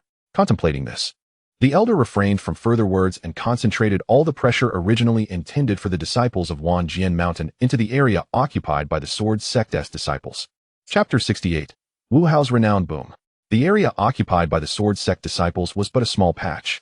As the elder's pressure swept through, Jiang Cheng's expression shifted slightly. Although he could utilize his golden spiritual energy to fend off the elder's might, he differed from the disciples of Wanjian Mountain and those at the Nirvana stage. His greatest challenge was his current low realm. Thus, although those at the Nirvana stage may not match his combat prowess, they were impervious to the pressure. He, however, bore the full brunt of it. Feeling the elder's particular attention, Jiang Cheng furrowed his brow. If one were to unleash that golden spiritual power without reservation, it might very well lead to the revelation of one's secrets. Just then, Jiang Cheng overheard the murmurs from the spectators' stand. Good heavens! Has the elder gone mad? The pressure of a mid-stage peak in the Nirvana realm. Can the Sword Sect withstand such force? Let alone the Sword Sect. Let us speak of Wu Hao. At this moment, it was indeed Wu Hao who bore the brunt of it all. Among the spectators, aside from the Sword Sect members, the other sects believed that it was Wu Hao alone who shouldered all the pressure. Upon hearing their remarks, Jiang Cheng's eyes lit up. Since everyone thought Wu Hao was shouldering everything, let him indeed bear that burden. He whispered to Wu Hao, "Senior brother Wu Hao, hold on. I will channel my strength into you. This is your chance to shine." Before Wu Hao could comprehend his words, a terrifying force erupted from within him. The onlookers below felt a dazzling flash before their eyes, as a violent golden radiance burst forth from Wu Hao. In that instant, they felt as though their very sight might be blinded. For at that moment, Wu Hao resembled the sun itself. It was then that the overwhelming force collided violently with the elder's peak pressure in the Nirvana realm. What was that? Countless individuals in the square gazed at the surging golden light emanating from Wu Hao. In that fleeting moment, the elder's released pressure was subtly pushed back by the golden radiance surrounding Wu Hao. Within the Sword Sect, Wan Jiangu's gaze suddenly flickered with astonishment. He never anticipated this. Wu Hao could actually unleash golden spiritual power akin to Jiang Cheng.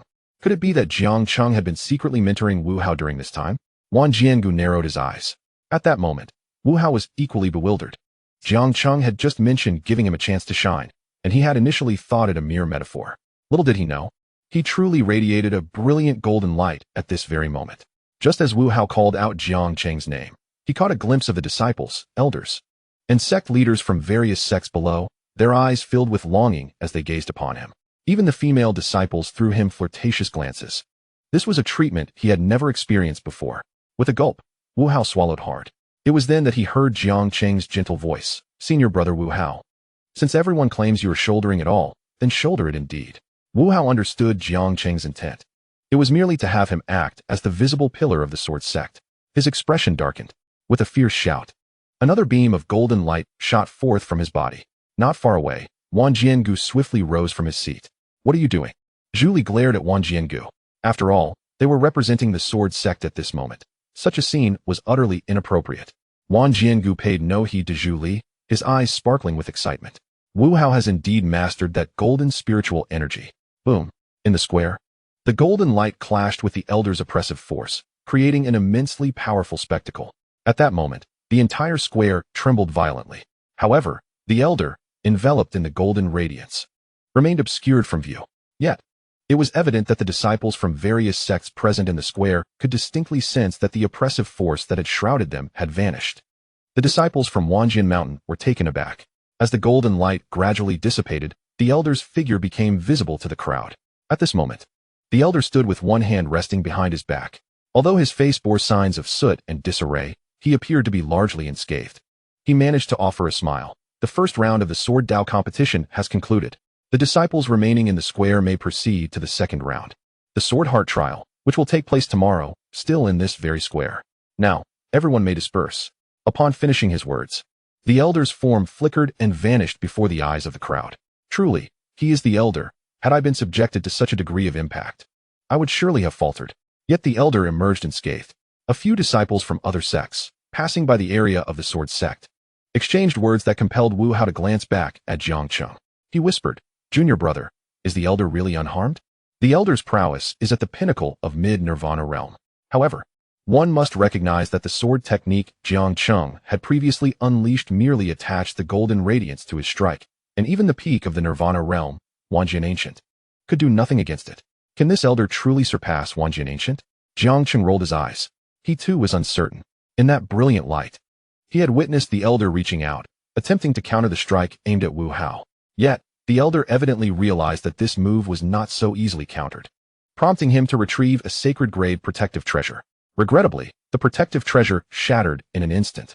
Subsequently, it seemed the elder revealed his hidden card, dissipating his golden spiritual energy.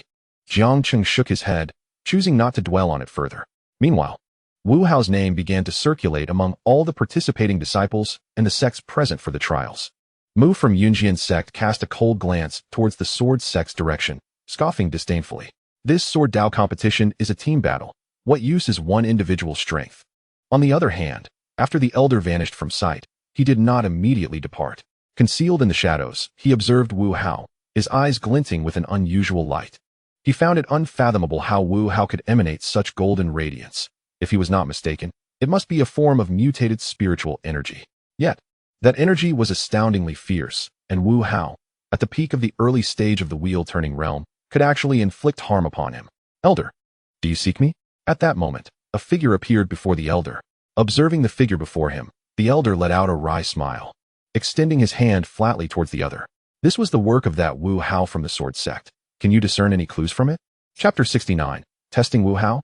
As the elder displayed his open palm, the figure momentarily paused. Sword intent? No, it is more than mere sword intent. Elder, at this moment, there lingers a residual sword energy in your hand. Indeed, the elder's palm was already a bloody mess. Logically speaking, a cultivator of the elder's caliber should be able to heal his injuries. However, due to the pervasive sword energy within his palm, even someone as formidable as the elder found it impossible to mend his wounds. There is also an issue with the spiritual energy. The figure squinted. Elder, if I am not mistaken, the Wu Hao you mentioned must be experiencing a transformation in his spiritual energy. A transformation in spiritual energy. The elder could not help but take a deep breath. Immediately, he seemed to recall something and recounted the golden light emitted by Wu Hao to the figure before him. After listening to the elder's account, the figure fell into silence. It appears my conjecture was correct, that Wu Hao must indeed be undergoing a transformation in his spiritual energy. And furthermore, his energy is exceptionally suited for sword cultivation. The elder chuckled bitterly. My hand, elder. You may need to seek out Wu Hao to reclaim the sword energy from your hand. Otherwise, your hand may never heal. Upon hearing this, the elder's expression turned peculiar. Having previously maintained a facade of nonchalance, now he would have to shamelessly approach a junior from a lower realm sect. Such was a predicament for his aged countenance. Elder, you summoned me. Surely it is not merely to examine your injuries, is it? The figure spoke again. The elder nodded. Yi Xian, you are the first sword prodigy to emerge from Wanjian Mountain in millions of years. At less than 18 years of age, you have comprehended the pinnacle of sword intent. Most importantly, your current cultivation has reached the peak of Nirvana realm. Originally, we believed you would undoubtedly secure the top spot in this year's Sword Dao competition. However, here, the elder paused, then sighed. Both the newly emerged Wu Hao and the murderous aura radiating from the Blood Sword Palace's killing sword intent are formidable. This includes the true senior brother from Ming's Sword Manor, who has remained hidden from view. It seems that these individuals may pose a significant interference in your quest for victory. At this point, the elder spoke softly. Since the inception of the Sword Dao competition, Wanjian Mountain has always claimed first place. We do not wish for this to be an exception. Hearing the elder's words, the youth standing before him broke into a grin. Elder, rest assured, the Ming Sword Manor and the Blood Sword Palace cannot stir up any substantial turbulence. As for Wu Hao, he has elicited a slight surprise from me. However, if he lacks further trump cards, then that will be merely a fleeting surprise. With this, the youth turned his gaze to the elder. Elder, as you have said, Wanjian Mountain has always been first. In this moment, I, the most gifted individual of Wanjian Mountain in a millennium, shall undoubtedly claim the first place for our sect.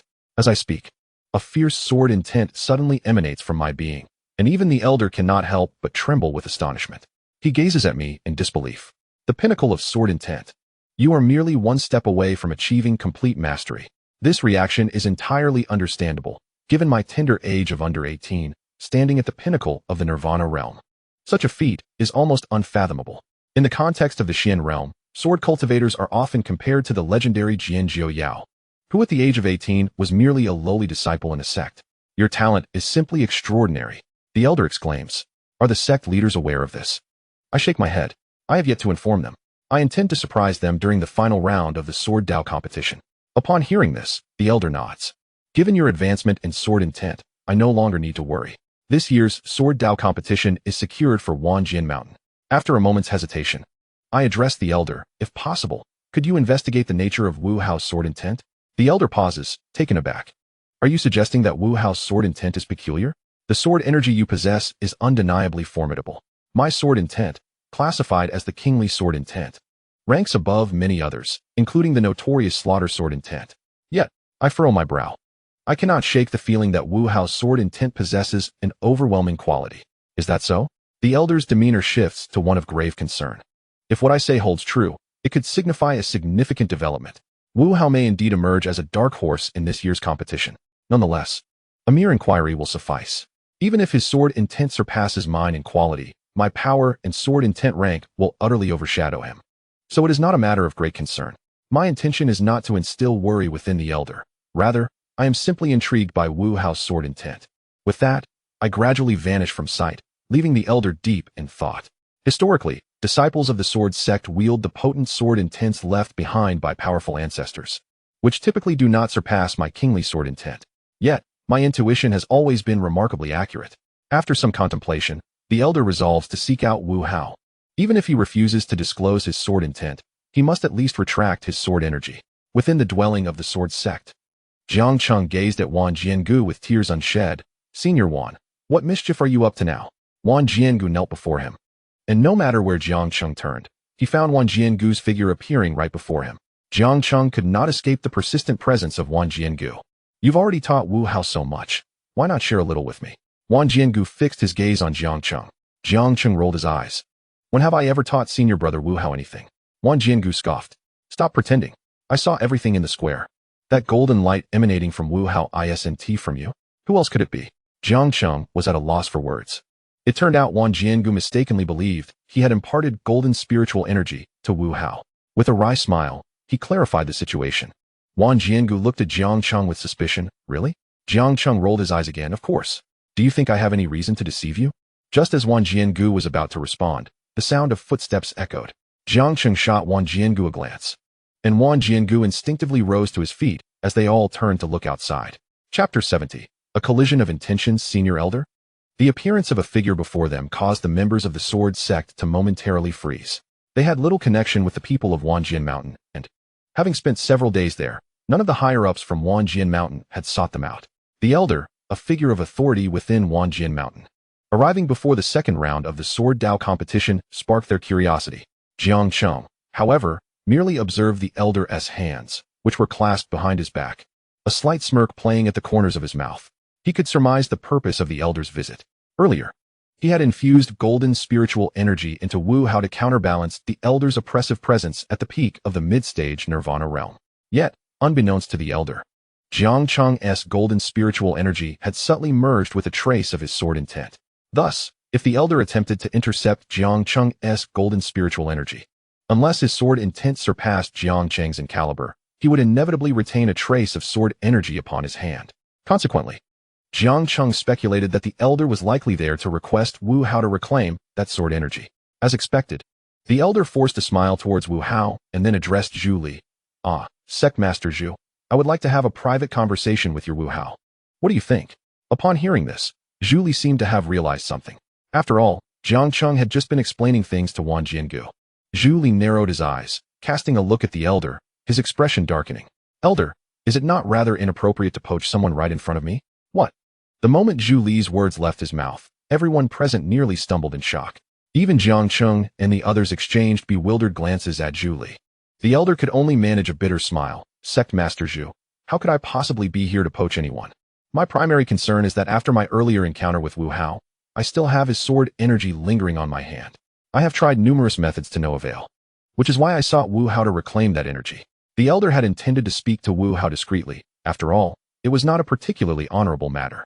As the authoritative elder of Wanjian Mountain, the elder had long been renowned. Yet now he found himself injured by a junior. Upon hearing the elder's words, Zhu Li's face flushed, realizing that she had misunderstood the situation. Very well, you may converse, she said, and with that, the group from the sword sect departed, leaving Wu Hao in a state of bewilderment. As Jiang Cheng prepared to leave, Wu Hao cast a pleading glance in his direction. Jiang Cheng cleared his throat. Wu Hao, this elder has come to see you. What purpose do I serve here? Wu Hao felt a wave of despair. Everyone in the sword sect knew that it was Jiang Cheng who had truly borne the brunt of the situation. Yet, at that moment, no one dared to voice it. And Wu Hao felt compelled to silently watch as Jiang Cheng and the others exited. Finally, only Wu Hao and the elder remained in the room. The elder cleared his throat. Wu Hao, at this juncture, I shall dispense with the niceties. Please reclaim this sword energy from my palm. Rest assured, I shall not let your efforts go unrewarded. As he spoke, the elder felt a slight pang of pain. To be fair, this sword energy had originally been left in his palm by Wu Hao. Yet now, he was requesting its return while also offering compensation. Sighing inwardly, the elder retrieved a cloth bag from his spatial ring. Upon opening it, the contents were revealed to Wu Hao's astonished gaze. It was a premium spirit crystal. You are aware of the difference between a premium spirit crystal and an ordinary one, I trust? At the elder's words, Wu Hao's eyes widened in disbelief. A premium spirit crystal. Such an item was not only rare in the barbarian continent, but also exceedingly scarce within the Xian realm. To put it into perspective, although there was only one, it was equivalent to 100 ordinary spirit crystals, worth several 100,000 spirit stones. For Jiang Cheng, this may have been a trivial sum, but for Wu Hao, the significance was monumental. After all, his resources for cultivation were vastly different from Jiang Cheng's. Jiang Cheng had previously acquired the spatial rings of several peak Nirvana realm experts, whereas Wu Hao had to rely on meager contribution points for his training. Observing the glint of desire in Wu Hao's eyes, the elder thought he had secured his cooperation. However, Wu Hao soon regained his composure and replied, I'm sorry, elder, but I cannot assist you with this. Rising to his feet, he turned to leave. Did he not desire the premium spirit crystal? Absolutely not. However, the crux of the matter was that the sword energy did not belong to him. It was Jiang Cheng's. Should he risk his life to reclaim it? As he stood and walked towards the exit, tears streamed down Wu Hao's face. Had he known this would transpire, he would not have strived so hard during the first round of the competition. Watching Wu Hao make his exit, the elder was momentarily taken aback. Could it be that one premium spirit crystal was insufficient? That seemed improbable. After all, Wu Hao simply needed to reclaim the sword energy to earn that premium spirit crystal. He could not fathom why Wu Hao would decline. As Wu Hao was about to push the door open and leave, the elder recalled another reason for his visit. Squinting his eyes, he suddenly unleashed a surge of sword energy from his hand, aimed directly at Wu Hao. Boom! The sword energy struck directly upon Wu Hao's back, propelling him forward in an instant. He was knocked to the ground, sprawled in a pool of his own blood. Elder Gu, Wu Hao. Upon hearing the intense commotion, Jiang Cheng and the others hurried into the room. The moment they beheld Wu Hao lying in a bloodied heap, the expression on Zhu Li's face darkened considerably. Elder Gu, what have you done? Elder Gu. At this moment, Elder Gu was besieged by a multitude of questions. This was not right. The sword energy he unleashed was far less formidable than the pressure he had exerted previously in the square. Logically, Wu Hao should have been able to easily dispel this attack. Why, then, had he been sent flying? Meanwhile, Jiang Cheng and the others fell into a contemplative silence. Having surmised the unfolding events within the room, it was evident that Elder Gu sought to test Wu Hao. Yet, the individual who had earlier released that golden spiritual energy was not Wu Hao. Elder Gu was on the verge of tears. What was happening? How could things have escalated to this point? He simply could not comprehend it. Observing the silent Jiang Cheng and the furious Zhu Li, a conjecture suddenly dawned upon Elder Gu. The sword sect had always been irreverent. As the saying goes, if the upper beam is not straight, the lower beam will be crooked. Wu Hao clearly possessed the strength to contend with him, yet he appeared so wretched at this moment. As Elder Gu pondered, his eyes narrowed. The sword sect was playing tricks. The mere thought of this possibility sent his imagination spiraling. It must be so. Wu Hao was surely feigning weakness under Zhu Li's directive, deliberately concealing his true capabilities. The reason he did not retract the sword energy must be due to the fear of revealing his intentions when he did so. The sword sect exhibited a remarkable degree of vigilance. With this realization, Elder Gu snorted coldly and waved his hand. A bag containing 10 premium spirit crystals fell before Zhu Li. Surely, this would suffice. After uttering these words, he stormed off in a huff. Chapter 71. Elder Gu at a loss for words. What was up with Elder Gu? The sect master had yet to express any anger. Why was he so incensed? Zhu Li felt a bit bewildered. Yet, despite his confusion, he naturally bent down to retrieve the 10 premium spirit crystals from the ground. Anger was permissible, but one must never let money go to waste. Jiang Cheng smirked. Sect Master, shouldn't we check on senior brother Wu Hao before fussing over those premium spirit crystals? Zhu Li cast a glance at Wu Hao on the ground and was struck by the realization that Wu Hao's aura was exceedingly feeble, blood continuously spilling from his lips. Indeed, Wu Hao had not anticipated that Elder Gu would launch a surprise attack on him. Due to the earlier misunderstanding during the first round of the competition, Elder Gu had assumed that Wu Hao could easily withstand his assault. Consequently, that sword energy, while not his full strength, had still exerted at least 60% of its power. Wu Hao, at the pinnacle of the initial stage of the wheel-turning realm, was caught off guard and struck. It was fortunate that he did not perish on the spot. Zhu Li, observing the tremor of his eyelids, hastily retrieved some healing elixirs from his spatial ring and administered them to Wu Hao. After consuming these potions, Wu Hao's complexion improved slightly, yet he remained exceedingly feeble. Although the Sword Heart trial was scheduled for the next day, given Wu Hao's current condition, it seemed unlikely that he would be able to participate. That Gu Qi was undoubtedly waiting for an opportunity to retaliate. Zhu Li, gazing at Wu Hao, who appeared as if he had been drained of blood, spoke with palpable anger. Jiang Cheng coughed lightly. Sect Master, with Wu Hao in this state, how can he participate in the Sword Heart trial tomorrow? Taking a deep breath and rolling his eyes, Zhu Li replied, Do not worry about this. I shall devise a solution. Reassured by Zhu Li's words, Jiang Cheng and the others returned to their quarters. The following morning, disciples from Wanjian Mountain arrived to escort everyone to the square for the Sword Heart trial. Upon exiting, Jiang Cheng and his companions noticed the absence of Zhu Li and Wu Hao. Recalling Zhu Li's confident assertion from the previous day that he had a plan, they felt little cause for concern. Upon reaching the square, however, they observed that many sects had already departed. Historically, the Sword Sect had often faced disqualification in the first round of trials. Naturally, once disqualified, they would not linger to be the subject of mockery. Unexpectedly, this year's Sword Dao competition saw the emergence of a prodigy in Wu Hao, who single-handedly secured the Sword Sect's advancement to the second round of trials. Oh, how splendid it would be if our sect could produce a Wu Hao. Many sect leaders harbored such thoughts. At that moment, a voice of astonishment rang out. Goodness! Is that not Wu Hao? Following the direction of the surprised voice, the crowd beheld Zhu Li, his countenance dark, pushing a wheelchair, upon which sat none other than Wu Hao. Shocking! Who could have inflicted such harm upon Wu Hao, a being capable of standing toe-to-toe with the elders? The murmurs of speculation spread through the crowd. Jiang Cheng and Xian Yang exchanged glances, their eyelids twitching uncontrollably. When Zhu Li mentioned that he would find a solution, they had not anticipated that his plan involved bringing Wu Hao in a wheelchair to participate in the second round of trials. Not only the surrounding sects, but also the people of Wanjian Mountain were drawn to Wu Hao's pitiful state, their curiosity piqued. What had transpired with Wu Hao? Still putting on an act. Amidst the crowd, the elder Gu, witnessing Wu Hao's frail appearance being wheeled in by Zhu Li, wore an expression as dark as the depths of water.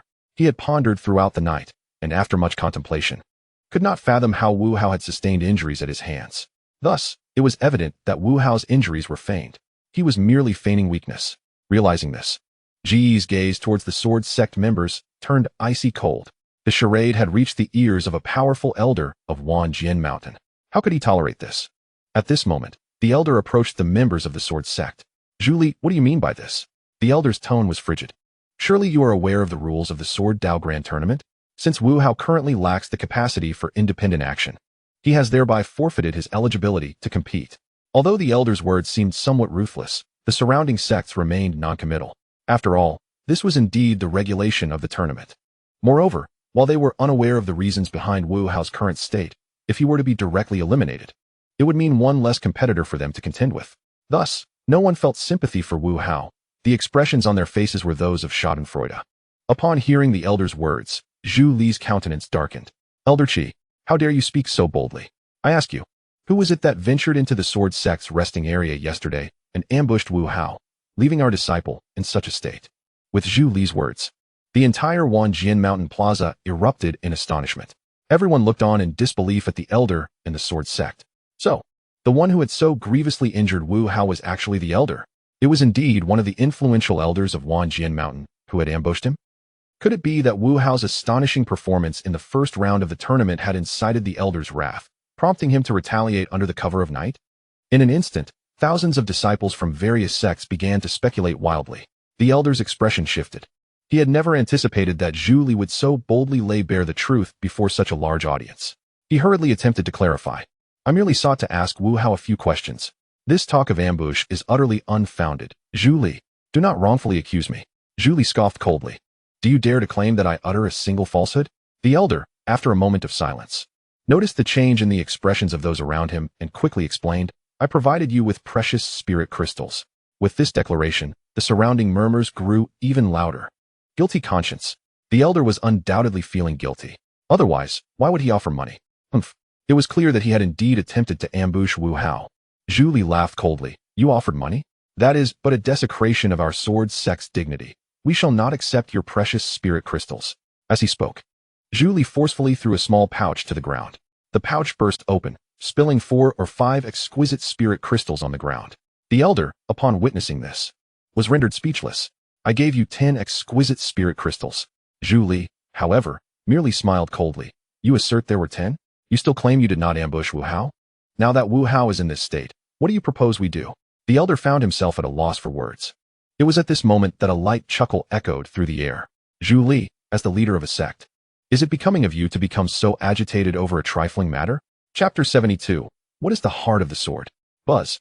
Upon hearing this voice, countless hearts within the assembly trembled. The reason was simple. The speaker was none other than the master of Wanjian Mountain, Qianhuan.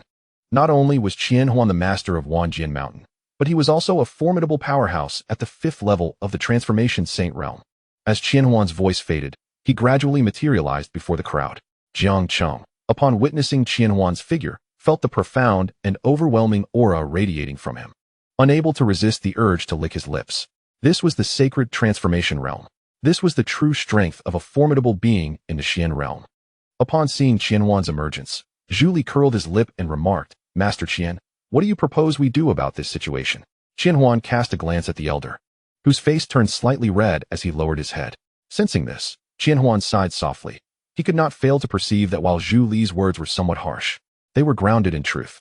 Turning his attention to Wu Hao, who sat in a wheelchair, Qianhuan raised his hand and gently waved it. Instantly, a faint green glow enveloped Wu Hao. In a mere moment, Wu Hao emerged from his previous state of lethargy. He gazed in astonishment at his own hands and stood up from the wheelchair. Disciple, I thank you, Master Qianhuan.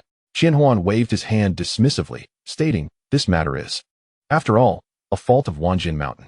However, now that I have restored your health, let us put this matter aside for the time being.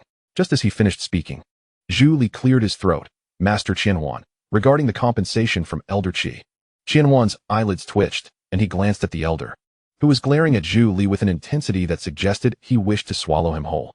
Yet, he restrained himself. With a wave of his hand, the previously presented bag of high-grade spirit crystals reappeared in Zhu Li's possession. Zhu Li beamed with delight. Qianhuan shook his head. Those uninvolved, please take your leave for now. With that, the elder and others promptly exited the square, while Zhu Li merrily pushed the wheelchair that Wu Hao had occupied as he departed. Qianhuan then surveyed the several thousand disciples who had passed the first round of selection.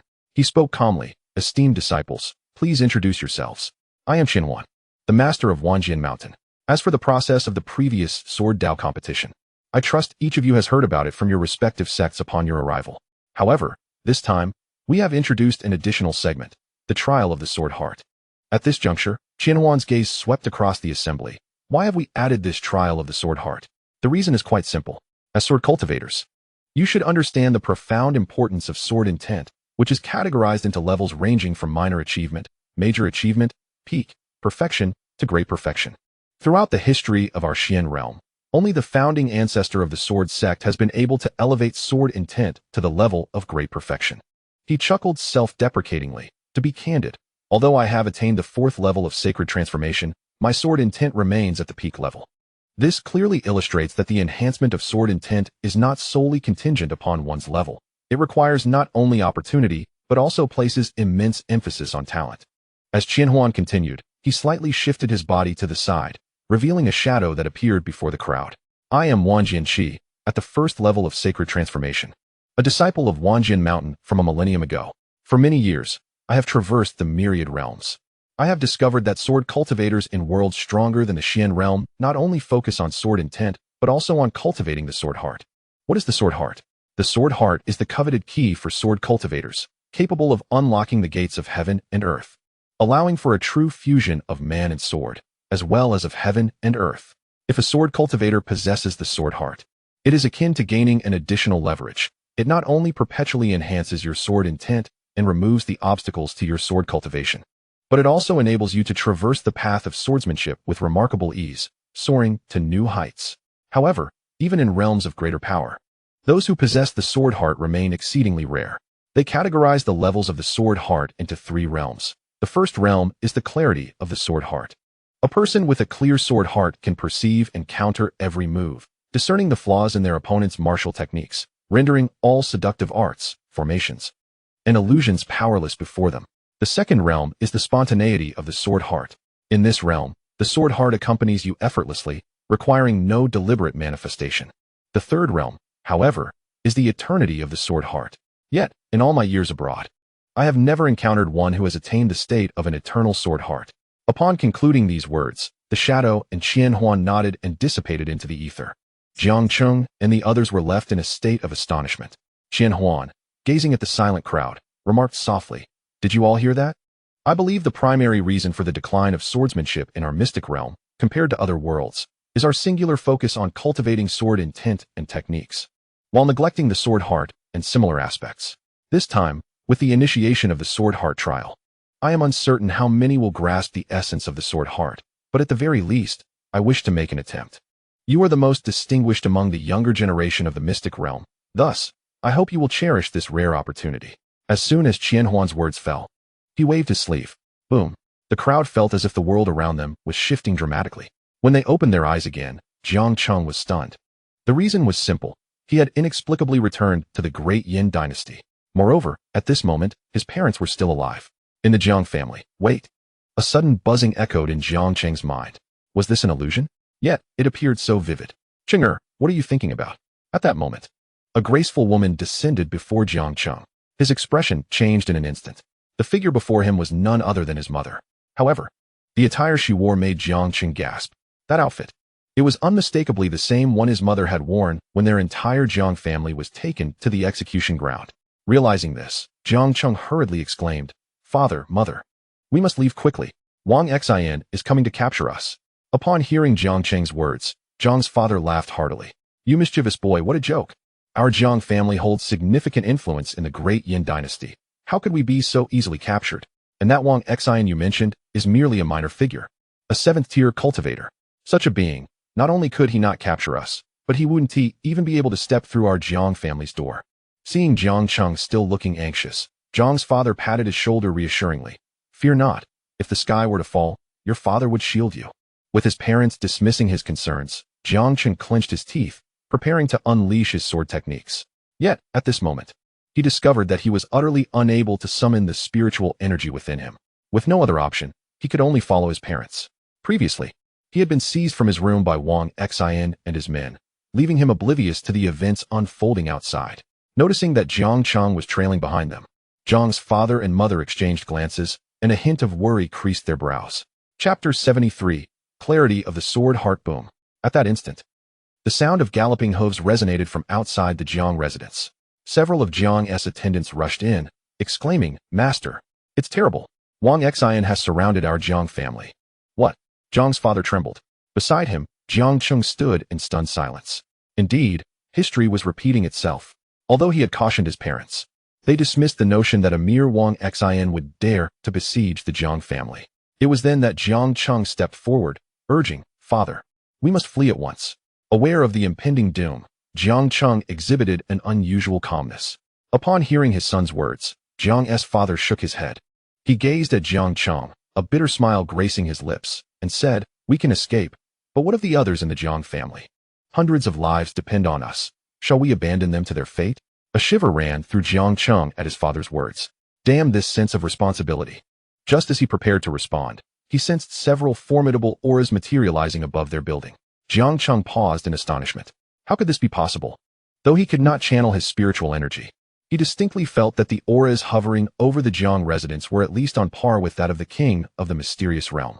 This meant that those who had come to the Jiang family possessed strength equivalent to the 9th level of the holy transformation. Jiang Cheng's expression was one of bewilderment. To him, this was utterly preposterous. After all, where was this? The great Yin dynasty. Merely a humble kingdom. How could such powerful beings possibly emerge from such a place? Before he could fully grasp the situation, he noticed a surge of power emanating from his father. Before he could discern his father's strength, darkness enveloped him, and he fainted. At the Wanjin mountain, numerous disciples from competing sects were awakening from the illusion. The phantasm conjured by Qianhuan specifically tailored to each individual, replaying the most vulnerable and unforgettable moments of their hearts. Although the disciples emerging from the illusion had not mastered the sword heart, they clearly exhibited newfound insights after their trial.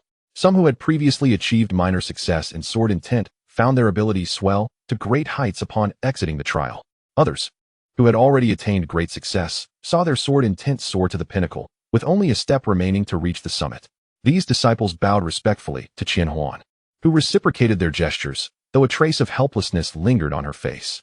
The trial of the sword heart was conceived by him and Wan Jinshi, a disciple of Wanjian Mountain who had returned from his travels. However, it appears that while there are some effects, mastering the sword heart is indeed no simple feat. Qianhuan's gaze shifted to the silhouettes of several figures from Wanjian Mountain. Upon noticing Yi Xian's calm demeanor, he sighed with relief. Thankfully, Yi Xian had not yet emerged. He could only hope that Yi Xian would surprise him. Certainly, these were the disciples who had successfully passed the sword heart trial. Yet, many others had failed to break through the illusion. These individuals had nearly all coughed up blood and were promptly freed from the illusion by Qianhuan, who then carried them off the square. Failure, of course, meant disqualification from the upcoming competition. Gradually, more and more disciples concluded the sword heart trial, with some succeeding and others failing. Originally, thousands of disciples from various sects had participated, but after this round of trials, 2/3 had been eliminated, leaving fewer than 1,000. The expressions on many disciples' faces were filled with unbearable anguish. It was clear that once the second round concluded, even more would be disqualified. Qianhuan glanced over at the sword sect and noticed that the situation there was similarly dire. Each disciple wore a furrowed brow, especially the yuanying stage disciples, whose faces had darkened ominously. Despite knowing it was an illusion, they remained ensnared, even though some of these sword sect disciples had shown promise. Without overcoming the sword heart trial, their efforts would amount to naught. 4 sword cultivators aspiring to reach the pinnacle of strength, sword intent, and technique are merely foundational elements. The sword heart is of paramount importance. This is why sword cultivators in the Xian realm find it exceedingly difficult to achieve further mastery of sword intent. The reason is simple. There is an absence of the sword heart to aid them. At that moment, a light laughter echoed from the area where the disciples of Wanjian Mountain gathered. I have my sword. I command my fate. Who in this world can dictate the destiny of Yi Xian? As this laughter resonated, all eyes were drawn to the young boy in the Wanjian Mountain area. At that instant, Qianhuan's eyes brightened. This was the clarity of the sword heart. Incredible. The disciple from Wanjian Mountain had truly comprehended the clarity of the sword heart. The crowd below was left astounded. Was this real? They understood sword intent because they had a grasp of what it was.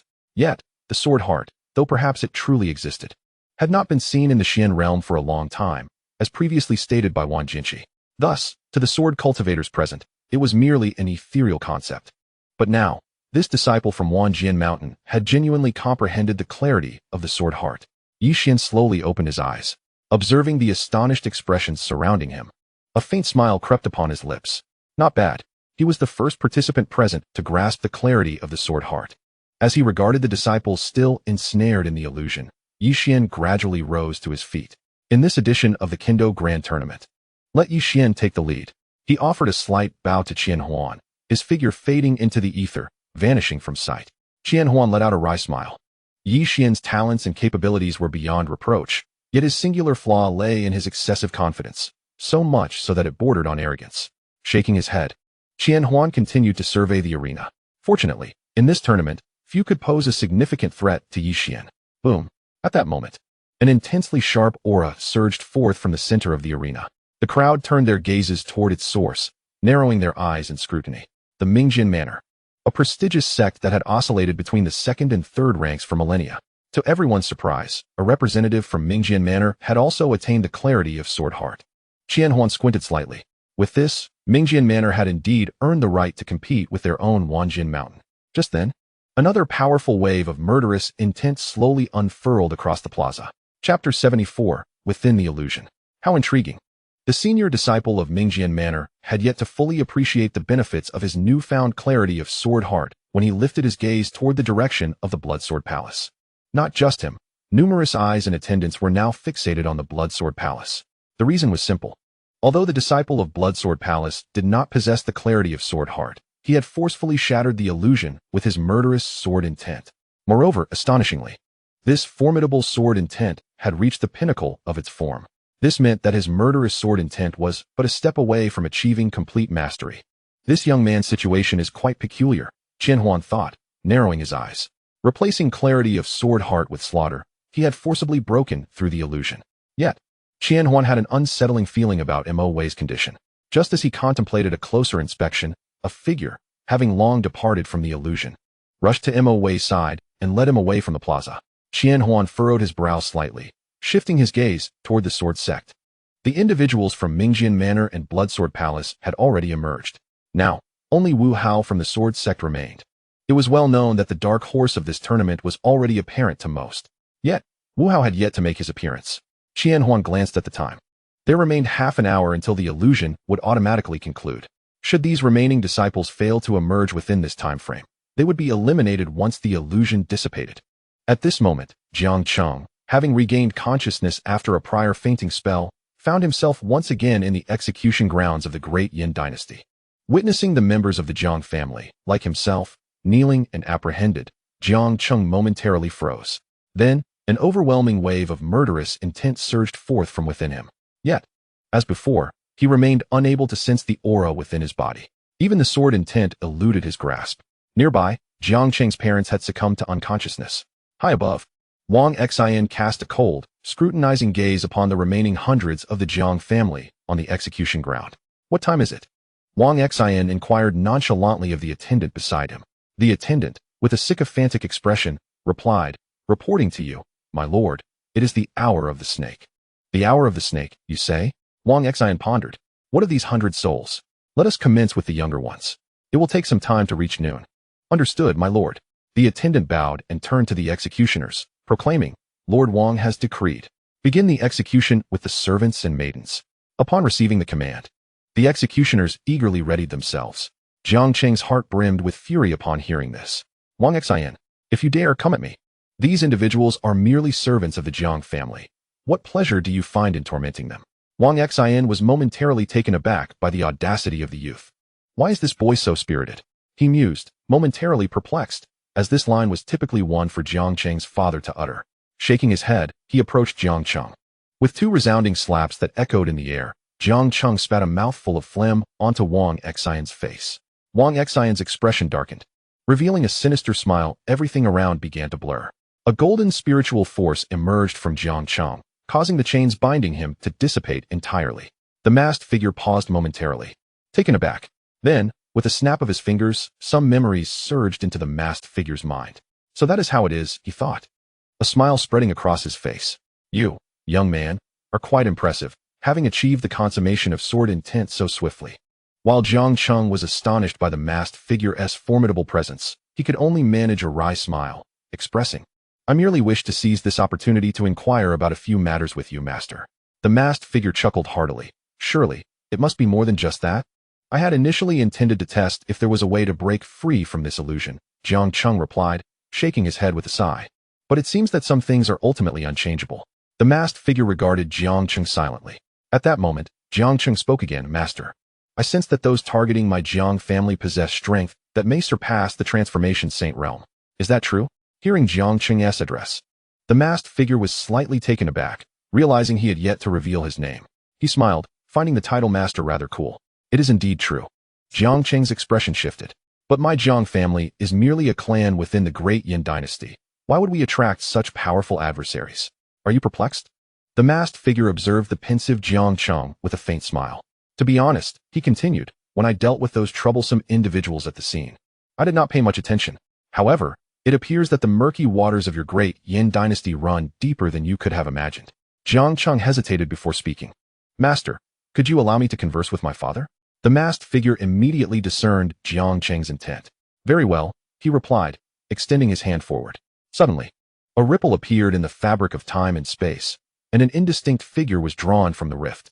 Cheng'e, The figure, having been pulled through, expressed confusion upon seeing Jiang Cheng. "You are a great emperor?" Jiang Cheng's father exclaimed, astonished at the sight of the masked figure beside his son. Hearing his father's words, Jiang Cheng was momentarily taken aback. He had always been unaware of his master's true strength, and now his father referred to him as a great emperor. A flurry of thoughts raced through Jiang Cheng's mind. "Rest assured, I harbor no ill intentions. This lad is my disciple, and he wishes to speak with you," the masked figure said with a gentle smile, before vanishing into the chaotic tapestry of time and space. Jiang Cheng's father turned his gaze toward him, a trace of helplessness flickering in his eyes. "Father, may we have a conversation?" Jiang Cheng asked softly. With a bitter smile, Father Jiang remarked, "In truth, even before Wang Xin and his entourage arrived, your mother and I had already noticed the changes in you. However, we never anticipated that you would possess a master of the imperial realm." Jiang Cheng hesitated for a moment before inquiring, "Father, what realm are you in as a cultivator?" Earlier, he had sensed that the strength of the figures in the air above the Jiang family was on par with that of the king of the profound realm. Thus he was keenly curious about his father's cultivation level. Father Jiang sighed, "Rest assured, since the opportunity has arisen, I shall reveal everything to you." With that, he began to narrate to Jiang Cheng. Through his father's explanation, Jiang Cheng learned that their Jiang family was not originally from the great Yin dynasty. Instead, they hailed from the celestial realm among the myriad worlds. The celestial realm was exponentially more powerful than the profound realm. It not only housed beings of the transformation saint realm, but also an abundance of celestial and heavenly immortals. Even within the celestial realm, emperors were not as rare as one might imagine. In fact, their Jiang family boasted several powerful emperors. However, Jiang Cheng's father was not a direct descendant of the Jiang family, but rather a collateral branch. According to his father's recollection, there were 3 emperors residing within the collateral branches alone. In the celestial realm, direct descendants had the privilege to seek their true love, whereas collateral branches were subjected to arrangements made by the direct line, often through marriage alliances to augment family resources. Jiang Cheng's father, however, was considered a prodigy within the collateral branch, having reached the pinnacle of the human immortal realm before the age of 35. Such talent was indeed remarkable, even within the entire Jiang family. Fearing that the brilliance of the collateral branches might overshadow their own, the direct line arranged a marriage for Jiang Cheng's father with a woman he had never met. Naturally, he was loath to have his fate dictated by others, especially since he was already in love with Jiang Cheng's mother at that time. Consequently, the two fled the celestial realm to the profound realm with a few trusted confidants. In the profound realm, with his strength and wealth, Jiang Cheng's father swiftly established a respectable position within the great Yin dynasty. It was during this period that Jiang Cheng was born. In the ensuing years, Jiang Cheng's father unexpectedly discovered that his son was a natural sword body. Had this fact been revealed to the Jiang family of the celestial realm, they would undoubtedly have sought to bring them back by any means necessary. If they refused to pledge loyalty, they would face immediate annihilation. From that moment onward, Jiang Cheng's father ceased to utilize spiritual power, choosing instead to live among ordinary people within the great Yin dynasty. Having accumulated sufficient resources, he could lead a life that others would envy, even without the use of spiritual power. Regrettably, such tranquility was short-lived. Although Jiang Cheng's parents had taken great care to remain inconspicuous after fleeing from the celestial realm to the profound realm, they were nonetheless discovered by spies sent from the Jiang family of the profound realm. Initially, they did not pay much heed. Although Jiang Cheng's father had caused the Jiang family to lose face, he had indeed contributed significantly to their legacy. However, everything changed when Jiang Cheng turned 18. Just a month before the Jiang family was taken to the execution grounds, the aura of his natural sword body began to leak from him. Though Jiang's father reacted swiftly, he was nonetheless detected by the spies. Upon learning that Jiang Cheng was a natural sword body, the Jiang family took precautions and dispatched several peak experts from the immortal realm to the Xin realm. Once they arrived, they remained exceedingly discreet, even enslaving the royal family of the Dian dynasty before launching a final assault. When Wang Xin and his men visited the Jiang family, those peak immortal experts simultaneously launched an all-out attack on Jiang's father. After severely injuring him, they even extracted his dantian, rendering him a mere shell of his former self. Consequently, Wang Xin and the others took him away, leaving Jiang's father utterly powerless to resist. After hearing his father's words, Jiang Cheng was overwhelmed with emotion. Tears welling in his eyes, his fists clenched tightly. Damn the Jiang family, he thought. All my parents sought was peace. They fled from the Zhanqiang realm to the Xian realm, yet the damned Jiang family still refuses to let them be. Sensing the murderous aura emanating from Jiang Cheng, His father shook his head with a bitter smile. Cheng, the foundation of the Jiang family far exceeds your imagination. The Sanqiong realm, even among the myriad realms, is renowned. Since you have found a master of the Emperor realm, you should dedicate yourself to your training. Pausing for a moment, Jiang's father lowered his voice. Since you have used this hard illusion to meet us, it indicates that your mother and I have met our demise. You promised us not to seek revenge on the Jiang family, did you not? Jiang Cheng, listening to his father's counsel, shook his head resolutely. Father, I cannot agree to that. However, he managed to smile. I am currently participating in the Sword Dao Grand Competition in the Xian realm. If I can secure the top position, I will obtain the soul sword of the sword sect. With that sword, I can resurrect you both. Upon hearing Jiang Cheng's words, Jiang's father was momentarily taken aback, then smiled wryly and shook his head. It is futile. If I am not mistaken, the soul sword you speak of is likely the one from the Manzhou sword sect, correct? Jiang's father gazed at Jiang Cheng with deep affection. Truth be told, even he had not anticipated meeting Jiang Cheng under such circumstances. Jiang Cheng nodded affirmatively. Indeed, it is the sword sect's soul sword.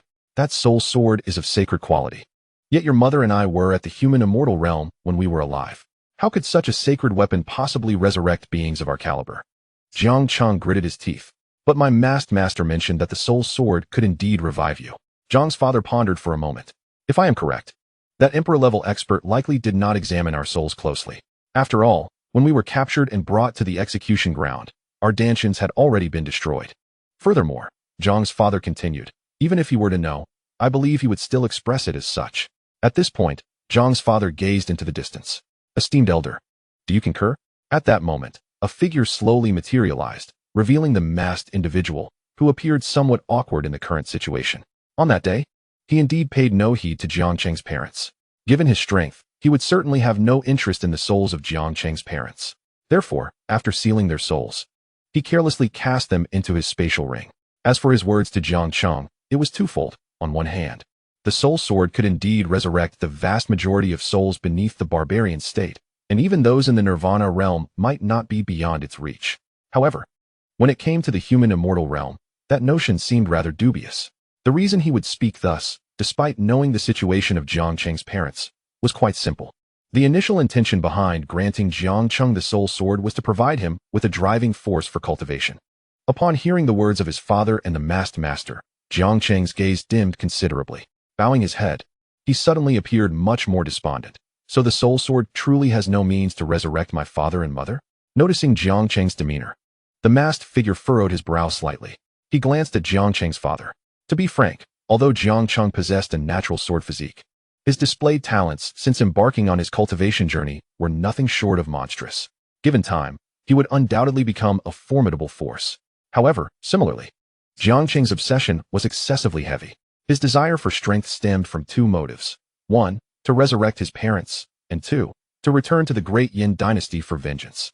Yet now, reality had abruptly transformed. Enemies he could previously vanquish with ease had surged to an entirely new level, and the parents he could have resurrected were now beyond reach. Truth be told, the masked figure worried greatly about the damage this might inflict on Jiang Cheng's resolve. Thus, with a wave of his hand, Jiang Cheng's father vanished into the chaotic flow of time and space. Jiang Cheng lifted his gaze towards the spot where his father had disappeared, remaining silent. He understood that this was merely extracting his father's lingering shadow from a reality that had already transpired. Thus, he could not alter anything. His father's words were both right and wrong. It was at this moment that the masked figure realized he must say something. He appeared before Jiang Cheng and spoke softly. Earlier, I sealed the souls of your parents. As long as you do not fall, and the spatial ring I bestowed upon you remains intact, their souls will remain sealed there. Although the soul sword cannot resurrect them, there exist other means in this world capable of bringing the dead back to life. Upon hearing the masked figure's words, a glimmer of light returned to Jiang Cheng's previously dimmed eyes. He abruptly raised his head, gazing intently at the masked figure before him. Master, so there is still a way to bring my parents back to life, correct? The masked figure regarded Jiang Cheng for a moment before nodding. The reasons for death are twofold. Firstly, the dissolution of the spirit and the destruction of the body. Secondly, the severance of one's karmic ties. The reason I intervened to save you earlier was that I could not discern your future karma. Logically speaking, at that time, you were merely someone who had yet to reach the chi refining realm, and with my strength, I could easily foresee your future. Yet, your fate seemed shrouded in a dense fog. I could not see through it. The masked figure spoke softly. Your parents, though they cannot be resurrected for now. Once you attain a certain level of strength, you may attempt to defy fate. While this will undoubtedly entangle you in countless threads of causality, I believe you would still endeavor to try. Upon hearing these words, Jiang Cheng hastily inquired, Master, how strong must one be to defy fate? A glimmer of longing appeared in the masked figure's eyes as he responded, above the realm of emperors lies the domain of destiny. If one can shatter destiny and enter the mirror of destiny, not only can you alter your own fate, but you can also forcefully change the destinies of others. The mention of the mirror of destiny ignited an intense yearning within Jiang Cheng. Could it truly be that by reaching the domain of destiny, he could resurrect his parents? Observing the expression on Jiang Cheng's face, the masked figure shook his head, thinking, this lad is exceptional in many ways, yet his obsession runs too deep. Just as he was about to speak, Jiang Cheng asked, Master, my father mentioned that you are a powerful figure of the Emperor's realm. Surely you have visited the celestial realm? The masked figure paused momentarily before affirming, Indeed, I have been there. Jiang Cheng pressed on. Is the Jiang family of the celestial realm formidable? The masked figure hesitated briefly, contemplating his response, then remarked, To you at this moment, they are indeed formidable. Jiang Cheng nodded in understanding. Master, he said, his presence radiating a profound sword intent, I believe that one day, I shall shatter the Jiang family of the celestial realm. I will ensure they repay in full the injustices they inflicted upon my parents. As he spoke, a resonant sound of a sword echoed from within him. The masked figure was momentarily taken aback. The pinnacle of sword intent. Even he could not help but be astonished. What a jest! How young is Jiang Cheng? How long has he been cultivating?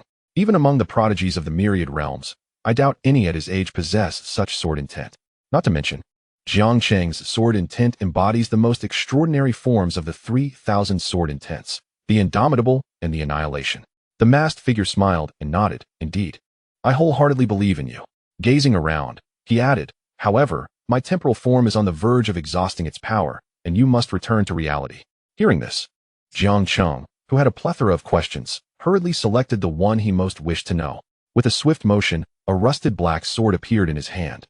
The only untarnished part being the hilt, which bore the inscription of a calamity. As he perceived the surroundings fading, he pressed the masked figure, Master. What realm does this sword belong to? What is its origin? The masked figure laughed heartily. You will learn of its origin in due time. However, I can disclose this. The sword possesses no rank. It was my former weapon. It lacks a rank and spirit, yet surpasses ordinary artifacts in strength by unfathomable measures. As he spoke, the masked figure surveyed the surroundings. Very well, little one. Remember our pact of 1 year. I shall come to seek you after a year. As the voice of the masked figure faded, its form gradually dissipated, along with everything surrounding it. When Jiang Cheng opened his eyes once more, he found himself back in the square of Wanjian Mountain. Chapter 77.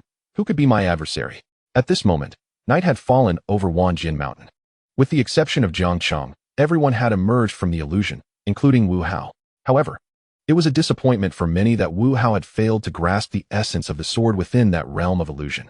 By now, numerous individuals had departed from the square. The reason was simple. Jiang Cheng was merely a being of the nascent soul stage. The prolonged duration of his stay in the 1,000 illusions was likely due to his losing himself and being unable to return. Furthermore, the backlash suffered by the 1,000 illusions might also indirectly indicate that there was an issue with the illusions themselves. After all, how could a mere nascent soul inhabit such a realm for so long? Jiang Cheng slowly opened his eyes. Looking down at the square, he noticed that only the members of the sword sect remained, waiting for him. The other sects, even those who had lingered, were merely a handful. Curious to see what feats this nascent soul could accomplish, 1,000 illusions glanced at Jiang Cheng. Within Jiang Cheng's illusion, he had sensed the presence of the masked figure. Recognizing it as an extraordinarily formidable being, though he was unaware of its precise strength, he had initially thought that with such an opportunity, Jiang Cheng might emerge enlightened, grasping the true essence of the sword. Yet, he felt somewhat disheartened as Jiang Cheng opened his eyes, revealing no significant change in him. If there was any difference, it was perhaps that Jiang Cheng now appeared even more formidable, akin to a sharp sword. What insights have you gained in that illusion? 1,000 illusions inquired, unable to believe that Jiang Cheng had spent so long within the illusion without any realization. After all, if the sword sect could send a nascent soul to this place, he must possess some secrets. Jiang Cheng cast a glance at 1,000 illusions, aware that the latter was the sect leader of Wanjian Mountain. Yet, what did that matter to him? He replied nonchalantly, with a sword in hand, Where can I not go? 1,000 illusions was momentarily taken aback, about to respond, when suddenly, a surge of sword intent erupted from within Jiang Cheng. He continued, when the sword is unsheathed, who can escape death? With the utterance of these two sentences, the entire Wanjian mountain resonated with the sound of 1,000 swords. 1,000 illusions stared in astonishment at Jiang Cheng, feeling the overwhelming sword intent emanating from him. However, Jiang Cheng quickly retracted it, leaving 1,000 illusions no time to assess the level of Jiang Cheng's sword intent before it vanished entirely. Jiang Cheng rose and made his way towards the position of the sword sect.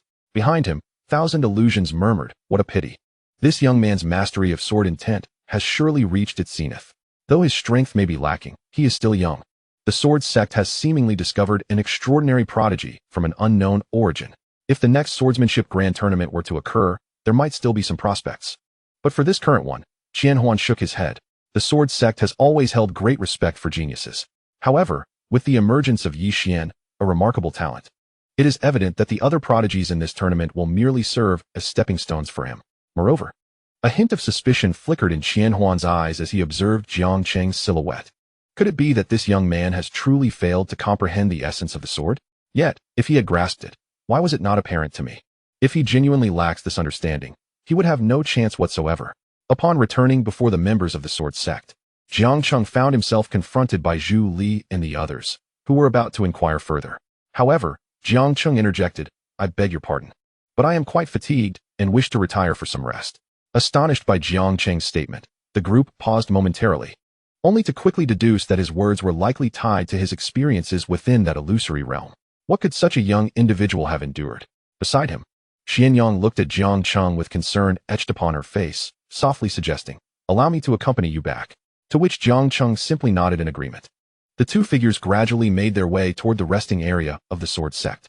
Wang Jian, initially intending to follow, found himself thwarted as Zhu Li grasped his ear, preventing him from pursuing.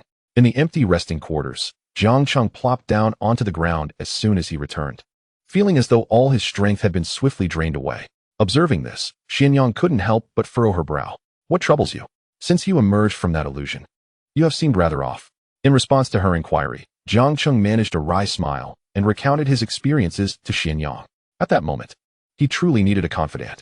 After listening to Jiang Cheng's tale, Xianyang fell into a contemplative silence. Like Jiang Cheng, she too bore a similar burden. His family had been annihilated, and what of the Xian family? Were they not also suffering? After a lengthy pause, Xianyang called out to Jiang Cheng. He turned in surprise to face her. With gentle resolve, she declared, "We must grow stronger. Only by becoming sufficiently powerful can we safeguard ourselves against the recurrence of past tragedies. Only through strength can we vanquish all adversaries in this world." As she spoke, a smile broke through her solemnity. "You mentioned that your masked master indicated that if you were to reach the destiny realm, you could alter fate and resurrect the deceased. Did you not? Thus, there remains hope for you." Yet, a bitter smile graced Xianyang's lips. While Jiang Cheng's parents had perished, their souls had been preserved. But within the Xian family, numbering in the tens of thousands, not a single soul remained intact. Even her closest kin had been lost to the void. Regarding the king of the Xian realm and that enigmatic emperor she had never encountered, her sentiments mirrored Jiang Cheng's feelings towards the Jiang family of the distant Songqiong realm. Xianyang's gaze hardened as she stared into the distance. "You must summon your resolve, do you understand? If we are strong enough, who could stand against us in this world?" With a resounding declaration, Xianyang's aura of sword intent surged dramatically. Jiang Cheng gazed at Xianyang in astonishment. As he continued to observe, his gaze gradually transformed into one of determination. Indeed, as long as they possess sufficient strength, how could there be any adversaries in this world? If there are no foes, they can lead the lives they desire. Thus, a chill flickered within Jiang Cheng's eyes. "The Jiang family of the Sky Realm, are you prepared?" Not far from the sword sect's resting place, a solitary figure stood, gazing intently in the direction of the sword sect. It appeared that this time, the sword sect would be removed from the list of potential threats. Behind this figure, Qianhuan's silhouette emerged. "Yi Xian, do not be complacent. I can vaguely sense that the young man at the nascent soul stage from the sword sect is not to be underestimated." Yi Xian turned to Qianhuan, grinning. "Master, you mean that Jiang Cheng is formidable? What could he possibly use to compete with me? Is it his nascent soul cultivation?" Upon hearing this, Qianhuan shook his head. Yi Xian spoke a harsh truth. The chasm between the nascent soul and nirvana stages is not easily bridged. Chapter 78. No longer concealing strength soon. The days of rest had passed. Throughout this time, Jiang Cheng had been sequestered within his residence. When the disciples of Wan Jian Mountain came to summon him, Zhu Li felt a twinge of concern. He turned to Xian Yang and said, "Is Jiang Cheng all right?" A flicker of worry also crossed Xian Yang's eyes. Over the past few days, not only Zhu Li, but even she had not seen Jiang Cheng. However, she shook her head. "Let us trust him." Just as Xian Yang finished speaking, Jiang Cheng opened the door and stepped out of his room. Observing the worry etched on everyone's faces, he smiled. "I apologize for causing concern." Upon hearing Jiang Cheng's words, everyone was taken aback, not due to the content, but because they could sense not a hint of his aura. How could this be possible? While Wu Hao and the others might be excused, given their comparable strength to Jiang Cheng, even Zhu Li and the others could not discern the state of Jiang Cheng's being. This was rather extraordinary. Zhu Li glanced at Wan Jiangu, who was the strongest among the sword sect members present, and quietly asked, "Old Wan, can you tell?" "No." Wan Jiangu shook his head before Zhu Li could finish. A glimmer of brilliance flickered in his eyes as he regarded Jiang Cheng. Truly, he was worthy of being his master. In just a short span of days, Jiang Cheng must have made significant advancements. In fact, this was indeed the case. Although Jiang Cheng's cultivation remained at the pinnacle of the early nascent soul stage, it was a result of his meticulous suppression. If he wished, he could enter the sea-covering realm at any moment. At this moment, the spiritual energy within him could rival that of existence at the reincarnation realm. Of course, this merely referred to the quantity of his spiritual energy. It is essential to note that Jiang Cheng's spiritual energy was that of the anomalous golden variety. Jiang Chengwang, in terms of spiritual power, could already rival the formidable practitioners at the ordinary transformation realm. Coupled with his unparalleled sword intent and the Annihilation Sword intent, he was now fully capable of effortlessly eradicating typical Nirvana realm cultivators. The reason for this significant enhancement within such a short span was, of course, his entry into the Stupa Tower. Recalling his third transmission into the Stupa Tower and the scenes that unfolded therein, even now, Jiang Chengwang felt a shiver of trepidation. However, the ultimate outcome was fortuitous. After a year of arduous cultivation within the Stupa Tower, although his realm did not advance, his strength had transformed beyond recognition. Everyone, please hasten to participate in the final round of this Sword Dao competition. A disciple from the Myriad Sword Mountain could not help but chuckle ruefully. Before this edition of the Sword Dao competition commenced, no one could have anticipated that the sword sect would reach the final stages. In the first and second rounds of assessments, only a select few sects managed to have all their members advance. The sword sect, initially languishing at the bottom, had impressively seen all its members qualify for the final round. Their performance was nothing short of remarkable. Following the Myriad Sword Mountain disciple, they arrived at the location for the final assessment, the Battle Sword Peak. The disciples from the sword sect, except for Xian Yang, gasped in astonishment. Myriad Sword Mountain was situated on a peak that floated amidst the heavens, and the Battle Sword Peak was one of the many smaller peaks surrounding it. The surface area of Battle Sword Peak was vast, stretching thousands of zhang, and it was fortified by formidable barriers. Adjacent to the Battle Sword Peak, rows of seats floated in the sky for spectators. Such grandeur was truly impressive. Previously, Jiang Chengwang had imagined that the final round of the Sword Dao competition would take place in the expansive square, as it could accommodate numerous activities. Yet, it appeared that his perspective had been somewhat limited. Soon, the members of the sword sect, led by the disciple from Myriad Sword Mountain, arrived at their designated seats. In total, 18 individuals from the sword sect, including various elders, attended. However, there were only 13 seats available, which meant that some would have to stand at the edges to observe the battle, lacking even a proper position. In contrast, the Myriad Sword Mountain had lavish seating arrangements, which inevitably stirred a different sentiment among the attendees. The privileges of the first place were indeed commendable. "Do not be disheartened," remarked Zhu Li, observing Jiang Chengwang and the other four standing by the edge of their seats. "Once this edition of the Sword Dao competition concludes, those seats will be ours." Jiang Chengwang and the others could not help but roll their eyes. Upon their arrival at the edge of their seats, Zhu Li and the others nonchalantly took their seats. Alas, they could not possibly compete for seats with the sect elders and the deputy sect master, could they? Although Wan Jiangu had offered to relinquish his seat for Jiang Chengwang, he ultimately decided against it, considering that Xian Yang was still standing. This time, over 500 disciples from various sects participated in the final round of the competition. In accordance with the established protocols, the competition was to be conducted in a series of head-to-head duels, where victors would advance and the defeated would be eliminated. However, due to a prior error from the esteemed elder, the rules of the contest have undergone some modifications. To put it succinctly, The final round of this contest will unfold in the form of a chaotic brawl. Only when the number of remaining competitors is reduced to 100 will the traditional pairwise dueling commence. Beside the battle sword peak, a colossal energy board has been erected, displaying the number 514.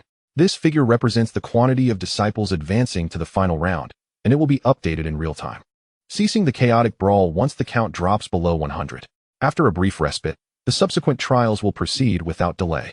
Now, all disciples from each sect are requested to proceed to the battle sword peak.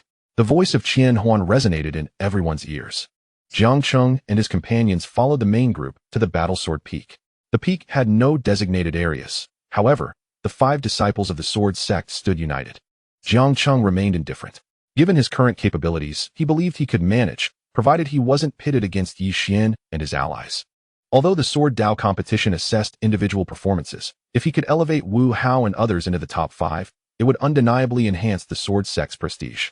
Moreover, after experiencing the earlier illusion, Jiang Cheng had begun to entertain thoughts of departing from the sword sect, not in betrayal, but out of a desire to explore the vast skies beyond. Remaining confined within the sword sect would hinder his progress. As Jiang Cheng and his companions set foot on the battle sword peak, they felt several piercing gazes assessing them. Upon looking up, Jiang Cheng realized these stares were not directed at him, but rather at Wu Hao standing beside him. Jiang Cheng chuckled. Wu Hao, it seems that many disciples from other sects have taken you as their benchmark in this Sword Dao competition. Indeed, this time around, elders and leaders from various sects had unanimously praised Wu Hao, acknowledging his singular efforts in elevating the sword sect to its current stature. Many disciples felt a pang of resentment towards Wu Hao as a result. With a darkened expression, Wu Hao responded, Jiang Cheng, please don't tease me. I was just ambushed by that elder, and it took quite some time to recover.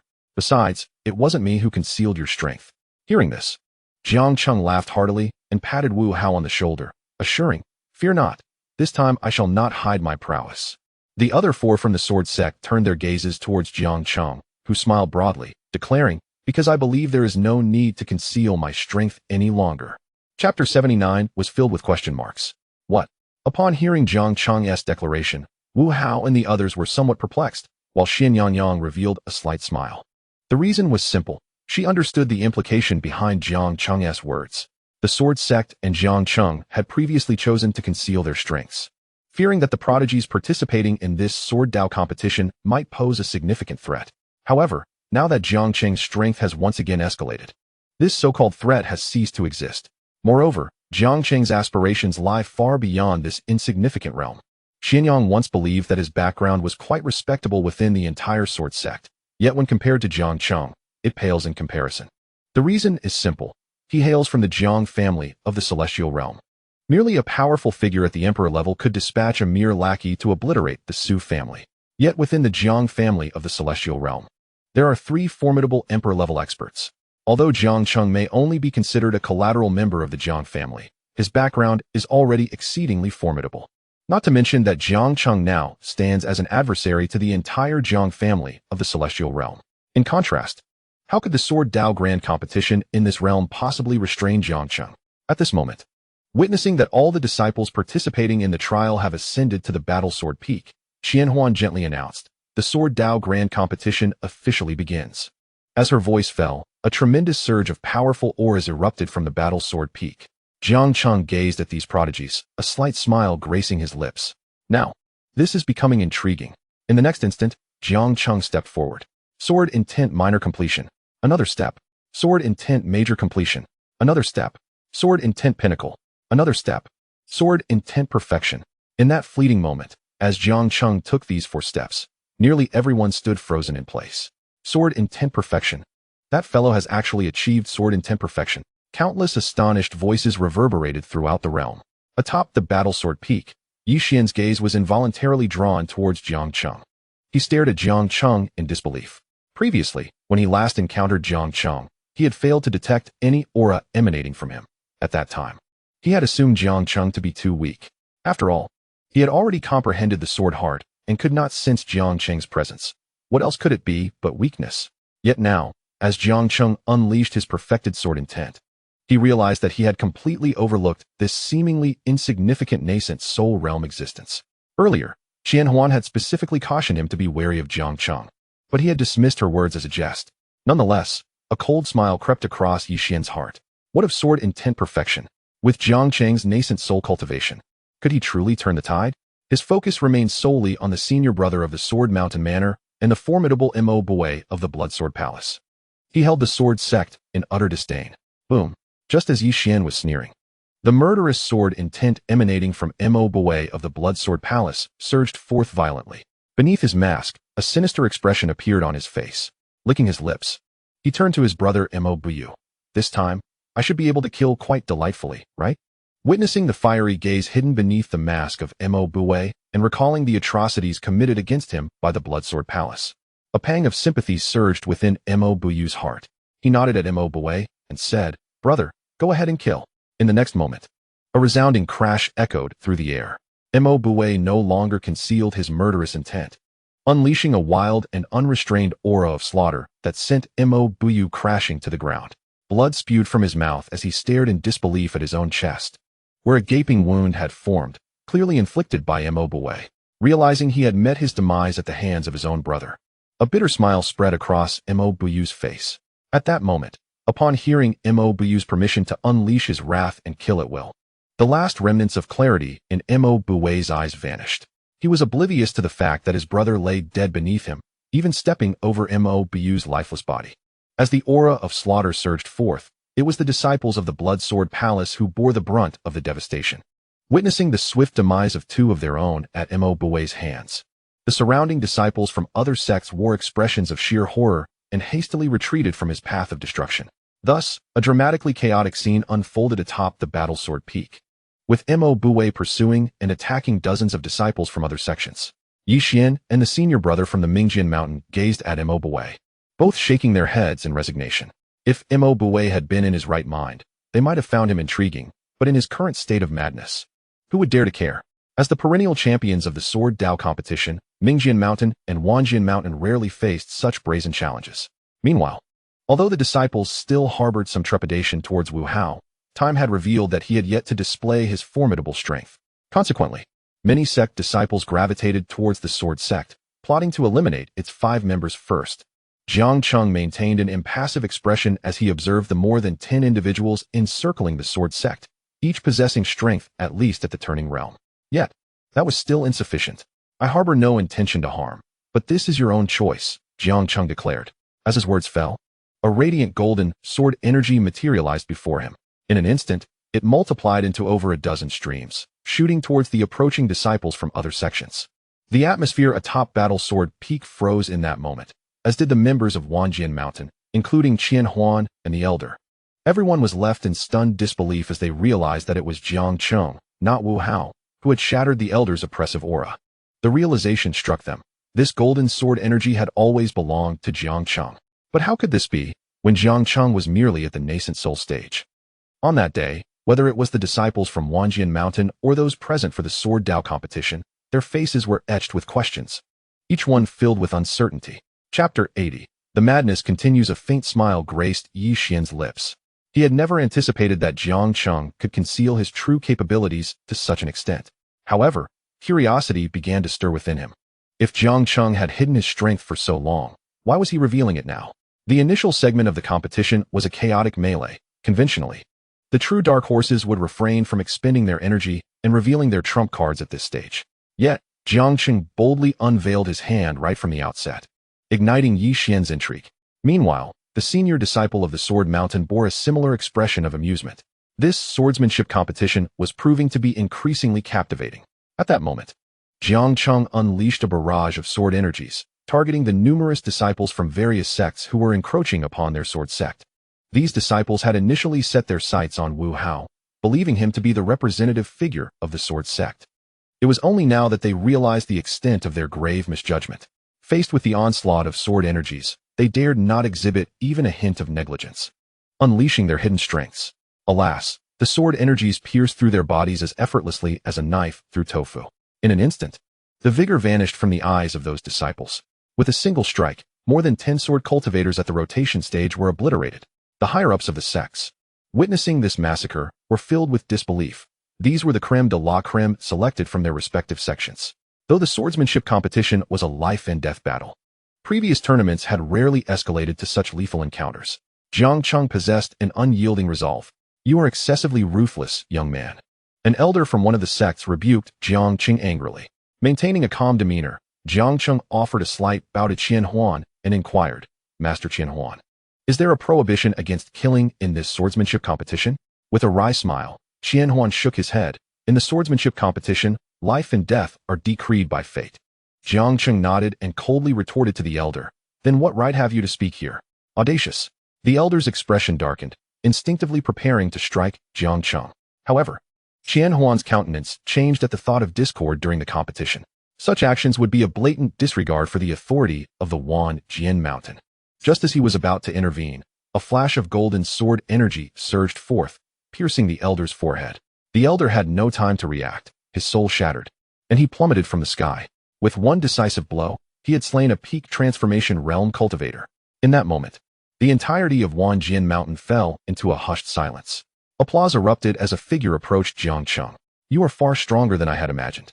Our duel was meant to unfold in the semifinals, or even the finals. Yet now I find myself unable to contain my excitement," Yi Xian declared with a broad smile as he stepped before Jiang Cheng.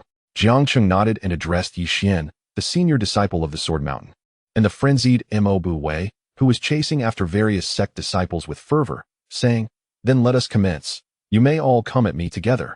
The smile on Yi Xian's face faltered slightly. Madness. This Jiang Cheng is truly audacious. To speak candidly, Yi Xian, at present, has reached the pinnacle of the Nirvana realm, and his sword intent has attained a state of perfect completion.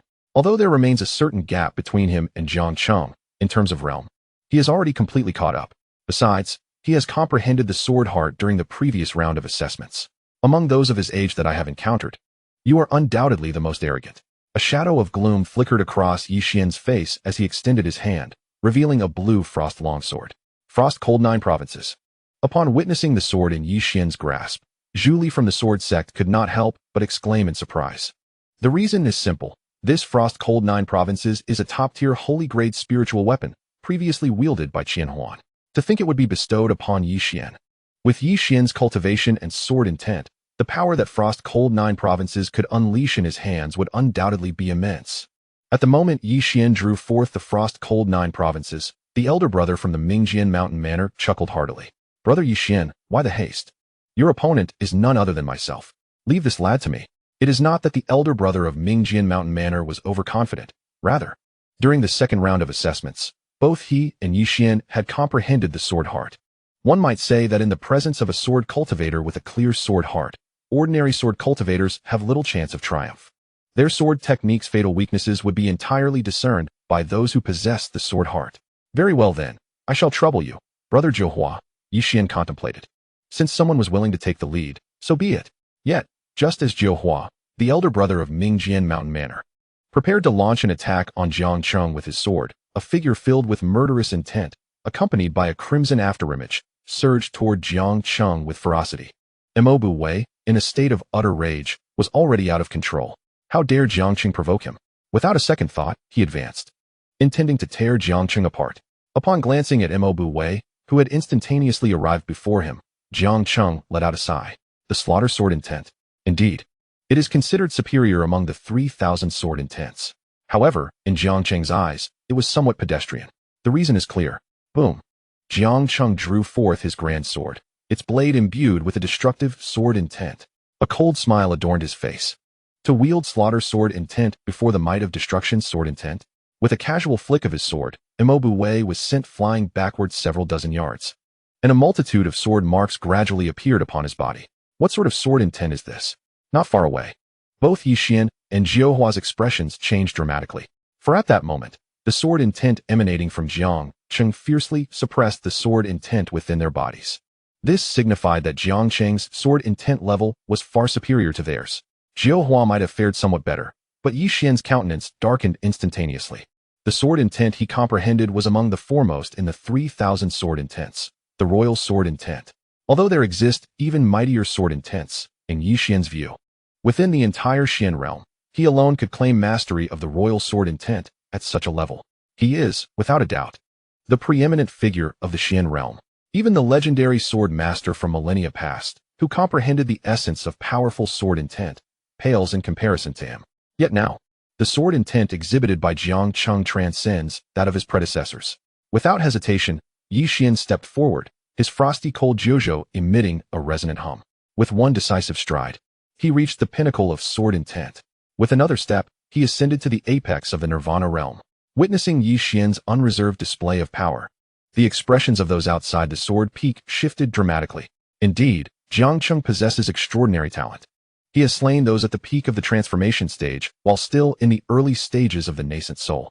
However, against Yi Xian, who has achieved the pinnacle of nirvana and possesses a profound understanding of sword heart, how can Jiang Cheng maintain his arrogance?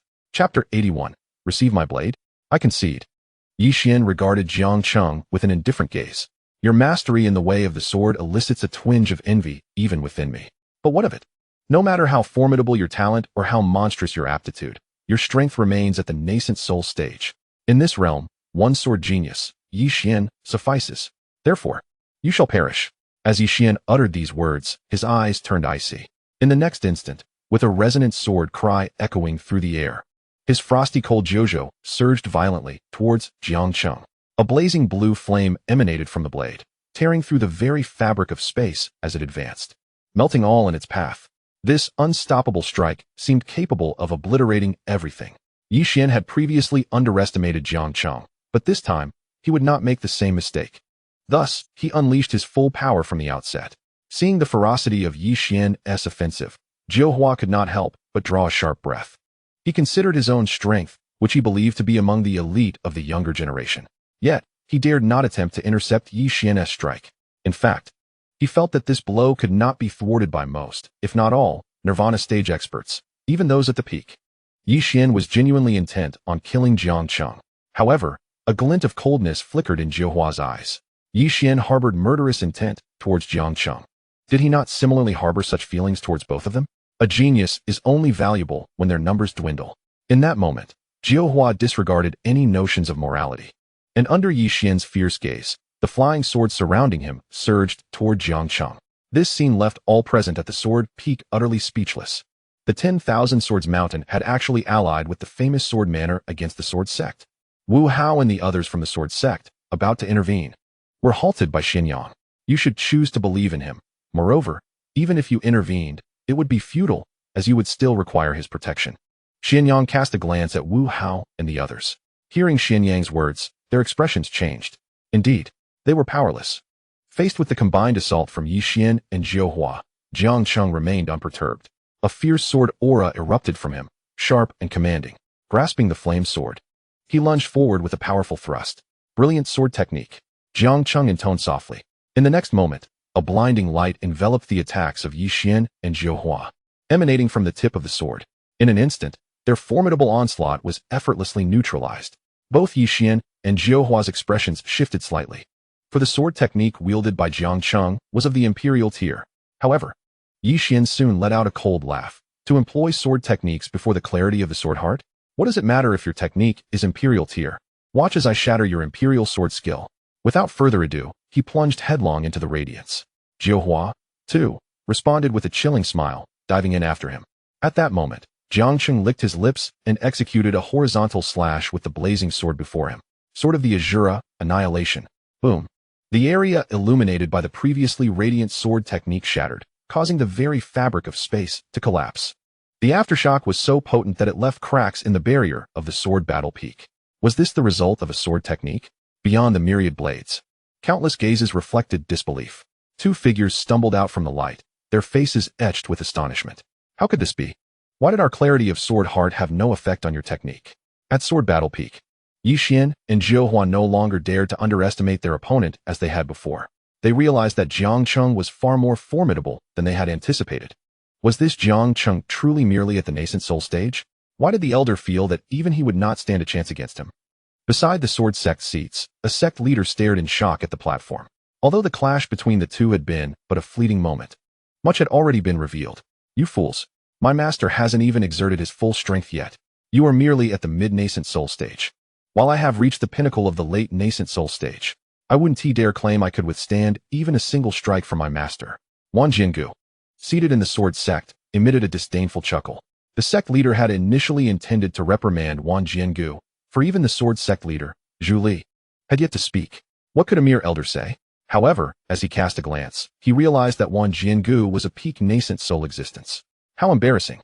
So, the overall strength of the sword sect has risen to such heights? He reluctantly closed his mouth. It was then that Wan Jiangu spoke up. Master, do not hold back any longer. If you do, the heavens will darken. Upon hearing Wan Jiangu's words, Jiang Cheng rubbed his nose. Oh, is it that evident? Nevertheless, he did not relent. The previous two sword techniques were merely defensive maneuvers responding to their attacks. Now, it appeared, as Wan Jiangu had remarked, that Yi Xian and Zhou Hua were not as formidable as anticipated. There was no need for him to show mercy any longer. With this thought, Jiang Cheng grinned. Gentlemen, I have devised a sword technique of my own. Though somewhat rudimentary, its power is extraordinary. If you can withstand this strike, I shall concede. How does that sound? At Jiang Cheng's words, Yi Xian and Zhou Hua exchanged cold smiles, though the smiles belied their inner trepidation. Is it truly within the capabilities of a being at the nascent soul stage? If you are to come, then come. Why all the unnecessary chatter? Zhou Hua snorted coldly. If he were to engage in combat with Jiang Cheng, he honestly did not believe he could emerge victorious against him. Yet, Jiang Cheng had the audacity to boast that if they could withstand a single strike from him, he would concede defeat. Such an opportunity was not to be missed. As for Yi Xian, he lowered his gaze, lost in contemplation. Jiang Cheng laughed heartily. Very well, very well. In the next moment, a radiant sword materialized above his head. A sword of considerable magnitude, spanning 100 feet. From this sword, golden spiritual energy surged forth. As this strike was unleashed, the entire sword peak, the entirety of the 10,000 sword mountain, trembled. What on earth is this? Even the usually composed Elder Gu nearly toppled from his seat. Here it comes. Wan Jiangu wore an expression of anticipation, akin to a spectator at a grand performance. Previously, in the space-time passage, when Jiang Cheng unleashed this sword, even at the pinnacle of the nirvana stage, he found himself utterly helpless, unable to devise a means of defense or resistance. This sword embodied not only the intent of destruction, but also the essence of invincibility. The fusion of these two supreme sword intents with Jiang Cheng's enigmatic golden spiritual energy resulted in an overwhelming force that transcended the nirvana realm.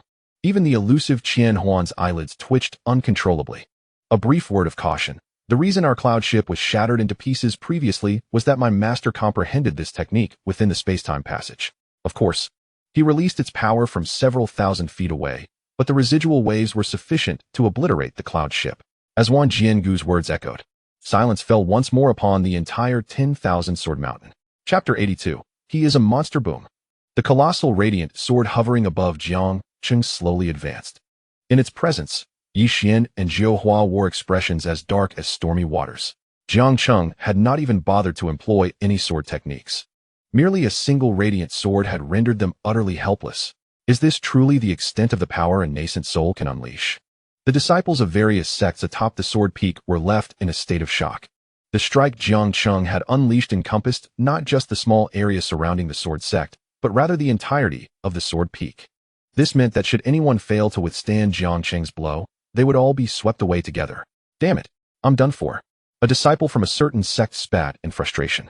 He knew he could not possibly intercept this strike. In fact, he felt an overwhelming pressure bearing down on him. Without a second thought, he fled from the sword peak.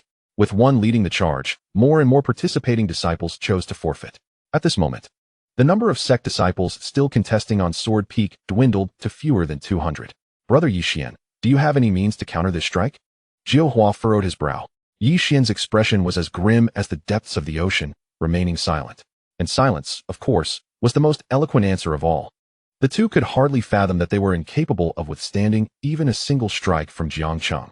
It was at this moment that as the massive sword of light shifted into position, it descended with a thunderous crash. Yi Xian and Zhou Hua chose not to retreat, for retreating would undoubtedly damage their resolve.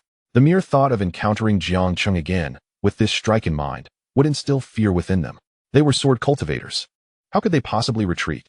How dare this sword insult me? I am done. Run. What are we waiting for? I came to compete, not to court death. Beside them, a dozen more figures abandoned the sword peak. A sense of disbelief enveloped the two. Boom. At that moment, a blood-red figure abruptly appeared before the colossal sword of light. Grasped in its hand was a long sword, exuding an aura of slaughter, aimed directly at the immense blade. Break for me. This blood-red figure was, of course, Imo Bu Wei, who had been casually sent flying by Jiang Cheng's previous strike. Though he had regained some semblance of clarity, he still emanated an eerie, frenzied vibe. Upon witnessing Mo Bu Wei charge towards the enormous sword, Yi Xian and Jiao Hua's eyes brightened. Perfect. He could serve as their vanguard. In that instant, both simultaneously invoked their sword heart clarity, keenly sensing the enormous sword. In the presence of a sword cultivator with sword heart clarity, every form possesses a weakness. If Mo Bu Wei could merely delay the colossal sword for a moment, they would surely be able to discern its vulnerabilities. Yet, just at that moment, Mo Bu Wei collided head-on with the colossal sword. His long sword shattered instantaneously, and in the blink of an eye, he transformed into a cloud of blood mist. Yi Xian? Jiao Hua? What on earth? Both were momentarily dazed. They had only just activated their sword heart clarity. Even if Mo Bu Wei was destined to be obliterated, could he not take a moment longer to meet his demise? Though frustration coursed through them, their expressions darkened considerably. It was essential to realize that either of them, when matched against Mo Bu Wei, would have to pay a price to achieve victory. Yet Jiang Cheng, with a mere attack that wasn't even a complete sword technique, he annihilated Mo Bu Wei in an instant. Brother Yi Xian, I have an idea. Jiao Hua glanced at the energy tablet hovering in the sky. Noticing Jiao Hua's demeanor, Yi Xian surmised what he was about to articulate. With only over 130 participants remaining, should another 30 or so depart or perish, this chaotic first round would inevitably conclude, at which point your master would surely intervene to halt Jiang Cheng's assault. Jiao Hua's reasoning held merit. However, Yi Xian shook his head. To me, it matters not whether we finish first or last. Moreover, having witnessed Jiang Cheng's formidable prowess, if we cannot withstand this strike or choose to retreat, our path of swordsmanship will be irrevocably severed. Not to mention, even if you miraculously advance this time, what then? What if you encounter Jiang Cheng again in the next round? Upon hearing Yi Xian's words, Jiao Hua fell into silence. Indeed, ranking within the top 100 holds no significance for the two of them. With that thought, Jiao Hua gritted his teeth and declared, then let us join forces. Brother Yi Xian, to shatter his sword. Boom. As Jiao Hua's words resonated, the pinnacle of his sword intent surged forth. Yi Xian, momentarily taken aback, allowed a smirk to grace his lips. I had underestimated you, Brother Jiao Hua. I thought you were merely wielding ordinary peak sword intent. Jiao Hua chuckled and shook his head, but his expression abruptly shifted. The once lethargically moving sword of light had suddenly quickened its pace. Brother Yi Xian, we have no time for idle chatter. Let us strike. As the words fell, the several miniature flying swords encircling Jiao Hua began to expand. In an instant, each of those swords grew to a staggering size of several dozen zhang, infusing his sword intent into the flying swords. Deep blue arcs of lightning crackled to life upon them, distorting the surrounding space. Thunder sword intent. Yi Xian was momentarily stunned. Never mind that for now, let us proceed. Jiao Hua nodded affirmatively. The array of thunderous flying swords transformed into a radiant arc, cleaving towards the colossal sword of light suspended above. Seeing this, Yi Xian ceased his hesitation. In his grasp, the frosty 9 provinces emanated a continuously expanding sword aura, while the royal sword intent around him thickened immensely. His eyes glimmered with a golden hue, exuding an aura akin to that of a sovereign. At that moment, Yi Xian raised the frosty 9 provinces high and shouted, "Shatter for me." Boom, boom. The sword aura atop the frosty 9 provinces burgeoned to an impressive size of hundreds of zhang. Following the successive strikes of Jiao Hua's flying swords, the frosty 9 provinces descended with formidable force. In an instant, the space where the sword aura passed shattered dramatically. With this strike, even the protective barrier of the battle sword peak crumbled instantaneously. The master of the myriad sword sect, Qian Huan, furrowed his brow and reinforced several barriers. He glanced at the numbers on the energy plate.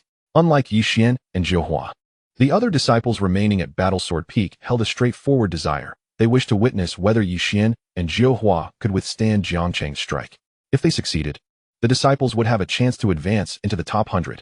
However, if they failed, this year's sword path competition would yield only 5 champions. Thus, the numbers on the energy plate remained over 130. Boom, boom, boom. Jiao Hua and Yi Xian's assault struck the immense sword of light, causing its brilliance to dim significantly. The two exchanged glances, their eyes alight with hope. Meanwhile, Wan Jiangu, seated among the sword sect, murmured, regardless of who emerges victorious, "Their combined strength surpasses my own. Yet it is unfortunate that my master is a prodigy who has improved yet again in these past few days." Chapter 83. Has this king arrived late? Is this the so-called celestial prodigy of the Xian realm? Jiang Cheng sighed inwardly. The Mingjian Villa lies within the confines of the Xian realm. Thus, Yi Xian and Jiao Hua stand as the pinnacle representatives of the younger generation of sword cultivators in this domain. They have diligently practiced since their youth, dedicating over a decade to their training. In stark contrast, Jiang Cheng, even when accounting for his time spent cultivating in the floating pagoda, has barely exceeded 3 years of practice. What truly defines a genius?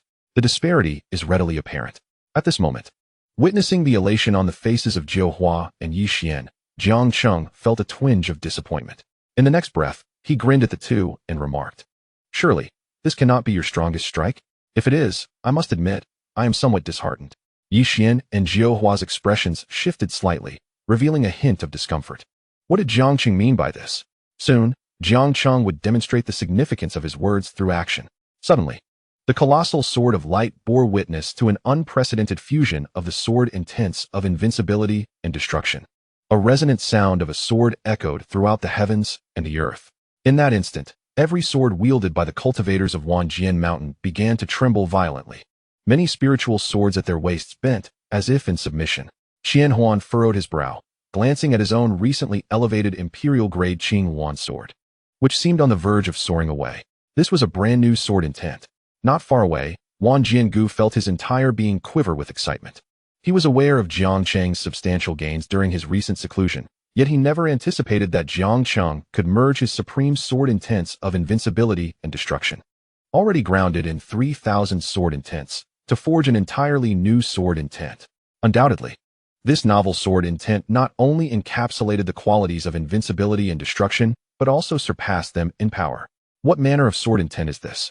Observing this terrifying sword intent transcending the 3,000, Yi Xian and Jiao Hua's faces turned pale. They had exerted their utmost to weaken the immense sword Jiang Cheng had conjured, yet at that moment, he declared, "Haha, I have merely begun." Was this not akin to delivering them the most crushing blow? This strike, I shall name Ji. Jiang Cheng's countenance remained serene. Extreme sword. The ultimate destruction. The ultimate invincibility. As Jiang Cheng's words fell, the colossal sword of light accelerated 1,000-fold. In an instant, it descended upon the heads of Jiao Hua and Yi Xian. At that moment, even before the massive sword had truly landed, the sword peak could scarcely withstand its terrifying pressure, fracturing bit by bit. Qian Huan's expression shifted, and just as he was about to take action, he saw a figure move even faster than himself. It was Long Ming, the master of Mingjian Villa, a being of the first stage of transformation. Like Wanjian Mountain, Jiao Hua was also among the foremost geniuses of Mingjian Villa over the past tens of thousands of years. Given a little more time, Jiao Hua would undoubtedly ascend to become one of the preeminent sword cultivators in the Xian realm, and even across the vast multitude of realms. As the esteemed leader of the Ming sword manor, Long Ming could not possibly stand idly by and witness the downfall of Jiao Hua. Yet, it was only upon arriving before the colossal sword of light that he truly comprehended its formidable strength. Boom! The pinnacle of sword intent surged forth from Long Ming's being, and in his grasp appeared an exquisite holy-grade spirit sword. He thrust it forward. This strike, seemingly simplistic, bore the weight of cataclysmic power. Thunderous. Though the immense sword of light momentarily hesitated, Long Ming's exquisite holy-grade spirit sword shattered with a resounding crash. In the blink of an eye, Long Ming found himself thousands of feet away, his gaze fixed in astonishment upon the massive sword of light. In that instant, fine cracks began to emerge across his body. How could this be? As Long Ming's words fell, his physical form was obliterated. In his place, his ethereal soul stood, bewildered and incredulous.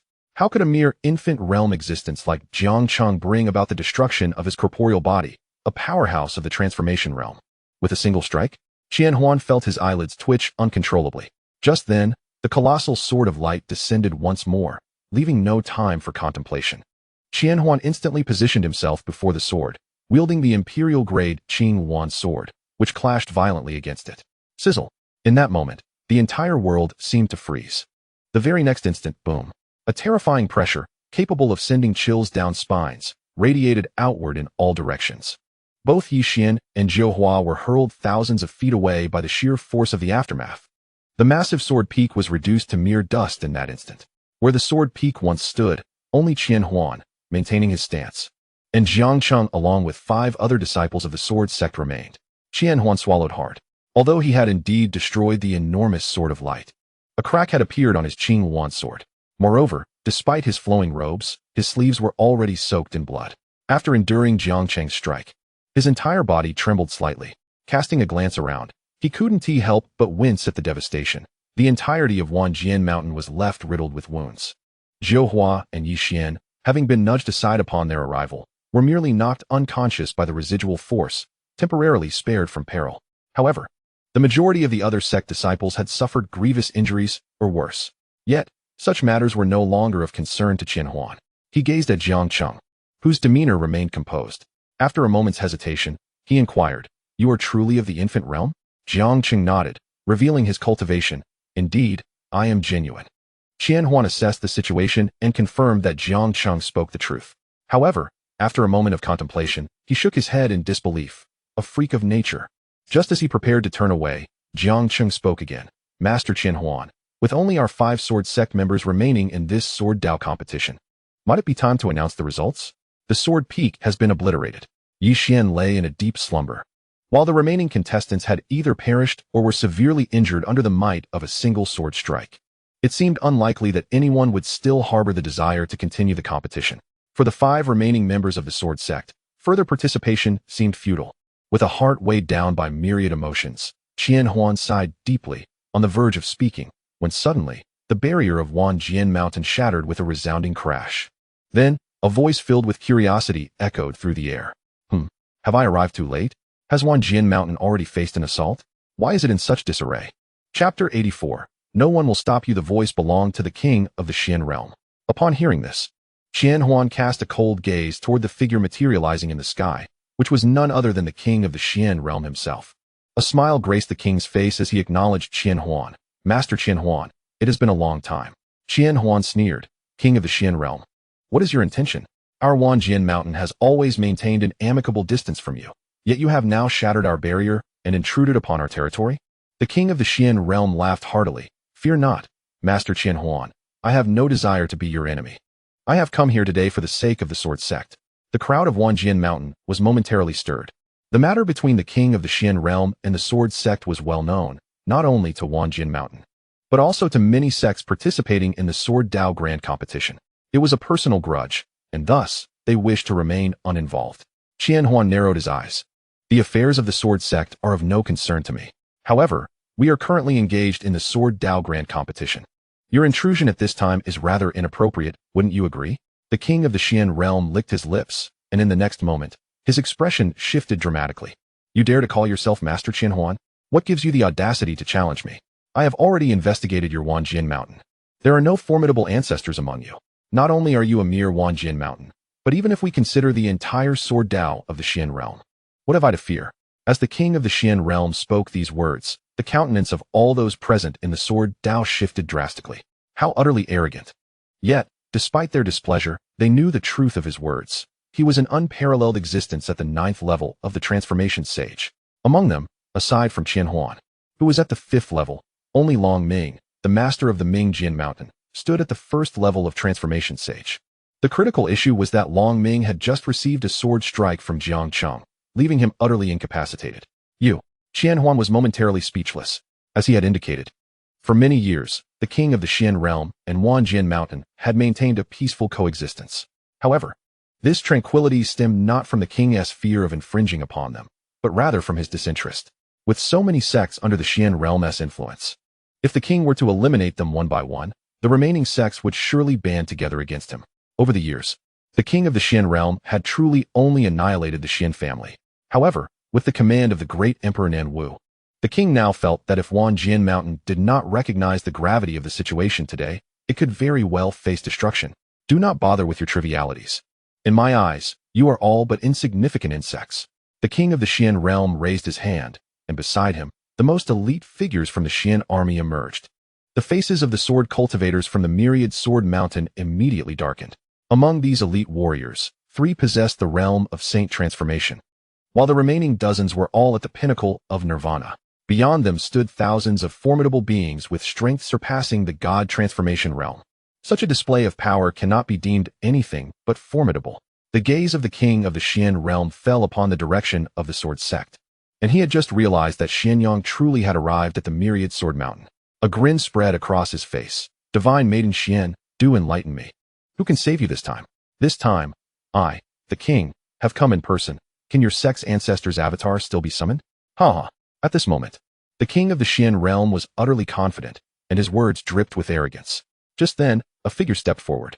I am Bamu, the head of the Cloud Sword sect. I have no intention of being adversarial with the king of the Xian realm. Moreover, your arrival seems to be solely concerning the Sword sect. So might we of the Cloud Sword sect take our leave? Upon hearing this, the king of the Xian realm chuckled. Of course you may. This head of the Cloud Sword sect is quite perceptive.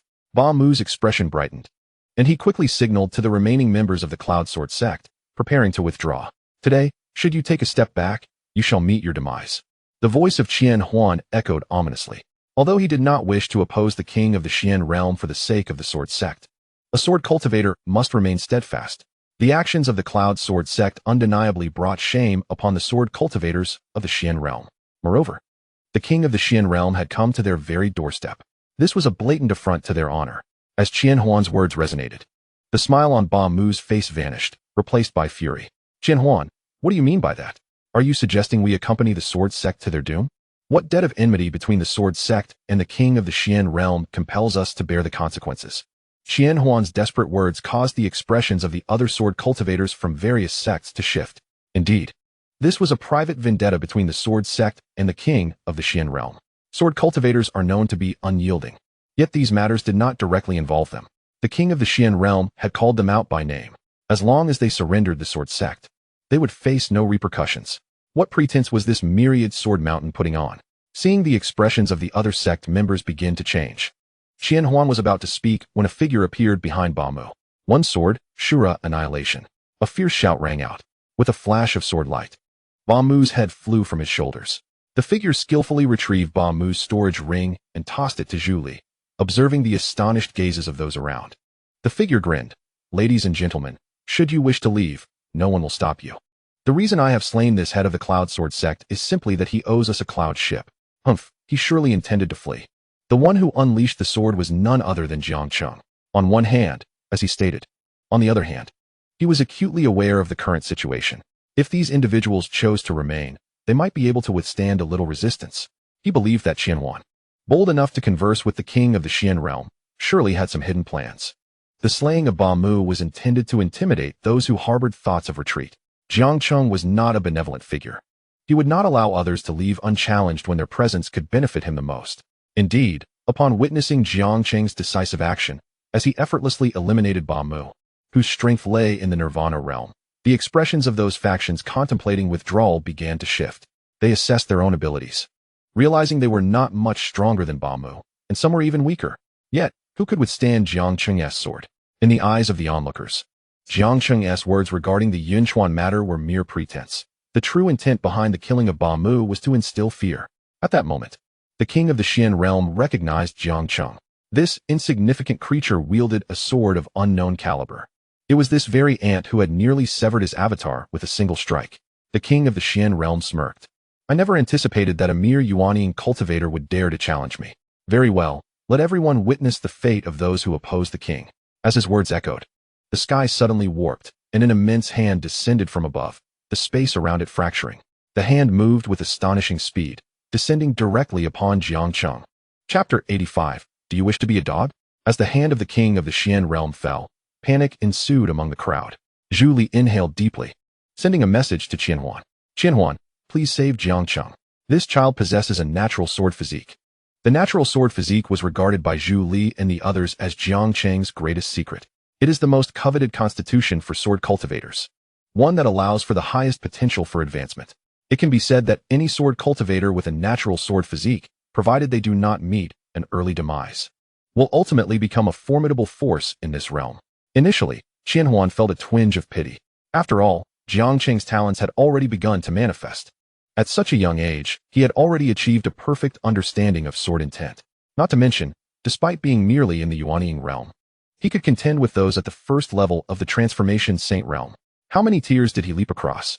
1, 2, 3, 4, 5. One could hardly count them on a single hand. Yet, rescuing him from the clutches of the king of the Xian realm was akin to snatching food from the jaws of a tiger. He could only sigh silently in his heart until Zhu Li's message resonated within his mind. Is it true? Qianhuan trembled, casting a sharp gaze at Zhu Li. Zhu Li nodded, and another message followed. Qianhuan, our sword sect currently lacks resources to assist Jiang Cheng. Should you manage to save him, perhaps he could cultivate at the Wanjin mountain. Qianhuan narrowed his eyes, his figure already appearing beneath the colossal hand. Strike from the Qingruan peak. Without a moment's hesitation, he unleashed a single sword strike. This strike was the culmination of a decade of contemplation while seated on the Qingruan peak of Wanjin mountain. This sword technique was unmatched among peers. Before the king of the mysterious realm, Qianhuan naturally dared not let his guard down. After all, the opponent's cultivation was a full 4 levels above his own. With a thunderous roar, Qianhuan unleashed his sword. The azure light of the Qingruan sword erupted like a torrent of luminous energy. Strangely, the blue flood vanished after its emergence, only to reappear directly striking against the colossal hand. At that moment, the immense hand released by the king of the mysterious realm began to dissipate. Sword technique, spatial leap. The king of the mysterious realm glared darkly at Qianhuan. Thus, today, does Qianhuan truly intend to protect the sword sect? With his sword lightly pointed at Jiang Cheng, Qianhuan declared, "This child, I shall protect. Should any harm come to him outside the bounds of Wanjin mountain, you may act freely, but within Wanjin mountain, you shall not lay a hand upon them." The king of the mysterious realm paused, momentarily taken aback by Qianhuan's words. Then, he suddenly erupted into a manic laughter. "Ha ha ha, what a splendid decree, no violence within Wanjin mountain. In that case, today, I shall turn Wanjin mountain into a river of blood. From this day forth, the mysterious realm shall be erased from the annals of Wanjin mountain." As the king of the mysterious realm's proclamation echoed, the mysterious army surged forward, launching a fierce assault. The disciples of Wanjin mountain, having heard Qianhuan's earlier declaration, rallied to resist fiercely. "If you do not strike, you will surely face death. Do you truly believe the king of the mysterious realm will spare you?" Elder Gu cast a cold smile at the hesitant crowd before plunging into the fray. The sects participating in the Sword Dao Grand Competition hesitated.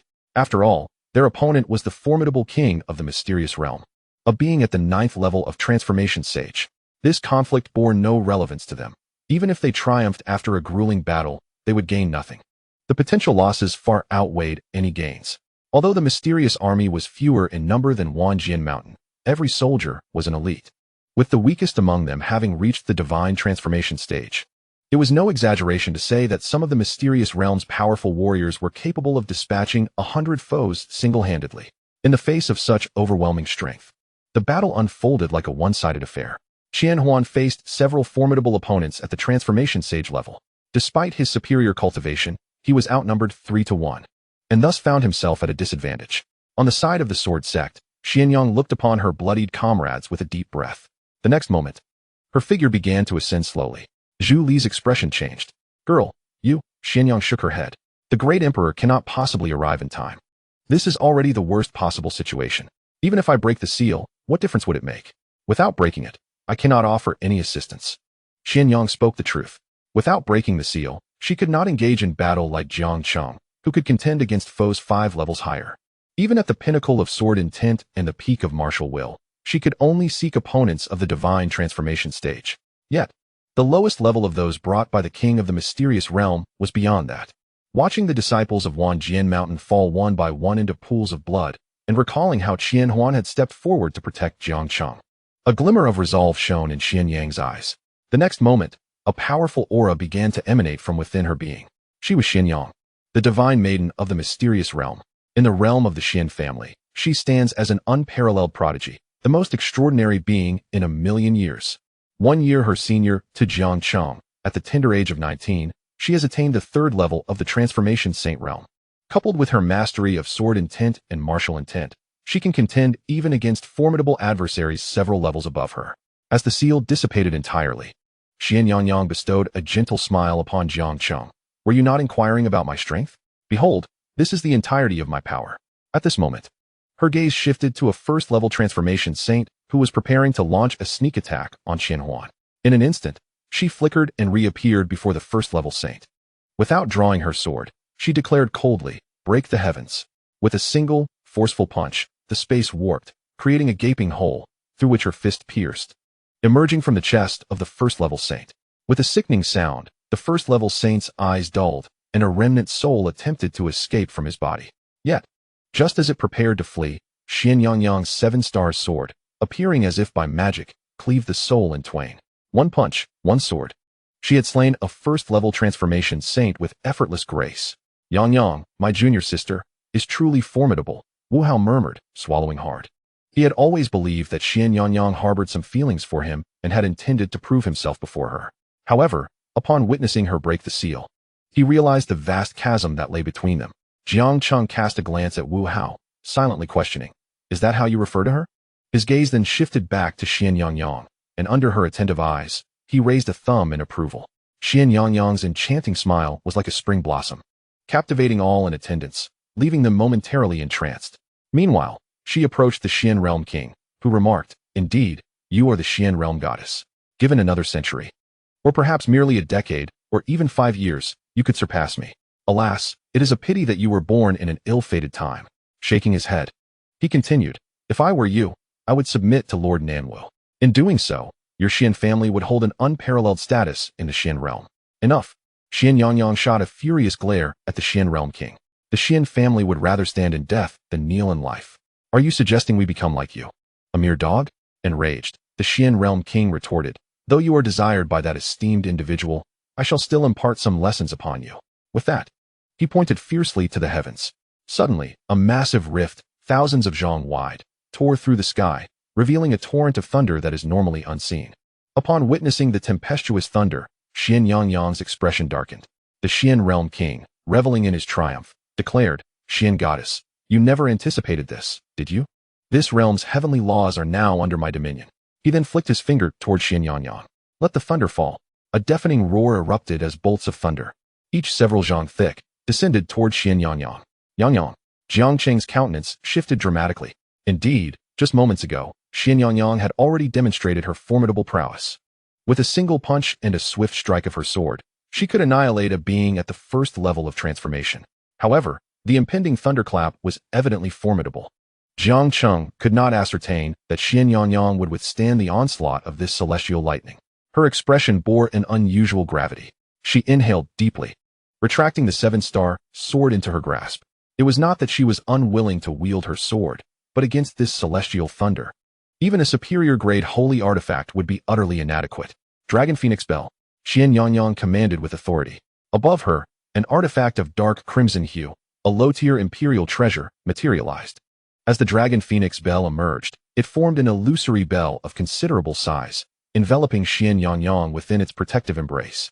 Upon witnessing this artifact, the king of the mysterious realm narrowed his eyes, realizing, "I surmised it. After the previous massacre in the mysterious realm, no treasure was found. It appears that the heavenly thunder has bestowed upon you all of the Xian family's treasures." Yang's visage turned cold. She recognized that she was no match for the king of the mysterious realm and had stepped forward merely to buy others some time. To slay this formidable king today, all sword cultivators present must unite their strengths, and the myriad swords of the myriad sword mountain must reveal their hidden capabilities. Boom.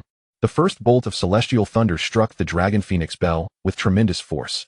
As a low-tier imperial treasure, the bell contained a drop of true dragon and true phoenix blood, bestowing upon it unparalleled defensive strength. Yet, this extraordinary defensive artifact quivered violently upon receiving the initial thunderbolt, failing to recover instantly. Boom. The second bolt of thunder descended with relentless fury. A crack abruptly formed where the thunder had struck. Jiang Cheng's countenance shifted dramatically at this sight. Gritting his teeth, he prepared to release his suppression to elevate his cultivation, but suddenly, a realization struck him. He flashed to Qianhuan's side.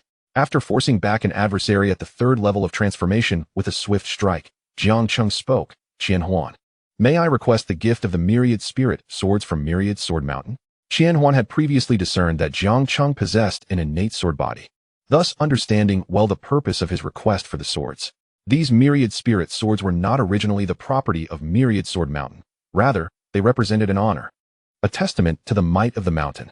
Yet now, with the king of the mysterious realm invading, what honor would remain if Myriad Sword Mountain were to be annihilated? Nodding in agreement, he cautioned, "Be careful." Jiang Cheng acknowledged with a solemn nod. He distanced himself from the powerful foes that accompanied the king of the mysterious realm. From afar, he took a deep breath. "Sister Yang, wait for me."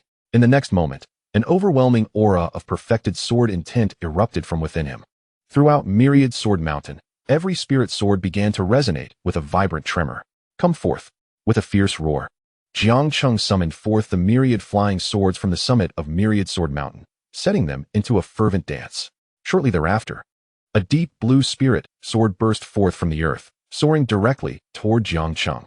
With the first sword in hand, soon the second and third followed, and thousands of ethereal swords surged toward Jiang Cheng. The king of the Xian realm appeared momentarily taken aback, unsure of Jiang Cheng's intentions. But in the next instant, he witnessed the first deep blue sword darting forth, piercing directly into Jiang Cheng's chest with a swift whoosh. The king of the Xian realm's eyelids twitched. Is he resorting to self-harm because he cannot win? Before he could utter a mocking remark, he saw the deep blue sword, which should have emerged from Jiang Cheng's back, suddenly vanish into his body, disappearing entirely. Accompanied by the disappearance of that deep blue sword, several more swords swiftly entered Jiang Cheng's form. Boom.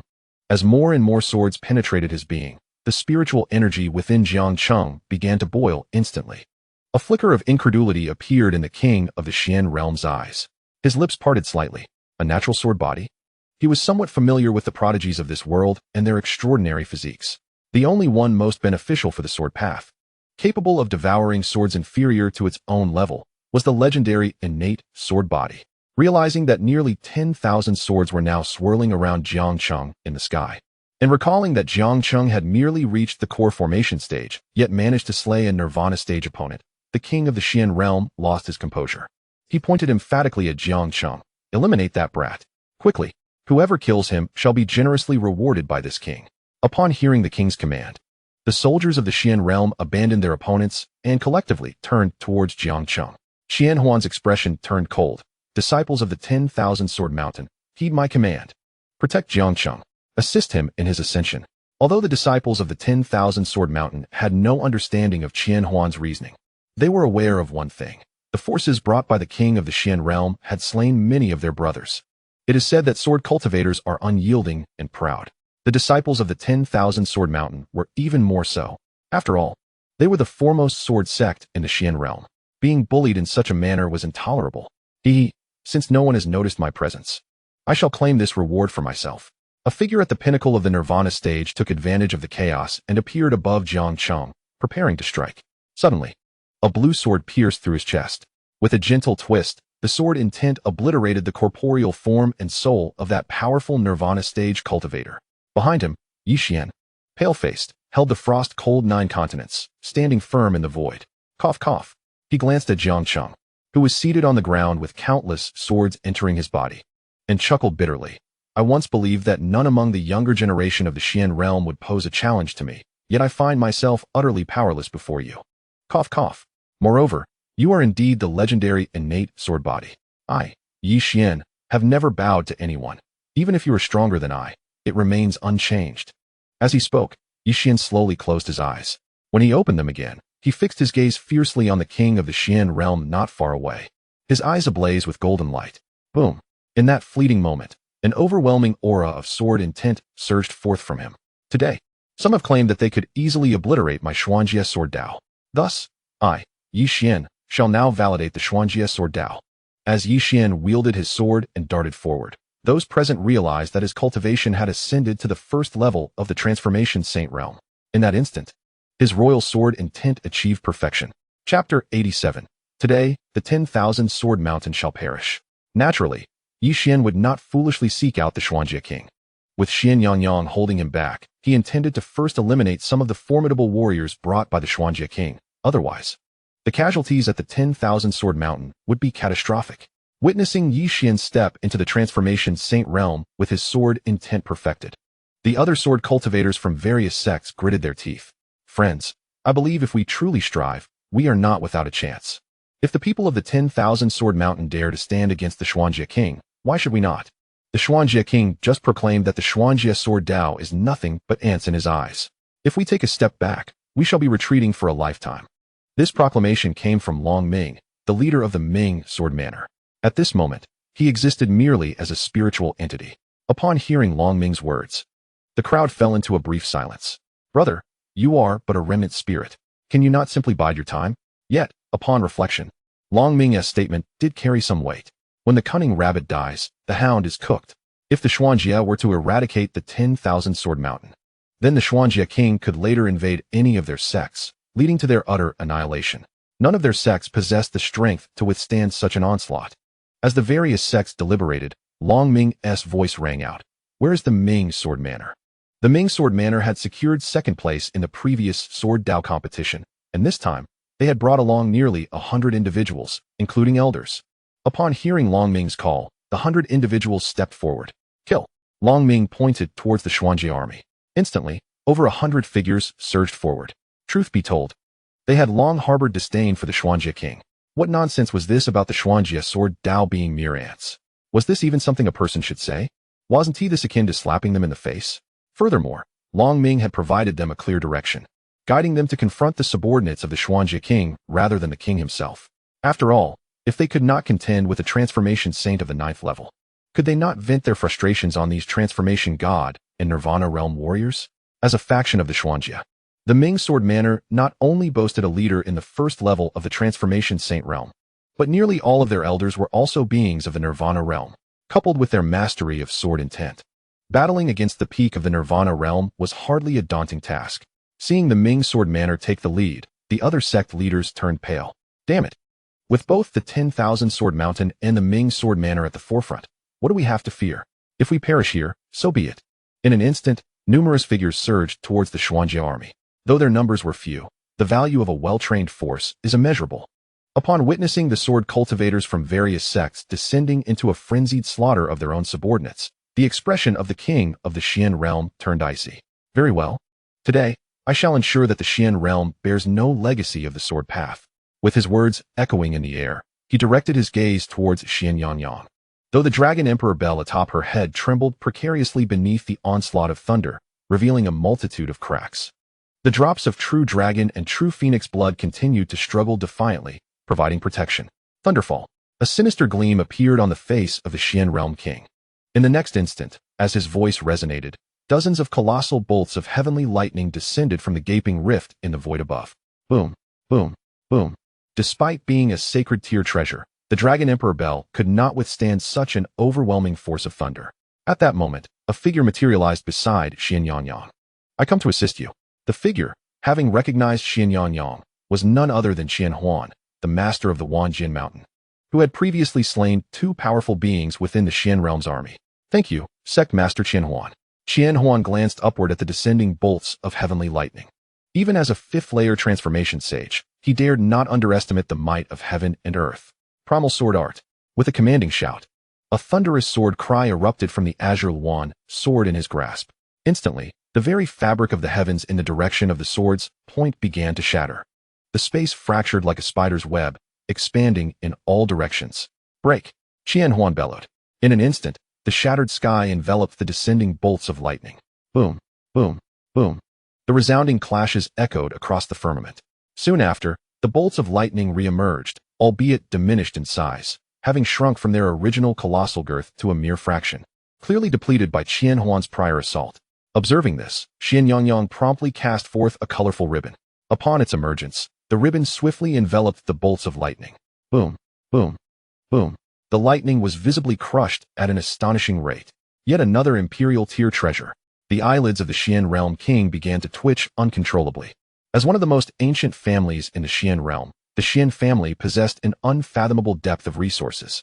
However, he had not anticipated that Xian Yangyang would manifest imperial tier treasures as though they were mere trifles. He cast a cold glare towards Qian Huan beside her. Qian Huan, if you seek death, I shall grant it to you. With his words hanging in the air, the form of the Xian realm king flickered in Qian Huan's vision. In the next heartbeat, a fist brimming with fury appeared before him. Qian Huan's countenance shifted. He had not expected the Xian realm king to possess such astonishing speed. Just as he prepared to wield the azure wand sword in defense, another strike came from behind. Qian Huan was forced to retreat, reappearing several hundred zhang away. At this moment, he beheld yet another figure of the Xuanjie king manifesting in his original position. As Qian Huan was about to speak, his brow furrowed sharply, seemingly sensing something amiss, and his form vanished once more. In his stead, another Xuanjie king appeared. Upon witnessing these 3 incarnations of the Xuanjie king, Qian Huan inhaled deeply, utterly astonished that the Xuanjie king could conjure 2 avatars of comparable strength. If your Wanjin Mountain possesses no hidden cards, today shall mark its demise. The Xuanjie king sneered. As the 3 figures advanced towards Qian Huan, He had discerned that Qianhuan was the linchpin of these sword cultivators. Eliminating him would render the others, save for Jiang Cheng, who was already dispatched to be hunted down, insignificant. Impudence. Just then, a figure appeared beside Qianhuan. The Xuanjie king frowned at the sudden emergence of an elderly man. Sixth layer of the transformation, Saint Realm? Qianhuan's countenance brightened. Elder, you have emerged from seclusion? The elder, addressed as the Great Elder by Qianhuan, chuckled wryly. Master, if I do not emerge now, Wanjian Mountain will surely be annihilated. With that, the Great Elder turned to face the Xuanjie king. Do you intend to obliterate my Wanjian Mountain? The Xuanjie king scoffed, having paused only because he assumed the elder was a formidable opponent. Now, upon realizing he was merely a sixth-layer transformation saint, he thought, how dare this old fool act so arrogantly, disregarding any semblance of respect. The three figures surged once more towards Qianhuan and the Great Elder. Sensing the urgency, Yuan Yangyang hastened to meet them. Thus, the three confronted the three manifestations of the Xuanjie king. Meanwhile, on Jiang Cheng's side, Chapter 88, this king has grown weary. Thud, thud, thud, corpses plummeted from the heavens. At this moment, Jiang Cheng stood amidst a sea of bodies, with corpses occasionally falling beside him. However, he was too preoccupied to pay them any heed. At present, he allowed the myriad spiritual swords to pierce his body, while the spiritual energy within him surged uncontrollably. He was now capable of absorbing these swords, transforming their spiritual energy into golden spiritual energy. After devouring over 1,000 spiritual swords, Jiang Cheng's cultivation had ascended to the peak of the mid-stage of the nascent soul realm. The spiritual swords of Wanjian Mountain differed vastly from those of the sword sect. Previously, Jiang Cheng had consumed swords from the sword sect, which were merely low-grade, mid-grade, and at best, high-grade spiritual artifacts. However, the swords within Wanjian Mountain, at the very least, were of the exceptional grade. The reason was simple. Their quality was so poor that Wanjian Mountain was embarrassed to display them atop the summit. Among the thousands of swords Jiang Cheng absorbed, over 100 were of the holy grade quality. Witnessing the rapid enhancement of Jiang Cheng's power, everyone could only swallow their disbelief. Wanjian Gu and Zhu Li positioned themselves protectively on either side of Jiang Cheng, for they believed that turning the tide depended solely on him. In the realm of Jian, Jiang Cheng possesses the formidable ability to vanquish those at the pinnacle of nirvana. At the early peak of the yuanying stage, Jiang Cheng can effortlessly eliminate those at the first tier of the Huaxing realm. So, what of Jiang Cheng in the realm of Fuhai? Could he not also swiftly dispatch beings at the 9th tier of Huaxing? Prior to their acquaintance with Jiang Cheng, such notions were beyond their wildest imaginings. After all, there exists a significant disparity between each tier of the 9th level of the Huaxing realm. Each tier is akin to a minor realm in itself. When considered in this light, the gap between the Fuhai realm and the 9th tier of Huaxing encompasses not only the stages of Zhuanzhuan, Zhaoshan, and Nirvana, but also 3 additional major realms, resulting in a total difference of 6 realms.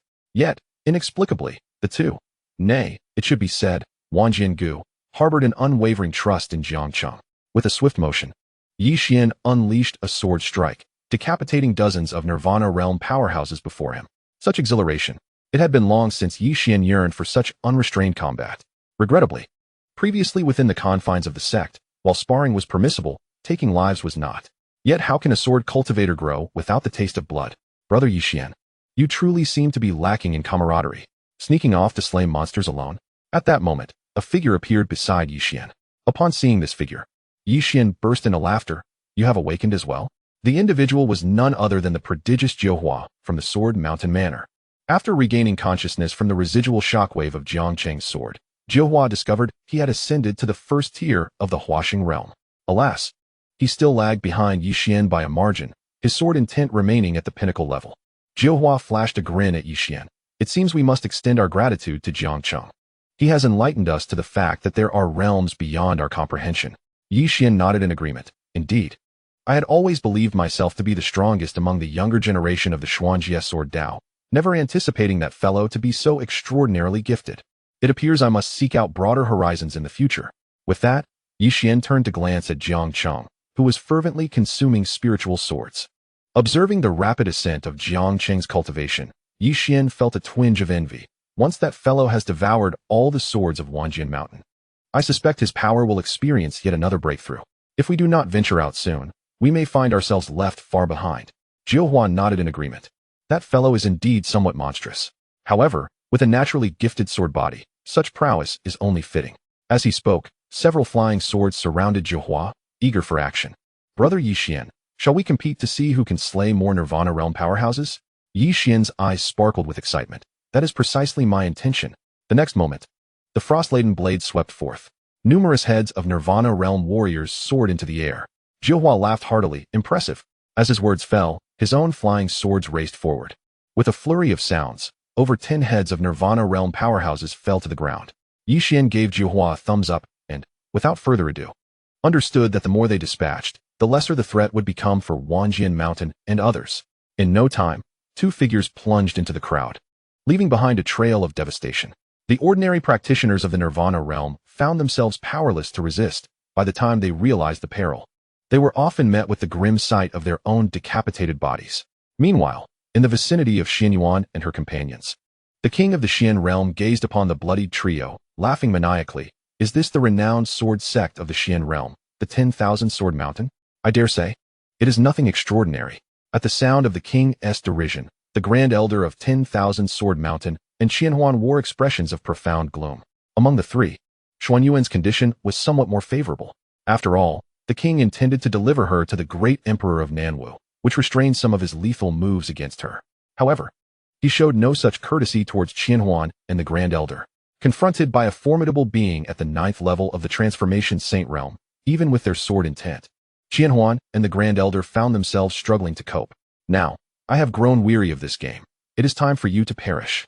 As his words fell, the king of the Xian realm lightly stamped his right foot, causing the very fabric of space around him to shatter, countless fissures tearing through the air.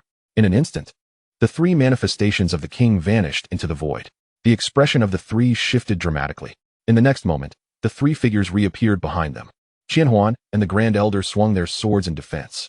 However, to their astonishment, the 2 figures behind them effortlessly caught the strikes of their imperial-grade spiritual swords with their bare hands. I have already grown weary of this. A glint of coldness flashed in the eyes of the king of the Xian realm. With a flurry of strikes, hundreds of fists collided with the chests of Xianhuan and the Grand Elder, creating gaping wounds. The life force in their eyes gradually faded, and a bitter smile crept upon their lips. They had indeed underestimated the strength of the king of the Xian realm. As for Xianyuan, she found herself once again ensnared by the neck by one of the king's manifestations. Goddess Xianyuan, if you behave, these individuals need not meet their demise. Wouldn't you agree? Xianyuan fixed her gaze on the king, aware that he would not dare to kill her. Just as she surmised, the figure gripping her did not proceed with further aggression. However, the 2 manifestations before Xianhuan and the Grand Elder extended their hands towards them, seemingly intent on ripping their souls asunder. At that moment, the air resonated with the sound of a sword's cry once more. The 2 figures of the king of the Xian realm frowned, halting their actions. What an unpleasant sound, they thought in unison, turning their attention towards the source of the noise. Chapter 89. Fierce Battle Amidst the Watchful Gazes of the King's Manifestations. Jiang Cheng was experiencing an explosive surge in his aura.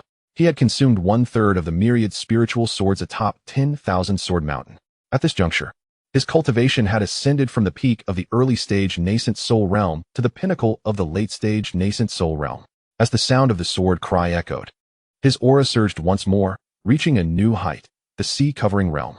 In this moment, Jiang Cheng, having consumed over 3,000 spiritual swords, has officially ascended into the sea-overturning realm. Furthermore, due to his prior efforts in suppressing his cultivation within the pagoda of floating towers, despite experiencing a significant elevation in power in a short span, his current cultivation remains steadfast and unpretentious. On the contrary, the spiritual energy coursing through him surpasses that of even the most ordinary transformation realm cultivators. As his strength has ascended to the sea-overturning realm, the speed at which the spiritual swords enter Jiang Cheng's body has accelerated. Instead of entering one by one, now 2 or 3, or even 3 to 4 swords are simultaneously merging into him from various directions. The king of the mysterious realm furrows his brow tightly. The forces he had previously dispatched to eliminate Jiang Cheng are now hindered by the resistance from the entire myriad Sword Mountain and the sword cultivators of the mysterious realm, rendering them unable to approach him. Truly, he is the innate sword body, the king of the mysterious realm murmurs. At this moment, Jiang Cheng is still in the sea-overturning realm. If he devours all these spiritual swords, could he potentially ascend to the cycle realm? And should Jiang Cheng truly transition into the cycle realm, even he would likely sense a looming danger from the other party.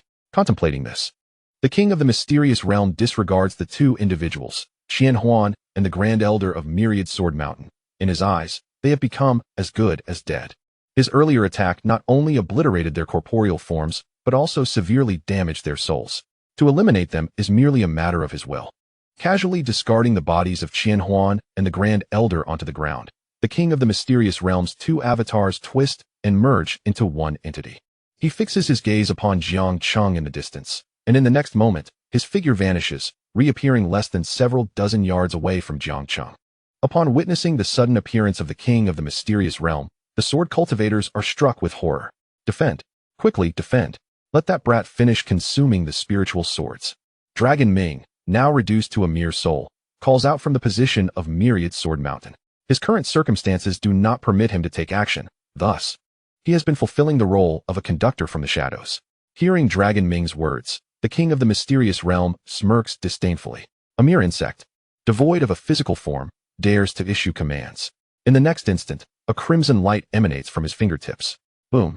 As the crimson light traverses its path, the very fabric of space shatters. The sword cultivators from various sects standing in the way of the crimson light do not even have time to react. As the light passes through their bodies, they find themselves frozen in place, and once the crimson light has passed, their forms disintegrate into dust, their souls vanishing alongside their corporeal bodies. In the blink of an eye, the crimson light reaches Dragon Ming.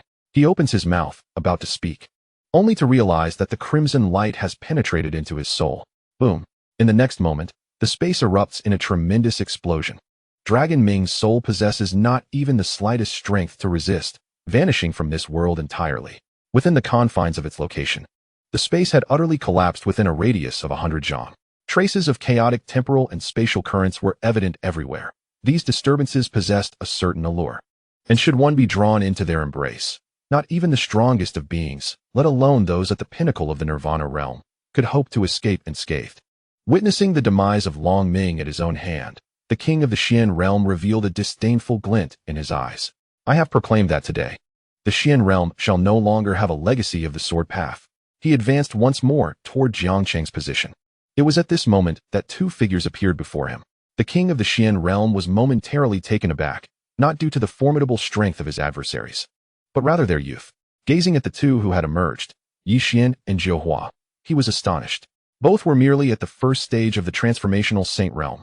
Yet, with the discerning eye of the king, it was not difficult to discern their true ages, which were, as their appearance suggested, only in their 20s. Transformational saints in their 20s. Moreover, he sensed a powerful sword intent emanating from them. You two are quite impressive. Would you care to follow me? The king of the Xian realm licked his lips. Follow you? Zhou Hua's thoughts raced back to the tragic demise of his master, Long Ming, the lord of the famous sword manor, and a sinister smile crept across his face. You can go to hell. As his words fell, the numerous flying swords swirling around him began to swell dramatically, transforming similarly to the king of the Xian realm, multiplying into dozens of blades that surrounded him. Observing this, the king nodded. What a pity. Such prodigies cannot be utilized by me. In that case, you shall perish. Boom, boom, boom. A formidable aura erupted from the king of the Xian realm, and the dozens of flying swords belonging to Zhou Hua shattered before even nearing him. These swords, granted to Zhou Hua by Long Ming, were treasures of the early imperial tier. Alas, such artifacts may have triumphed against beings below the transformational saint realm, but they were futile against the king of the Xian realm, who stood at the 9th layer of the transformational saint realm. Yi Xian took a deep breath, tightening his grip on the frosty 9 provinces. He inhaled once more, then turned his gaze to the king of the Xian realm. He understood that their immediate task was to delay as much as possible until Jiang Cheng had completely devoured the myriad spiritual swords of the 10,000 Swords Mountain. Only then could they entrust the king to Jiang Cheng. Thus, he spoke calmly. King of the Xian realm, the king of the Xian realm was not a fool. He glanced at Yi Xian, then at Jiang Cheng, who was rapidly consuming the spiritual swords.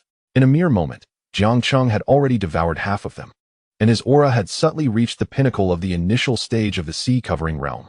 Before Yi Xian could finish his sentence, the king sneered coldly. Do you think I am foolish enough to be delayed? Since you refuse to follow me, then you shall all perish. With that, the king of the Xian realm thrust both arms forward with great force. Suddenly, 2 beams of light surged toward Yi Xian and Zhou Hua. Upon witnessing these colossal rays approaching them, both Yi Xian and Zhou Hua's expressions solidified simultaneously. although they were prodigies of the sword path in the Xian realm. Having ascended to the Saint Transformation realm at merely 20 years of age, they did not dare to underestimate the wrathful strike of the Xian realm king. The sword intent of the royal path. The thunderbolt sword intent. Both cultivators simultaneously elevated their sword intent to its zenith, entering a state of clarity within the sword's heart. Boom. However, the two radiant beams unleashed by the Xian realm king, upon colliding with the duo, sent them hurtling hundreds of feet away. Cough, cough. As they landed, both spat out blood. The so-called prodigies were merely endowed with remarkable talent and potential, yet they had not truly matured. What could they possibly use to contend with this king? As the Xian realm king's voice resonated, his aura surged to its utmost, resembling a terrifying tidal wave. Without further ado, the Xian realm king plunged his hands into the void, and with a thunderous sound, two colossal golden hands emerged in the sky, causing the very heavens to tremble. They simultaneously advanced toward Yi Xian and Jiuhua. Break! Yi Xian wielded the frosty 9 provinces to strike at the immense hand in the sky. However, the weapon merely bounced off upon impact. Yi Xian's expression turned grave. Beside him, Jiuhua inhaled deeply. Brother Yi Xian, why do I have the feeling that we may not leave this place alive? Only by confronting the Xian realm king did they truly comprehend the extent of his terror. Yi Xian managed a bitter smile. Are you afraid, Brother Jiuhua? Jiuhua laughed heartily. As sword cultivators, we are not the sort to fear death. With that, a resounding boom echoed as Jiuhua's physical form ignited in flames. Observing this, Yi Xian felt a surge of admiration. Yet, it was still insufficient. Gazing at the immense hand bearing down with overwhelming pressure, Jiuhua understood that merely burning his flesh would not suffice. His soul must also ignite. Boom, boom, boom. At that moment, Jiuhua was entirely consumed by a spirit of desperation. Yi Xian hesitated to speak, but then he heard Jiuhua declare, Brother Yi Xian, you may not know this, but I am an orphan. Had it not been for the Lord of the Ming Sword Manor, Long Ming, who took me in, I might have perished long ago. I understand that his act of salvation was likely due to my aptitude for swordsmanship, yet he treated me with great kindness over the years, and I have come to regard him as a father. However, Jiuhua's expression grew increasingly frigid. That scoundrel just killed him. With that, Jiuhua disregarded the golden hand descending upon him, his form flickering, and he reappeared before the Xian realm king. Whoosh, whoosh. With his flying sword destroyed, Jiuhua summoned 2 ethereal swords formed from spiritual energy into his hands. Without hesitation, he plunged them into the Xian realm king's body. In that instant, the Xian realm king appeared momentarily taken aback. He never anticipated that a mere ant in his eyes could suddenly rise up and inflict harm upon him. Lowering his gaze, he observed the 2 swords of energy embedded within him. The expression of the king of the Xian realm twisted into a ghastly grimace. Damn it, you insignificant insect. With a thunderous roar, the king of the Xian realm thrust his palm forward. In that instant, Jiuhua's body was sent hurtling backward, and simultaneously, the 2 colossal golden hands in the sky redirected their aim, descending upon the flying Jiuhua. Brother Jiuhua, Yi Xian's countenance changed drastically. Yet, it was already too late. The 2 golden hands landed squarely upon Jiuhua, obliterating his corporeal form into a mushy pulp. Just as his soul attempted to escape his body, the king of the Xian realm opened his mouth wide and devoured Jiuhua's soul. He licked his lips, savoring the exquisite flavor of the soul. Yi Xian's fists clenched tightly. At that moment, dozens of figures, their eyes ablaze with fury, surged toward the king of the Xian realm like a tempest. Upon seeing these figures, Yi Xian was momentarily taken aback. They were all elders and disciples of the Mingjian villa. Yet, in that moment, none of them cared for their own lives. Witnessing the tragic deaths of Long Ming and Jiuhua at the hands of the king of the Xian realm had driven the sword cultivators of Mingjian villa into a frenzy. Just a swarm of ants, the king of the Xian realm sneered coldly, sweeping his sleeve.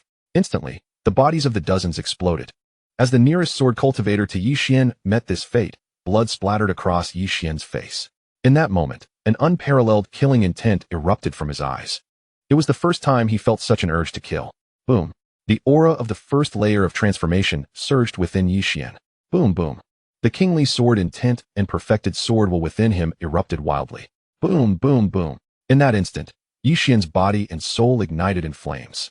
I, Yi Xian, vow today that unless I slay you, king of the Xian realm, I shall never be a man. The overwhelming killing intent stirred the clouds. In that moment, Yi Xian's entire presence transformed into something extraordinarily fierce. Qinghuan Peak / This was the technique of Qian Huan, an imperial-level sword skill. Yi Xian had not previously mastered it flawlessly, yet suddenly, a multitude of insights flooded his mind. The strike from Qingluan Peak was unleashed almost instinctively. The king of the Xian realm was momentarily stunned as his figure vanished from its original spot. In the place he had just occupied, a scar of sword energy tore through the fabric of space. This minuscule scar was nearly imperceptible at first glance, but it rapidly expanded. In the blink of an eye, the sword scar had cleaved through space for 1,000 zhong, leaving devastation in its wake. Not far away, upon witnessing the magnitude of Yi Xian's strike, the king of the Xian realm felt a surge of fear. This strike was genuinely capable of threatening him. Had it not been for that boy, it is likely that the Xian realm sword path would have been yours to lead in the future. The king of the Xian realm could not help but commend. Faced with the wrath of Yi Xian, who had activated his dual combustion mode, the king of the Xian realm dared not be careless any longer. A thought flashed through his mind, and in an instant, the figure gripping Xian Yangyang's neck also entered his body. The three avatars returned to their original form. To compel me to unleash my full power, you have every reason to take pride. The king of the Xian realm looked down from his lofty height at Yi Xian, who was still trembling slightly beneath him. In the next moment, his figure suddenly appeared before Yi Xian. Although Yi Xian was engulfed in fury, he remained remarkably calm compared to his usual self. With a resounding thud, the king of the Xian realm threw a punch, which Yi Xian attempted to block with his sword. However, the force of that punch sent Yi Xian retreating 100 zhong. At the same time, Yi Xian lowered his gaze to the frosty 9 provinces in his hand. In that instant, the frosty 9 provinces shattered into countless fragments. A single punch, and an imperial-grade treasure was utterly destroyed. This was the true might of the king of the Xian realm. Chapter 91. Trading my thousands for the eternal sword path, what a pity. The king of the Xian realm sighed softly. He walked past Yi Xian, whose expression suddenly changed as he pressed his hand against his chest. A wound at his chest was widening, and no matter how hard he pressed, he could not staunch it. He had not even seen how the king of the Xian realm struck before his life was claimed. A bitter smile appeared on his face. As Yi Xian's body slowly fell, the voice of the king of the Xian realm echoed faintly. In the realm of nirvana, I was capable of slaying those in the holy transformation realm. Like you, I too can engage in battles across realms, so what if you are a prodigy? I am as well. Without further regard for Yi Xian, the king of the Xian realm's gaze fixed intently on Jiang Cheng. He had wasted some time, allowing Jiang Cheng to consume 2/3 of the spiritual swords. Such a terrifying talent. The king of the Xian realm murmured, shaking his head, just as he prepared to step forward. Suddenly, countless sword cultivators surrounded him, not only from the 10,000 Sword Mountain, but from various sects as well. They now understood that to defeat the king of the Xian realm, they must allow Jiang Cheng to devour the myriad spiritual swords first. Their current task was to stall the king of the Xian realm for as long as possible. Oh, the king of the Xian realm was somewhat taken aback by this scene. You insignificant ants, do you truly fear not death? With a wave of his sleeve, the nearest group of a dozen sword cultivators burst apart. The surrounding sword cultivators visibly froze. Did they not fear death? Of course they did. But the king of the Xian realm had declared that in this realm, the sword path resembled that of ants. This proclamation seemed to nail them to a monument of shame. If they dared not confront the king of the Xian realm directly, or rather, the sword path of the Xian realm could no longer progress. For the next 100 years, 1,000 years, or even 10,000 years, the sword path of the Xian realm would only continue to decline. Thus, they are willing to exchange the lives and blood of countless individuals to ensure the eternal existence of the sword Tao of the mystic realm. They deem it worthwhile. At this moment, the closest sword cultivator to the mystic realm king cast a cold smile. Mystic realm king, we acknowledge your strength, but what of it? You may not comprehend what it means to be a sword cultivator. As the peak Nirvana realm sword cultivator's words fell, he had already arrived before the mystic realm king. In the next instant, boom, his body suddenly expanded. Self-detonation. For a peak Nirvana realm powerhouse, the journey to this point has been exceedingly arduous. Yet, before the mystic realm king, he chooses to employ such a method to hinder the king's advance. The mystic realm king's expression darkened. Though the self-detonation of this peak Nirvana realm individual posed little threat to him, it undeniably forced him to take a step back. Mystic realm king, you scoundrel! Did you not proclaim that all mystic realm sword cultivators are but ants? I shall make you witness. Even the ants in your eyes can bite off a piece of flesh before their demise. Another peak Nirvana realm sword cultivator approached the mystic realm king and opted for self-detonation. In that moment, even the mystic realm king was compelled to retreat a distance. Such occurrences continued to unfold. Boom, boom, boom. Across the entirety of the 10,000 Sword Mountain, the air was filled with the astonishing sounds of self-detonation. The Mystic Realm King gazed at the thousands of sword cultivators exploding before him, his countenance as dark as the deep abyss. They are mad. Completely mad. Damn these sword cultivators. They are lunatics. Even as a being of the 9th layer of the sacred transformation, he could not help but curse aloud. I shall see how many of you can self-detonate. The Mystic Realm King's gaze turned frigid. The nearest sword cultivators prepared for self-detonation, and with a flick of his robe, their bodies were reduced to dust. Yet, behind him, more sword cultivators emerged. Boom, boom, boom. Another round of self-detonation. The Mystic Realm King's expression shifted, and he retreated another 100 yards. In the span of mere minutes, nearly 40% of the remaining sword cultivators within the 10,000 Sword Mountain had self-detonated. The lives of thousands were exchanged for the Mystic Realm King to retreat several hundred yards. The remaining sword cultivators wore expressions of fearless resolve. The Mystic Realm King's visage darkened. This swarm of ants had actually forced him back hundreds of yards, a profound humiliation for him. Today, I shall annihilate your Mystic Realm, Sword Dao. Not only you. After I deal with you, I shall personally lead my forces to your sect. I will ensure that no sword cultivator remains in the Mystic Realm. The Mystic Realm King roared. In the next moment, thunder struck. Above the 10,000 Sword Mountain, an enormous rift, thousands of yards wide, was torn open from the void. Subsequently, countless bolts of thunder cascaded down. While these bolts of thunder may not rival the earlier ones that struck the Mystic Sovereign, they were more than sufficient to deal with these sword cultivators who had yet to reach the sacred transformation realm. As the thunder descended, the entire 10,000 Sword Mountain echoed with anguished cries.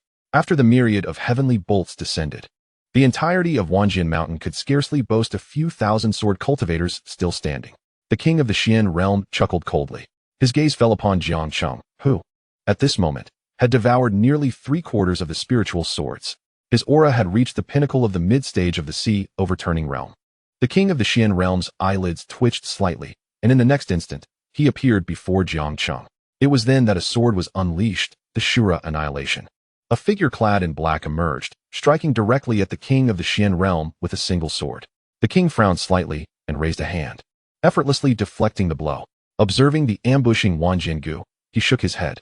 The same sword, and yet you are far weaker than your ancestral master.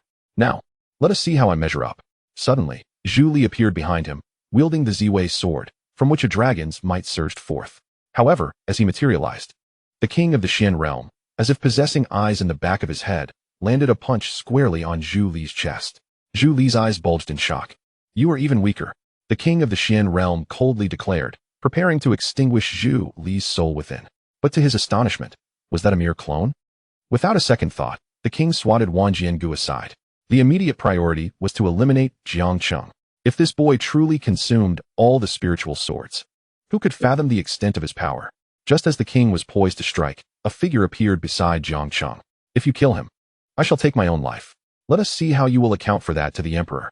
Upon seeing the appearance of Xian Yangyang, the king's expression turned icy. Xian goddess, are you threatening me? That's all I have to say, Xian Yangyang responded, her countenance impassive. Upon hearing her words, the king of the Xian realm suddenly erupted into laughter. Ha! Xian goddess, you cannot possibly believe you have me ensnared. Xian Yangyang's expression shifted, an instinctive sense of foreboding washing over her. At that moment, a golden rope shot forth from the king's sleeve, instantly binding Xian Yangyang tightly. She attempted to resist, but the golden cord seemed imbued with an overwhelming power. Bound, she found herself unable to channel her spiritual energy, let alone take her own life. As Xian Yangyang struggled, the king remarked indifferently, Xian goddess, there is no need for your struggles. This artifact, known as the binding golden rope, was acquired during my campaigns in the Xian realm. It is a top-tier imperial treasure. At this, the king exhaled a breath of relief and sneered, Xian goddess, I trust you do not think that your clan alone possesses imperial treasures in this realm? Upon hearing this, a look of desolation crossed Xian Yangyang's face. The king of the Xian realm, coldly amused, decided not to linger on her plight. She was merely a nuisance. It was best to hand her over to the Emperor Nanwu as soon as possible. He glanced at Jiang Cheng, relieved to find that the young man had yet to consume nearly 1,000 spiritual swords and had only just entered the late stage of the sea-overturning realm. The king of the Xian realm ceased to engage in idle chatter, his figure flickering as he appeared directly before Jiang Cheng, unleashing a powerful fist. Jiang Cheng, being an exceedingly enigmatic character, prompted the king to hold nothing back. This was a strike delivered with full force. However, at the moment the fist was launched, Jiang Cheng abruptly withdrew, while dozens of sacred tier spirit swords surged forth, aimed at the king. The king furrowed his brow, effortlessly swatting the array of sacred swords aside. "Have you been awake all along?" he inquired of Jiang Cheng. At this juncture, Jiang Cheng gradually opened his eyes, surveying the desolation surrounding him. Countless sword cultivators lay strewn about, many without even a complete corpse. In that instant, Jiang Cheng felt an inexplicable pang in his heart. His gaze fell upon the body of Zhu Li, the fallen Wan Jiangu, and the lifeless forms of Yi Xian and Qian Huan. He had been aware of these battles all along. His expression remained serene as he replied, "I have been awake the entire time. The reason I refrained from joining the fray earlier was due to my desire to avoid unnecessary risks. Having witnessed the formidable strength of the king of the Xian realm, I intended to wait until all the spirit swords had been devoured before confronting him. Yet now it is too late.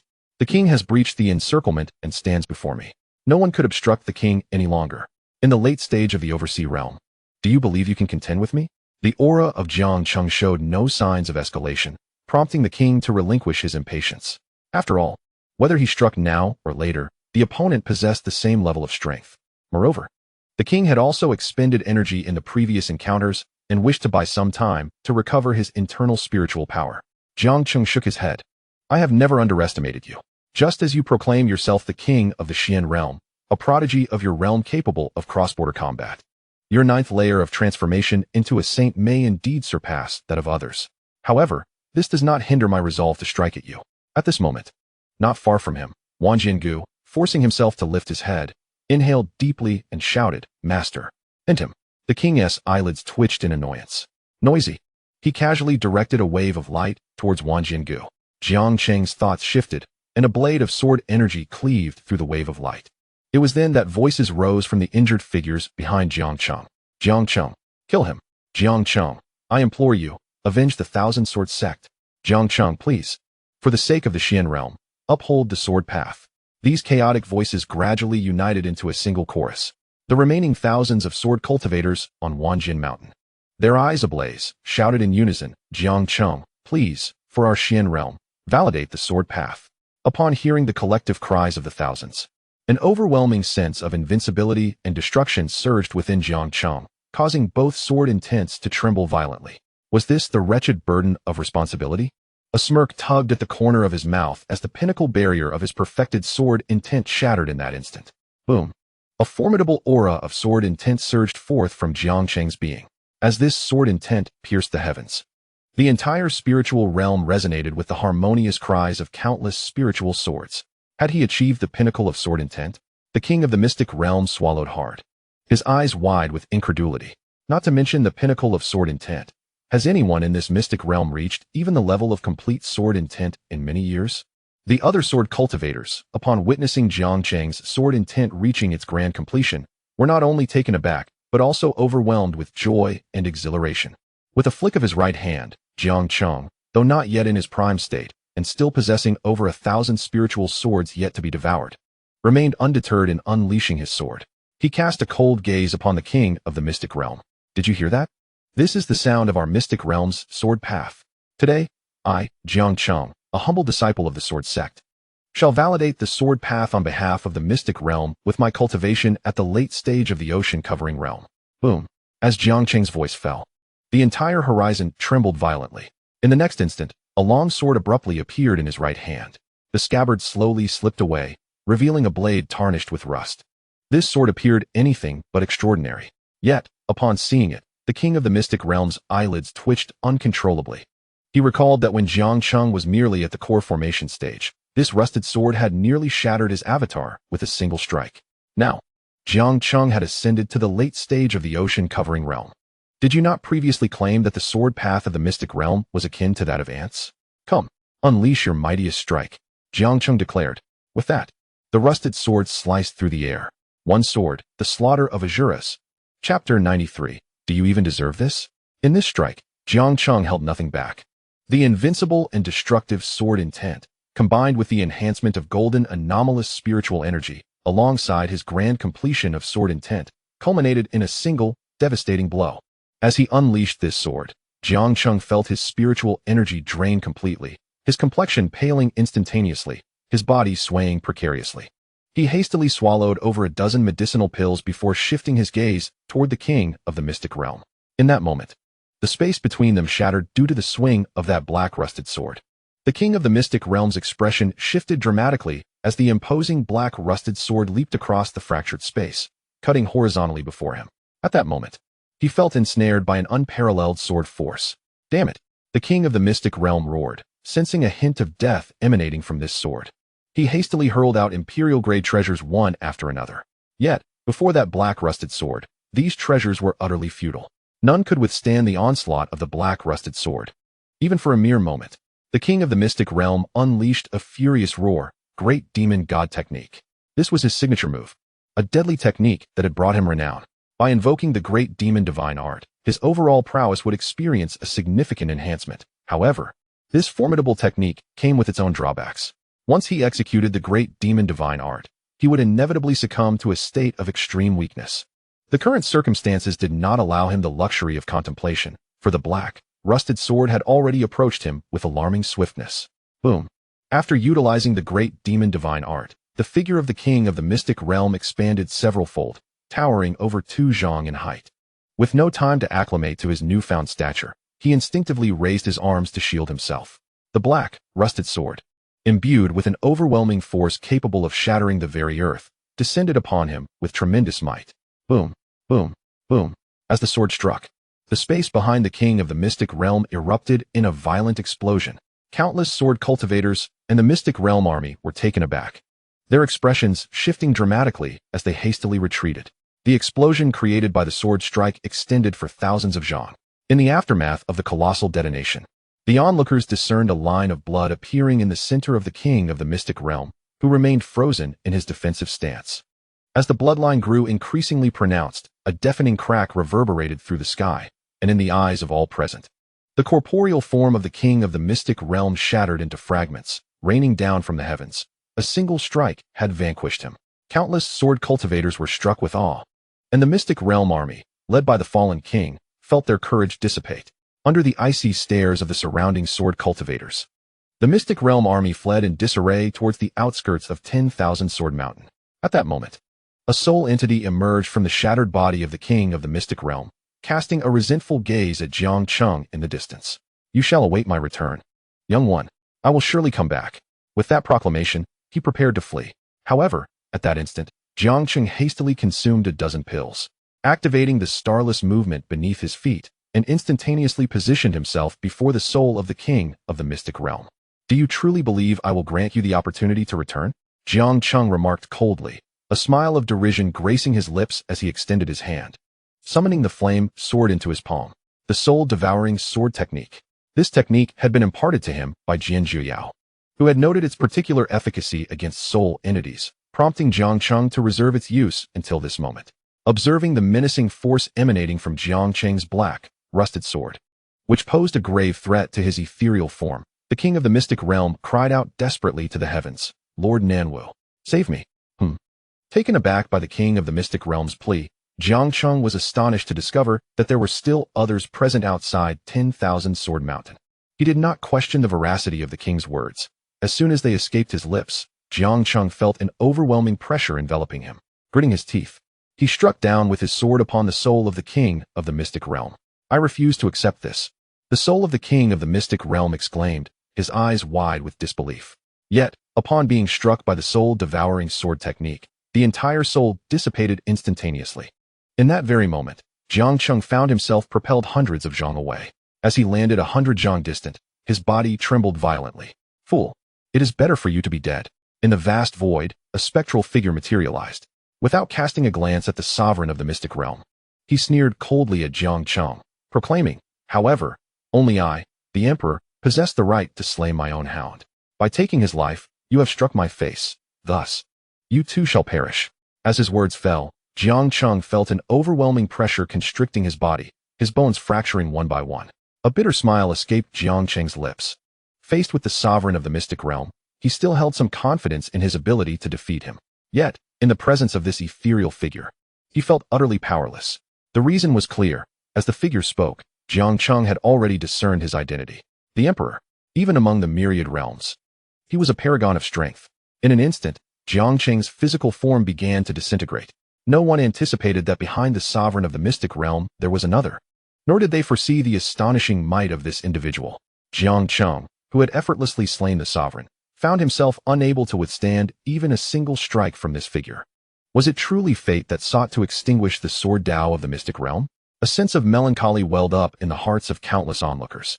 Just as everyone believed Jiang Cheng's demise was inevitable, the spectral figure suddenly quivered, raising his gaze to the void nearby. There, a masked figure leaned against the clouds. Arms crossed over his chest. The Emperor of Nanwu furrowed his brow, inquiring, "Who are you?" He had not even perceived the arrival of this individual, though merely a remnant. It possessed strength comparable to that of a celestial immortal. The only explanation for such prowess was that this figure surpassed him. Yet, how could such an entity exist in this humble mystic realm? The masked figure offered no response to the Emperor's question. With a casual wave of his hand, a sword of energy soared towards the Emperor. "You dare to kill my disciple?"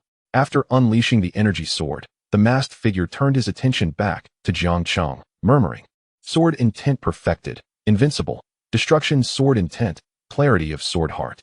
You, young man, have indeed surprised me. It seems that the matter I seek to accomplish in the future is likely to succeed." The Emperor of Nanwu, witnessing the figure's disregard for him, felt a change in his countenance, ready to express his anger, when the energy sword pierced through his forehead. How can this be? The world he inhabited was too distant from the mystic realm. Hence, not only was it challenging for his true self to traverse, even a mere remnant would be exceedingly troublesome. However, after the repeated failures of the sovereign, he had lost patience and resorted to utilizing a treasured artifact to send a remnant. Yet, he never anticipated that this remnant would be obliterated upon its appearance. Who exactly was this masked figure? Chapter 94. After the great battle in the void above, the masked figure glanced at Jiang Cheng. At that moment, Jiang Cheng's body continued to disintegrate, and it seemed that it would not be long before he completely vanished from this world. With a slight sigh, the masked figure reflected. To be candid, after placing Jiang Cheng in the sword sect, he had not paid much attention to his circumstances. The reason was simple. Over the years, he had encountered other naturally gifted sword bodies across the myriad realms. Regrettably, those prodigies ultimately failed to flourish. Earlier, the illusory realm conjured by Qianhuan had alerted the masked figure to Jiang Cheng's circumstances. Jiang Cheng's progress exceeded his expectations and surpassed that of the other innate sword body geniuses he had previously invested in. Thus, he dispatched a clone to investigate. To his astonishment, upon arrival, he witnessed Jiang Cheng devouring the myriad spiritual swords of Wanjin Mountain, engaging in a standoff with the king of the mysterious realm. Initially, the masked figure refrained from intervening, for although the king of the mysterious realm possessed significantly greater strength than Jiang Cheng, if Jiang Cheng could not even defeat him, he would never truly acknowledge Jiang Cheng as his disciple. How absurd it would be for one's disciple to be incapable of overcoming foes 5 levels above him. It was only after witnessing the Southern Emperor's intervention, albeit merely a fleeting shadow, that he perceived it as an overwhelming advantage. Consequently, he took action. Observing Jiang Cheng's physical form on the brink of total dissolution, the masked figure sighed softly. In the next moment, he materialized beside Jiang Cheng. As he did, Wang Jiangu, Xian Yangyang, and others appeared, regarding him with wary expressions. "I am his master," the masked figure communicated telepathically to the group. Upon recalling how he had shattered the Southern Emperor's projection, they cautiously withdrew to a safer distance. Xian Yangyang gazed at the masked figure with curiosity. His ability to annihilate the Southern Emperor, even if only a remnant, was no feat of an ordinary person. How could Jiang Cheng possess such a master? The masked figure approached Jiang Cheng. "You, my young apprentice, sometimes exert too much effort and are excessively tenacious," he remarked, shaking his head as he placed a hand upon Jiang Cheng's head. Instantly, golden light radiated forth. Under the watchful eyes of the onlookers, Jiang Cheng's nearly dissipated form began to solidify once more. As his body restored itself, Jiang Cheng slowly opened his eyes and, upon seeing the masked figure before him, felt an inexplicable warmth in his eyes. Just as he was about to speak, the masked figure interjected, "There is no need for unnecessary words. You are my disciple. I shall not permit anyone to bully you. Of course, my previous inaction was due to those adversaries being unworthy of my intervention. However, with the Southern Emperor's involvement, it constituted an overwhelming assault, and I could not stand idly by." Upon hearing this, Jiang Cheng's spirit soared, and he eagerly inquired, "Master, are you truly a powerhouse of the Emperor realm?" The masked figure's lips twitched slightly. "An emperor, if you choose to label me as such," Jiang Cheng continued. Then has the Southern Emperor been vanquished by you? The masked figure cast a sidelong glance at Jiang Cheng. Put away your speculations. I previously stated that your enemies are for you to confront on your own. Moreover, the Southern Emperor is not yet considered your foe. What I just destroyed was merely a shadow of his projection. His true form remains far from this mysterious realm. Very well, Jiang Cheng sighed in resignation. He had initially thought the masked figure had annihilated the Southern Emperor, leading him to believe that Xian Yangyang posed no threat. Master. The remaining individuals here hesitated for a moment before Jiang Cheng spoke up.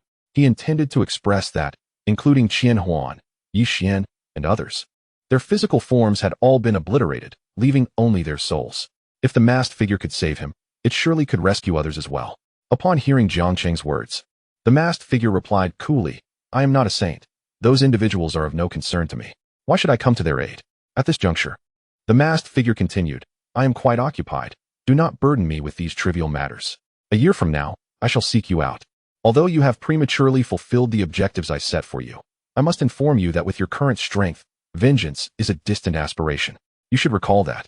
Just moments ago, you lacked even the power to resist against that remnant of Nan Wu the Great, correct? I can assure you that that remnant possessed not even a fraction of the original Nan Wu's strength. The words of the masked figure struck Jiang Cheng like a hammer to his forehead. He fell into silence for a moment before managing a bitter smile. Understood, master. I shall not slacken in my training. The masked figure nodded and, without a moment's pause, slowly vanished from Jiang Cheng's sight. He sighed deeply, now aware of the masked figure's formidable might. However, the troubling aspect was that this powerful ally appeared reluctant to shield him. Of course, Jiang Cheng understood that the masked figure's demeanor was merely an attempt to foster his independence from external reliance.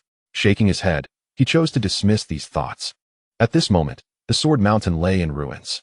The air was filled with shattered spaces. Once, there had been hundreds of peaks floating in the sky. But after the earlier battle, all the smaller summits had been obliterated, leaving only a single main peak. Even this remaining peak was now riddled with scars.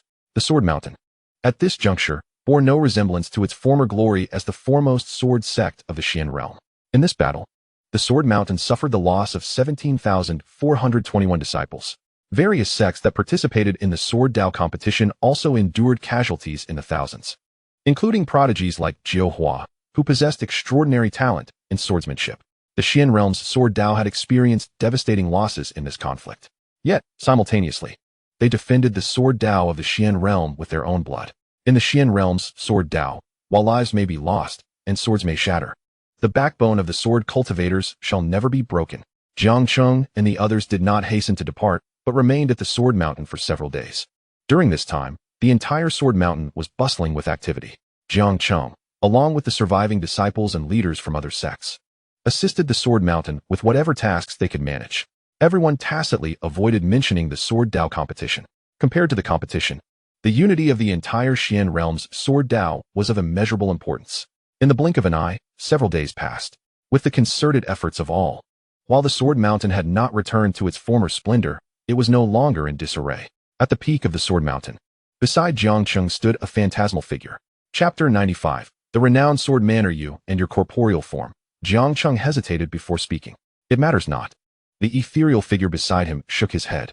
The sect is already in the process of reconstructing my body alongside the sect leader and the Grand Elder. However, given our elevated sword intent, crafting a suitable corporeal vessel is not an endeavor that can be accomplished overnight. This ethereal figure was none other than Yi Xian, previously slain by the king of the Xian realm. Unlike Jiu Hua, Yi Xian's physical form was destroyed. Yet the king of the Xian realm had chosen to focus on eliminating Jiang Cheng, disregarding Yi Xian's spiritual essence at that moment.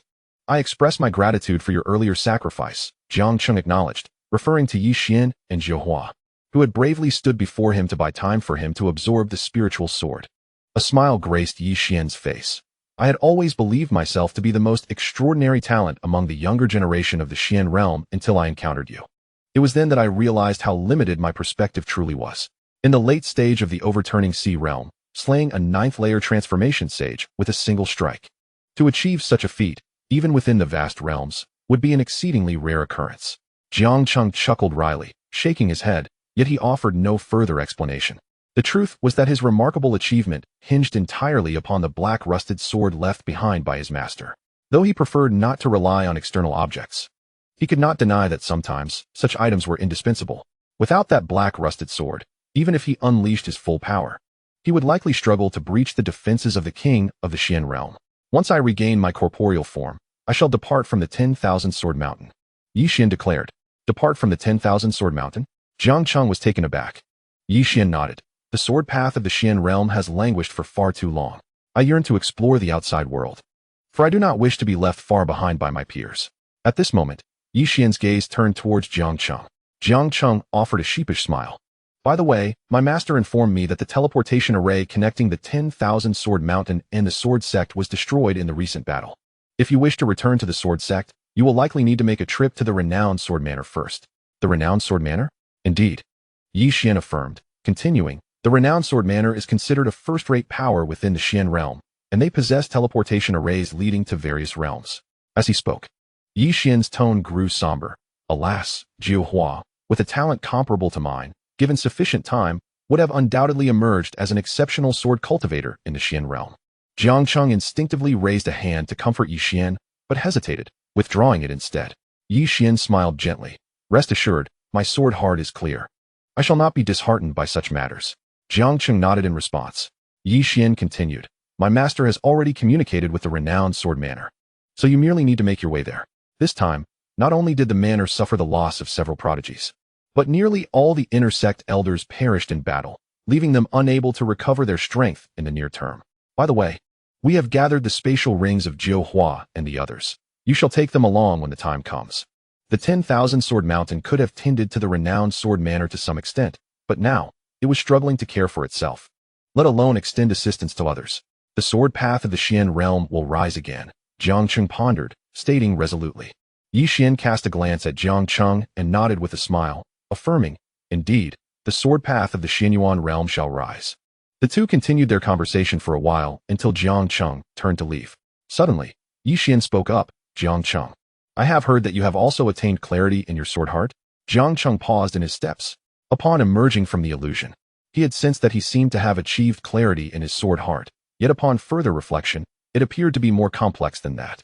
After pondering for a moment, he responded honestly, it should be, my sword heart flows freely. With that, he resumed his departure. Behind him, Yi Xian's expression froze. What an absurdity. Why had he asked such a foolish question? He felt utterly disheartened. Yi Xian was acutely aware that although his cultivation surpassed Jiang Cheng's, the latter's prowess far exceeded his own, and his sword intent had reached a state of perfection. If there were to be any aspect where he might be deemed superior, it would perhaps be in the comprehension of the sword heart. However, Qian Huan had informed him that Jiang Cheng had indeed attained clarity in his sword heart. Yi Xian found this hard to believe, hence his inquiry. Little did he expect that not only had Jiang Cheng achieved clarity, but he had also directly stepped into the second level of a freely flowing sword heart. Gazing at Jiang Cheng's gradually fading silhouette, Yi Xian couldn't help but let out a bitter laugh. How am I to pursue you? A night passed in silence, and on the following day, Jiang Cheng and his companions set forth towards the Mingjian Villa. Both Wanjian Mountain and Mingjian Villa lay within the Xianyuan realm, with a distance of less than 1,000 miles between them. With the swiftness of Jiang Cheng and his companions, they could reach their destination within half a day. Despite the heavy losses suffered by Wanjian Mountain, they still bestowed over 1,000 spiritual swords upon Jiang Cheng. Moreover, before the Sword Sect departed, they acknowledged the Sword Sect's first-place achievement in the current Sword Dao competition. However, the Sword Sect's members, unlike their arrival, left with a heavy heart, even with the honor of being champions.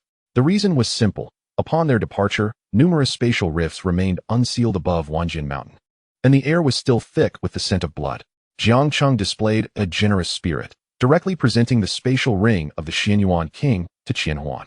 The Xianyuan king had gained renown through his conquests across the realm, thus the spatial ring was filled with countless precious materials. Naturally, Wanjian Mountain would require these resources to restore its vitality. The urgency for Jiang Cheng and his companions to return stemmed from the fact that elders like Mu awaited revival within the Sword Sect. In the blink of an eye, half a day had elapsed. Jiang Cheng and his companions soon arrived at Mingjian Villa. The villa, grand in appearance, painted a picture of its former glory. With the elders nearly extinct, Mingjian Villa had likely regressed significantly overnight, and now found itself inferior even to second-rate forces within the Xianyuan realm. Zhu Li gazed upon Mingjian Villa with a sense of nostalgia. Just as the group prepared to enter, a cold laugh echoed from above the villa. Ming Shiqi, do you still intend to stubbornly resist? I have heard that nearly all the elders of the Mingjian Villa have been slaughtered, leaving only you, the sole senior elder of the inner sect. Given your current strength, how can you possibly contend with our demon lion sect? You should promptly open your gates. If I am in a benevolent mood, perhaps I might spare you." Upon hearing this voice, Jiang Cheng and the others instantly hardened their expressions. It was at this moment that they beheld a group of figures clad in black garments, wearing devilish masks, and riding upon flying lions above the Mingjian Villa. These individuals exuded formidable power, most of them being at the Nirvana realm, with the weakest among them having achieved the transformation realm. "Are those beasts?" Jiang Cheng gazed at the flying lions beneath the black-clad figures. These creatures stood almost 3 to 4 meters tall, with enormous wings spanning 6 to 7 meters when fully unfurled. They appeared impressively majestic. Observing Jiang Cheng's naivety, Xian Yangyang scoffed, "Those are merely shadow lions, beasts of the nascent soul realm, which are relatively easy to tame and are often used as mounts. Such trifles are nowhere near the caliber of our elite."